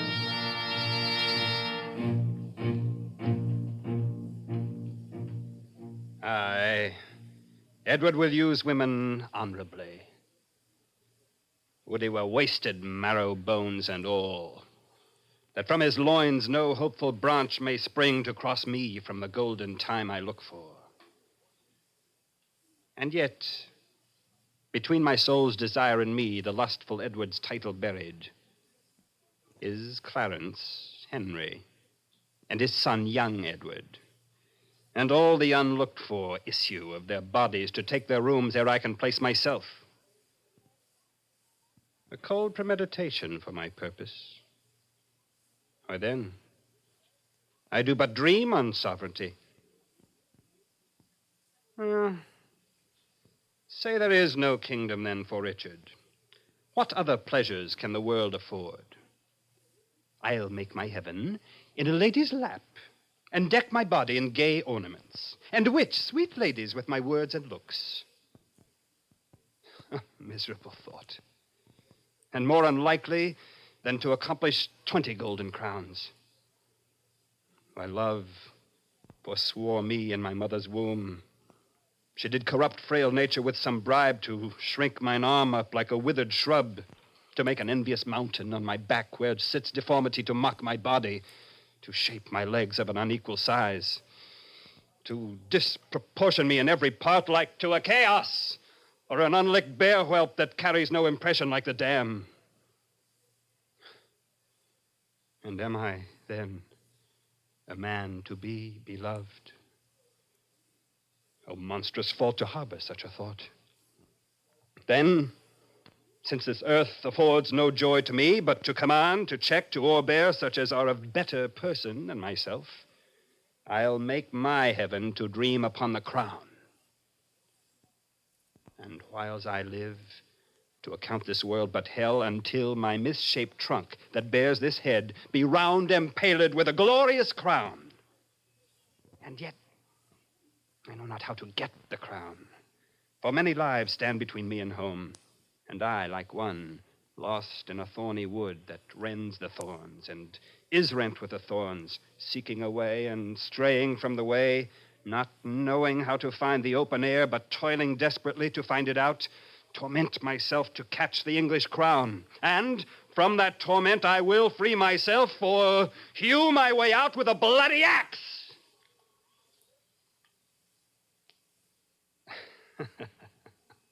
Why, I can smile, and murder whiles I smile, and cry content to that which grieves my heart, and wet my cheek with artificial tears, and frame my face to all occasions. I can add color to the chameleon, change shapes with Proteus for advantages, and set the murderous Machiavel to school. Can I do this, and cannot get a crown? Tut, were it further off, I'll pluck it down.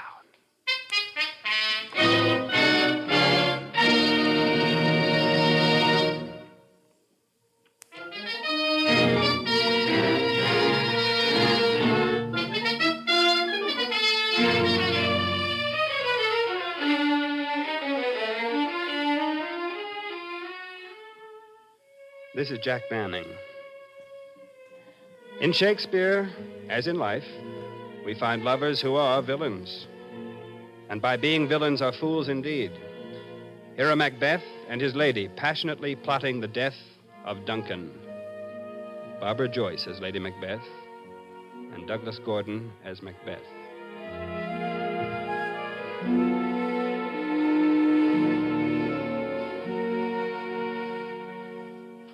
Now, what news? He has almost supped. Why have you left the chamber? Have they asked for me? Know you not he has? We will proceed no further in this business. He hath honored me of late, and I have bought golden opinions from all sorts of people, which would be worn now in their newest gloss, not cast aside so soon.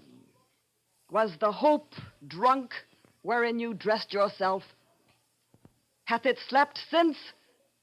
And wakes it now to look so green and pale that what it did so freely? From this time such I account thy love. Art thou afeared to be the same in thine own act and valor as thou art in desire? Wouldst thou have that which thou esteemest the ornament of life, and live a coward in thine honest aim? Prithee, peace! I dare do all that may become a man. Who dares do more is none. What beast was it then that made you break this enterprise to me? When you durst do it, then you were a man. And to be more than what you were, you would be so much more the man. If we should fail. We fail. But screw your courage to the sticking place, and we'll not fail. When Duncan is asleep, whereto the rather shall his day's hard journey soundly invite him, his two chamberlains will I with wine and wassail so convince that memory, the warder of the brain, shall be a fume, and the receipt of reason a limbeck only. When in swinish sleep their drenched natures lie as in a death, what cannot you and I perform on the unguarded Duncan? Bring forth men, children only. For thine undaunted mettle should compose nothing but males. Will it not be received when we have marked with blood those sleepy two of his own chamber, and used their very daggers that they have done? Who dares receive another, as we shall make our griefs and clamor roar upon his death? I'm settled, and bend up each corporal agent to this terrible feat. Away, mark the time with fairest show. False face must hide what the false heart doth know.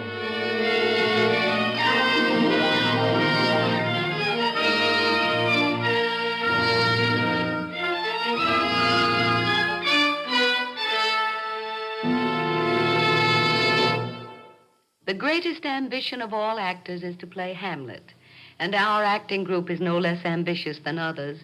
So the climax of our story about actors will be a scene from this greatest play of all, a drama that's a treasure house of lovers, villains, and fools. Appropriately for this working group, the scene opens with Shakespeare's instructions to actors young and old in all lands, in all ages. We know it as Hamlet's advice to the players.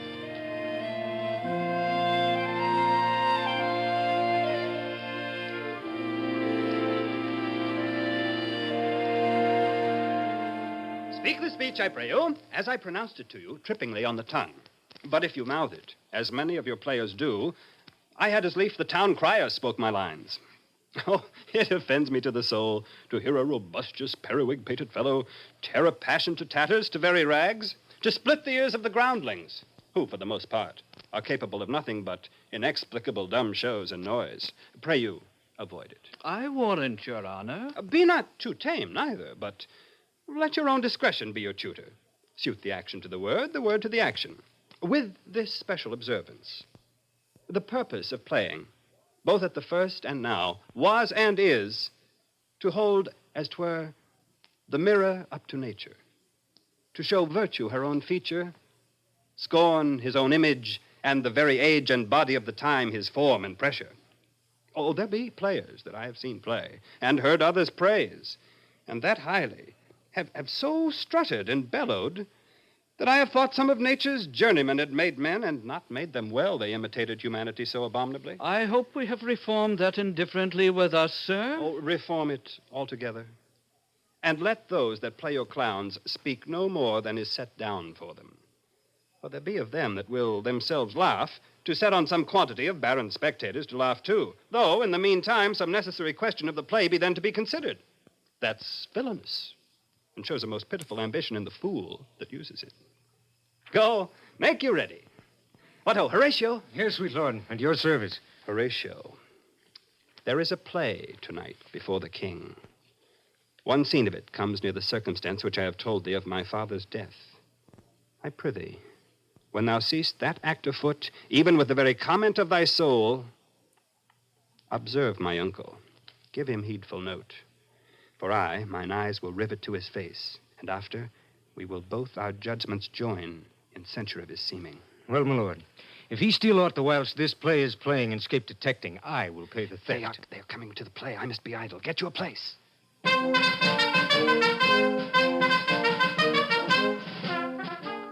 How fares our cousin Hamlet? Excellent to faith. I eat the air, promise crammed. You cannot feed capons so. I have nothing with this answer, Hamlet. These words are not mine. No, nor mine now.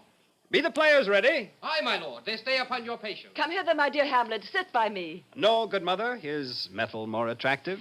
You are merry, my lord. Why? Aye, my lord. Oh, God, you're only jig maker. What should a man do but be merry? For look you, how cheerfully my mother looks, and my father died within his 2 hours. Nay, 'tis twice 2 months, my lord. So long? Oh, heavens, died 2 months ago and not forgotten yet. Well, then there's hope. A great man's memory may outlive his life half a year. Come, the play. Enter the king and queen very lovingly, the queen embracing him and he her. She kneels and makes show of protestation unto him. He takes her up and declines his head upon her neck, lays him down upon a bank of flowers. She, seeing him asleep, leaves him. Madam, how like you this play? The lady doth protest too much, methinks. Ah, but she'll keep her word. Have you heard the argument? Is there no offense in it? No, they do but jest. Poison in jest. No offense of the world. What do you call the play? The Mousetrap. This play is the image of a murder done in Vienna. You shall see anon. 'Tis a knavish piece of work. But what of that? Your Majesty and we that have free souls, it touches us not. Come, the play. Anon comes in a fellow, takes off the king's crown, kisses it, and pours poison in the king's ears and exits. The queen returns, finds the king dead, and makes passionate action. The poisoner woos the queen with gifts. She seems loath and unwilling a while, but in the end accepts his love. The king rises. What? Frighted with false fire? Affairs, my lord! Give all the play. Give me some light! Away! Light! Good Horatio! Aye, my lord. I'll take the ghost's word for £1,000. Didst perceive? Very well, my lord. Upon the talk of the poisoning. I did very well note him. Leave me, Horatio. 'Tis now the very witching time of night, when churchyards yawn and hell itself breathes out contagion to this world. Now could I drink hot blood and do such bitter business as the day would quake to look on. Soft. Now to my mother. O heart, lose not thy nature. Let not ever the soul of Nero enter this firm bosom. Let me be cruel, not unnatural. I will speak daggers to her, but use none. Hamlet, thou hast thy father much offended. Mother, you have my father much offended. Come, you answer with an idle tongue. Go, you question with a wicked tongue. Why, how now, Hamlet? What's the matter now? Have you forgot me?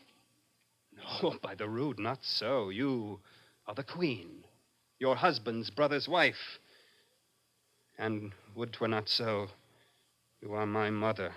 Nay, then, I'll set those to you who can speak. Come, sit you down. You shall not budge, you go not, till I set you up a glass where you may see the inmost part of you. What wilt thou do? Thou wilt not murder me. Leave wringing your hands. Peace, sit you down. And let me wring your heart. For so I shall, if it be made of penetrable stuff. If damned custom have not brazed it so that it is proof and bulwark against sense. What have I done that thou darest wag thy tongue and noise so rude against me? Look here, upon this picture and on this, the counterfeit presentment of two brothers. See what a grace was seated on this brow. A combination and a form indeed, where every god did seem to set his seal to give the world assurance of a man. This was your husband. Look you now what follows. Here is your husband, like a mildewed ear blasting his wholesome brother. Have you eyes? Oh, shame. Where is thy blush? Oh, Hamlet, speak no more.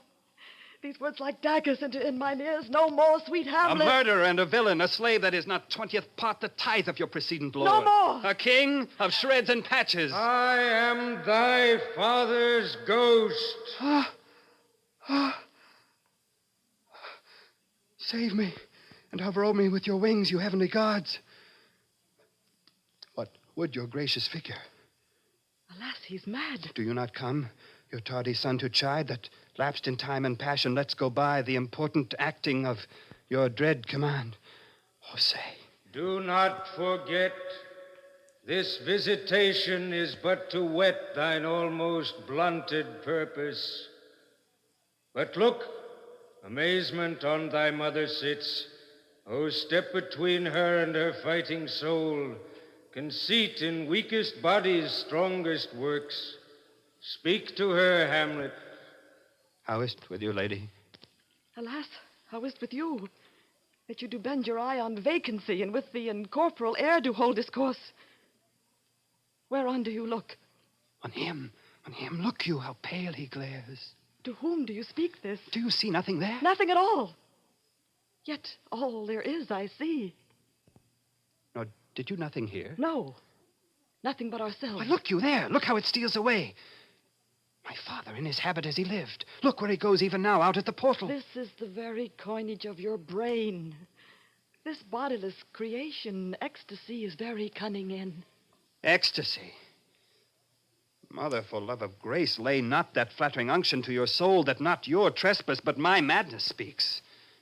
Confess yourself to heaven. Repent what's past, avoid what is to come, and do not spread the compost on the weeds to make them rancor. Oh, Hamlet, thou hast cleft my heart in twain. Throw away the worser part, and live the purer with the other half. Good night. But go not to my uncle's bed. Refrain tonight, and that shall lend a kind of easiness to the next abstinence, the next more easy. Once more, good night. And when you are desirous to be blessed, I'll blessing beg of you. Good night. Good night, Hamlet. Good night, Mother.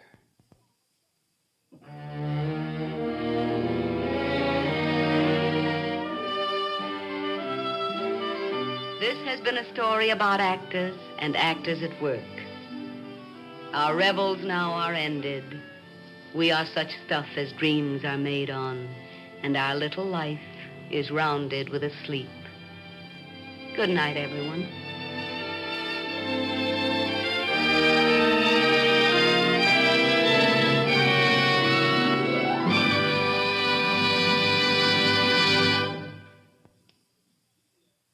The CBS Radio Workshop has presented the Helen Hayes Drama Group with Helen Hayes on tape in Lovers, Villains, and Fools, produced and directed by Paul Roberts.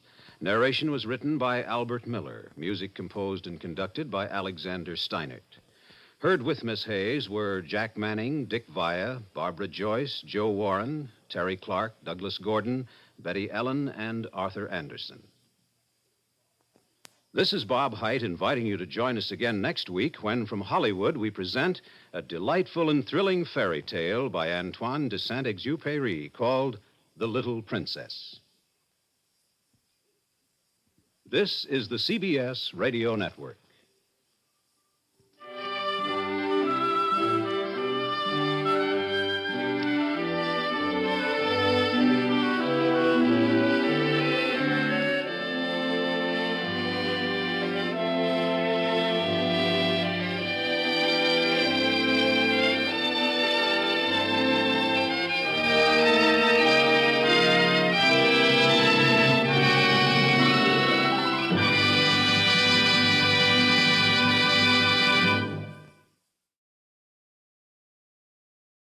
CBS Radio presents the CBS Radio Workshop, dedicated to man's imagination, the theater of the mind.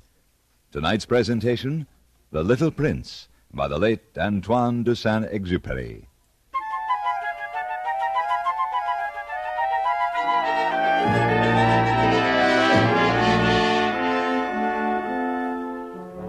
Years ago, I had an accident with my airplane in the desert of Sahara.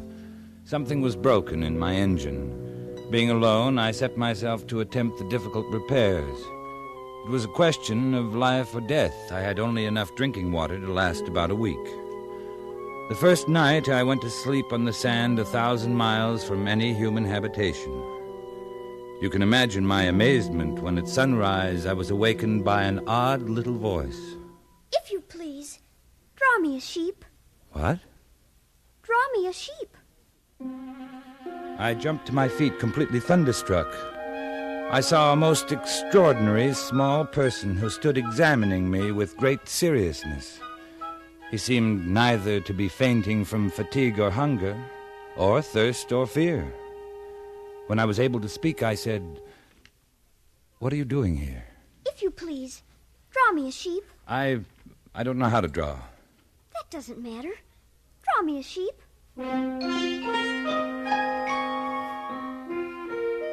When I was only 6, I had drawn a picture of a boa constrictor, from the outside, digesting an elephant. The grown-ups couldn't understand it. They told me it looked like a hat. They advised me to lay aside my drawing and devote myself to geography, history, arithmetic, and grammar. I did because it's tiresome for children to be always and forever explaining things to them. Would you please draw me a sheep? The little fellow was so insistent, I took out my pen and some paper. Since I had never drawn a sheep, I drew for him my picture of the boa constrictor that looked like a hat. No, no, no. I do not want an elephant inside a boa constrictor. A boa constrictor is very dangerous, and an elephant is cumbersome. Where I live, everything is very small. What I need is a sheep. Please draw me one. I made several attempts. Then, being in a hurry to start working on my engine, I tossed off a drawing of a box that had some air holes in it and explained that the sheep was inside. That is exactly the way I wanted it. Do you think this sheep will require a great deal of grass? Oh, there will surely be enough. It's a very small sheep I've given you. Not so small. Look through the air hole. My sheep has gone to sleep.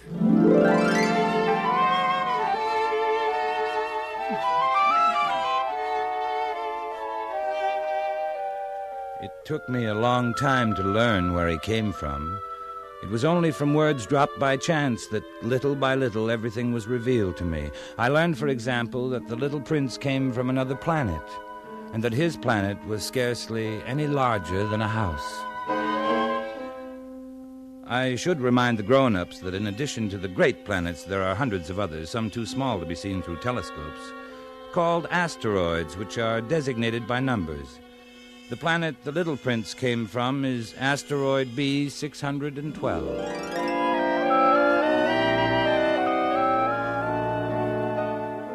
As As each day passed, I would learn more about the little prince's planet.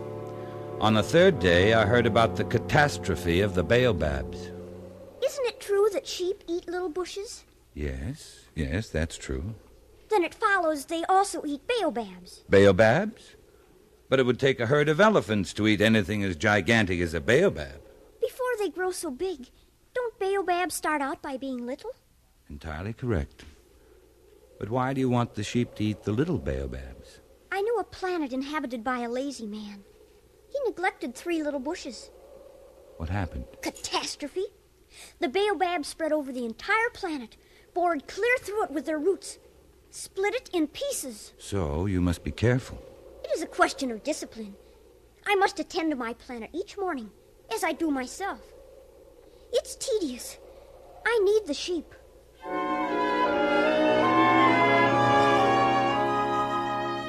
On the 5th day, thanks to the sheep, the secret of the little prince's life was revealed to me. If a sheep eats little bushes, does it eat flowers, A too? sheep eats anything it finds in its reach. Even flowers that have thorns? Yes, even flowers that have thorns. The thorns. What use are they? Don't you ever let go of a question once you've asked it. Can't you see I'm busy fixing my plane? There's so little drinking water left, I must finish the repairs. But you haven't answered my question. All right. The thorns are of no use at all. Flowers have thorns just for spite. Oh! I don't believe you. Flowers are weak creatures. They are naive.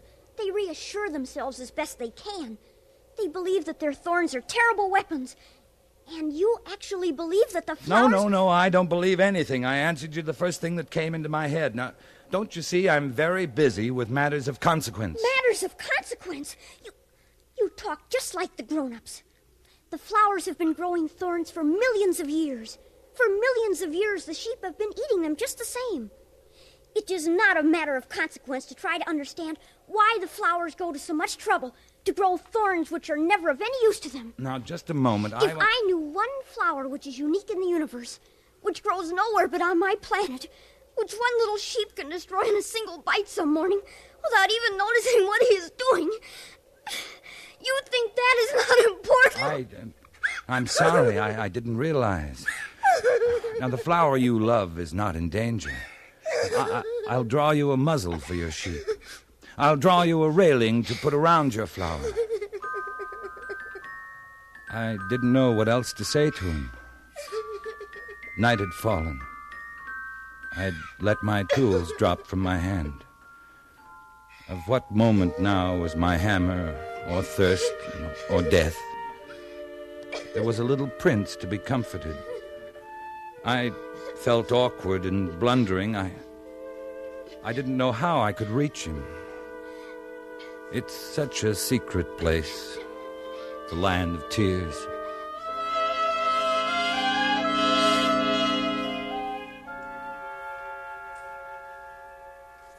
So that's why you left your tiny home on asteroid B612.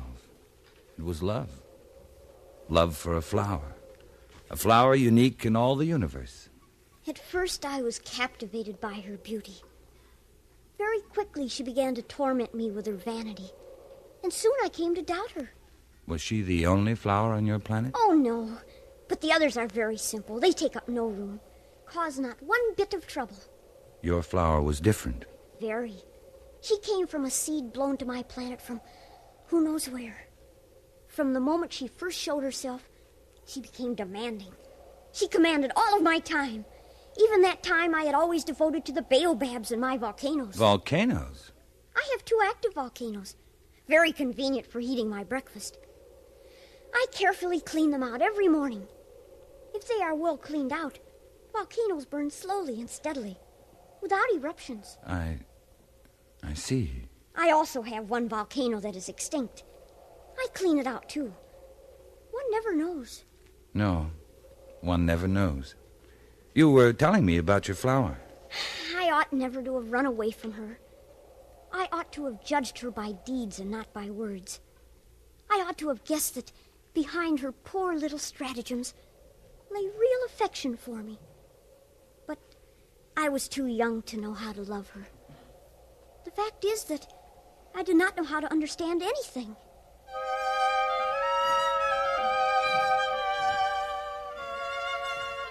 And so it was that the little prince fled from the proud flower he loved but could not understand. To escape from his planet, the little prince took advantage of the migration of a flock of wild birds. He found himself in the neighborhood of asteroids number 325, 326, 27, 28, and 329. He began to visit them in order to add to his knowledge. The first asteroid was inhabited by a king clad in a royal purple and ermine who was seated upon a magic throne. The king was elated when he saw the little prince coming. Ah, a subject. Approach so that I may see you better. The king felt consumingly proud of being at last king over somebody. The little prince looked everywhere for a place to sit down, but the entire planet was crammed and obstructed by the king's magnificent robe. So he remained standing. Since he was tired, he yawned. It is contrary to etiquette to yawn in the presence of a king. I forbid you to do so. I can't help it. I have come on a long journey and have had no sleep. Ah, then I order you to yawn. Come now, yawn again. That's an order. That frightens me. I cannot anymore. Well, then I order you sometimes to yawn and sometimes not to. Look here, I insist that my authority be respected. I tolerate no disobedience. I am an absolute monarch. However, I always make my orders reasonable. That is very wise. Oh, of course. If I offered a general to change himself into a seabird and he did not, it would be my fault, not his. May I sit down? Yeah, I order you to do so. Here, I shall move my robe. Sire, I beg that you will excuse my asking a question. I order you to ask me a question. Sire, you are alone here. This planet is tiny. Over what do you rule? Over everything. Over everything? You mean the other planets and all the stars? Oh, over all that. Oh, that's marvelous. You can see a sunset whenever you wish. Oh, sire, I should like to see a sunset. Do me that kindness. Order the sun to set. If I ordered a general to fly from one flower to another like a butterfly, or write a tragic drama, or change himself into a seabird, and if he did not, which of us would be wrong? You. Exactly. One must require from each one only the duty he can perform. I have the right to require obedience because my orders are reasonable. But my sunset? You shall have it. I shall command it. When, sire? Well, I shall consult my almanac. Here we are. That will be this evening, about 20 minutes to 8. And when I give the order, you see how well I'm obeyed. I see. Oh, I have nothing more to do here, so I shall set out on my way again. Oh, do not go. Do not go. I'll make you a minister. Minister of what? Minister of Justice. Yeah, that's it, Minister of Justice. But there is nobody here to judge. Well, then you shall judge yourself. It's far more difficult to judge oneself than to judge others. I can judge myself anywhere.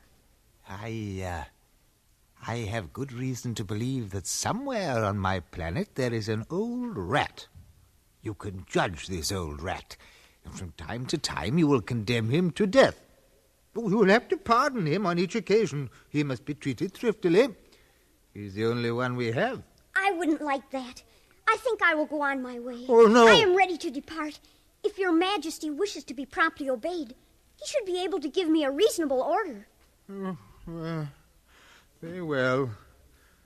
I order you to be gone by the end of 1 minute. The conditions seem favorable. And hear this. I make you my ambassador. The grown-ups are very strange.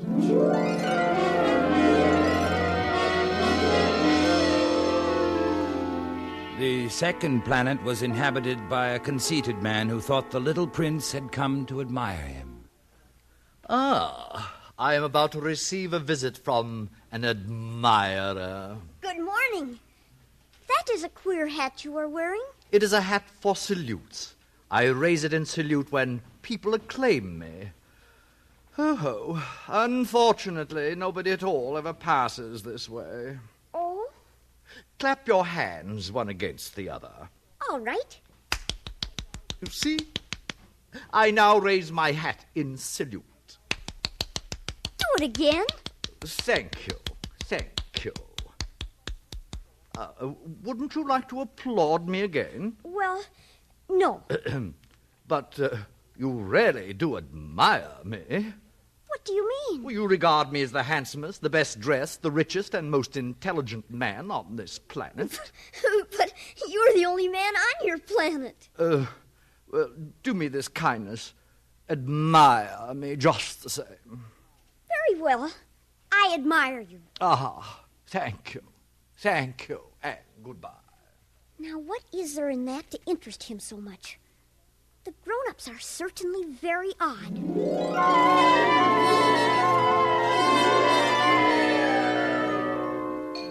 The third planet belonged to a businessman.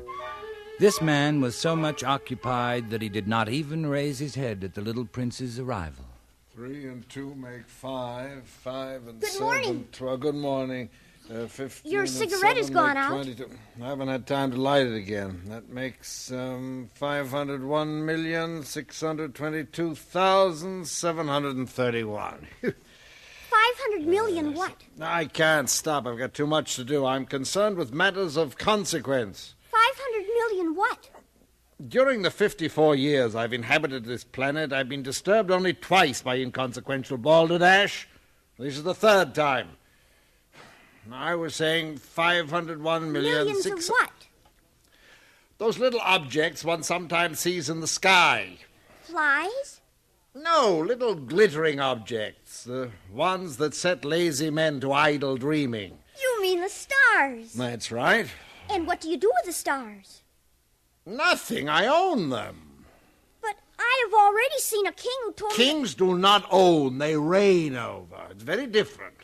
And it makes me very rich. What good does it do you to be rich?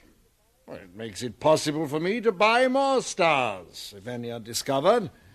How is it possible for one to own the stars? To whom do they belong?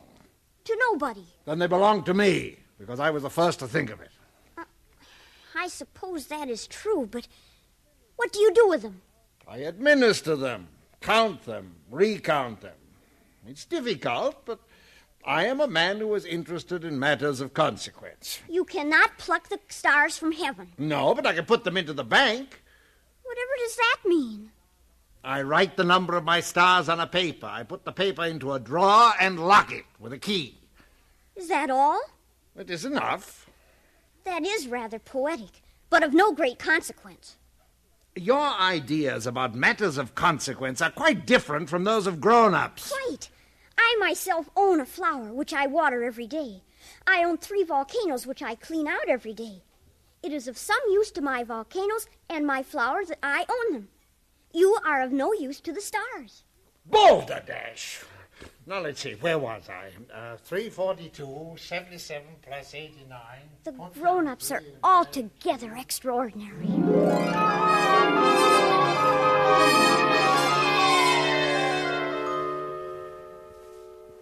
Tell me, how did you come to visit this planet, the Earth? It was recommended by a geographer on the 5th planet I visited.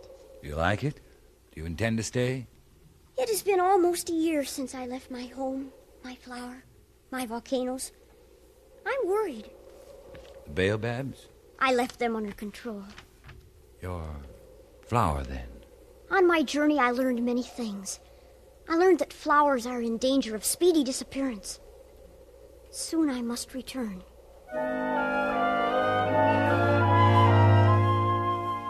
It had been 8 days since my accident in the desert. The last drop of my water supply was gone. The little prince seemed not to guess the danger. A little sunshine was all he seemed to need. He was recounting some of his experiences after coming to our planet. I met a friend. He was a fox. My dear little man, this is no longer a matter that could have anything to do with a fox. Why not? I am about to die of thirst. I'll tell you about it as we go, then. Come, let us look for a well. It's absurd to look for a well at random in the immensity of the desert. When arrived on the earth, I was surprised not to see any people. It was explained to me that I had landed on the desert. Your friend the fox told you this? No, it was a little gold-colored snake. A funny little animal. No thicker than a finger. A little yellow snake, but they're deadly. Not deadly, but more powerful than the finger of a king. He could have struck you fatally. He told me he could help me someday. If I grew too homesick for my planet. He told me all I need do is come back to the place where I descended.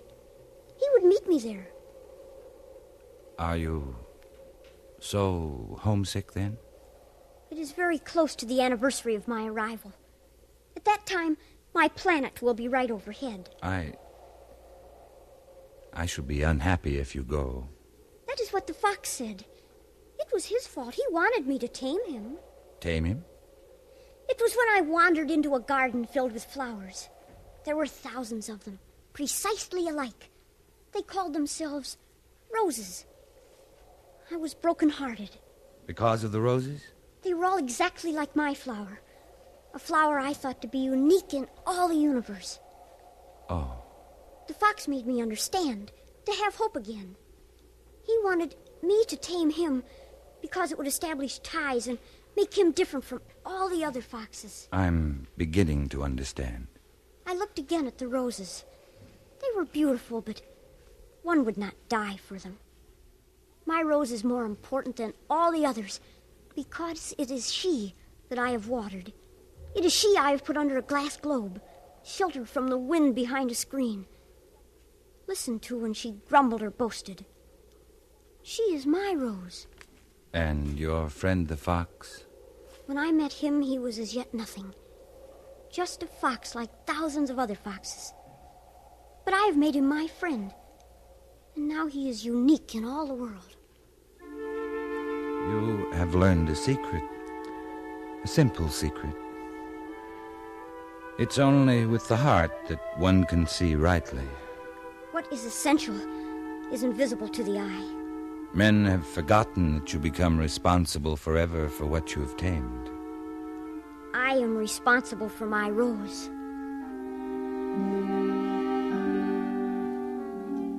When we had trudged along for several hours in silence, the darkness fell and the stars came out. The little prince dropped off to sleep.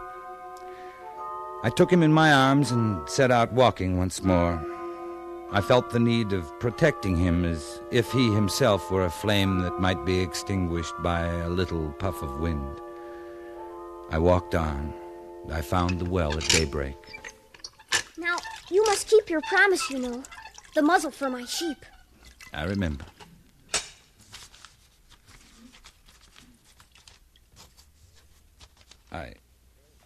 I'm afraid it's not very good. This will be all right. You have plans I don't know about. Tomorrow will be the anniversary of my descent to the earth. And your star will be just above? You must return to your work on the engine now. I will be waiting here. Come back tomorrow evening.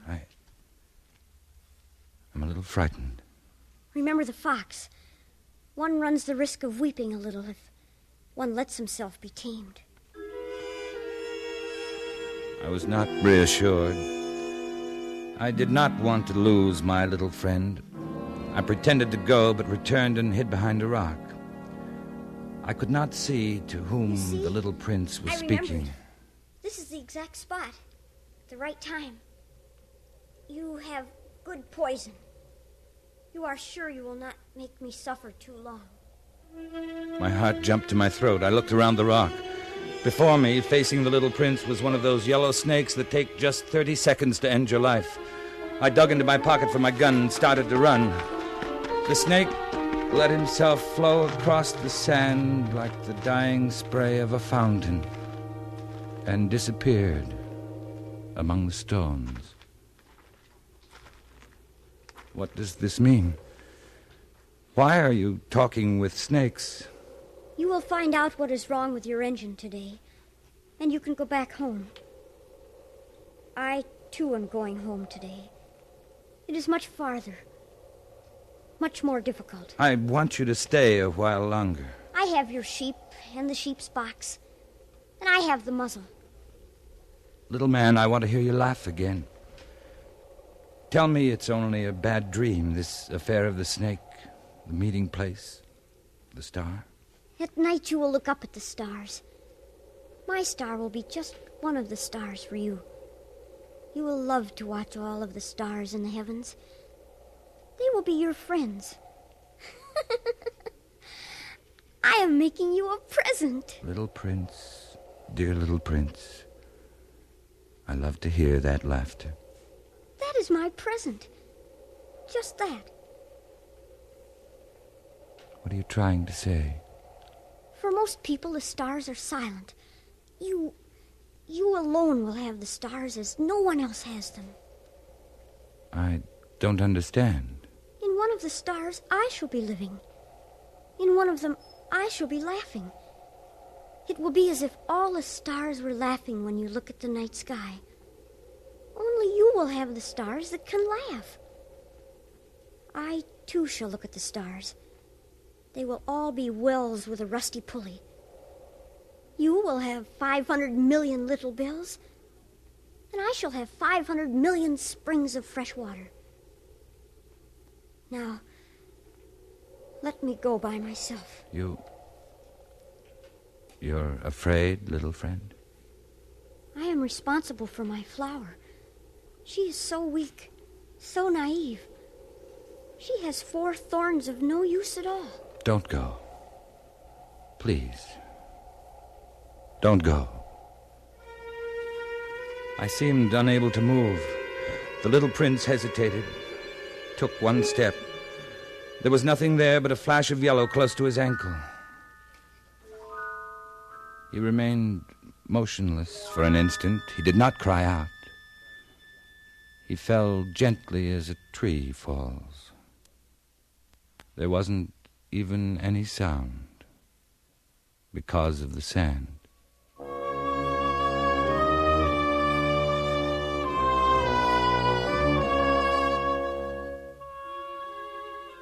Now, years and years have gone by. Until now, I've never told this story.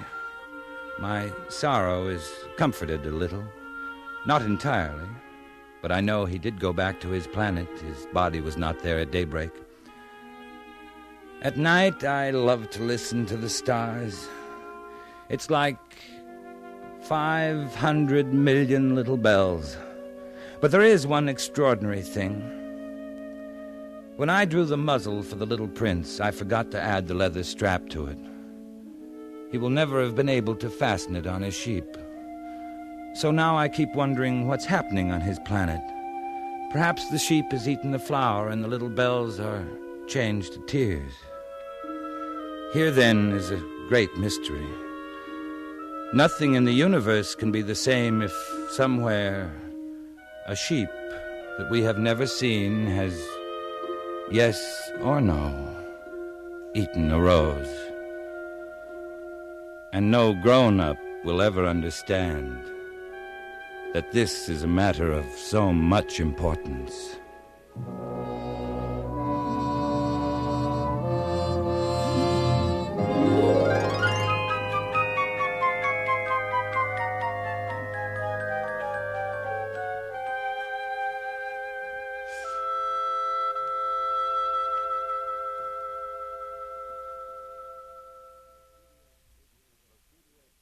The CBS Radio Workshop has presented The Little Prince by Antoine de Saint-Exupéry, produced and directed by Anthony Ellis. The script was adapted for radio by Frank Tausig. Richard Beals was heard as the Little Prince, with Raymond Burr as our narrator. Featured in the cast were Ben Wright, Joseph Kearns, and Hans Conried. Music for tonight's workshop was composed by René Garrigank and conducted by Wilbur Hatch. This is Hugh Douglas inviting you to join us again next week when, from New York, we present H.L. Mencken, The Story of a Journalist. That's next week on the CBS Radio Workshop.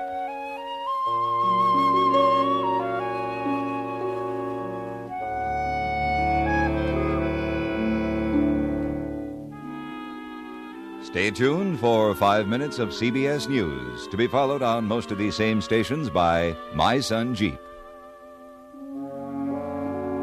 America listens most to the CBS Radio Network.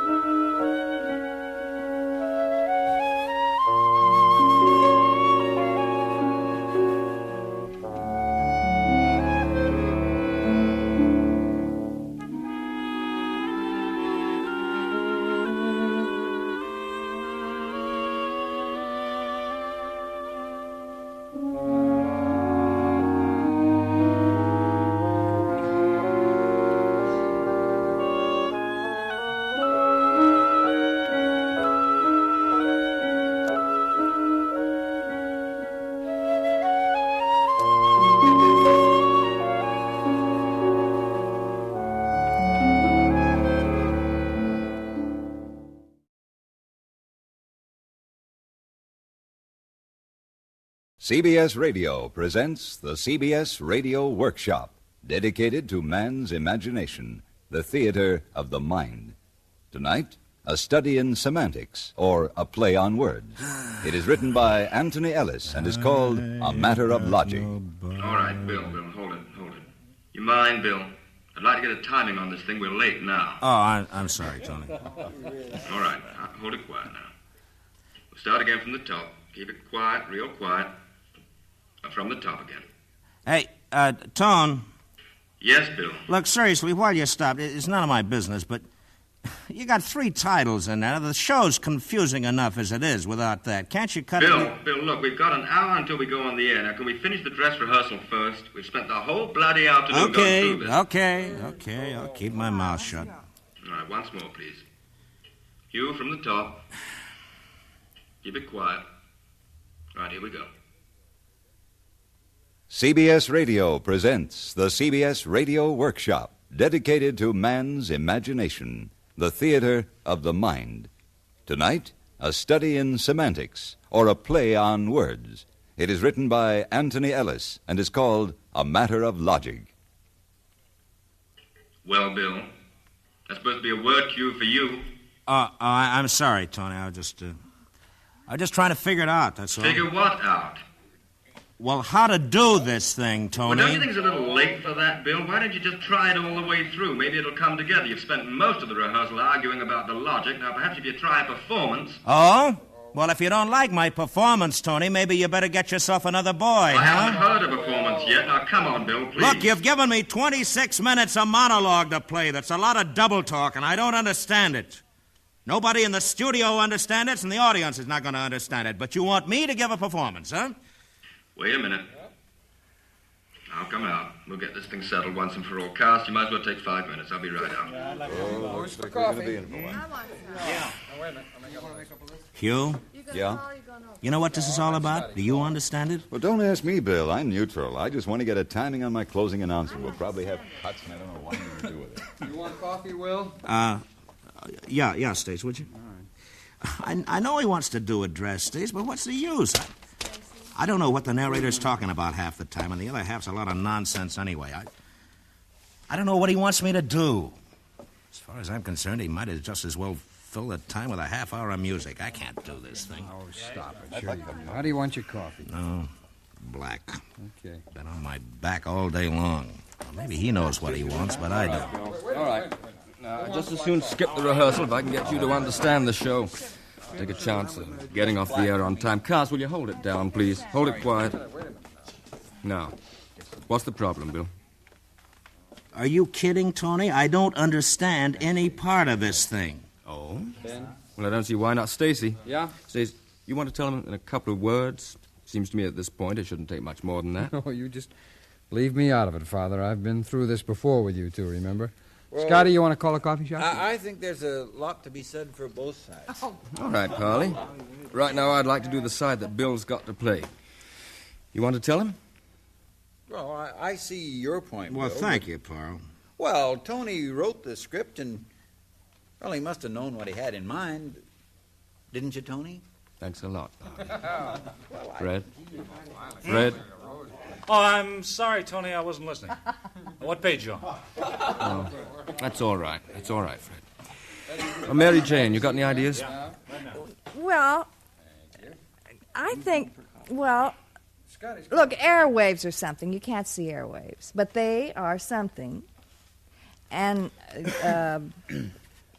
the sun rays, you know, what are those rays? The sun rays. The cosmic rays. Now, they're something. You can't see them. Well, how about sound?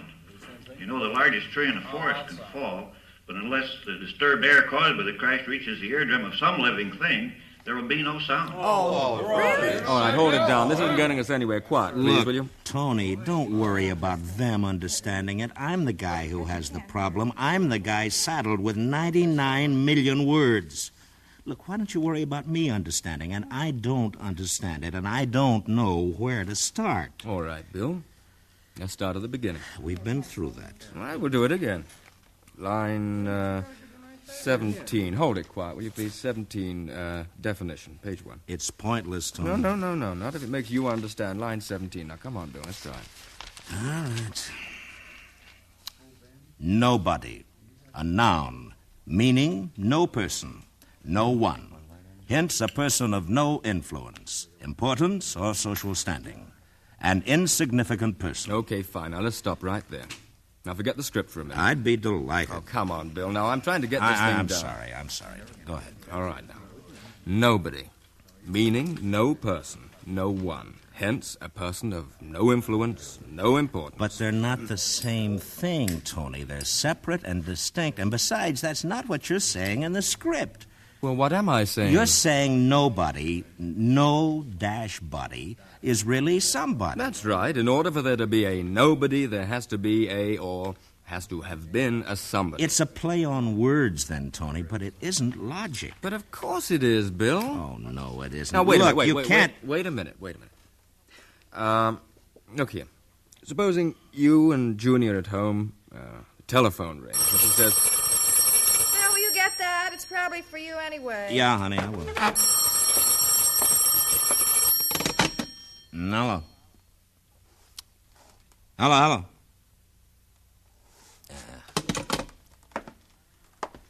Who was it, honey? I don't know. Nobody's there. They must have hung up. Oh. Nobody was there, Bill, right? Yeah, that's right, Tony. But there had to be somebody on the other end to ring your phone. What's the point? That particular nobody, the one on the phone, was somebody. Not when I answered the phone, he wasn't. Let me finish now. That's one nobody. All right, now here's another one. You're home. It's dinner time. Somebody comes to the door. Bill, someone's at the door. I'm getting the dog's food ready. Okay, I'll go. Lisa, honey, will you please be quiet?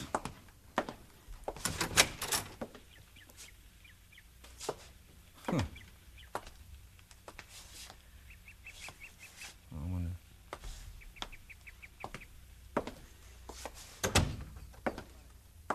Who was it?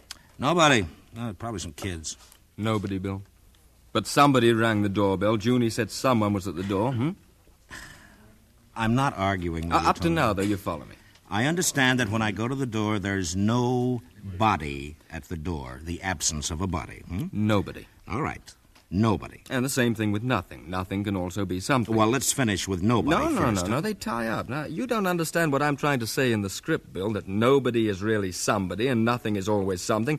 That's the whole idea. They're inseparable. Now, look, let's take nothing. Go ahead. You're upstairs. You're in bed. And now you've put the light out, and you're almost asleep, and suddenly Junie turns over and shakes you. Bill. Huh. What? Bill, I heard something downstairs. What is it? Wake up. Bill. What is it? I heard something. Where, honey? Downstairs. Oh, darling, the dogs would have barked. Now go to sleep. No, I heard it again just now. There is something, Bill. Oh, right. Seems to me you're always hearing something. Well, I did. Listen. Oh, it's probably a tree branch. No, it isn't. Oh, we should wear earplugs. Be careful. Of what? You look all over downstairs, Bill. You don't hear anything. You don't see anything. So you go back upstairs, and Junie says to you... What was it? I told you nothing. There's nobody there, nothing at all. Nothing there. Nobody there. But you both heard a sound. Well, you say we did. I didn't, Tony. Besides, why have I always got to be the one to answer the phones and the doorbells and get up in the middle of the night? Why don't you let her do that's it? Funny. Well, no, let's not be funny, huh? I'm as sick of this thing as you are, Bill. I doubt that, We've got Tony. a show to put on the air in about 40 minutes, and it's going to go on. Now, will you please try to help? You haven't said anything new, Tony. I know what you're getting at. You're saying nobody, nothing, are somebody and something. Tangible somebodies and somethings, but they're not, Tony. Now, if you want to make a play on words, that's all right with me, but what you're asking me to do is make reality out of fantasy, and that's the way you want me to play it. But I can't do it, Tony. It can't be done. It's not logic, and we can sit here for 10 hours. That's not going to change anything. But you do agree that nobody is the absence of somebody? Obviously. As an Tony. example. Oh, that's not. I don't want any more As an example, you're a policeman. You get a call about a murder. You go to the scene of the crime, and while you're there... Excuse me, Mr. Ellis.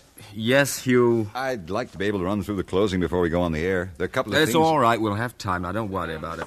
Thank you. Look, Tony, why don't we just forget about it, huh? I'll do No. the best I can. This may help to straighten it out. Now, look, you're a policeman. You go to the scene of a crime. Yeah. When you get there, the officer on the beat's waiting for you.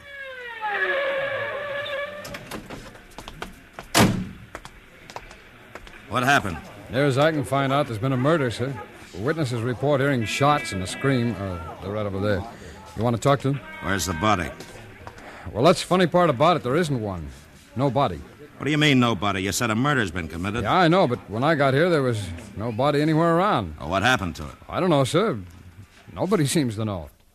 Now, that's the absence of somebody, some corpse. In other words, no corpse, no body. Go on. And the officer says nobody seems to know. Now, that's a different nobody, Bill. So? But the nobodies who don't seem to know anything about the missing bodies are the witnesses, right? Yeah. And the witnesses are somebodies, but they're also nobodies. Look, Tony, Bill. I'm tired. I'd just as soon drop the whole thing. You're right. You are right. I can do the show, and I will do the show. And you understand it? No, I don't understand it, Tony. All you've managed to do is make it even more confusing. Well, I think we're on the right track. You'll see it in a minute. And I just as soon not. Well, we've gone this far. Now, let's finish. None of this has got anything to do with the script I've got to do, though, Tony. Bill, it's got everything to do with it if you'll just be open-minded about it. Look, you're very convincing. If you want 2 and 2 to make 5 for the sake of argument, you can do it. With fantasy, you can do anything. I agree with you. 2 and 2 make 5. But it isn't logic, Tony. It's fantasy.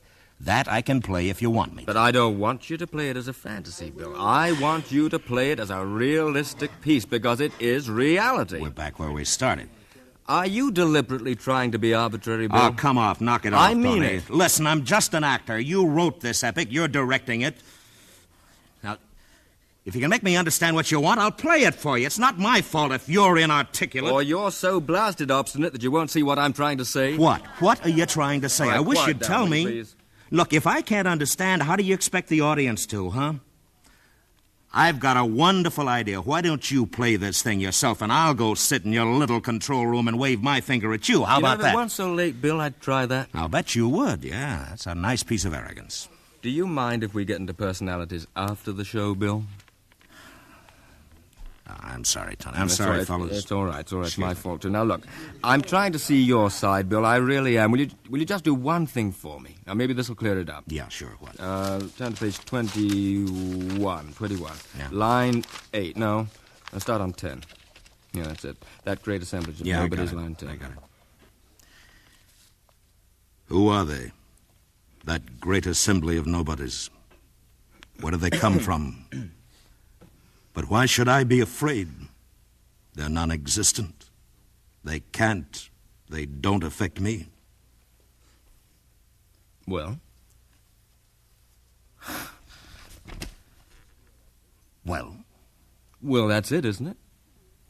What, Tony? Who are the nobodies? Where do they come from? Will you tell me? I still don't get it. Bill, by the time you get to that speech, you've already been answering the question for 20 pages, and you can't even see it No, now? I can't see Oh, it. Lord. Hold it, Stacy, will you? Bill, that's the whole point of the show. You, the narrator, tells the audience that nobodies are somebodies. You spend 20 minutes doing it, but the twist at the end is that because you're so logically minded, so analytical, you're not flexible enough to encompass the enormity of the truths you've been saying. Are you talking about me now or this character I'm playing? The character. All right. Now for me, huh? Little old Bill, you tell me. Where do they come from, Tony? I'm as stupid as this character I'm playing. Where do these nobodies come from? Okay, you said it somewhere back on 10, 11, doesn't matter. Look, I'll give it to you simply. Yeah, you do that. You make it very simple. Don't worry, I will. Excuse me, Mr. Ellis. Yes, Hugh, what? I'll be able to get that timing on the close one eye in case you want some cuts. We've only got 20 minutes. You'll have time, Hugh, before air. Now, don't worry. Thank you. I don't know why I took this call. I could have gone fishing today. Well, nobody twisted your arm, Bill. Oh, don't say nobody that way, please. All right. Now, look. Just keep an open mind and listen. Okay, open mind and I'm listening. Nobodies are really somebodies. You said that. I'm saying it again. All the nobodies we hear about, the nobody on the phone, nobody at the door, all of them, they're somebody. Where do they come from? Well, all right. Let's say you and I go out for lunch, dinner. Yeah? We're having a drink. Somebody comes into the restaurant, anyone. You see him, I don't know him, but you do. You lean across the table to me and you say, "Hey, Tone, look over there. See that fella coming in with a blonde?" Yeah. Oh, what a bum. That's the biggest nobody in the business. Let me tell you what he did. Now, Bill, what did you call him? I called him a nobody, Tony. I know what you're getting at. No, you better let me tell you what I'm getting at. It'll save time. All right, now. That nobody that you saw in the restaurant, let's say he died about a year later. Oh, well, that's too bad. And what happened to him? Oh, he became Bridie Murphy, huh? All right, Bill, now I'm look. sorry, go on. He died. He died and became one of that great assembly of nobodies. Uh-huh. He's one of them. Like all the others, everybody who's ever been called a nobody, after they die, they come back. They're the nobodies who ring doorbells and aren't there when you answer, who ring phones and hang up. Oh. Well, now you do understand? Well, I understand, Tony. That this is a very cute fantasy, Tony, a play on words. All the slobs I've ever called nobodies come back to haunt me, huh? Oh, well, this I understand, and it's very clever, and it's very cute. And you really understand? I said I understand. Good. And do you understand that those nobodies, they don't like being nobodies, they want to be somebodies? Kind of neurotic ghosts, huh? Oh, well, that makes a lot of sense. For a fantasy, Tony. Yeah, that's fine. Now, you've got half of it, Bill. What you call the fantasy, what I call the fantasy of the show. But there's also the logic in the show. No? Clear, cold logic, realism, fact. I don't care what you call it, Bill, and I guess this is the thing that's throwing you, the combination of the two. Must be. The character you're playing doesn't believe in ghosts. So that nobody who rings the bell has to have substance for you. Therefore, he is somebody. No, he isn't, Tony. He's the absence of the somebody. If nobody's standing outside my door, somebody isn't standing out there either. That's right. He was gone when you answered, but he's somebody. He's somewhere around. He has to be. You know, I got a wonderful idea. Why don't you sell this routine to Abbott and Costello? It's better than Who's on First. That's fine. You're a big help, Bill. Thank you. All right. Okay. Hold it. Look, Tony, we've taken long enough over this. Just tell me how you want me to play it, and let's get the thing over with, huh? Realistically, Bill, that's all. That's all. You asked me to tell you how I wanted you to play it. I've told you. You can't combine fantasy and realism, No, Tony. you can't, Bill, and I can. I've done it, and there's the script. All right, then I'm a lousy actor. I'm sorry. So am I, but that's not getting the show on the air. Look, let me ask you something. You want me to read this stuff straight, huh? And believable? That's right. The fantasy part, too? Yes, but you make it fantasy, remember, only because you don't want to believe that it's logical, that it's happening. It's your way in the story of running away from reality. I'm running away from nobody. Yes, you are. Oh, well, boy, that's pretty scary stuff, that is. Oh, if I don't watch out, all the nobodies will come some dark night and get me, huh? Well, that's real strong stuff. It's raw and true to life and documentary. You know, Bill, that's not a bad idea. The nobodies all over the world, they don't like people like you. You're a somebody. A big somebody. Thank you very much, Mr. Ellis. Mm-hmm. And people like you, somebodies like you, call them nobodies. Make them nobodies. And the poor swine, they try to get even. Ringing doorbells. Mm-hmm. But it doesn't really get them even. It's a pretty empty victory. The one with the least influence, importance, the most insignificant nobody of all, he's the one who gets a thought. We'll make a list. We'll make a list of everybody, anybody who's done this to us, made us what we are, nobodies. We wanted to be somebodies all our lives, and they pushed us down, squashed us.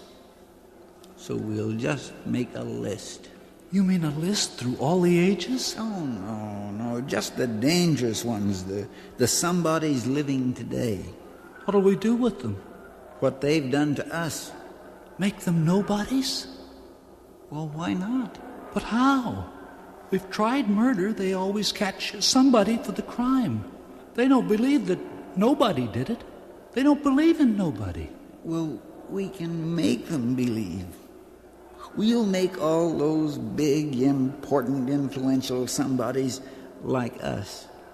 But the only difference is they won't have to be dead first. They'll just disappear right off the face of the earth. But how can we do it? How can we make them disappear? Well, we use the same method with them as we do with ourselves when we ring a doorbell or make a noise in a house at night. Dissolution. They'll vanish. Poof. Do you think it would work? Surely it must have been tried before. Well, not that I've heard. At least it's worth the effort. And I know who we'll start with. Who? An actor. I remember what he used to call me. He thinks he's a big somebody. An actor. His name's William Conrad. Yes, sir, we'll start with William Conrad, and when I'm finished with him, he'll be the greatest nobody, the most worthless nonentity in all of existence throughout time. You know, I'm getting pretty sick of this, Tony. What, Bill? You sitting there making snide remarks about me? No, nonsense. I'm a writer. I've outlined a fable. It's just an extension of the story we're supposed to be doing in about 10 minutes. Maybe someday I'll make it the sequel. Not with me, you won't. Oh, come on, I'm only kidding. I don't feel like kidding, Tony. Well, there doesn't seem to be anything else to do. Look, you might as well relax until airtime, Bill. Take it easy. I got to go in time Hugh's closing. Hugh Douglas. Ready, Mr. Ellis. Hey, Tony, wait a minute. Hold it, Hugh. Yes, Bill. Look, let me get one thing straight, huh? I know it's a little late and we'll probably never agree, but for my own ego as an actor, I'd like to have at least some idea of what I got to do with your script, huh? Yeah, sure, go ahead. All right, now you say this show's logical, forgetting the fantasy, and, well, so help me for the last time. You say that in reality, in substance, nobody and nothing are absolutely and definitely somebody and something, That's right, that's right. The whole story's built on that premise. And you believe that, huh? Yes, you know I believe it. Now, this isn't a philosophical discussion, huh? Not as far as I'm concerned. All right, will you grant me this?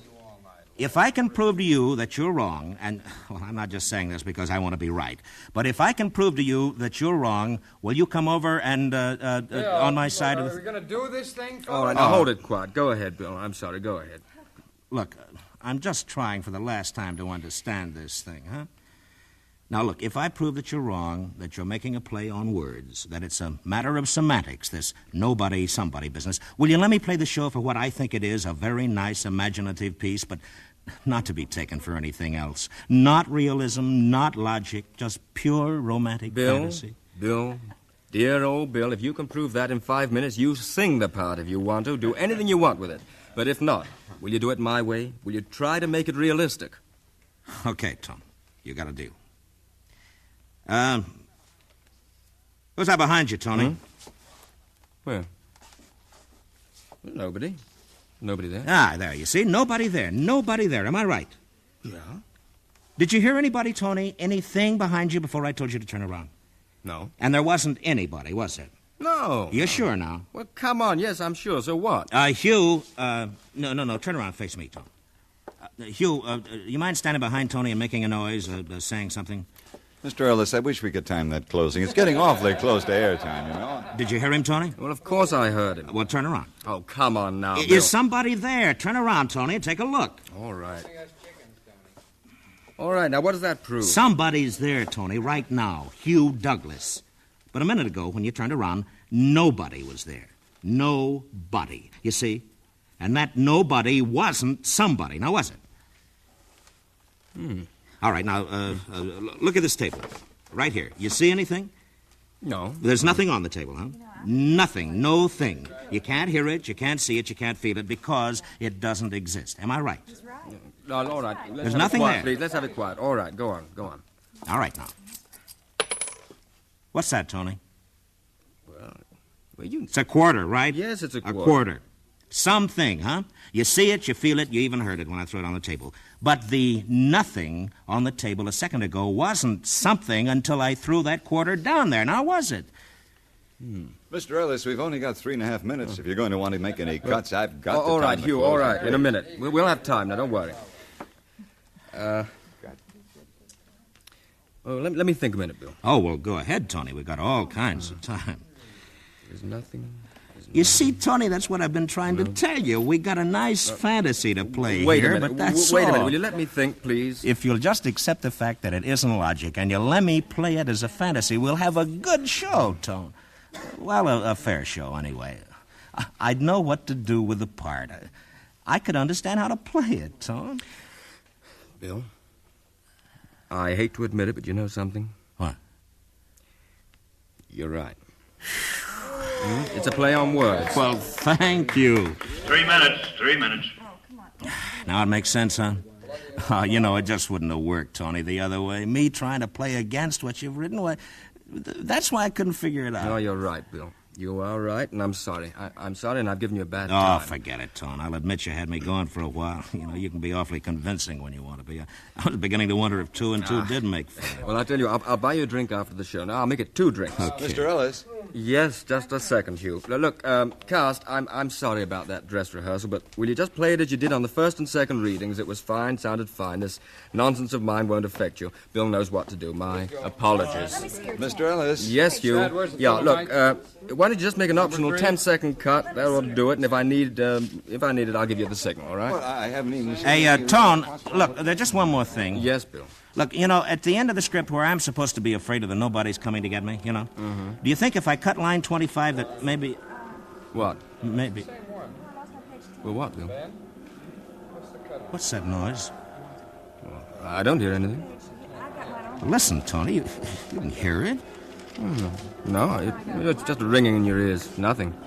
But it is something. Now, look, this What's is a good cut that Bill suggested. Cast, will you make this cut on page 21?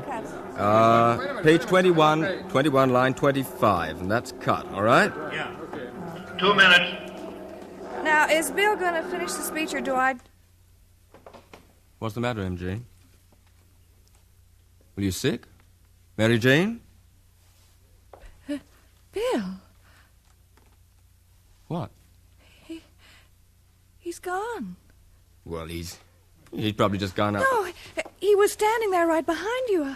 I was looking at him, and he just disappeared in front of my eyes. What are you talking about? Bill? Bill? Mr. Ellis, I've got to read this through. Where's Bill? Tony, he's standing right behind you. Well, I know. Bill? Harley, you see him? Did anybody see Bill? I was looking at him. I saw him, and he just wasn't there. Bill? Bill! Where did he go? Hey, Bill! I've got to do this closing. Will somebody please time the closing? What's going on out there? I don't know. Bill Conrad seems to have disappeared or something. Well, better go ahead anyway. We'll time the closing. Okay. CBS Radio has presented the CBS Radio Workshop from Hollywood tonight, A Matter of Logic, which was written, produced, and directed by Anthony Ellis. Mr. William Conrad and Mr. Ellis were heard as themselves.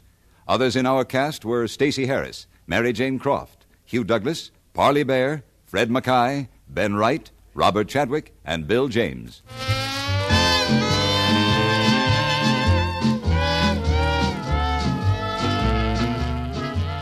This is Hugh Douglas inviting you to join us again next week when we again present the CBS Radio Workshop. Suppose 500 forest fires were going to break out tomorrow, and that 450 were going to be started by people like you. Fantastic? Not at all. Judging by past year's figures, that's exactly what we can expect. unless we agree to be careful and make man-made fires a thing of the past.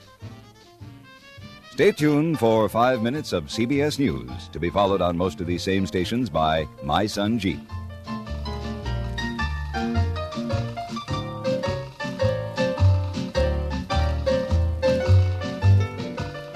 America listens most to the CBS Radio Network.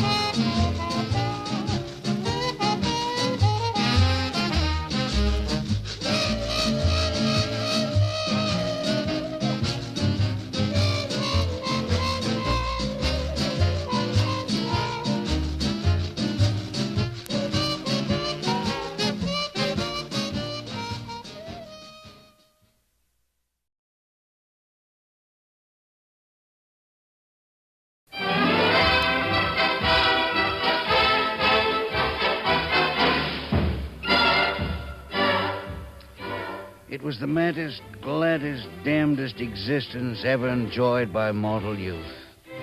A newspaper reporter in those days had a grand and gaudy time of it, and no call to envy any man.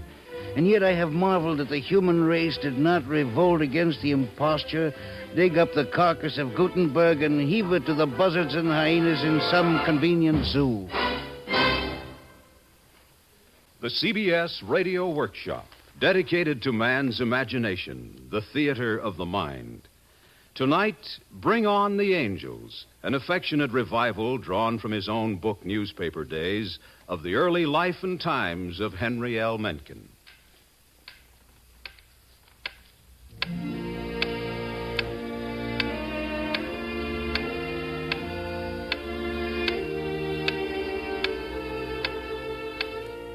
The man in the bed has had a stroke. A being full of gusto and sour joy. He's paralyzed. A master's master of words. He'll never speak sense again. He's 68. His eyes are open, but there's no fire there. They see instead inward. What the sudden grab of thrombosis is left of his brain now gropes in the swirling mist of reversing time. Seeks, finds, remembers.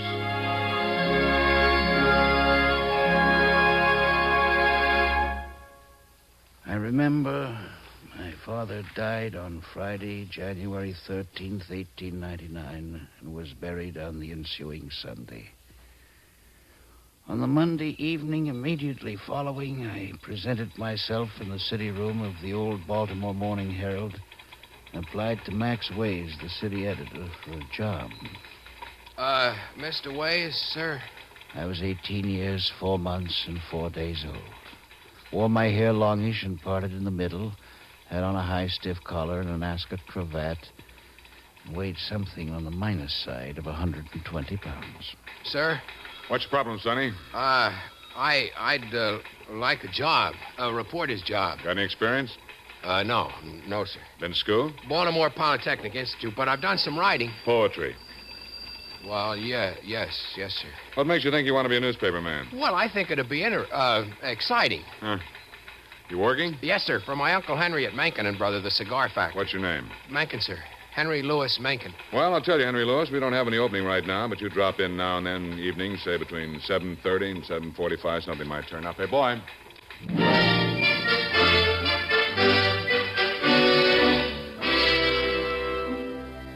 The next night, precisely at 7:31, I was back.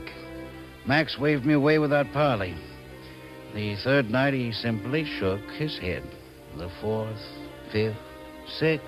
Well, to make an end, this went on for 4 weeks, night in and night out, until Thursday, February 23rd, 1899. I found Max reading copy. For a few minutes, he did not see me.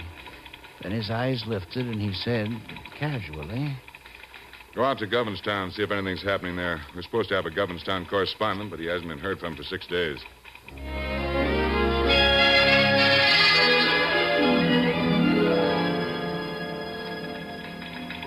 What'd you get, Henry? Well, there were only 2 lights burning in town, so The news. The Imperial Order of Red Men have postponed their oyster supper to March the 6th. Stop the press. Anything else? Yes, sir. A horse was stolen. Give me a stick. Sir? A stick is 1 paragraph. Pen and paper over there.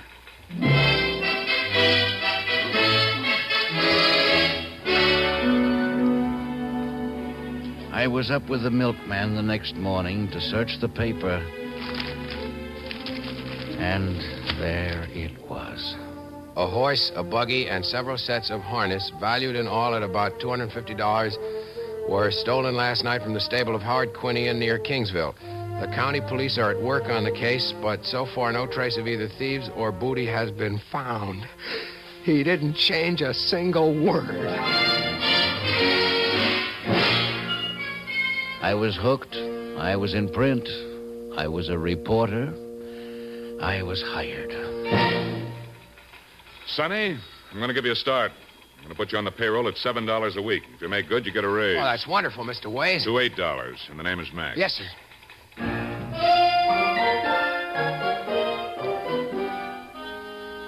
It wasn't long before I had a typewriter, a spittoon of my own, and a beat.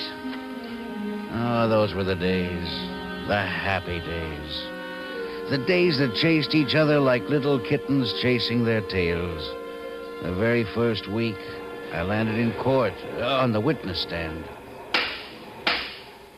The reformers had blithered up a crusade against the bawdy dance halls, and I became an unwilling witness against 2 cops who had been aware of what was going on. Well, I was there in my official capacity, and I presume the police were. Answer the question. Did you see the defendants there? Well, I spoke to many officers of the law that night. I may have The seen... poor flat feet were guilty, for I'd talked with them there many times. But I managed to sophisticate my testimony with so many ifs and buts that it went for nothing, and they were acquitted.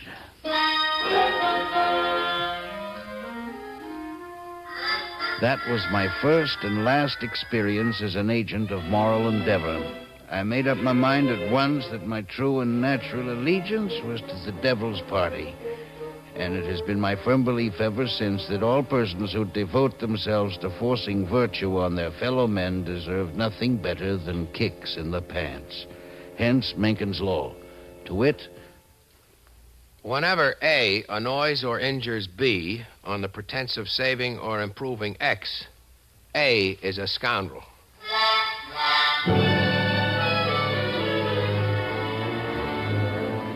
I learned my trade from veterans who had seen Lincoln clear. Sometimes, for instance, it would be a matter of legging it to the iron wilds of Locust Point.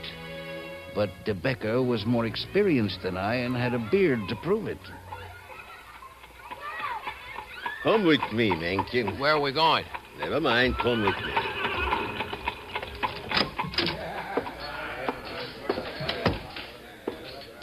Two beers, dark. Again. Henry, why should we walk our legs off trying to find out the name of a stevedore kicked overboard by a mule? Yeah, but my city desk wants The us... fact, my boy, that another poor man has given his life to engorge the interests is not news. It happens every 10 minutes. Well, kicked by a mule... That is the story. Men are not kicked overboard by mules every day. That is the story, not the name. Therefore, I move you, my esteemed contemporary, that the name of the deceased be Ignaz Karpinski. Karpinski. That the name of his widow be Marie. That his age was 36. That he lived at 1777 4th Avenue. And that he leaves 11 minor children. Charlie!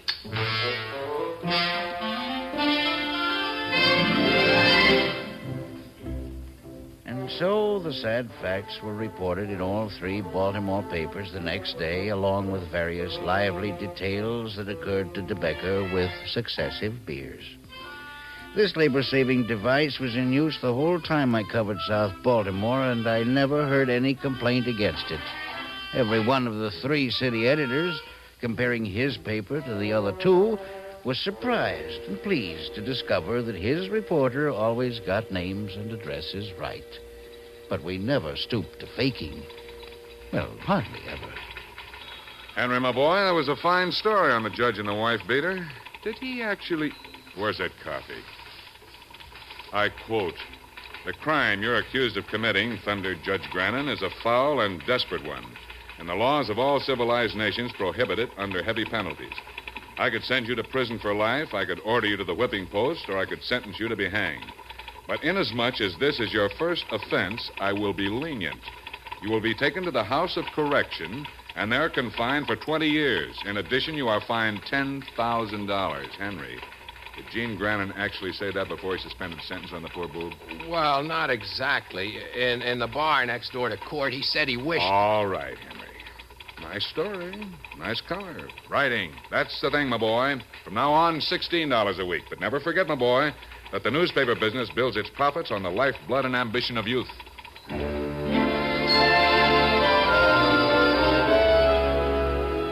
By this time, I had begun to reflect upon my trade. It worked me too hard. More than once, I produced 5,000 words of copy between noon and midnight. Not in a single story. Why? But perhaps 12 or 15, every one of them requiring some legging. But there were compensations. Max put it best, I think, one night at the Stevedores Club.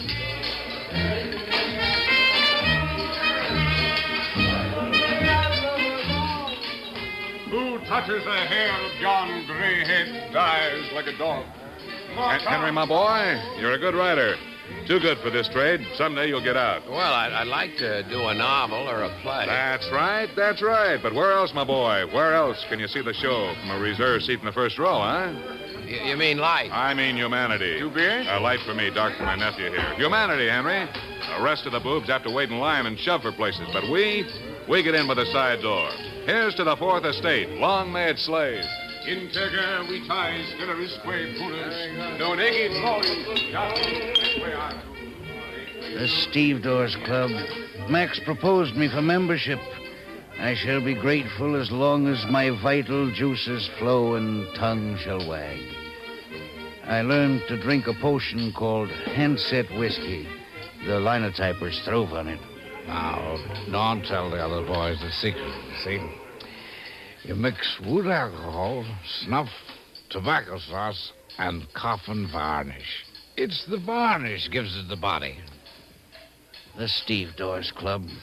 A professional society it was. Met at Frank Junker's saloon opposite City Hall. Max explained the rules to me. Guests are allowed to remain only if they treat the house. Guests are not to include musicians unless they bring actors, to whom guest privileges can be accorded by majority vote. How about that fellow over there? What's he? Him? Oh, he's a street cleaner. They're allowed in on Saturday nights if proof of bath is furnished. He seems to know you. He's coming over. Never saw him before in my life. Now, another privilege here. Reporters get special rates on double crabs, 5 cents apiece. Hey, Max. Now, the 25-cent businessman's lunch is good Max, here, but... Max. All right. Henry, meet my esteemed colleague, Mr. Walters, city editor of the opposition paper, whose dastard name shall never pass my lips in the company of callow youth. Listen, Max, that story about the 2 congressmen who got into a debate in Miss Nellie's music room. Oh, yes, I've been wondering about that one. Well, it's accurate, Max. One of them dented the other's skull with a spittoon. Yeah, that's the way we got it. Max, are we going to print that? Now, Miss Nellie's got a nice reputation. Do we want to run her music hall down? Oh, I wouldn't want to do that, Chuck. Miss Nellie's an awfully good news source. Of course she is. Now, if it's all right with you, I thought we might put the accident up in Mount Vernon Place. The most respectable neighborhood in town. Fine. All right, I'll go along with you. Now, about the spittoon. Well, let's say one was opening an umbrella and the other turned suddenly. Oh, we can do better than that. Say they got kicked by a runaway hack horse. Excuse me. What is it, my boy? Why not make it sound reasonable? Say they slipped on the icy pavement. On the icy pavement? That's all right with me. Fine by me, Chuck. Ice it is, Mount Vernon Place. Set them up all around, Frank.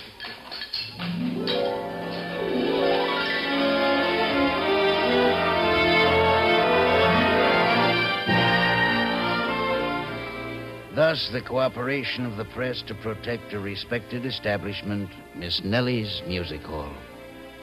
Scoops, beats, there were plenty. But when the city editors agreed on the facts, that is how they appeared, nor ever did one break his word. There is honor among thieves, editors, and sometimes even editorial writers, giants of the embellished fact, the expanded truth. Like Jones, our telegraph editor, claimed to have been a church organist once. Well, there was the baby in the bank vault. What was the baby doing there, Jonesy? Why, Henry, the mother, being wealthy, had just forgotten about it in her eagerness to get the coupons over to the teller's window. So they sent for me. I set up my organ in front of the vault. Where did you get an organ, Jonesy? Borrowed it from a nearby sailor's vessel. Now, I fooled around until I found a note that would vibrate steel and shook the time lock to pieces. Whatever happened to the baby? Grew up to be a congressman, I believe. Should have left him be. Boy! Jonesy had one failing. He took to Handset whiskey on the job and began scouring the world for ancestors. Whenever the AP would announce the death of some eminent man, he'd stagger into the city room with the flimsy, sobbing piteously.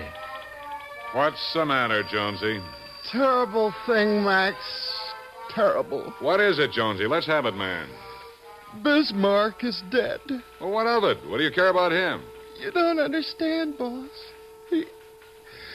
He was my father.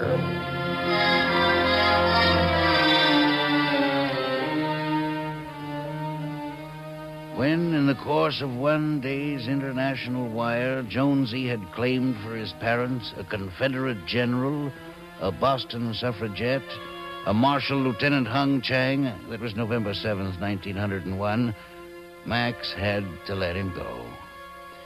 We were amazed when word drifted in that he was actually working as an organist in a Presbyterian church in a poor suburb, claiming to be a son of both John Calvin and John Knox. Giants and sinners, all of us. What we did with great gobs of gusto. It was a time of thoroughness, anyway. I was sent to the Patapsco to cover a suicide one day. The unfortunate had been a bar owner. The cop couldn't even spell his last name. Kuno, old Kuno. The boob made the deal with the artist for free meals and beers that they do him a mural on his wall. What happened? Well, it drove him to self-destroyal, Henry. At the end of a month, they give him 8 square feet of beautiful bims and peekaboo chemises. But it run him 120 meals and 500 some beers. We got him. Let's go, Henry, and take your hat off.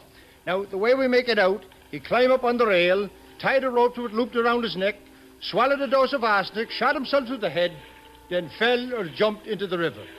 You always want to say it like that, my boy. Fell or jumped. Respect the family's feelings.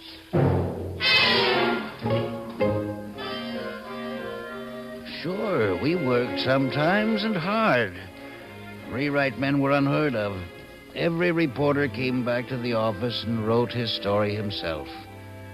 But the Herald City Room was the most modern in Baltimore. It had 2 telephones. Occasionally, somebody would get the right number. Harold Mencken. Henry, this is Miss Nellie. Yes, Miss Nellie. How are all the girls? Fine, but you'd better get down here. The most extraordinary thing has occurred. Miss Nellie, I will take a hack immediately.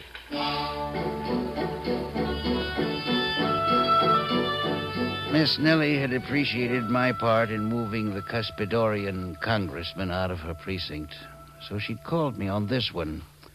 Her story was succinct. Peebles, the hack driver, brought her. He says she gets out of the train, climbs into his cab, and says, "Take me to an establishment for fallen women." So he took her here. Did he say why? Because she was so young and innocent, he didn't know what to make of her. So with that, she tells me she comes from somewheres near a burg called Red Lion, PA. What's her name? Emmeline Barron Blicker.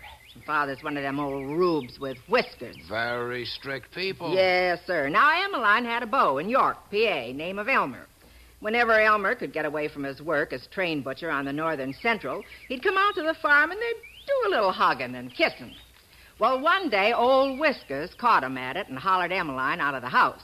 Now, Emmeline was a great one for reading books, so while she packed a carpet bag, she remembered what girls in books done when they lost their honest name. They rush off to the nearest city and take up a life of shame, and their name is rubbed out of the family Bible. Well, why didn't she go to Philadelphia? Henry, nobody in their right mind goes to Philadelphia. What do you want me to do, Miss Nellie? Print the story and ask Papa's forgiveness? Oh, no. This ain't for printing. I just want you to give the little girl some advising. I got her under lock and key upstairs. Now, would you, Henry? You're a writer. You can do it.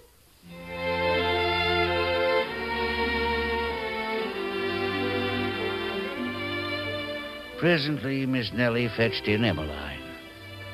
She was no Lillian Russell, but she was far from unappetizing in a country sausage, smear case kind of way. Miss Nellie set her at her ease, and soon she was retelling her story to a strange young man with a celluloid collar. Then, out of my worldly wisdom, I spoke. My dear Miss Barnblicker, you have been grossly misinformed. I don't know what these works of fiction are that you have read, but they are wrong. The world no longer burns men for heresy nor women for witchcraft, and it has ceased to condemn girls to lives of shame and death in the gutter for trivial derelictions such as those you acknowledge. The only thing that is frowned upon nowadays is getting caught. What do you think Emmy should do, Mr. Mencken? I advise you to go home, make some plausible excuse to your pa for lighting out, and resume your faithful ministrations to his cows. Now, you see, honey, Mr. Mencken says go home. Yes, and at the proper opportunity, take your bow to the pastor and join him in indissoluble love. It is the one safe, respectable, and hygienic course. The primrose path, my dear, is not for you. It is beset with thorns, heartburn, and corset stays.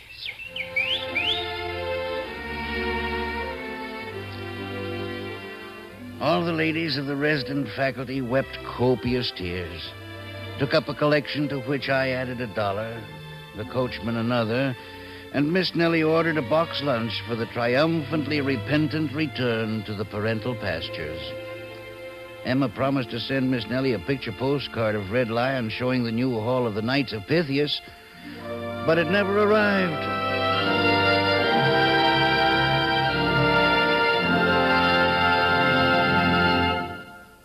Yes, we were sinners in the days of giants. Giants. Giants everywhere. Huge drinkers, vast eaters, cheerful sinners, honest geniuses. Men, women, and fools. They were all bigger those days. And the stories, too, bigger and better. I shall never forget my best.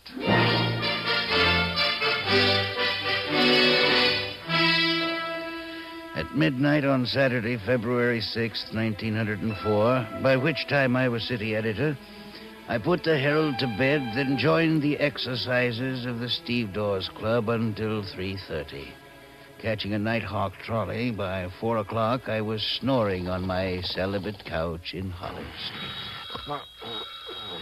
But at 11 a.m., How dare you disturb the peaceful Sabbath? Well, Mr. Mencken, there's a fire down in Hopkins Place. Let it burn. Well, sir, it looks like a ding whistler. Well, then let the ding thing whistle. This is my day off. Well, Mr. Mencken, sir, the fire department's talking of sending to Washington for apparatus. Well, why didn't you say so in the first place? Send a hack up while I dress.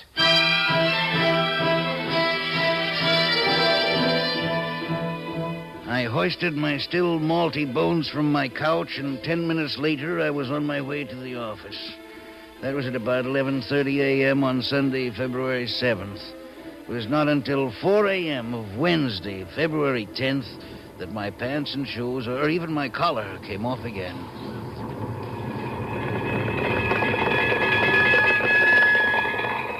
What I had walked into was the great Baltimore fire of 1904, which burned a square mile out of the heart of the town and went howling and spluttering on for 10 days. I can remember the 8-column streamer head I wrote when 3 days later, burned out, we finally printed in Philadelphia. Part of Baltimore wrecked by greatest fire in city's history. We had a story, I'm here to tell you. Was there ever one that was fatter, juicier, more exhilarating to the journalists on the actual ground? Apparatus from Washington, Philadelphia, Pittsburgh, New York, every block in Midtown on fire. I need men. Cliff, get on the phone, check the bars and the poorhouses. Find me printers and reporters. If you need 20 pages, take them. If you need 50, take 50. They're dynamiting in the next block. All right, everybody out, everybody. Where are we going, boss? Out of here. We'll operate out of the Sloan Hotel. Everybody out!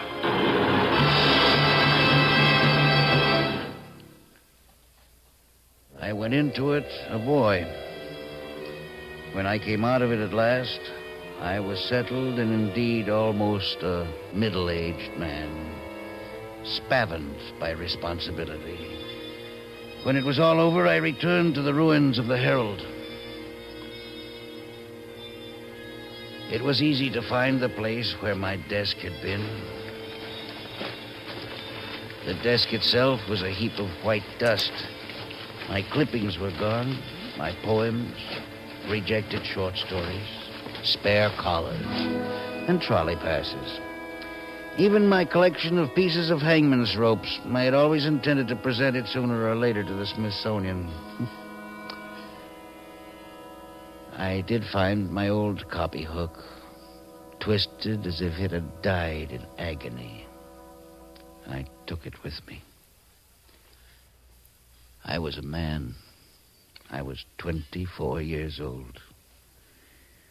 2 years later, in 1906, by then managing editor, I was to read to my staff a notice from the publisher. Notice.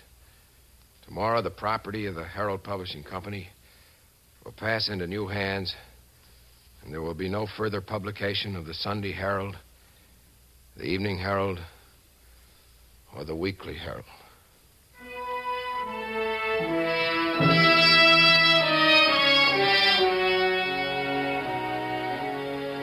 In my desk, I had a volume of stories by a new writer named Joseph Conrad. The man could write. His people were sailors, not newspaper men, but they spoke for me. I remember my youth and the feeling that will never come back anymore. The feeling that I could last forever. Outlast the sea, the earth, and all men. Youth. All youth. The silly, charming, beautiful youth.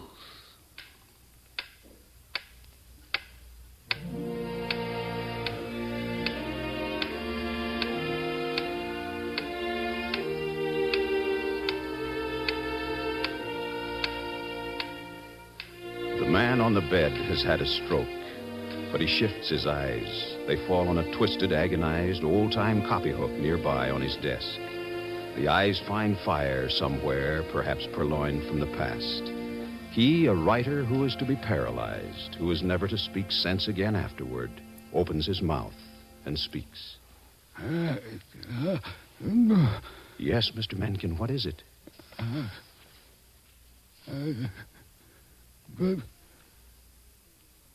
Bring on the angels.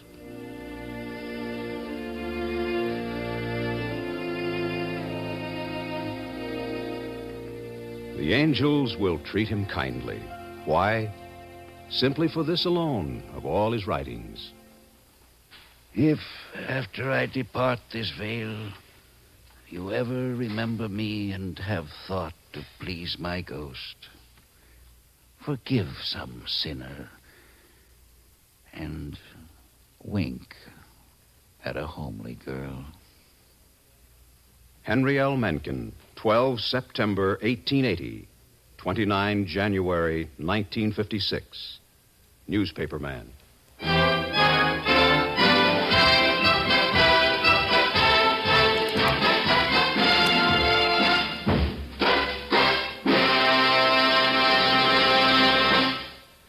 The CBS Radio Workshop has presented Bring On the Angels from the notes of Henry L. Mencken, as dramatized by Alan Sloan and produced and directed by Paul Roberts.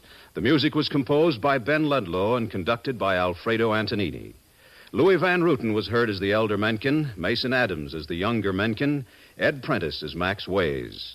Others in the cast included Ethel Owen, Daniel Ocko, Jackson Beck, Walter Kinsella, John Gibson, Joe Helgeson, and Ian Martin. This is Bob Hite inviting you to join us again next week for the CBS Radio Workshop. And remember, America listens most to the CBS Radio Network.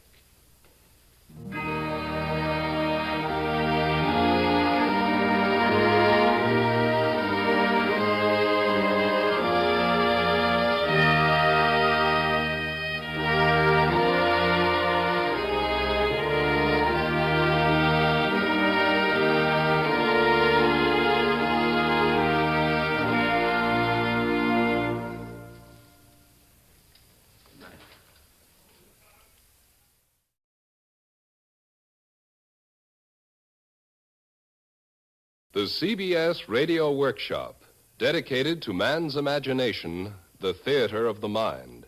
Tonight, a pre-release performance of Hugo Weisgall's The Stronger, a recorded one-act, one-voice opera chosen by the American Chamber Music Committee to be given a major performance on record as part of the Columbia Modern American Composer Series. Serving on the American Chamber Music Committee are Virgil Thompson, composer and critic as chairman, Aaron Copeland, composer and chairman of the faculty of the Berkshire Music Center, Henry Cowell, composer and professor of composition, Peabody Institute of Music, Baltimore, Maryland, William Schumann, president of Juilliard School of Music, and Goddard Lieberson, president of Columbia Records. Here is Mr. Lieberson. When the Committee for the Modern American Music Series, which included the speaker, first heard a test record that was submitted of a chamber opera by a composer named Hugo Weisgall, we were all struck by what seemed to us to be the emergence of a genuine American opera composer. A composer who seemed to have grasped not only the elements of his work as a musician, but also those important elements that make up that rare being, a genuine theatrical composer. The Stronger, a small opera based on a play by Strindberg, is perhaps not immediately accessible in its full values, but what is immediately accessible is the dramatic impact. I think that perhaps as far as the music is concerned, the best thing I can do is quote from the notes that Mr. George Rochberg has supplied for this record. He says, "In general, it is difficult to place Weisgall's musical style, not that it is important or necessary to do so. We are too fond of labeling composers today. Still, his music leans heavily in the direction of a freely handled chromatic palette, without ever sounding like so-called atonal music. The diversity of harmonic palette is evident in The Stronger, as is the composer's sensitivity to orchestral color. The most important thing is, of course, that these means are not to be judged by themselves, but entirely in relation to the dramatic situation to which they are applied, and which they delineate so beautifully." And now, Hugo Weisgall's The Stronger, sung by Adelaide Bishop and conducted by Alfredo Antonini.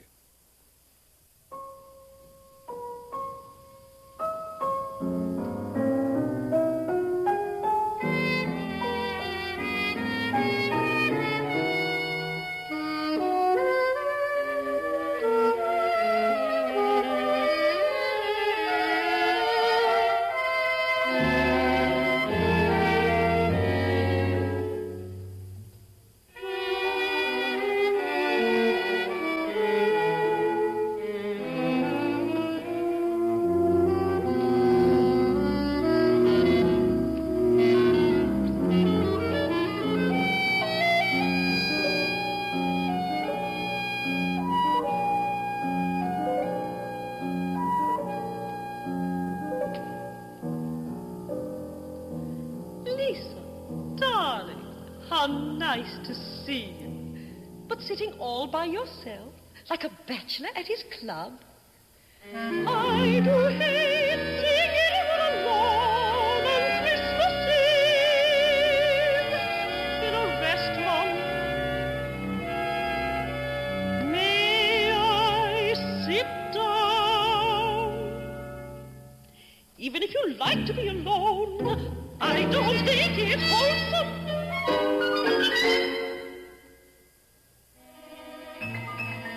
I can't bear people who aren't serious about Christmas.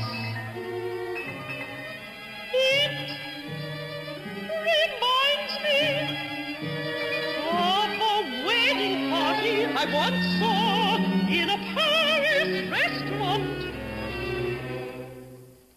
The bride was reading La Mode, and the groom was playing billiards with the witnesses.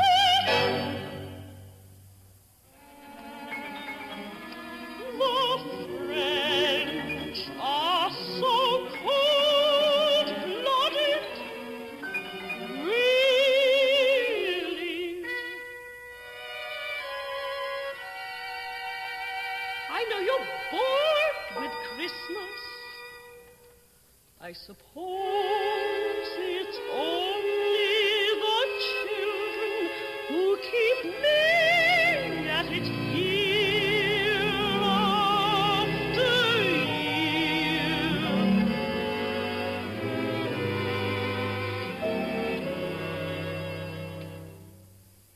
I've worked like a slave for weeks. Every morning I'm in town shopping, and then ungrateful little wretches, they'll drag us out of bed at dawn. Tomorrow morning, but don't you want to see some of these marvelous things?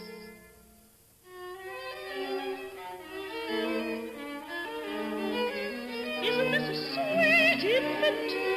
She'll do anything but throw fits and protect. We never had anything like that. And here's a pair of slippers for Harold. Maroon. I hate maroon. But he must have everything. That one color. Slippers, ties, dressing gown.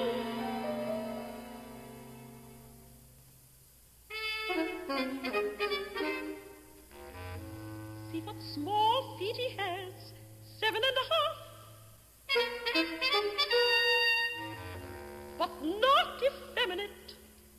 The way he walks up and down, up and down, up and down, like the tiger in the zoo. Of course, you've never seen him that way. In dressing gown and slippers. But when he loses his temper, he really stops. Damn it all! Who stole the bulb from my study lamp again?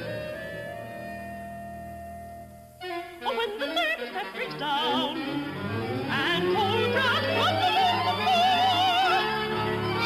My God, my feet are freezing, but a fortune in oil goes up in smoke. But I am mean.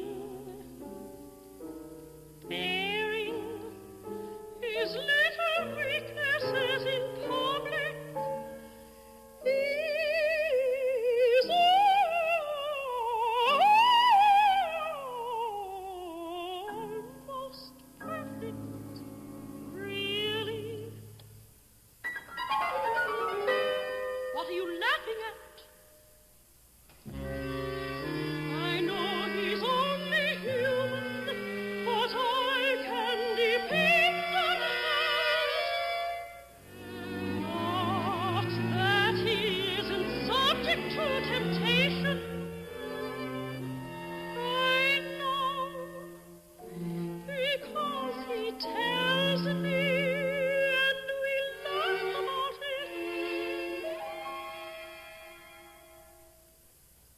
that little beast Audrey. She made a play for him the last time I was on the road. I'd have clawed out her eyes. I'm glad I heard about it first from him, and not from my dear friends. And she's not the only one. Why should they all make passes at my poor husband?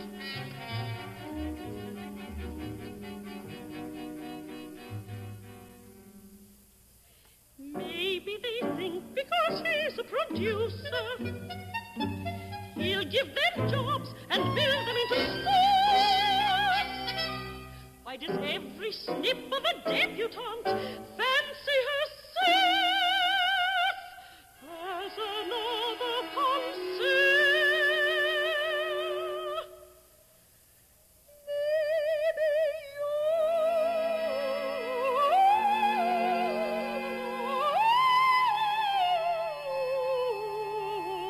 tried it once, but then he never cared for you, and you never appreciated him. But there I go, being catty again. Let's look at some more of these nice things. Aren't these the cutest little soldiers? And this hunting knife pretty, just like the real thing.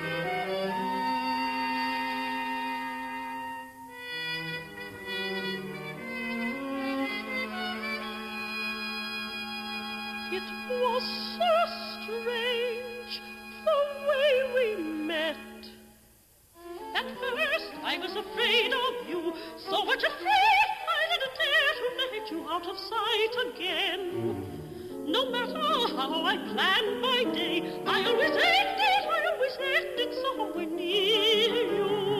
I didn't have the courage to hate you, so I became your friend. But when you called on Harold and me, something was wrong. I saw he didn't like you, and it annoyed me like a tight shoe. I asked him to be nice to you, but it was no good until you were engaged.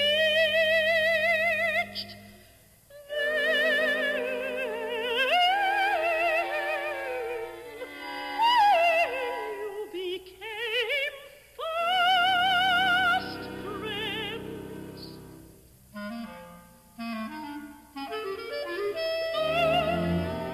Don't interrupt.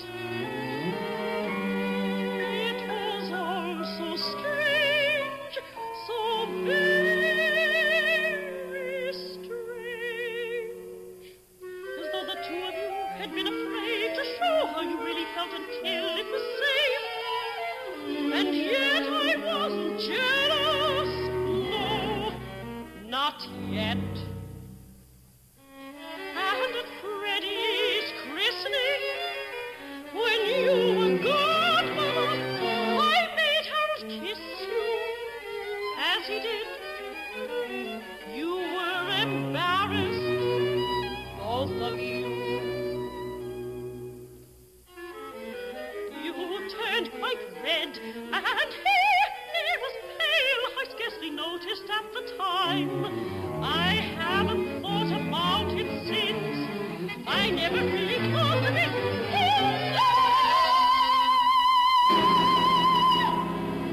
Why don't you speak? You haven't said a single word. You just let me talk.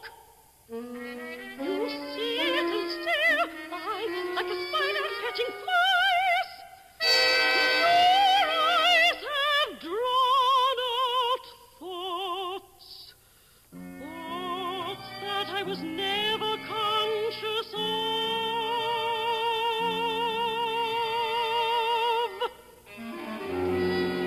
Why did you break your engagement? Why won't you visit us tonight? You needn't say a single word. All at once, it's clear to me. It all fits together. The whole underhanded business. Why must all these things be this hurried color, like dried blood? Because it's your favorite, you're wearing it tonight. Why must we go to the mountains every year? Because you can stand the smell of the sea. That's why my boy's name is Frederick, because it was your father's name. That's why I read your favorite books and eat your ghastly food and drink your drinks and martinis, horrid bitter things. You made me swallow everything. Even your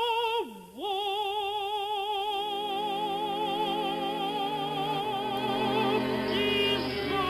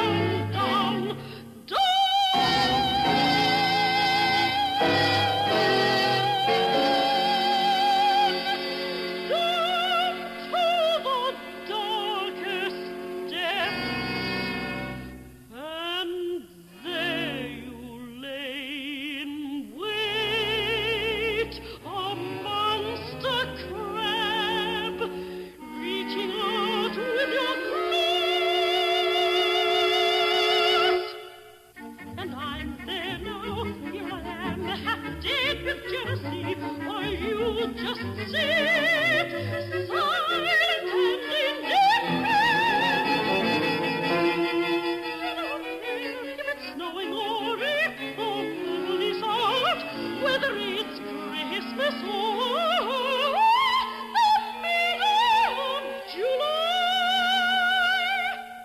Happy or unhappy, it's all one to you. You are incapable of hate, and you don't know how to love.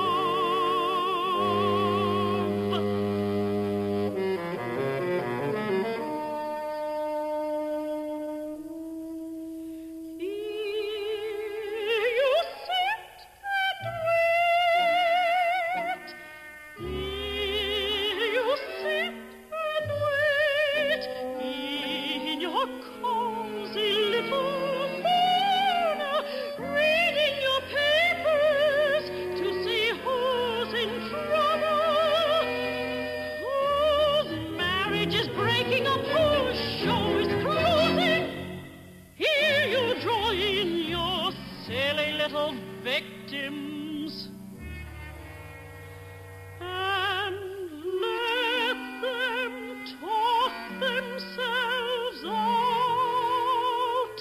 Here you take your secret little tributes.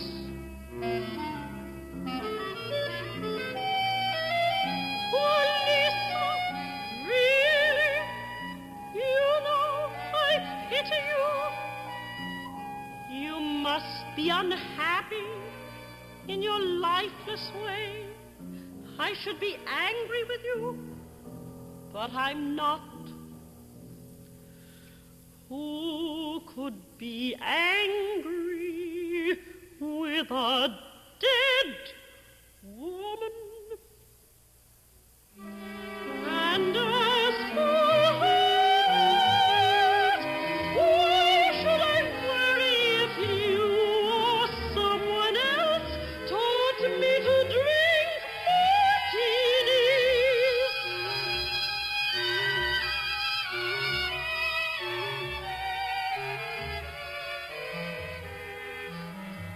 They're always chic and never fattening. And if I learn to dress from you, so much the better. It helps me hold my husband. My gain is your loss. Yes, I think you have lost him entirely. Of course, you meant for me to break with him. But you see, I have a thick skin. I never would do that.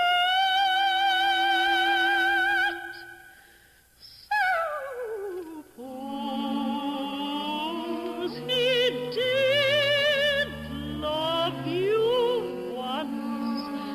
I'm not that narrow-minded. And besides, it was exciting to have a man that someone wanted more than I did. You never took anything from me. You only gave. And now who's holding the cards?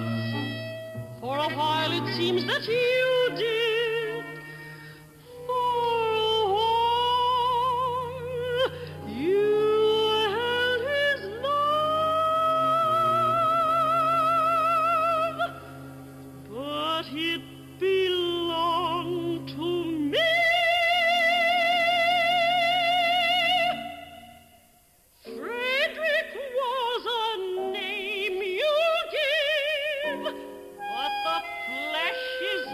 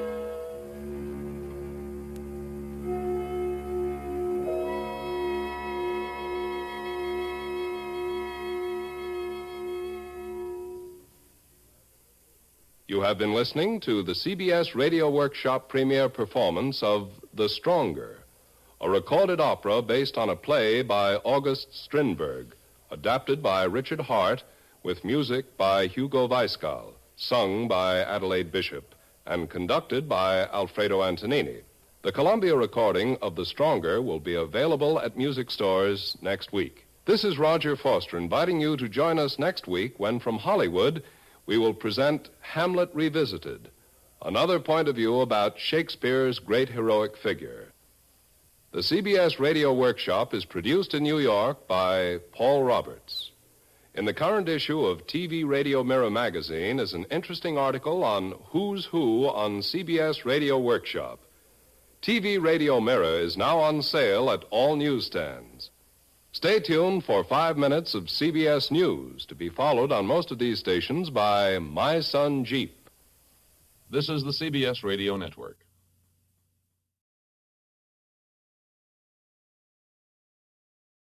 You've often heard that old saying, things are not always what they seem.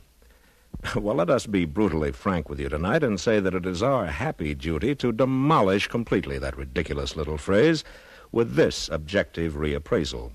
Things are always and only what they seem.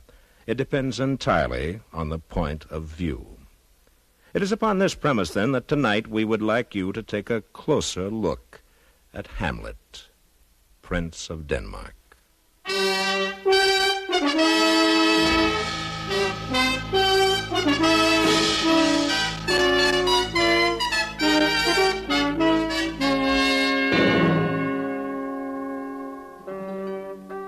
From Hollywood, CBS Radio presents the CBS Radio Workshop, dedicated to man's imagination, the theater of the mind.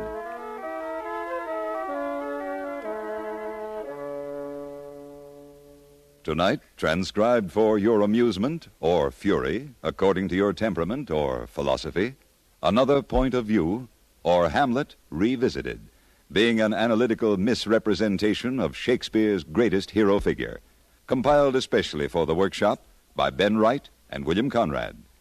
And now, once again, here is Mr. Conrad.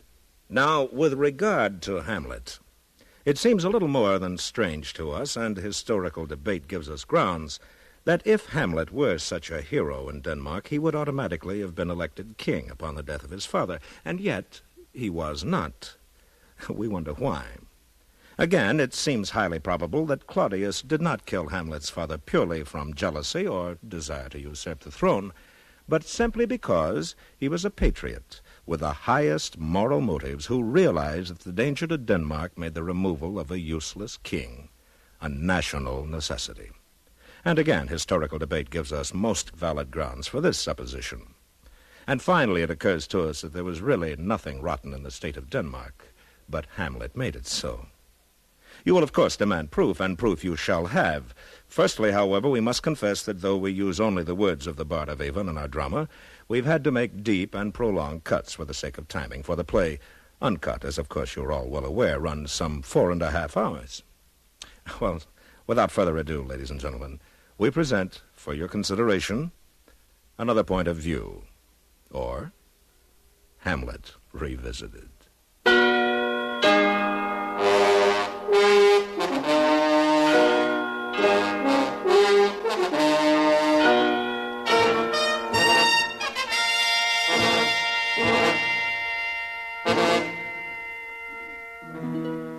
Our scene, Denmark, Elsinore Castle. The new king, Claudius, has been enthroned, and having offered himself in marriage to his brother's widow, Gertrude, has been accepted by her most gratefully, for she has well realized that marriage to Claudius will mean not only happiness and security for herself, but will provide a strong and guiding hand for her moody and difficult son, young Hamlet. And here in our first scene, Claudius is trying most sincerely to make friends with his stepson. Now, my cousin Hamlet and my son. A little more than kin and less than kind. How is it that the clouds still hang on you? Not so, my lord. I'm too much of the sun. Now, Claudius, rather taken aback by this unpleasant bit of double talk, but determined to make a go of things, looks pleadingly to his queen for a little help in the awkward conversation. Gertrude, ever helpful, tries this piece of sensible advice on Hamlet. Good Hamlet, cast thy nighted colour off, and let thine eye look like a friend on Denmark. Do not forever with veiled lids seek for thy father in the dust. Thou know'st 'tis common. All that lives must die, passing through nature to eternity. Aye, madam, 'tis common. If it be, why seems it so particular with thee? Seems, madam? Nay, it is. Well, obviously the young man is annoyed at Mamma, too, but Claudius, dear soul that he is quite determined to be, in the true sense of the word, a dad to his stepson, and is now prepared to jackknife backwards to keep the peace, for let's not forget that this little altercation takes place in front of the entire court. So how is this for a beautiful piece of understanding and moderation? 'Tis sweet and commendable in your nature, Hamlet, to give these mourning duties to your father. But we pray you, throw to earth this unprevailing woe, and think of us as of a father. For let the world take note, you are the most immediate to our throne, and with no less nobility of love than that which dearest father bears his son, do I impart toward you. And we beseech you, bend you to remain here, in the cheer and comfort of our eye, our chiefest courtier, cousin, and our son. Let not thy mother lose her prayers, Hamlet. I pray thee, stay with us. I shall in all my best obey you, madam. And now, surely you've got to admit that that's just about as petulant a stamp of the foot as you could look for in a month of ballet rehearsals, and rather ugly behavior for a hero. Now, does Claudius swing one at Hamlet for this baldish effrontery? He does not. And why? Because he has obviously read all the books about bringing up children properly and knows very well the dangers of submitting them to the traumatic shocks of anger. No, to dear old Claudius, a dad is very simply a dad, and he's duty-bound to see the youngster through the difficult years. And let's not forget for 1 second that our young Hamlet is only 31 or 32 at the most. Now, note this for a superb example of turning the other cheek. Hamlet has just sulkingly mouthed, I shall in all my best obey you, madam. To which Claudius says, Why, 'tis a loving and a fair reply. Be as ourselves in Denmark.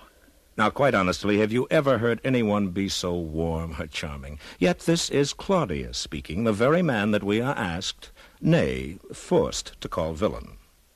Now, to expand our premise, let's listen to a fragment of Hamlet's outlook on life.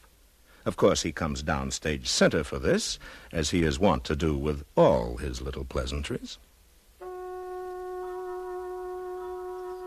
Oh, that this too solid flesh would melt, thaw and resolve itself into a dew, or that the everlasting had not fixed his cannon against self-slaughter. Oh, God, how weary, stale, flat, and unprofitable seem to me all the uses of this world. Well, one could say that that's a fairly unhealthy attitude toward life. But let's try to be understanding. Let's try to be as understanding as Claudius. Now, perhaps Hamlet is sick with love. After all, the court chamberlain has a most attractive daughter, Miss Polonius, or Ophelia to her friends, and Hamlet has certainly been playing a bit of footy-footy with her, much to the distress of her father. For even Polonius seems to have a pretty good idea of Hamlet's moral worth. Consider now his advice to her. For the Lord Hamlet, do not believe his vows, for they are brokers, not of that dye which their investments show, but mere implorators of unholy suits, breathing like sanctified and pious bawds, the better to beguile. This is for all. I would not, in plain terms, from this time forth, have you so slander any moment leisure as to give words or talk with the Lord Hamlet. Look to it, I charge you. Now, of course, Ophelia is not a particularly bright girl and not a very stable character either. In fact, pretty easily knocked off balance, as we find out all too soon. But back to Hamlet for a moment. It might be well at this time to point out that our young hero suffers from hallucinations. You will remember, of course, that he's convinced that he's had a long chat with the ghost of his deceased father. Also that Papa's spirit has begged him to avenge his death, etc., etc., etc. Now, of course, Unfortunately, we cannot prove that Hamlet is a chronic alcoholic, but it is not beyond the realm of possibility that on the night in question he may have had, well, let us say, one too many. However, for the moment, Hamlet does nothing about revenge, merely contenting himself with a visit to his lady fair to do a little courting. The effect on Ophelia is not surprising. She comes belting into her father, not only bewildered, My lord! but terrified. My lord! Listen. How now, Ophelia? What is the matter? Oh, alas, my lord, I've been sore frightened. With what, in the name of God? My lord, as I was sewing in my chamber, Lord Hamlet, with his doublet all embraced, no hat upon his head, his stockings fouled and gartered and down jived to his ankle, pale as his shirt, his knees knocking each other, he comes before me. Mad for thy love? Oh, my lord, I do not know, but truly I do fear it. What said he? He took me by the wrist and held me hard. Then goes he to the length of all his arm, and with his other hand as o'er his brow, he falls to such perusal of my face as he would draw it. Long stayed he so. Now a question, gentle listener. Has the boy next door ever behaved in that manner toward your daughter? I mean, when she was just sitting there on the front porch, tending to her knitting? Well, that's pretty frightening behavior, don't you think? And it would take a good deal of understanding. Ah, understanding. A quality in which, more than anything else, our Claudius abounds. The very first thing he does when he realizes that Hamlet not only is a problem, but has one, is to invite, regardless of expense to the management, 2 of Hamlet's old school friends to Elsinore for a long vacation, hoping that they may get Hamlet out of himself with a few brisk games of ping-pong or croquet or whatever. And how does Hamlet react to all this? The usual gambit. He is abominably rude to his friends, suspects them of treachery, an incipient paranoic if there ever was one, and finally, having dismissed them in a most cavalier fashion, cuts back sharply at what he feels about his stepfather. Poor old Claudius. Well, this time we're only going to give you a snippet of the speech because, well, it's really rather frightening. Bloody, bawdy villain, remorseless, treacherous, lecherous, kindless villain! Oh, vengeance! Very unstable, this young prince. And rather a cad, too, as you must agree when you hear our next scene. Do you recall what our hero says to little Ophelia, the girl whom he has professed to love? I did love you once. Oh, indeed, my lord, you made me believe so. You should not have believed me. I loved you not. I was the more deceived. Get thee to a nunnery. Why wouldst thou be a breeder of sinners? Oh, help him, you sweet heavens. If thou dost marry, I'll give thee this plague for dowry. Be thou as chaste as ice, as pure as snow, thou shalt not escape calumny. Get thee to a nunnery. Or if thou wilt needs marry, marry a fool. For wise men know well what monsters you make of them. Now, honestly, doesn't that rather shock you? Well, there's more yet. For instance, has it ever struck you how conceited Hamlet is? A veritable know-it-all. Do you remember in what terms he talks to the actors when they visit Elsinore for a one-night stand? No? Well, listen. Speak the speech, I pray you, as I pronounced it to you, trippingly on the tongue. But if you mouth it, as many of your players do, I had as lief the town crier spoke my lines. Now, isn't that a gracious little speech? One might suppose that a professional theater company might know how to read their lines. Therefore, it seems that our hero figure is not only a cad, appallingly ill-mannered, but conceited beyond belief. And now, we must add to these strange hero virtues his extraordinary propensity for intrigue. Yes, that's right, intrigue. You must realize that since the day the crown was ripped unceremoniously from his grimy little fingers, Hamlet has gone his petulant way, making life just as difficult as possible for his Uncle Claudius. But he finally really gets down to business and comes up with as unpleasant a piece of underhanded nonsense as you could wish for. What? This. I'll have these players play something like the murder of my father before mine uncle. I'll observe his looks. I'll tempt him to the quick. If he but blench, I'll know my course. Item, gift from Hamlet to stepfather Claudius and Mummy. 2 on the aisle for this gloomy little one-actor. Charming, huh? But Claudius goes along with it, for he wants more than anything else to make Hamlet happy. And so the evening arrives, and the stage is set, The audience assembles, and the play begins.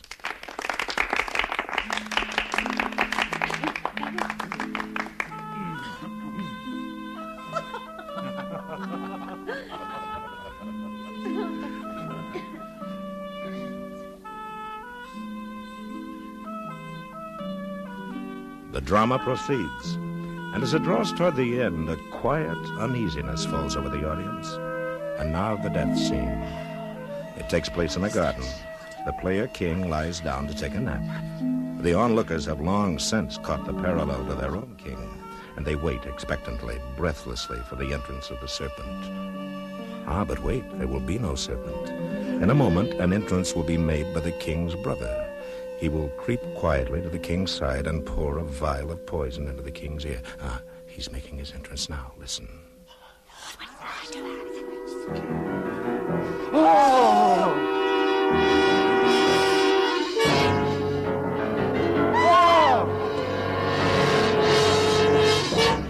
Light! Give me some light! Light, I say!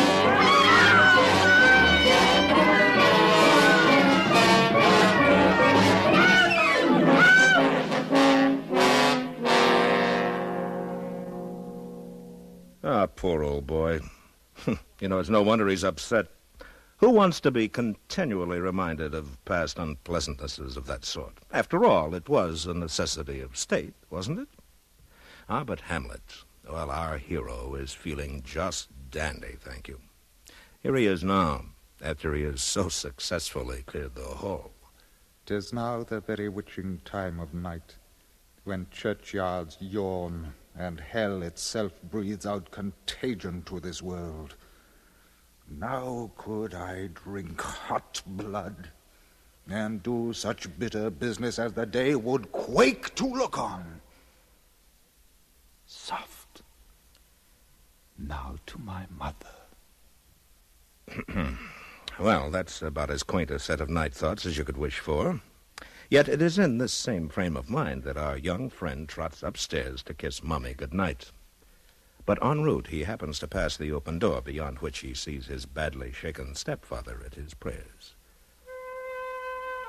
We are now permitted to hear another side of Hamlet's nature, which, frankly, makes our hair curl, and only heightens our compassion for poor old Claudius. Softly now, come in a bit closer.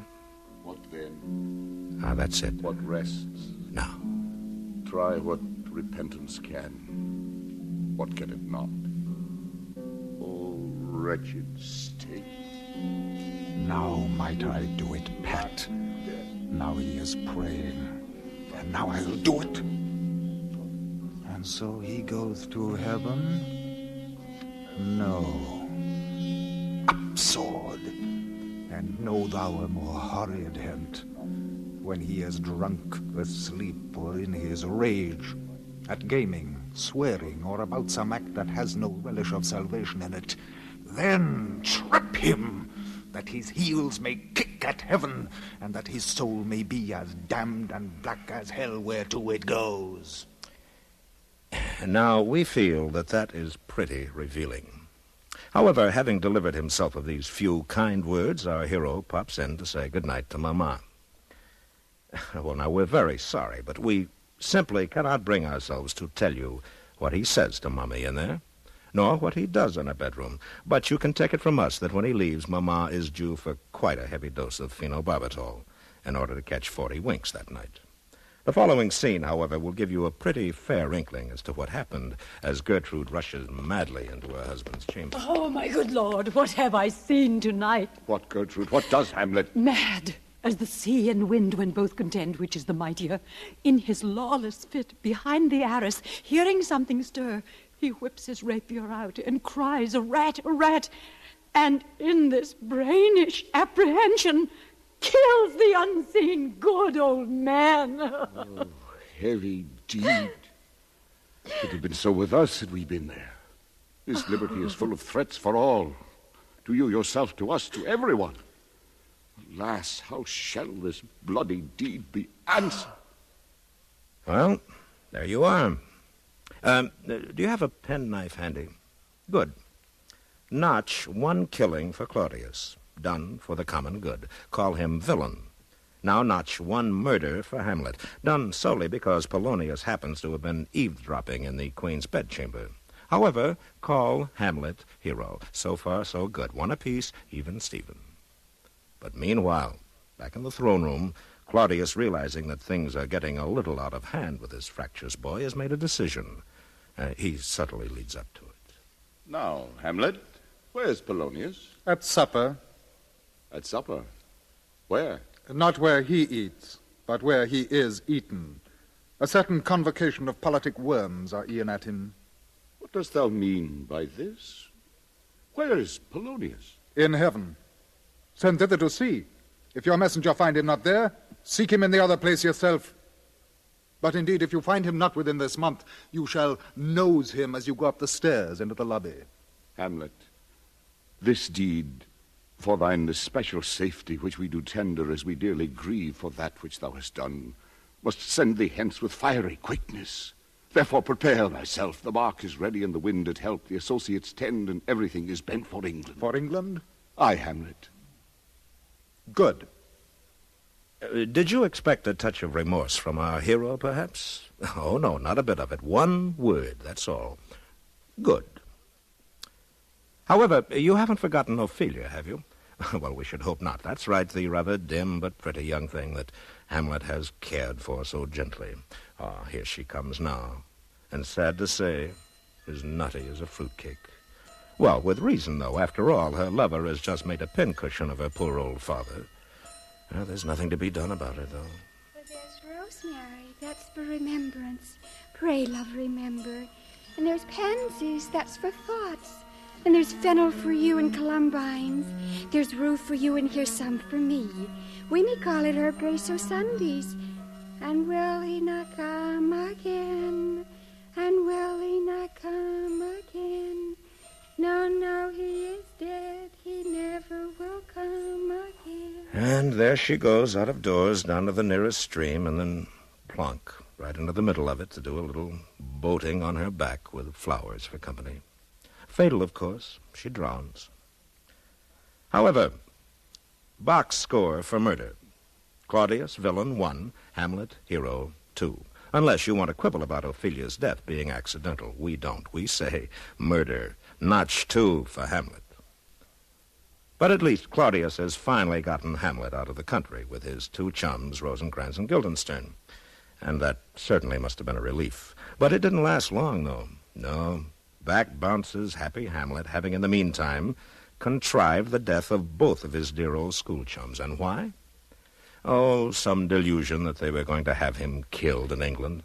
And in fact, he mentions as evidence a letter that he is supposed to have seen expressly ordering this, written by kindly old Claudius. Now, what can one think? After all, when a young man believes in ghosts and is quite convinced that he's had a long chat with one, a ghost, mark you, we feel that a pinch of salt is indicated. Now then, with our hero back home again and in fine fettle, here is the murder score for the second half. Claudius, 1, Hamlet, 4. And do you know what he does the first crack out of the box on his homecoming? He makes a circus out of his fiancée's funeral, and right in front of her brother Laertes, too, and the whole court. Well, here's Laertes now, quite understandably mourning his loss. Oh, treble woe, full 10 times treble on that cursed head, whose wicked deed thy most ingenious sense deprived thee of. Hold off the earth a while, till I've caught her once more in my arms. And then Hamlet, a little jealous of Laertes being downstage center and feeling that he should get in on the act, pops up with this. What is he whose grief bears such an emphasis? This is I, Hamlet the Dane. The devil take thy soul! Cut them asunder! Hamlet! Why, I will fight with him upon this theme until my eyelids will no longer wag. Oh, my son, what theme? I loved Ophelia. 40,000 brothers could not with all their quantity of love make up my sum. What wilt thou do for her? Oh, he's mad, Laertes. Would weep, would fight, would fast, would tear thyself? Dost thou come here to whine? To outface me with leaping in her grave? Be buried quick with her, and so will I. I'll rant as well as thou. And he does, too. Well, ladies and gentlemen, we are now rapidly approaching the end of our play, and it's well worth bearing in mind that it is not until the end of the play approaches that our friend Claudius causes us a slight twinge of uneasiness. Oh, yes, you're quite right. The duel scene and the poisoned swords. Now, let me ask you another question. At what point would your patience have run out? Put yourself in that place and in that time.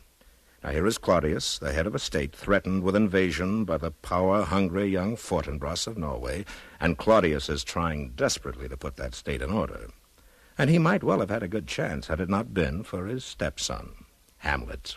He has done everything in his power to keep Hamlet on an even keel. He has, in fact, been kindness itself, while Hamlet, with great precision, is knocking off one by one his entire court, and finally has the bead drawn on Laertes. Now, we feel that Laertes cannot be blamed for hating the man who was directly responsible for the death of his dear sister, who also skewered his papa without so much as an "I beg your pardon."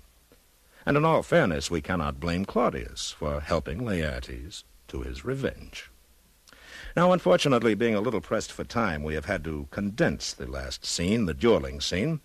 However, we feel that you're all familiar with the gory details, so we will just make the pertinent points.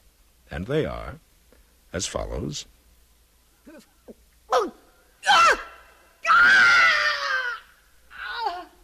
Yes, there goes Gertrude. Poison, you know. And that, of course, will be the end of Laertes. Yes, poison on the end of the sword. And that was poor old Claudius. And here comes... Yes, that's right, Hamlet.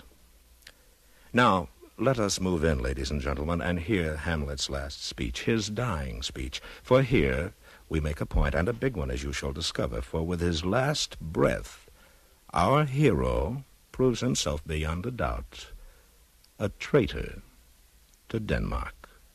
Oh, I die, Horatio.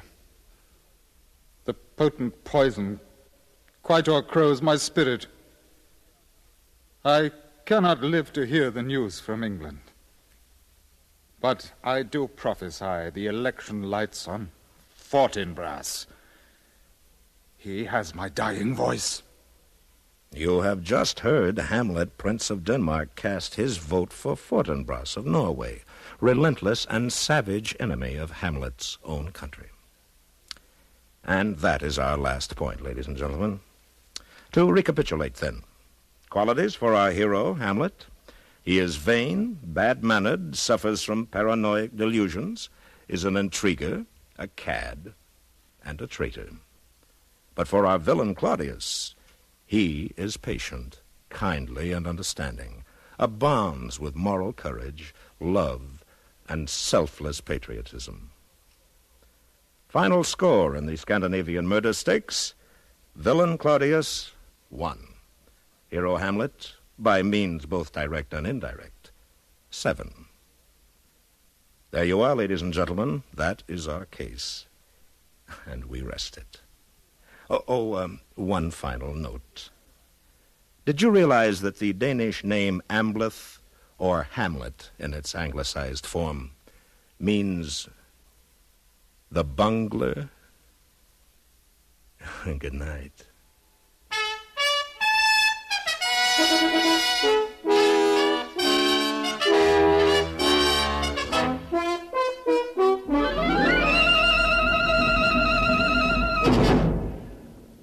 CBS Radio has presented the CBS Radio Workshop. Tonight, Another Point of View, or Hamlet Revisited. This scandalous misrepresentation was transcribed and produced by Anthony Ellis and written by Ben Wright and William Conrad. The felony was compounded by Mr. Conrad's direction. Those aiding and abetting with portrayals were Ben Wright, John McIntyre, Jeanette Nolan, Sammy Hill, and Fred Mackay. Music was composed and conducted by Jerry Goldsmith. This is Hugh Douglas.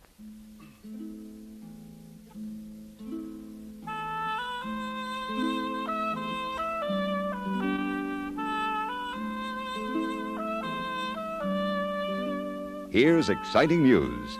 You may enjoy reading Who's Who on CBS Radio Workshop in the current issue of TV Radio Mirror magazine. Many of the performers on Radio Workshop are pictured in rehearsal, and future shows are outlined.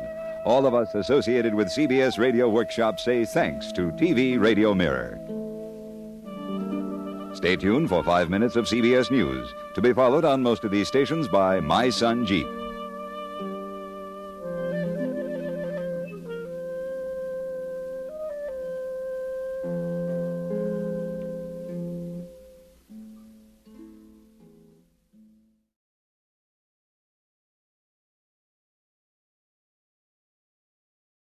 The CBS Radio Workshop, dedicated to man's imagination, the theater of the mind. Tonight, The Eternal Joan, the story of Jeanne d'Arc as provided by historians, novelists, and playwrights of different nationalities and points of view. Narrated on tape by Louis Cronenberger, author, playwright, and critic, and dramatized by Henry E. Fritsch, with Elspeth Eric as Joan.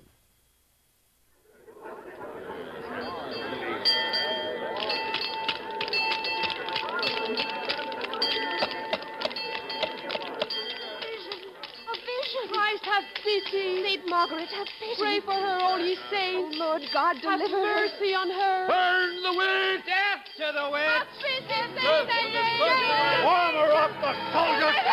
Hide on the witch! Burn her! Let's get it over with. Burn her to the end!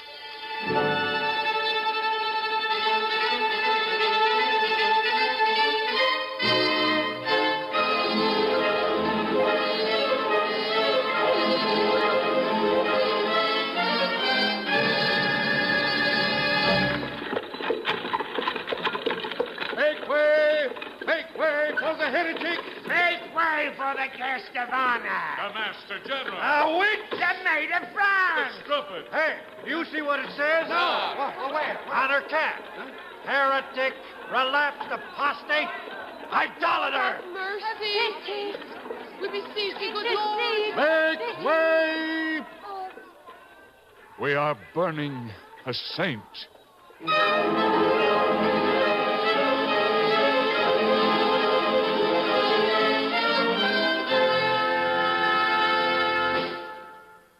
This was the old market square in the French city of Rouen on the morning of the 30th of May, 1431. The occasion was the burning of a young peasant girl, not much past her 19th birthday. Her name was Jeanette.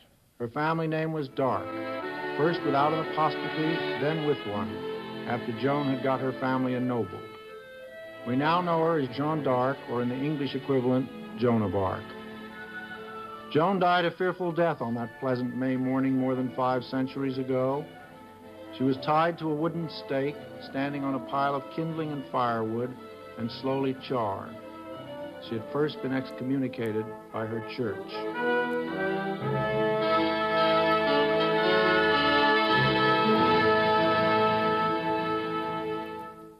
We, having seen and weighed all there is to see and weigh, have said and decreed that in the simulation of your revelations and apparitions you have been pernicious, seductive, presumptuous, of light belief, rash, superstitious, a witch, a blasphemer of God, a despiser of him and his sacraments, a prevaricator of the These are divine actual teaching, quotations from the official record of the trial of Joan of Arc before an ecclesiastical court at Rouen. erring gravely in our faith, and by this means having rashly trespassed against God and the Holy Church.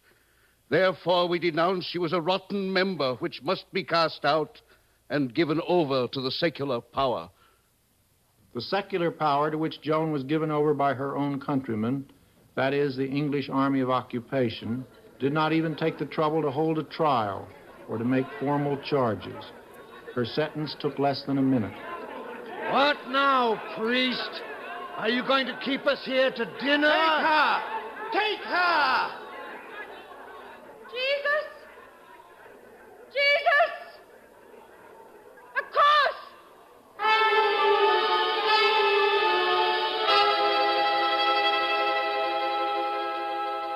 A A kind English soldier broke a stick in half and tied it together in the form of a cross. Joan kissed the makeshift emblem and clutched it tightly to her body. A short time later, she was dead. Yet only 25 years later, Joan was cleared of all the accusations that had been brought against her, and she was officially declared a saint in 1920. More than 40,000 statues have been erected to her in France alone, plus many others in other lands, including our own United States. Why? Thousands of books and plays have been written about her in various languages. Why? Here is our own Samuel Clemens. Caesar carried conquest far, but he did it with the trained and confident veterans of Rome, and he was a trained soldier himself. Napoleon swept away the disciplined armies of Europe, but he also was a trained soldier, and he began his work with patriot battalions, inspired by the miracle-working new breath of liberty. Joan, a mere child in years, ignorant, unlettered, a poor village girl, unknown and without influence, found a great nation lying in chains, helpless and hopeless under an alien domination. Its king was cowed, resigned, and preparing to flee the country. And Joan laid hands upon this nation, this corpse, and it rose and followed her. But this point alone is not enough to explain the universal appeal which Joan the Maid has had for all the world. Yes, even for the Marquesas Islanders in the Pacific, who to this day are convinced that the English ate Joan, or else why would they have wanted to roast her? There's little doubt about the bare facts, since fortunately complete records of Joan's long trials have come down to us. But for the touchstones of human understanding, we have to turn to those who have tried to interpret Joan on the basis of individual insight. Her historians, novelists, and playwrights of different nationalities and points of view. I'll start at the beginning. It's always nicer at the beginning. I'll begin with my father's house when I was still very small. I'm in the meadow now, watching my sheep. It's the first time I hear the voices after the evening Angelus. That was the voice of Joan herself, describing her first experience with the mystic powers that controlled the rest of her short life. The scene is taken from the play The Lark, written by Jean Arnoux of France and adapted by Lillian Hellman. I still wear my hair in a thick braid. I'm not thinking of anything. I know only that God is good and that he keeps me pure and safe in this little corner of the earth near Dame Remy. This one little piece which has not yet been destroyed by the English invaders. I live here happy with my father, my mother, and my brothers.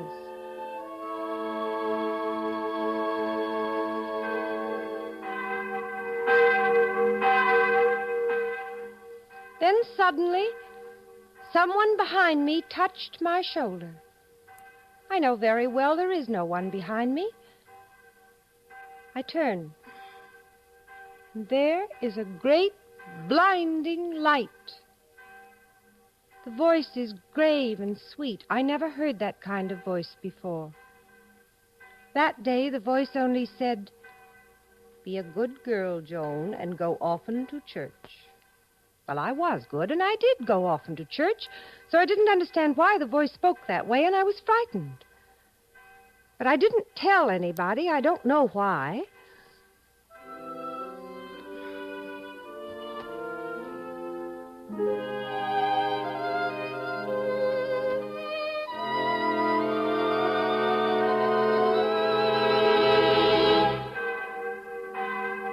Then came the second time. It was the noon Angelus.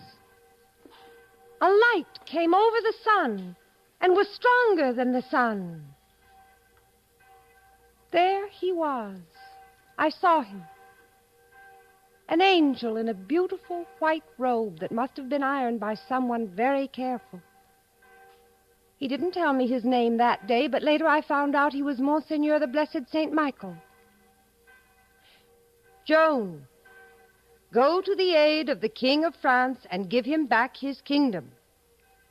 But, Monseigneur, I'm only a girl. I don't even know how to ride a horse. You will go first to Monsieur de Baudricourt. He will give you men's clothes and have you taken to the Dauphin. St. Catherine and St. Margaret will go along to help you. The Dauphin, of course, was Charles, son and presumably legal heir of the last French king, Charles VI. Charles, the father, was generally regarded as mad and had signed a treaty with England disavowing his son and recognizing Henry V of England as his heir. He had also ceded all of France north of the River Loire, which gave the English justification for their French campaigns. The Dauphin was weak, yet this was the man for whose coronation at Reims, as Charles VII of France, Joan was to give her life. Her voices had told her that. So Joan received her mission. She didn't leave her native Domremy right away. She was 17 before she felt ready to set out into the unknown world to help rescue France. For a poetic view of Joan's farewell to her beloved countryside, there is nobody better to turn to than that German romanticist to end all romanticists, Friedrich Schiller, and his play, The Maid of Orleans.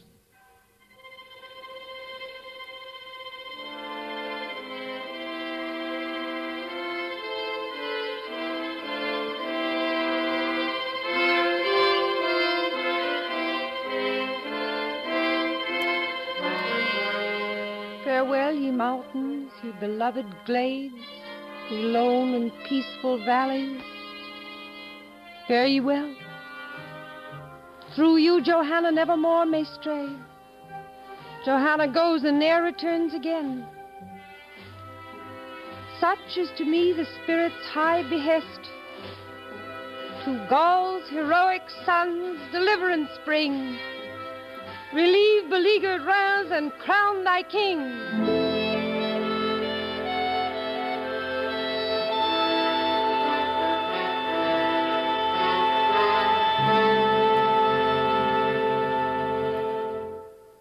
And so, instructed by a power higher than any earthly authority, Jeanette reluctantly left her childhood home in Domremy to become the maid. A few months later, in Reims, Joan saw her great dream come true. The Dauphin, her Dauphin, was anointed with the heaven-sent oil and formally crowned King Charles VII of France.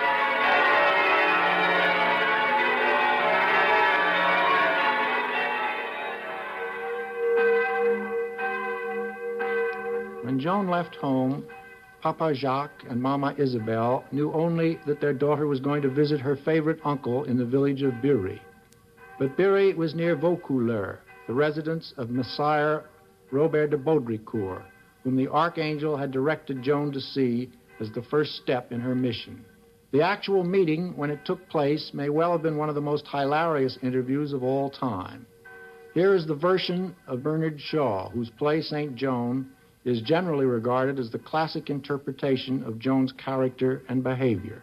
The loud voice is that of the captain, Sire Robert de Baudricourt.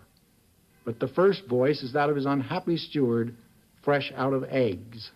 Sir, I tell you, there are no eggs. There will be none. Not if you kill me for it, as long as the maid is at the door. The maid? What maid? What are you talking about? The girl from Lorraine, sir. From Domremy. 30,000 thunders, I told you to throw her out. You have 50 men-at-arms and a dozen lumps of able-bodied servants to carry out my orders. Are they afraid of her? She is so positive, sir. Positive? Now, see here, I'm going to throw you downstairs. No, sir, please. Well, stop me by being positive. It's quite easy. Any slut of a girl can do it. Sir, you cannot get rid of her by throwing me out. You see, sir, you are much more positive than I am. But so is she. You parcel of curs. You are afraid of her. No, sir, we are afraid of you, but she puts courage into us. She really doesn't seem afraid of anything. Perhaps you could frighten her, sir. Perhaps. Where is she now? Down in the courtyard, sir, talking to the soldiers as usual. She shall talk to me a bit. Hello! You there! Come up here. You, soldiers, show her the way. And shove her along quick. She wants to go and be a soldier herself. She wants you to give her soldiers' clothes, armor, sir, and a sword.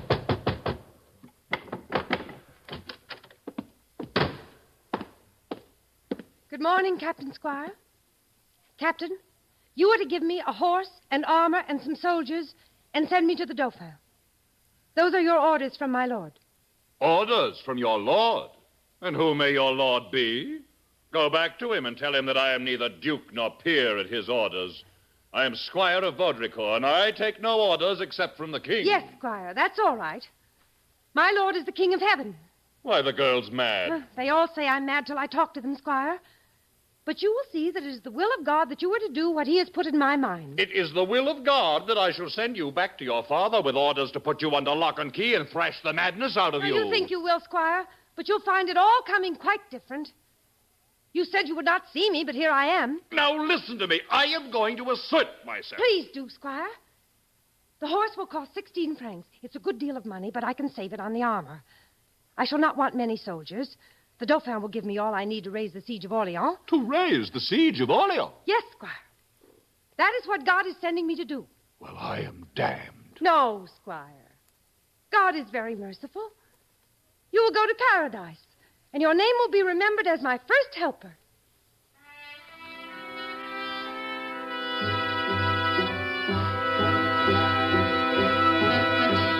Joan got her horse, her equipment, and her escort. But when her small party arrived at Chinon after a hard ride through 350 miles of winter landscape, she still faced her main problem. How was she, a poor, illiterate country girl, going to get an audience with the Dauphin himself? News of her arrival at Chinon finally reached even the ears of the Dauphin, and Joan was in the end admitted to the court. But to make sure that she was really divinely inspired, Charles and his courtiers decided to play a trick on her. Someone else would sit on the throne and pretend to be the Dauphin, while Charles himself would hide in the crowd of attendants, making himself inconspicuous. Here are two versions of what happened when Joan entered the royal hall of the chateau at Chinon. The first is that of Schiller. As Joan enters, she surveys the resplendent hall, then looks up at the army commander, Dunois, who in this version is impersonating the Dauphin on his throne. Dunois welcomes her. Art thou the wondrous maiden? Dunois of Orleans, thou wilt tempt thy God. This place abandon which becomes thee not. To this more mighty one the maid is sent. Joan walks firmly toward the Dauphin, who is peering from behind the back of a knight. She kneels before him. Charles is understandably surprised. Maiden, thou ne'er hast seen my face before. Whence hast thou this knowledge? Thee I saw when none beside save God in heaven saw thee. Bethink thee, Dauphin, in the bygone night when all around lay buried in deep sleep, thou from thy couch didst rise and offer up an earnest prayer to God. Disclose to me my prayer, and I shall doubt no more that God inspired thee. Thou didst pray that if there were appended in this crown unjust possession, or if heavy guilt occasioned this most lamentable war, God would accept thee as a sacrifice, have mercy on thy people, and pour forth upon thy head the chalice of his wrath. Who art thou, mighty one? Whence comest thou? Shall I indeed withstand mine enemies? France I will lay submissive at thy feet. And Orleans, sayest thou, will not be surrendered? The Loire shall sooner run its waters back. Shall I in triumph enter Reims? I through 10,000 foes will lead thee.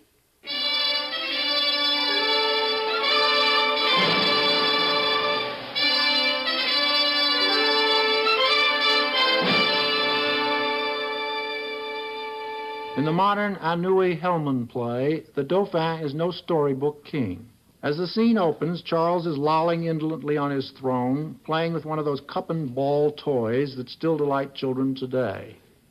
Enter the Archbishop of Reims. Oh, Archbishop, you have arrived just in time. I am on the point of governing. There is not time for jest, Your Majesty. We are faced with the dangerous problem of this peasant girl. The people are in love with her.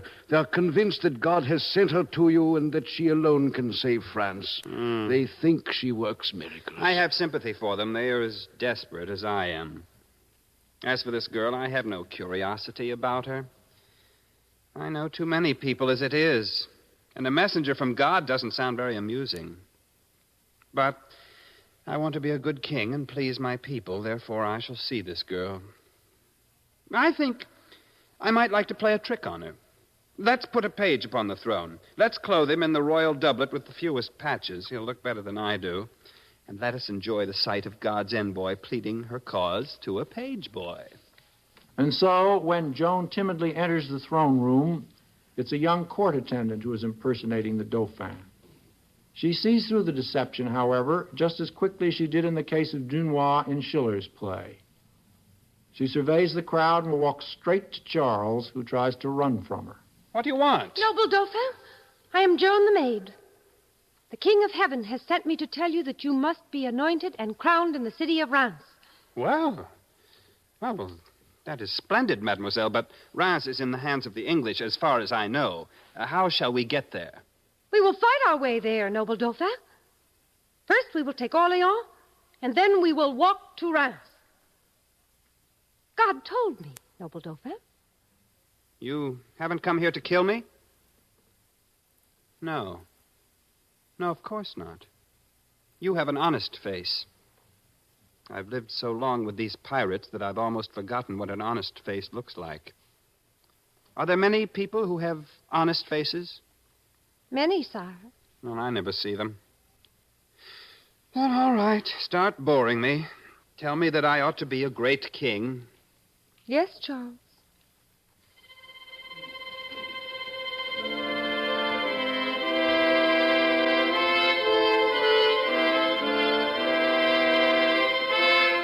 In the end, Joan gets what she wants. Her army, her appointment, and a dazzling white suit of armor especially made for her. Joan's effect upon the English troops, who had been just about invincible until she appeared, is described by Schiller. The voices are those of English soldiers, except for the rather heart-rending lament of their commander, Sir John Talbot. The maiden in the camp! Impossible, it cannot be. How comes she in the camp? Why, through the air. The devil aided her. Why? We're dead men! They heed me not. They stay not at my call. The sacred bonds of discipline are loosed. I cannot rally even the smallest troop. Who is she then? The irresistible, the dread-inspiring goddess who doth turn at once the tide of battle and transform to lion's bold a herd of timid deer. A woman snatched from me all martial fame. The maiden comes. Fly, General, fly! Well, as we know, the army with which Joan took the field did liberate Orleans, and within a few months had cleared the road to Reims so that the Dauphin could be properly consecrated King of France. Joan's army then turned to liberate Paris, but the siege of Paris was called off. Joan, wounded for the third time in a year, was captured some months later by Burgundian soldiers who were then allied with the English. The Burgundians sold her to the English command for 10,000 French pounds, a sum normally paid only for the highest nobles. The English, in turn, handed Joan over to a French ecclesiastical court convened in English-occupied Rouen for trial on charges of sorcery, witchcraft, or anything else that would lead to excommunication. The idea was that once Joan had been convicted on any such charge by her own countrymen, the English would be free to condemn and execute her for the damage she had caused them. And that's the way it worked out. Joan, commonly called the Maid, having been captured within our diocese of Beauvais, and having been surrendered, dispatched, given, and delivered to us as a person vehemently suspected of heresy. After weeks of badgering, Joan, exhausted and terrified of death by fire, finally put her mark to a paper which she was unable to read, admitting all the sins charged against her and forswearing them for the future. She even resumed female clothing for a short time. But when she found out that her promised acquittal would mean only life imprisonment on a diet of bread and water, the bread of sorrow and the water of affliction, as the judges put it, she decided that she preferred a swifter death, however horrible. Bernard Shaw describes her so-called relapse like this. They told me you were fools. You promised me my life, but you lied. You think that life is nothing but not being stone dead? It is not the bread and water I fear. Bread has no sorrow for me, and water no affliction. But to shut me from the light of the sky and the sight of the fields and flowers, to chain my feet, to make me breathe foul, damp darkness, and keep me from everything that brings me back to the love of God. I could do without my war horse. I could drag about in a skirt. I could let the banners and the trumpets and the knights and soldiers pass me and leave me behind as they leave the other women. If only I could still hear the wind and the trees, the larks and the sunshine, the young lambs crying through the healthy frost, and the blessed church bells. But without these things I cannot live.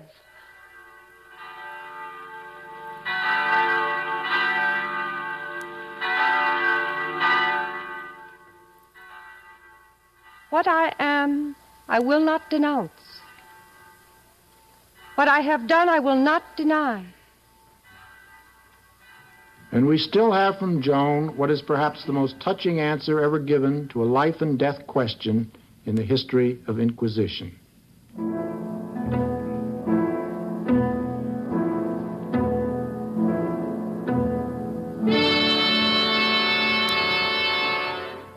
Joan, do you now believe yourself to be in a state of grace?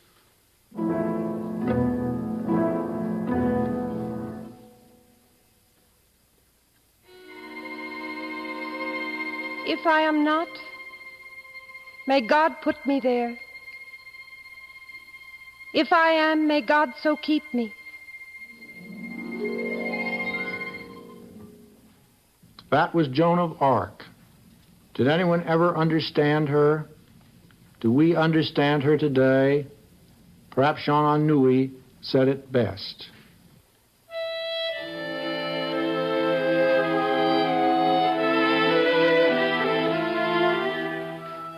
You cannot explain Joan any more than you can explain the tiniest flower growing by the wayside. There's just a little living flower that has always known, ever since it was a microscopic seed, how many petals it would have and how big they would grow, exactly how blue its blue would be, and how its delicate scent would be compounded. There is just the phenomenon of Joan, as there is the phenomenon of a daisy, or the sky, or a bird. What pretentious creatures men are, if that is not enough for them.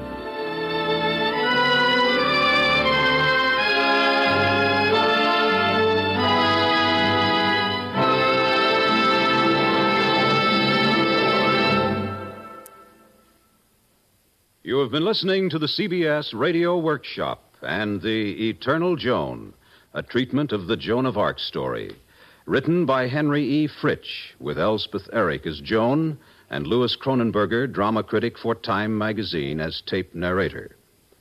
The Eternal Joan was produced and directed by Paul Roberts, music composed and conducted by Alexander Steinert. Included in tonight's cast were Alan Hewitt as Baudricourt and Jack Manning as the Dauphin. Also heard were John Gibson, Daniel Ocko, Bob Dryden, Louis Van Rooten, Roger DeKoven, Ed Prentice, Guy Repp, Ellen Muir, Gladys Holland, and Ruth Tobin.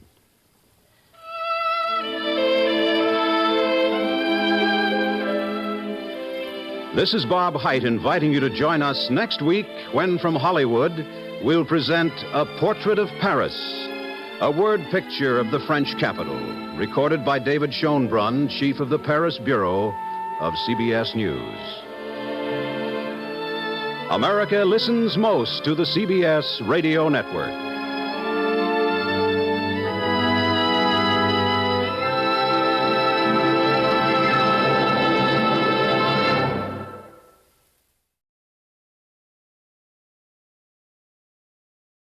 This is Paris.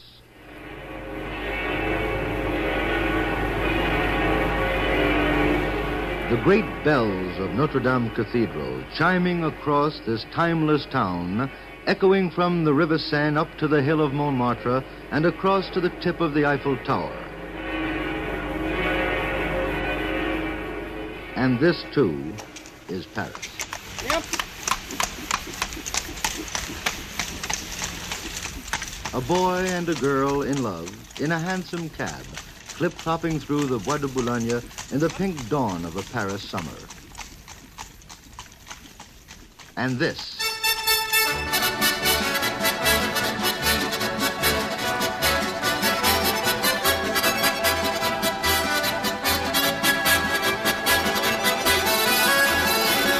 the cabarets, the nightclubs, the popping of champagne corks, and the swirl of dancing skirts. Yes, all these are Paris. But none is exactly Paris. For Paris is many things to many people. It's a two-headed chicken by Picasso, for an artist. It's Madame Curie or Victor Hugo, Balzac and Marcel Proust, to a writer or a student. Paris is a highly personal place. Each of us has painted his own portrait of Paris. This is mine. CBS Radio presents the CBS Radio Workshop, dedicated to man's imagination, the theater of the mind.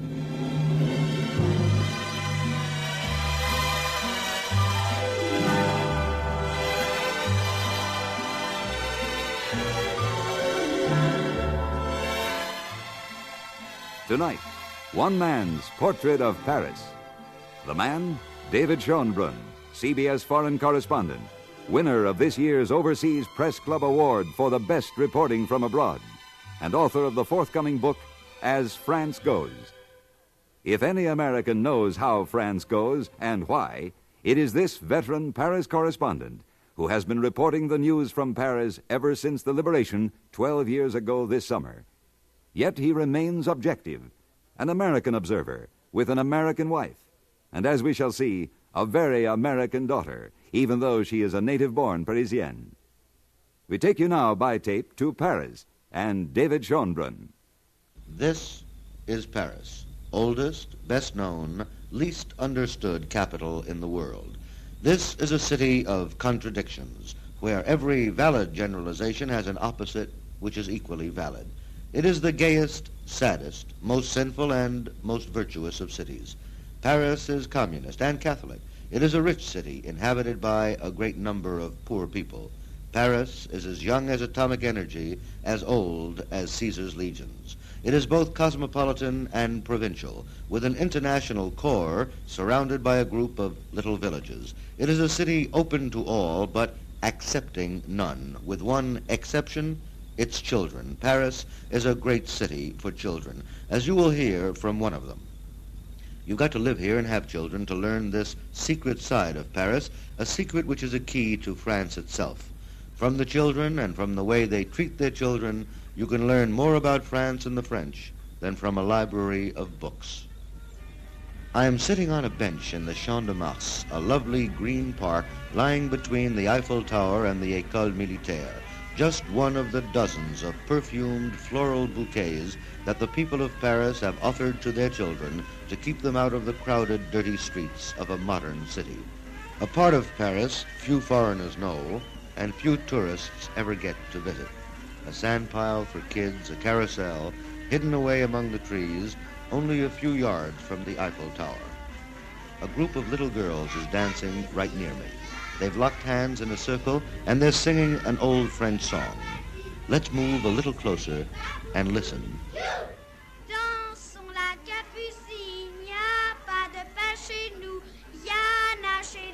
Let's dance the Capucine.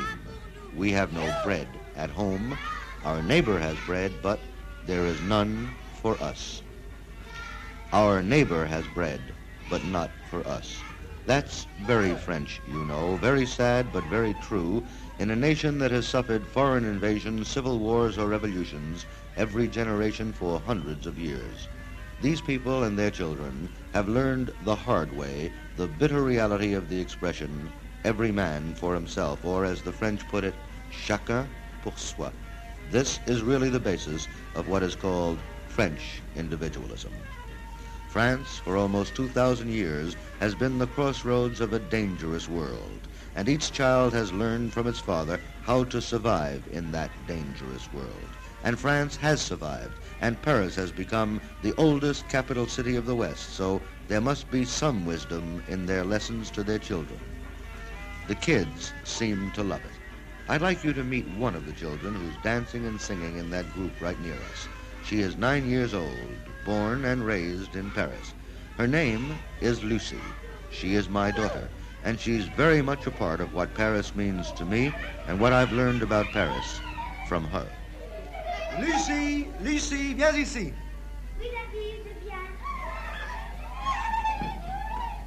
Hello, Dad. What do you want? Well, Lucy, you know, I told you I was going to do this radio report about Paris, and that's what I'm doing now. And I thought maybe I'd ask you. After all, you were born in Paris, weren't Yes. you? What do you think about Paris? Well, I like Paris because whenever you look outside, you see green trees, grass, flowers everywhere. And you like this park here? Yes, I like it. It's just like a park. How about going to school here? Do you like school? Oh, yes, very much. Why? Oh, I like my friends. Now, what about school? You know, you work pretty hard in school here. Do you like that? Yes, I think it's better than working less the way you and Mommy told me. Because when you get out of school, you have more in your head than when you get out of school in America. You have less. Well, that's a pretty French idea, Lucy. Now, tell me, are you a French girl or are you an American girl? Well, I'm American. There's no reason why I shouldn't be American. Because you, my mother, and Grandpa and Grandma are American. The rest of the family, too. And that doesn't matter at all to your French friends. They don't make fun of you at all. Never, never. Because sometimes I reckon they even sort of forget about that I'm American. Well, you run back and play with them now, darling. Tout à l'heure, huh? All right. Bon. Tout à l'heure. No, it doesn't matter that Lucy is American, and that is a very Parisian attitude. The people and the children of this city respect each other's individual personalities and opinions. We Americans are always telling our children when they go out to play or to parties, now, be good, Johnny. The French say, sois sage, mon enfant. Be wise, my child. That's very French and very good advice. They feel that you must raise your child with the knowledge that the world is not a perfect place. They try to show their children the difference between right and wrong, good and evil, but they don't constantly admonish them to be good. The French hope for the best and advise their kids to be wise. I talked about this just a few moments ago with the mother of one of Lucy's friends, Madame Mestrallet, and this is what she told me. It is our duty as parents to protect, feed, educate our children. It is their duty to honor and obey their parents. You Americans like to say, you are only young once, and by that you mean, I think, that children should do as they please, not be frustrated. We French put it differently. You are only young for a very short time. You have most of your life to do as you please. So during your brief youth, you should do as you are told, study hard, obey orders, for soon you will be grown up and be able to give orders. So youth should stay in its place, the French believe. Is this good? Is this bad? I don't know.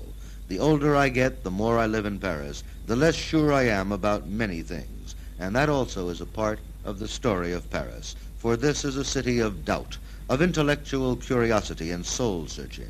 I'd like you to hear about that from a Parisian friend of mine, the editor of one of France's most influential newspapers, unofficial spokesman for Mendes France. Let's leave the park and the kids now and go to the editorial rooms of the paper Express on the Champs-Élysées and meet its editor, Jean-Jacques Servan-Schreiber. Taxi! Taxi!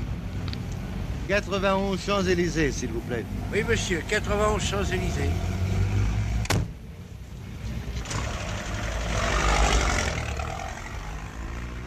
The individualism and anarchy of the French comes out in full flower behind the wheel of a car, and Paris taxi drivers are a special species of humans, the most ornery, irritable, and yet stimulating of men. They growl and grumble at their fares. They drive like suicidal maniacs, but with great skill.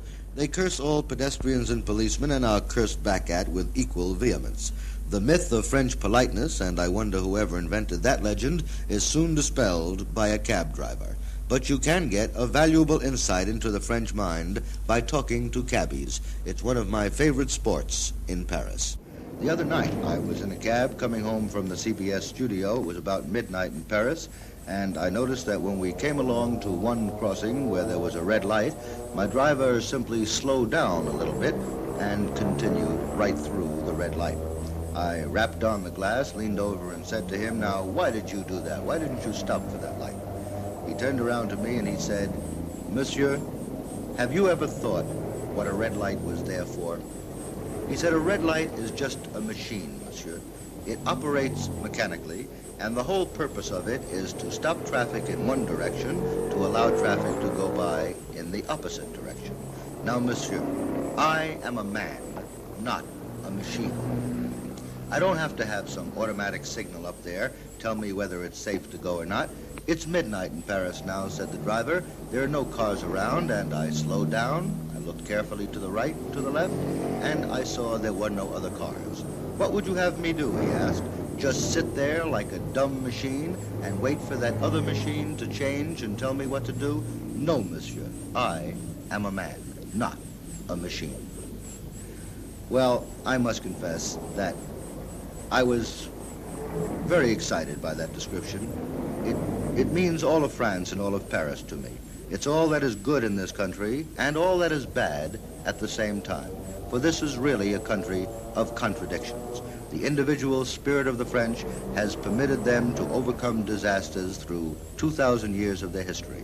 It also prevents them from ever getting the kind of community which perhaps would prevent some of these disasters from coming about.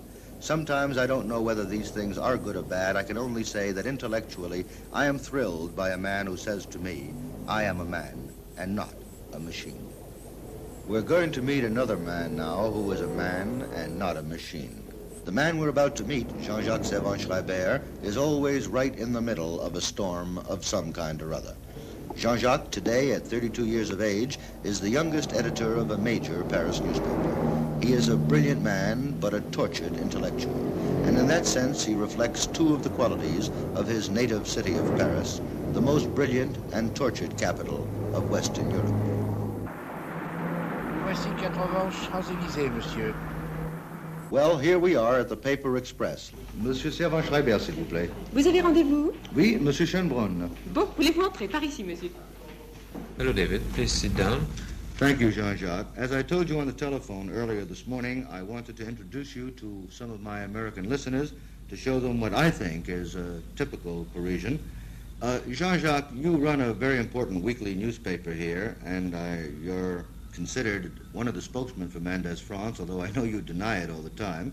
But I've noticed in all the years I've known you, your paper and the way you run it, the way you eat your lunches out of trays is very, very American. How come a Parisian and a real Frenchman like yourself is so American? Because I've been to America several times, and my experience is that the Americans are better journalists than the French people. So each time I can take my lessons from American publishers, I do it. And I've always found myself the better for it. You then believe that it's important to borrow American techniques. Now, what about a way of life and an intellectual attitude towards things? Are you Parisian or American in that respect? Well, if you mean, David, that whether I prefer to live in Paris or would I like to live in America, I prefer to live in Paris.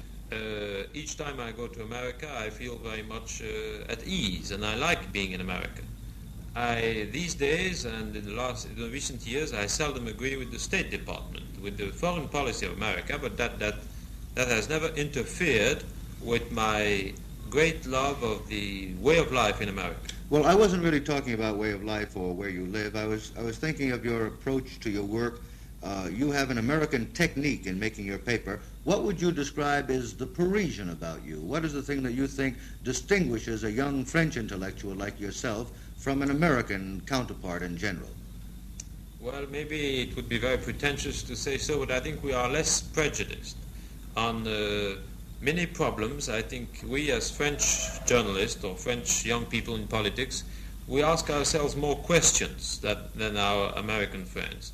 For instance, take a very difficult subject, a delicate one like communism.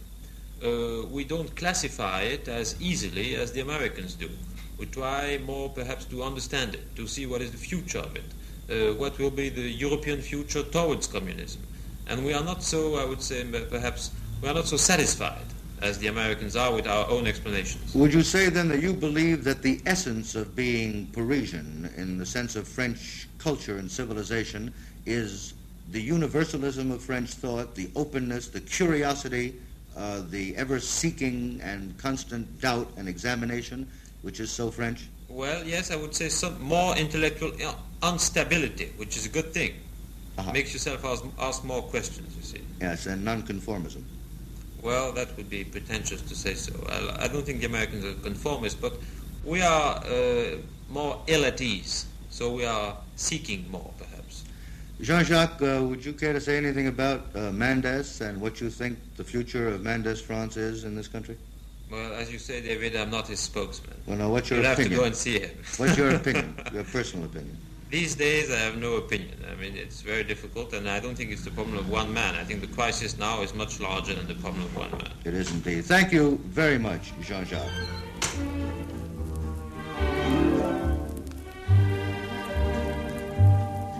On l'appelle Mademoiselle de Paris, et sa vie c'est un... Mademoiselle de Paris, so chic, so elegant, the envy of every woman of fashion in the world, and yet, another Parisian paradox, you see more Paris gowns in New York or London, Rio or Berlin than you see in Paris.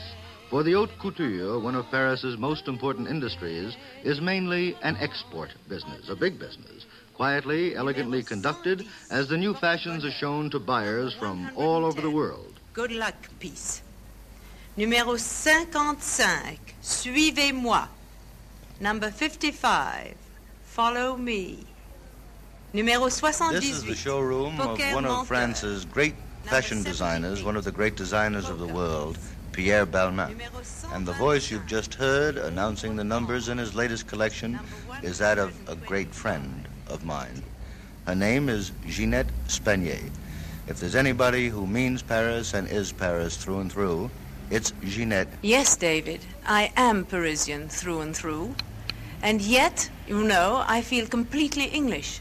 And that's one of the joys of Paris, is that nobody seems to think it at all strange that one of the great French couture houses should have British directress with a British passport. I've kept my British passport. I feel terribly British, and yet I feel completely Parisian with all that that name means. What does it mean to you, Ginette?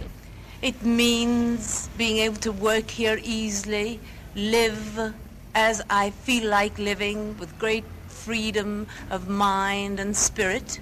Thank you very much, Ginette. Ginette, do you think it's Pierre in? I'm sure that he'd love to speak to you. Oh, there he is, coming into the door right now.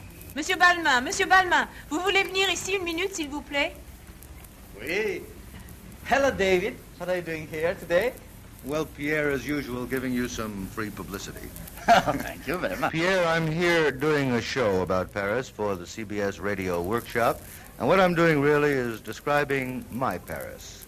Sounds funny for me to come here to tell you about my Paris, but really, Ginette and you, among my many friends here, this wonderful, graceful house of yours, this is part of my Paris, too. And you, Pierre, one of the great figures of Paris, and I'd like to ask you a very simple and yet a very complicated question. Pierre, you're a Parisian. What does it mean to be a Parisian? Well, you know, David, I wasn't born in Paris. I was born very far away in France, but in the Alps, in the mountains of Savoy. I had never been in Paris. I came to Paris for the first time when I was 19. I was coming to study at the École des Beaux-Arts to be an architect. That was my first contact with Paris, and fortunately I was taken by some friends through the subway from the station to the Place de la Concorde at 8 o'clock at night. All the fountains had the lights on, and the obelisk and the Arc de Triomphe in the distance. I stood in the middle of that square for the first time, and I had tears in my eyes, and I decided that I wanted to become a Parisian, and I have never left Paris since that time. Thank you for talking to us today, Pierre Balmain and Ginette Spanier.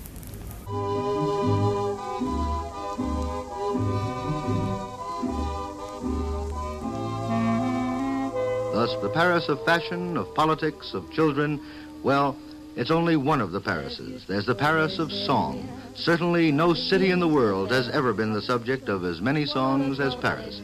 For Paris is a woman, eternal woman, beloved mistress of all men everywhere. Here is Paris seen through the rose-colored glasses of Edith Piaf.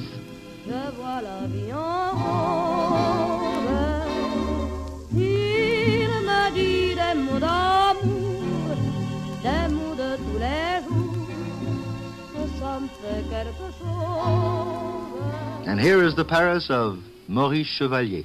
Paris, je t'aime, je t'aime, je t'aime, avec tendresse, mieux qu'une maîtresse, depuis le temps qu'on s'est rencontrés. Paris, on ne s'est jamais abandonné à Buenos Aires, à Londres ou au Caire, le cœur plein de flammes, j'ai chanté tes femmes, tout en moi est à toi pour toujours. Oui, enfin, tout ce qui me reste, quoi. Paris, je t'aime. Oh, tu parles d'amour. And Jacqueline Françoise' Paris, Paris After Dark. Paris la nuit, ô merveilleux Paris, dans les rues, dans les cours, Paris attend. Paris la nuit sans un bruit, quelques millions d'âmes cherchant le repos, des hommes, des femmes, des petits poules-beaux. Paris toujours, le Paris des amours, et celui des serments, le Paris des amants. À Nation brûlait l'étoile, Paris d'or à la belle étoile, et tout est si joli lorsque dort Paris la nuit.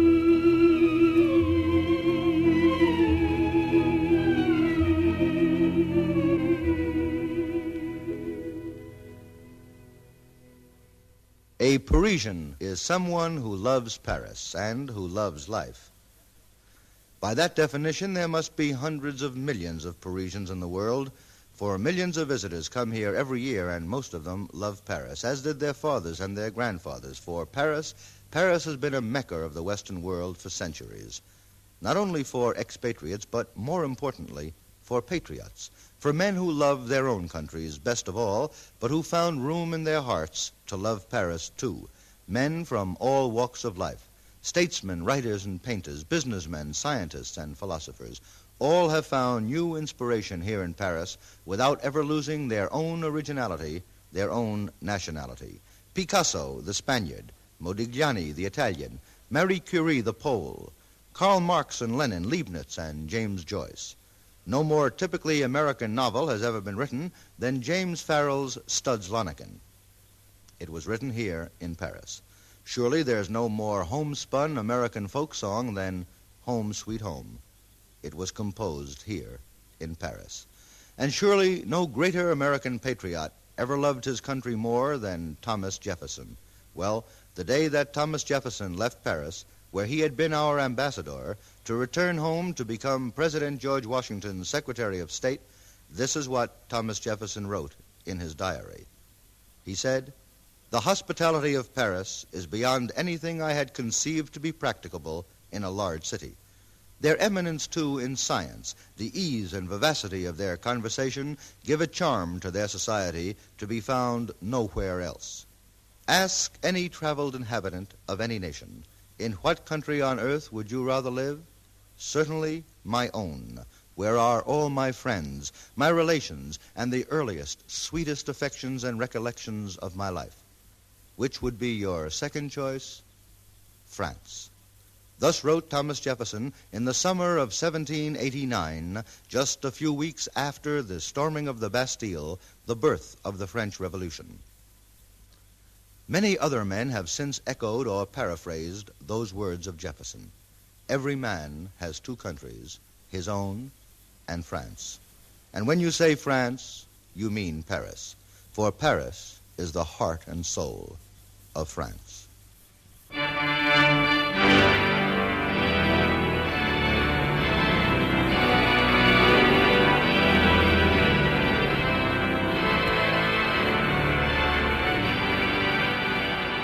You are listening to the great organ of Notre Dame Cathedral, Our Lady of Paris, and the music that thrills the souls of free men everywhere, La Marseillaise, here on this island of the Cité, where Paris was born more than 2,000 years ago. Here, where this 800-year-old cathedral stands, was once a Roman temple. Before that, the shrine of a tribe called the Parisii, an obscure tribe who've lived in history by giving their name to this little island. Here in the vast shadows of this great church, the men of the Terror during the Revolution tore down the crucifix, erected an altar to the god of reason. Here, too, Napoleon crowned himself emperor. And here, only 12 years ago this summer, as thousands of worshippers knelt in prayer, thanking God for the liberation of their beloved city, a German sniper fired from a lofty balcony and panic swept the crowd as they sought cover. One man, the man they were aiming at, remained calm, quiet, and erect. A tall, thin, dour man, General Charles de Gaulle. His voice reverberated throughout this ancient temple, "Français debout!" Frenchmen, up on your feet. Frenchmen, on your feet. The world needs you. The world loves you. The world, I think, would indeed be a sorry place without France, without Paris.